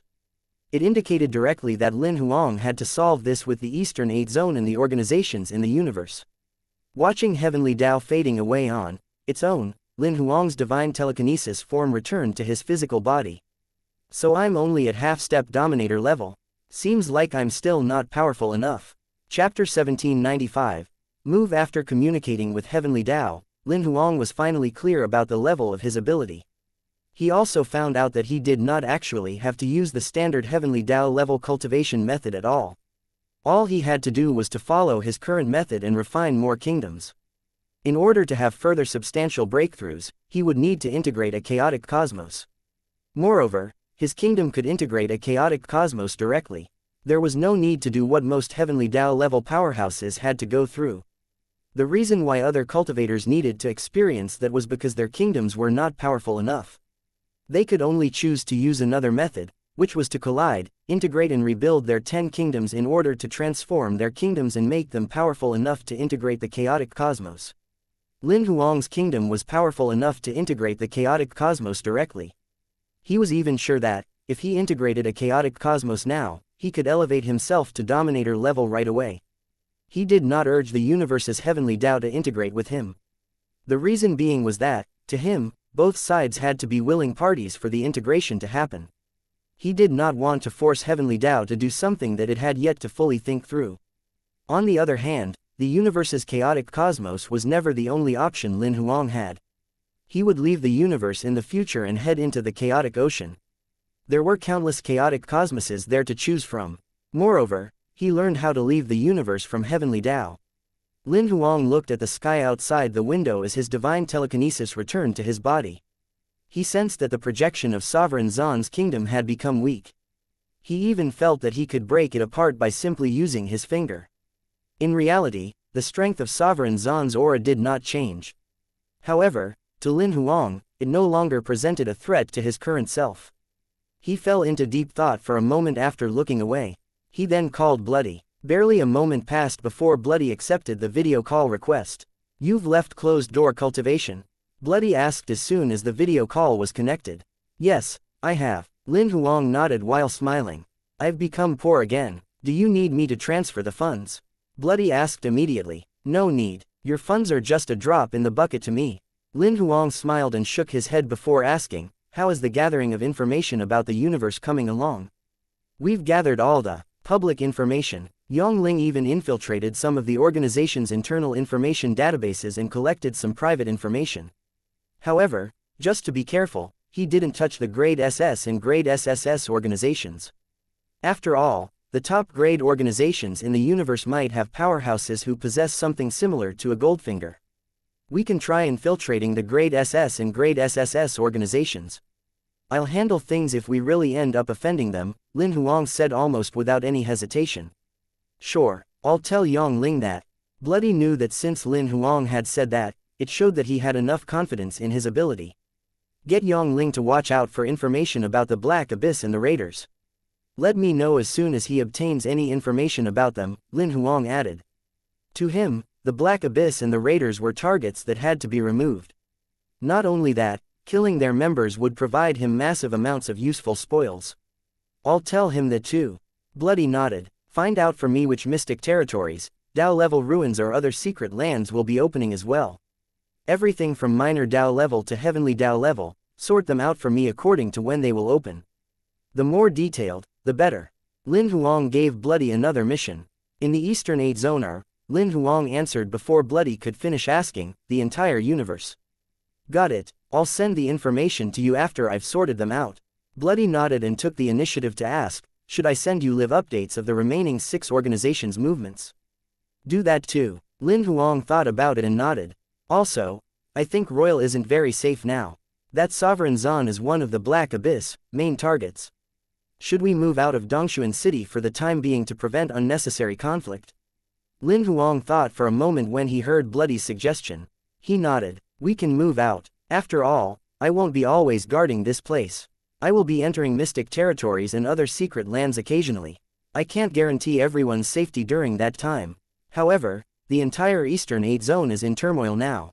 There doesn't seem to be a place that's absolutely safe. I have a pretty great option, Bloody said while smiling. Do tell. Lin Huang raised his brows. I think the safest place in the entire Eastern 8 Zone now is Star Cluster's core residential area, Bloody voiced her opinion with a smile. Although Star Cluster has no Star Masters now, they've been removed from the Black Abyss list of targets. Even if they are in a turmoil internally, and other forces might be fighting for their territory, their core residential area is definitely safe for the time being. No matter how much chaos there is among their higher-ups, it wouldn't affect the residential area too much. Moreover, no matter how many external forces are fighting for their territory, they won't be able to claim the core residential area. I said something similar to Sha Bing from Star Cluster previously. Lin Huang did not expect that Bloody would have the same thoughts as he did. It's a great choice to move to Star Cluster. Sha Bing can protect you guys while I'm away. In reality, he had just been considering whether to put Bloody and everyone from the Sword Alliance into his body directly during this period of time. However, if he did that, Yongling and the rest's information-gathering operations would have to be halted temporarily. Without Yongling and Bloody's help, Lin Huang would have to do everything himself. His efficiency would drop significantly.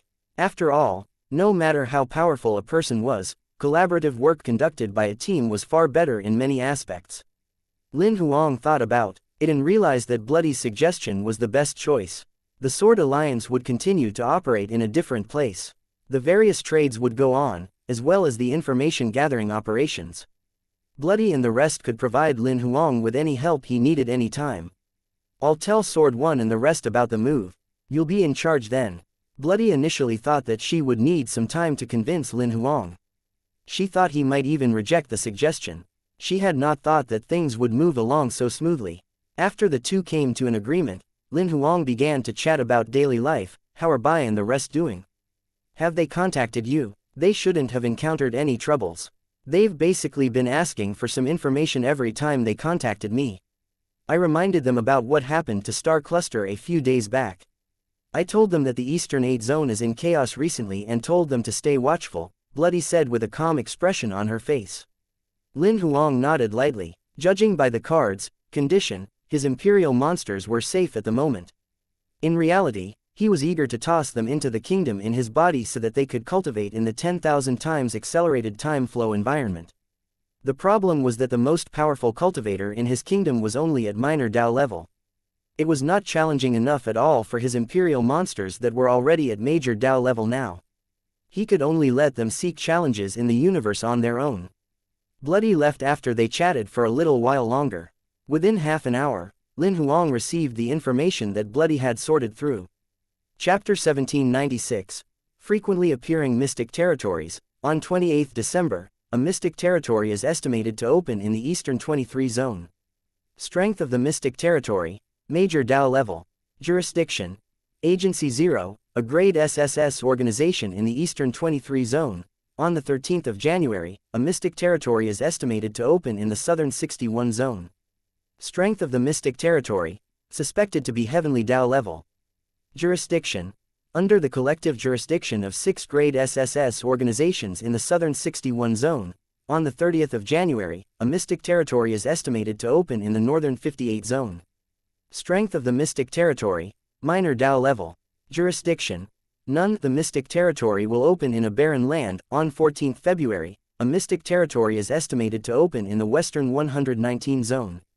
Strength of the mystic territory, Major Dao level. The dates follow the universe calendar. Converting it to Dongshuan City's local time, a mystic territory in the nearest Eastern 23 Zone will open in 3 days. The appearances of mystic territories are too frequent. Lin Huang was pretty shocked to see the list that Bloody had sorted through. The entire list included almost all of the mystic territories, ruins and other types of secret zones that were opening within the next 3 years. There were a total of 113 of them. Meanwhile, among the 113, 105 were regarding the opening of mystic territories. Mystic territories occupied over 90% of the list. Lin Huang could even clearly see the obvious trend of the accelerated openings of mystic territories. At first, there would be one every half a month. However, in the second year, that interval shrunk to 11 to 12 days. In the third year, the interval was shortened even further to approximately a week. There would be mystic territories appearing in the universe almost every week from then on. Some had appeared before, while many others were newly formed foggy areas that had never been opened before. Lin Huang could not help but frown slightly after browsing through the list. He suddenly thought of what White Brow had said, that the mystic territories were just bubbles in Oz's dreams. The higher the frequency of mystic territories appearing, the sooner Oz would be awakened. At first, he thought that White Brow had just been trying to scare him. However, after meeting Xianxia and learning of the existence of Dominator level, he believed even more that Oz really existed, especially since his own ability had surpassed Heavenly Dao level. He even suspected that this Oz was a powerhouse at Dominator level rank 4 at the very least. He might be even more powerful. If Oz was an existence that had mastered thousands, or even tens of thousands of chaotic cosmoses, his dreams might be able to create dimensions like the mystic territories. When Lin Huang thought about the fact that such an existence would be waking up soon, he felt the level of pressure on his shoulders increase. He was the Black Abyss enemy, and that very same Black Abyss had such a big boss behind them.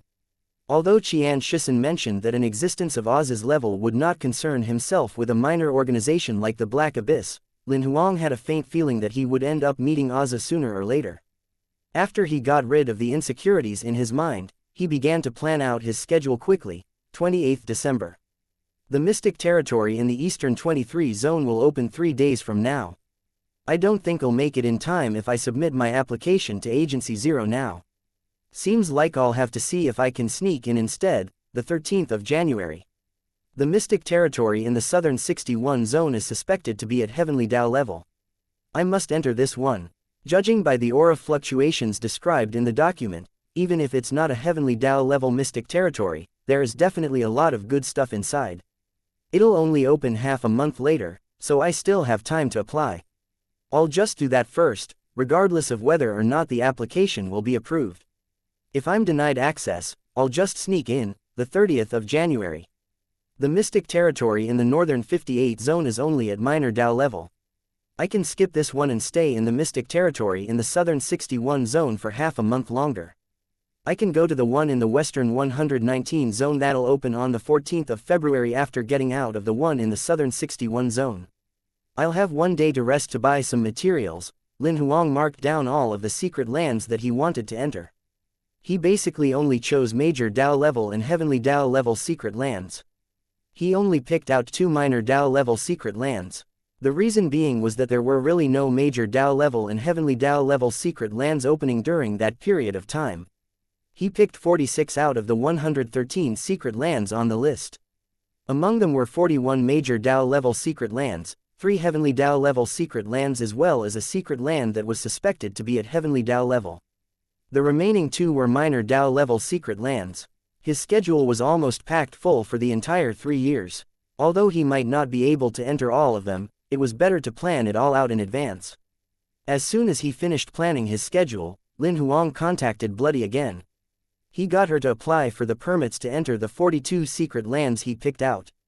Apart from the Mystic Territory in the Eastern 23 Zone, which would open in 3 days, as well as the few Mystic Territories that were in the zones that were not being administered, which would not require an application, Lin Huang got Bloody to submit the applications to the governing forces of the 42 secret lands. Naturally, he applied using his royal identity in the Eastern 8 Zone. Lin Huang thought that he would disguise himself as a minor Dao level cultivator and enter as an official member of Royal if his permit was approved. If he was denied a permit, he would sneak in. He would sneak into the secret land when it opened.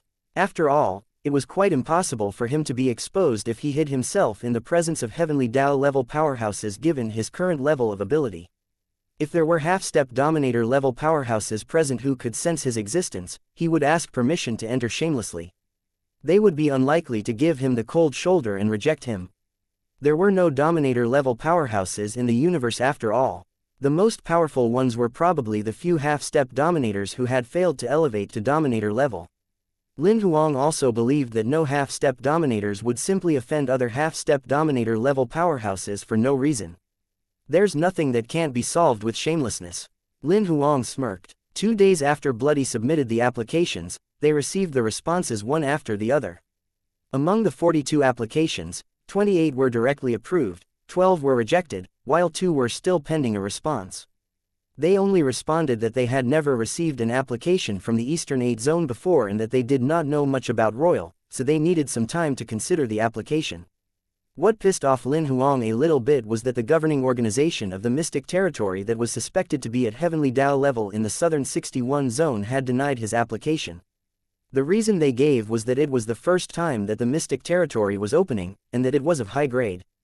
There were sufficient applicants from the Southern 61 Zone, so they rejected all of the applicants from other zones. However, they mentioned that if it was opened again in the future, they welcomed the other zones to submit their applications. Although they were polite with their response, Lin Huang was dissatisfied with it. "Since you guys won't let me in, I'll sneak in." Lin Huang pouted. "No matter what, I'm definitely entering this Mystic Territory." Chapter 1797. Entering a Mystic Territory again in year 401,802,021 of the new era, the 28th of December on the universe calendar. 6 grade SSS organizations, 18 grade SS organizations and 42 grade S organizations gathered in the Eastern 23 Zone early in the morning. They gathered because the major Dao level Mystic Territory before them was about to open. Lin Huang hid in the darkness and observed everything silently. Among the over 60 organizations, the 6 grade SSS organizations were clearly the most powerful. Their leaders were 4 major Dao level powerhouses, of which 2 of them were peak major Dao level cultivators who had mastered over 800,000 Dao seals. Lin Huang glanced through the 24 people and then spotted the guy who he had hypnotized to ask about the Mystic Territory's coordinates last night. He could not help but smirk. Apart from major Dao level powerhouses, each minor Dao level team comprised a standard 200 people. There was not one extra, and not one less. There were 1,000 people in each of the Lord level teams. Meanwhile, the 18 grade SS organizations only had one major Dao level powerhouse leading them. Most of them only had some 40 minor Dao level powerhouses, with only 2 organizations having 50 minor Dao level powerhouses. He could tell that 50 was the limit for each team. Meanwhile, there were 300 to 400 lords who participated. Lin Huang guessed their limit should be 500 people. For the grade S organizations, their leaders were 2 minor Dao level powerhouses. However, they had a similar number of lords with the grade SS organizations, which was about 300 to 400 lords. Lin Huang could tell from the participants that the people from the Eastern 23 Zone were much more radical than the people from the Eastern 8 Zone. They dared to bring so many people to explore an unfamiliar mystic territory that was opening for the first time. It was unknown whether this was due to the cultivators from that zone being brave or because many had been forced to participate due to the pressure from the higher-ups of their organizations. Naturally, Lin Huang only thought about such things. Such matters had nothing to do with him. He had come here just to sneak into the mystic territory. He would leave after killing many major Dao-level powerhouses. He would only stay for half a month at most in this mystic territory. The reason being was that he would have to go to the heavenly Dao-level mystic territory next. The fog covering the mystic territory had finally faded a little after 10 a.m., the organizations began to bring their teams inside in an orderly manner. The 6 grade SSS organizations entered first, followed by the grade SS organizations, and finally the grade S organizations. Lin Huang disguised his aura as a minor Dao-level cultivator and sneaked in after almost everyone from the grade S organizations had entered. He was finally relieved when he saw the sky above him after being teleported into the mystic territory. In reality, before coming in, he was a little worried that the mystic territory would discover his real combat strength or sense something unusual and deny his entry. After all, speaking of his current ability, he was already a half-step dominator level powerhouse. Fortunately, his cultivation method was different from other heavenly Dao level cultivators.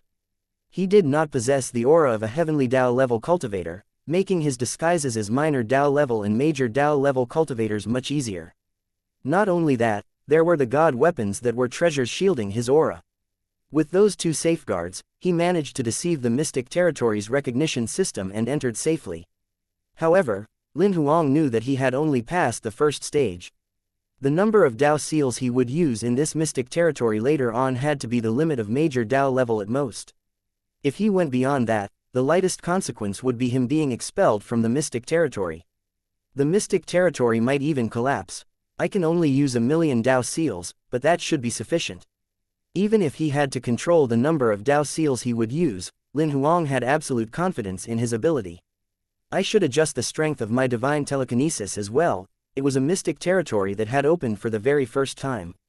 There was no map at all.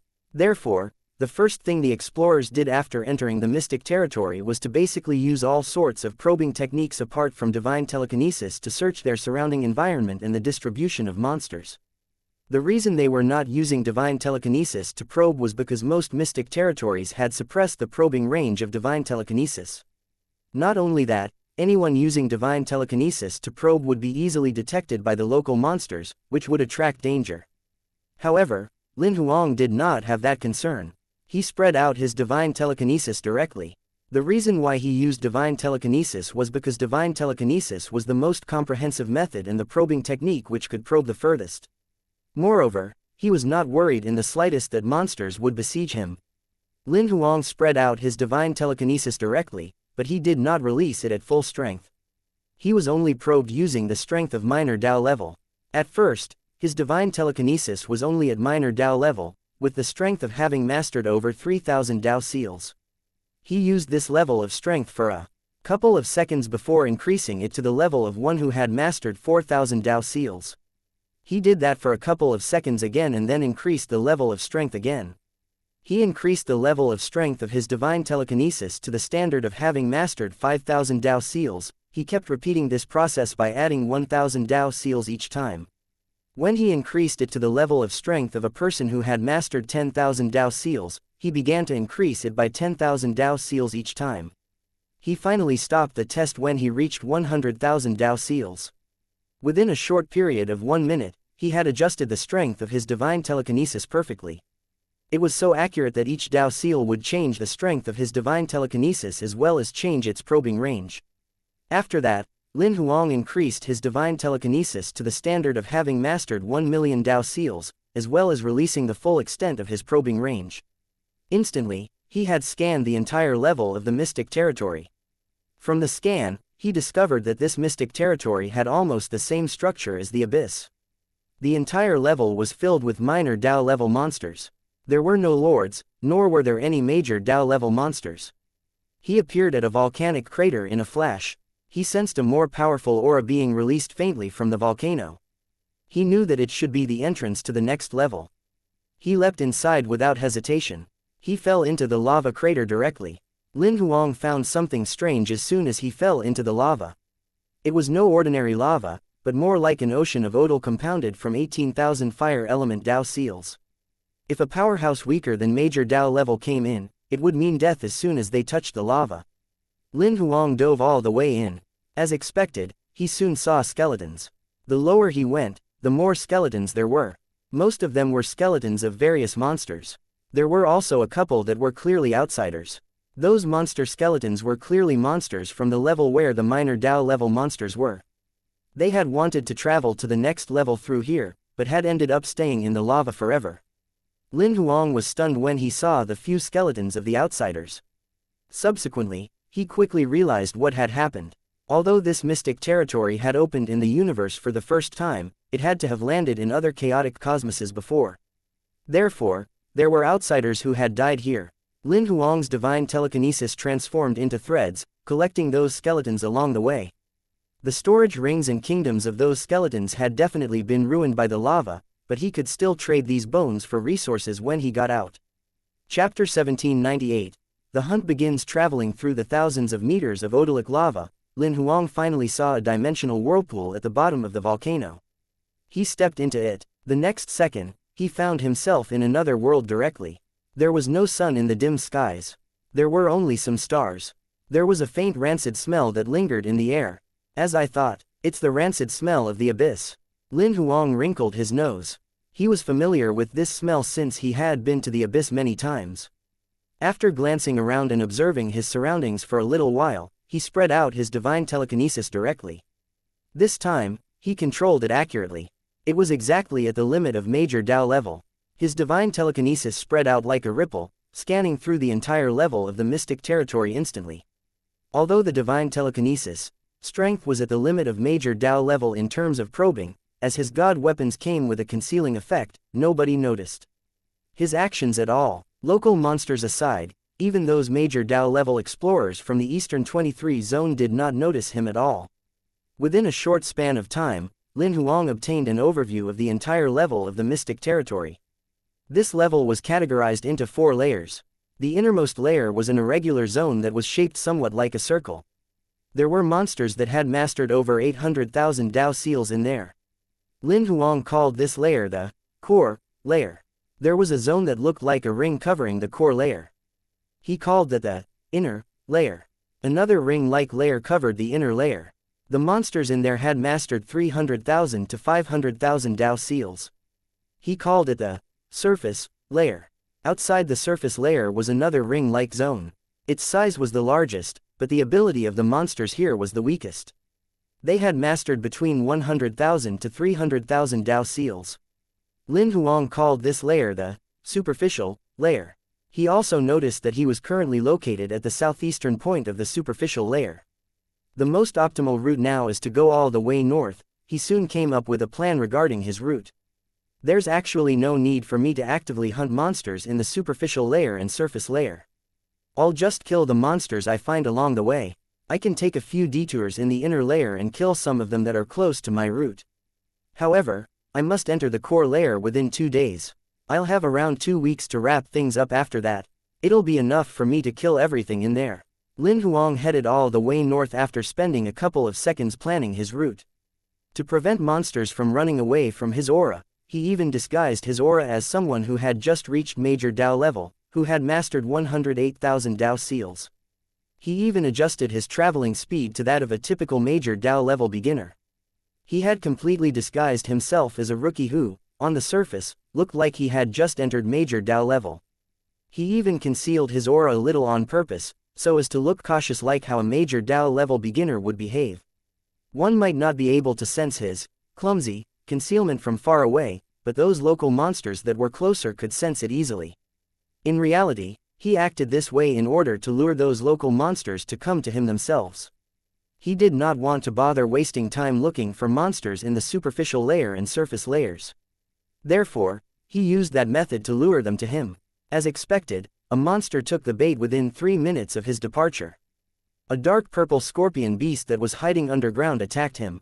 However, a red gleam penetrated the ground when just half of its 3 snake-like scorpion tails had surfaced. The red gleam penetrated the monster's head that had yet to surface from underground. The three-tailed scorpion turned into a carcass after appearing for less than 0.01 seconds. Until its death, it did not know that Lin Huang had already sensed its existence with his divine telekinesis while it was still hiding underground. Lin Huang did not slow down at all. He picked up the carcass with a divine telekinesis thread and put it away into his storage space directly. After flying for some 2 minutes, another monster came to him. It was a pitch-black dark crow this time. Lin Huang had actually noticed it from the beginning. Judging by the strength of its aura, it had mastered approximately 270,000 Dao seals. It easily ranked within the top 10 of the superficial layer. Therefore, it was flying around fearlessly in the area. Even if it met someone that was more powerful than it could easily escape with its speed. In reality, Lin Huang had not expected to meet this monster. The reason being was that it was still pretty far away from him a few minutes ago. It must have flown nearby unintentionally while hunting for prey. It attacked Lin Huang without hesitation after sensing his aura.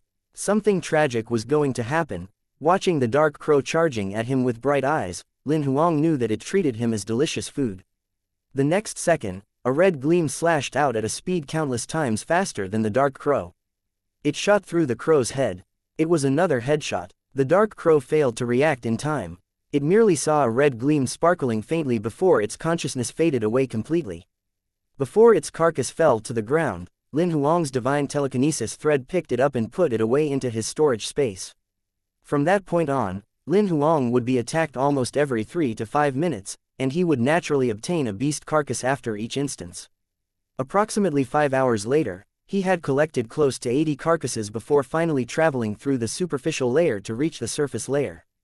After entering the surface layer, he adjusted his disguised combat strength a little. He adjusted it to the lowest combat strength of the monsters in the surface layer, 300,000 Dao seals. He also adjusted his speed accordingly. His aura remained in the same, clumsy, concealed state, and he continued to play the baiting game. The outcome was as he expected. The monsters in the surface layer were no wiser than the monsters in the superficial layer. His technique still worked in the surface layer. The monsters' attacks were even more frequent. The reason being was that competition here was even more intense than the superficial layer. There would be a round of monster attacks almost every 2 to 3 minutes. However, Lin Huang killed all of the monsters that attacked him easily without exception, and their carcasses became his spoils. The size of the surface layer was actually similar to the superficial layer. Nevertheless, Lin Huang was flying extremely fast, so he traveled through this layer within 2 hours. It is not that 300,000 Dao seals is 2 times faster than 100,000 Dao seals. Lin Huang not going at full speed is taken into account in the time difference. He slowed down to invite sneak attacks, while the attacks on this layer were more frequent. When Lin Huang stepped into the third layer, the inner layer, he quickly adjusted his aura again. He adjusted his combat strength aura to the lowest standard that the monsters in this layer had, which was 500,000 Dao seals. Chapter 1799. The official hunt begins. Lin Huang only had his interest in hunting peaked somewhat when he entered the inner layer. It was not the monsters' level of ability that piqued his interest, but rather the fact that monster carcasses that had mastered over 500,000 Dao seals could be sold at a higher price. He no longer made a beeline for his destination, but instead chose to kill all of the monsters within a certain range of his chosen route. The range he set for himself was 10,000 kilometers to the right and left of his route, which acted as the datum line. He would actively kill monsters as long as they were within that range. In reality, to Lin Huang, who had mastered telekinetic god weapons, there was almost no difference between 10,000 kilometers and 1 meter. There was not much difference even for further distances. He only decided on that range as he was worried that he would waste too much time in this layer and delay his hunting in the core layer. After all, his previous plan was to make it to the core layer within 2 days. The hunting began the moment Lin Huang stepped into the inner layer. He spread out his divine telekinesis according to the preset range of 10,000 kilometers quickly. At the same time, he locked onto all of the monsters within the probing range of his divine telekinesis. The next second, god weapon flying daggers were shot out. By the time those monsters sensed the probing of his divine telekinesis, their heads had been penetrated. It was a one-sided massacre. There was no suspense at all. Although Lin Huang's disguised aura was at the standard of a person who had mastered 500,000 Dao seals, there was actually odal superimposed with 1 million Dao seals on the flying daggers. Though he did not use the critical hit hammer, it was completely sufficient to kill these monsters that had only mastered between 500,000 to 800,000 Dao seals instantly. Lin Huang hunted while flying at a high speed. After crushing those monsters' heads, the divine telekinesis threads dragged those carcasses to him and put them away into his storage space. Almost 3 hours later, Lin Huang had traveled through the inner layer faster than he imagined.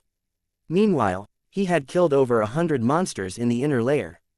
My initial plan had been 2 days, but I arrived at the core layer within half a day. Lin Huang looked rather helpless. His progress was much faster than he expected. Nevertheless, he did not plan to stay longer in the inner layer. Since I'm here, I'll commence the official hunt directly. This time, Lin Huang concealed his aura entirely. He even used the soul weapon to shield his aura, preventing all major Dao-level powerhouses from detecting him. With the soul weapon shielding his aura, the probing techniques of those major Dao-level powerhouses, even if they were limit major Dao-level powerhouses, would fail to detect him. As long as they did not see Lin Huang with their own eyes, they would not notice his existence at all. In reality, he could even deceive their 5 senses with the soul weapon. Even if he stood less than a meter in front of the person, they would not be able to sense his existence even if they touched him. However, he thought such measures were unnecessary and only shielded his aura. Then, he commenced the official hunting process. His divine telekinesis spread out with him at the center. All of the monsters within a radius of 1,000,000 kilometers were locked onto instantly. The reason why he did not spread it further was because this mystic territory greatly suppressed one's divine telekinesis. 1,000,000 kilometers was the strength of Lin Huang's God's soul disguised as a limit major Dao-level powerhouse. It was already the maximum distance that divine telekinesis could work properly in this mystic territory. It could extend even further, but then his God weapon flying daggers would not operate as accurately. Not only that, their power would be decreased significantly. If he was purely using his divine telekinesis to probe, it would have been enough to cover the entire layer of the mystic territory. In the air, the blood-colored God weapon flying daggers shot forth from Lin Huang's sleeves like lightning. They shot through the air like sparkling electric arcs, directed at all of the targets he had locked onto. All of the flying daggers were superimposed with 1,000,000 Dao seals. This time, Lin Huang even superimposed the critical hit hammer's effect. He did that because he was a little worried that he might not be able to kill limit major Dao-level monsters instantly. Under the effect of the critical hit hammer at its full 10th stage, all of the flying daggers were superimposed with a random chance of dealing between 9 to 100 times their damage. Lin Huang did not think that any major Dao-level monsters could survive such superimposition. The reality was as he expected. Under the attack of the blood-colored God weapon flying daggers, all of the monsters within 1,000,000 kilometers were killed in a flash. There were monsters that attempted to run away after sensing the unusualness of the situation. However, their actions were completely futile as they had been locked onto by Lin Huang's divine telekinesis in advance. In this round of attack, he killed 21 peak major Dao-level monsters that had mastered over 800,000 Dao seals. The entire process took less than 3 seconds. After killing all of the monsters within 1,000,000 kilometers, Lin Huang picked up the carcasses with divine telekinesis threads slowly and put them into his storage space. They were all worth money. Almost 10 minutes had passed by the time he had put away all of the carcasses. After all, the size of the carcasses were countless times larger than the divine telekinesis threads. Moreover, there would be all sorts of obstacles during the process of collecting them. The speed of recalling his divine telekinesis threads was not on par with the attack speed of his God weapon flying daggers. Compared to attacking with his God weapon flying daggers, collecting those monster carcasses from far away was far more troublesome, and more time-consuming too. Lin Huang continued heading north after gathering up all of the carcasses. He appeared 2,000,000 kilometers away in a flash. Without much hesitation, he spread out his divine telekinesis to probe once again. He then commenced the second hunt. As always, it was very successful. After that, he chose to continue heading north. He repeated the process and commenced his third and fourth hunts. He obtained between 10 to 30 monster carcasses during each hunt. Naturally, he knew that there would be many zones in between that he would miss out on when hunting with this probing technique. His plan was to clear the entire core layer once first using this method. For the remaining zones in between, he would clear them out when he hunted again. Time flew by. Very soon, a day had passed. Lin Huang made a rough calculation. Throughout the half a day since he had entered the core layer, he had conducted 63 hunts. He killed a total of about 1,000 monsters in the core layer. It had to be said that the density of major Dao level monsters in this mystic territory far surpassed the mystic territory he had entered in the Eastern 8 zone. In reality, throughout the half day of hunting, explorers from the Eastern 23 zone had sensed his divine telekinesis probing twice. The two explorers had spread out their divine telekinesis too, attempting to discover Lin Huang's location. However, their efforts were to no avail as Lin Huang had the sole weapon shielding him. He had even gone around them intentionally when he moved the carcasses with the divine telekinesis threads, which delayed him a little.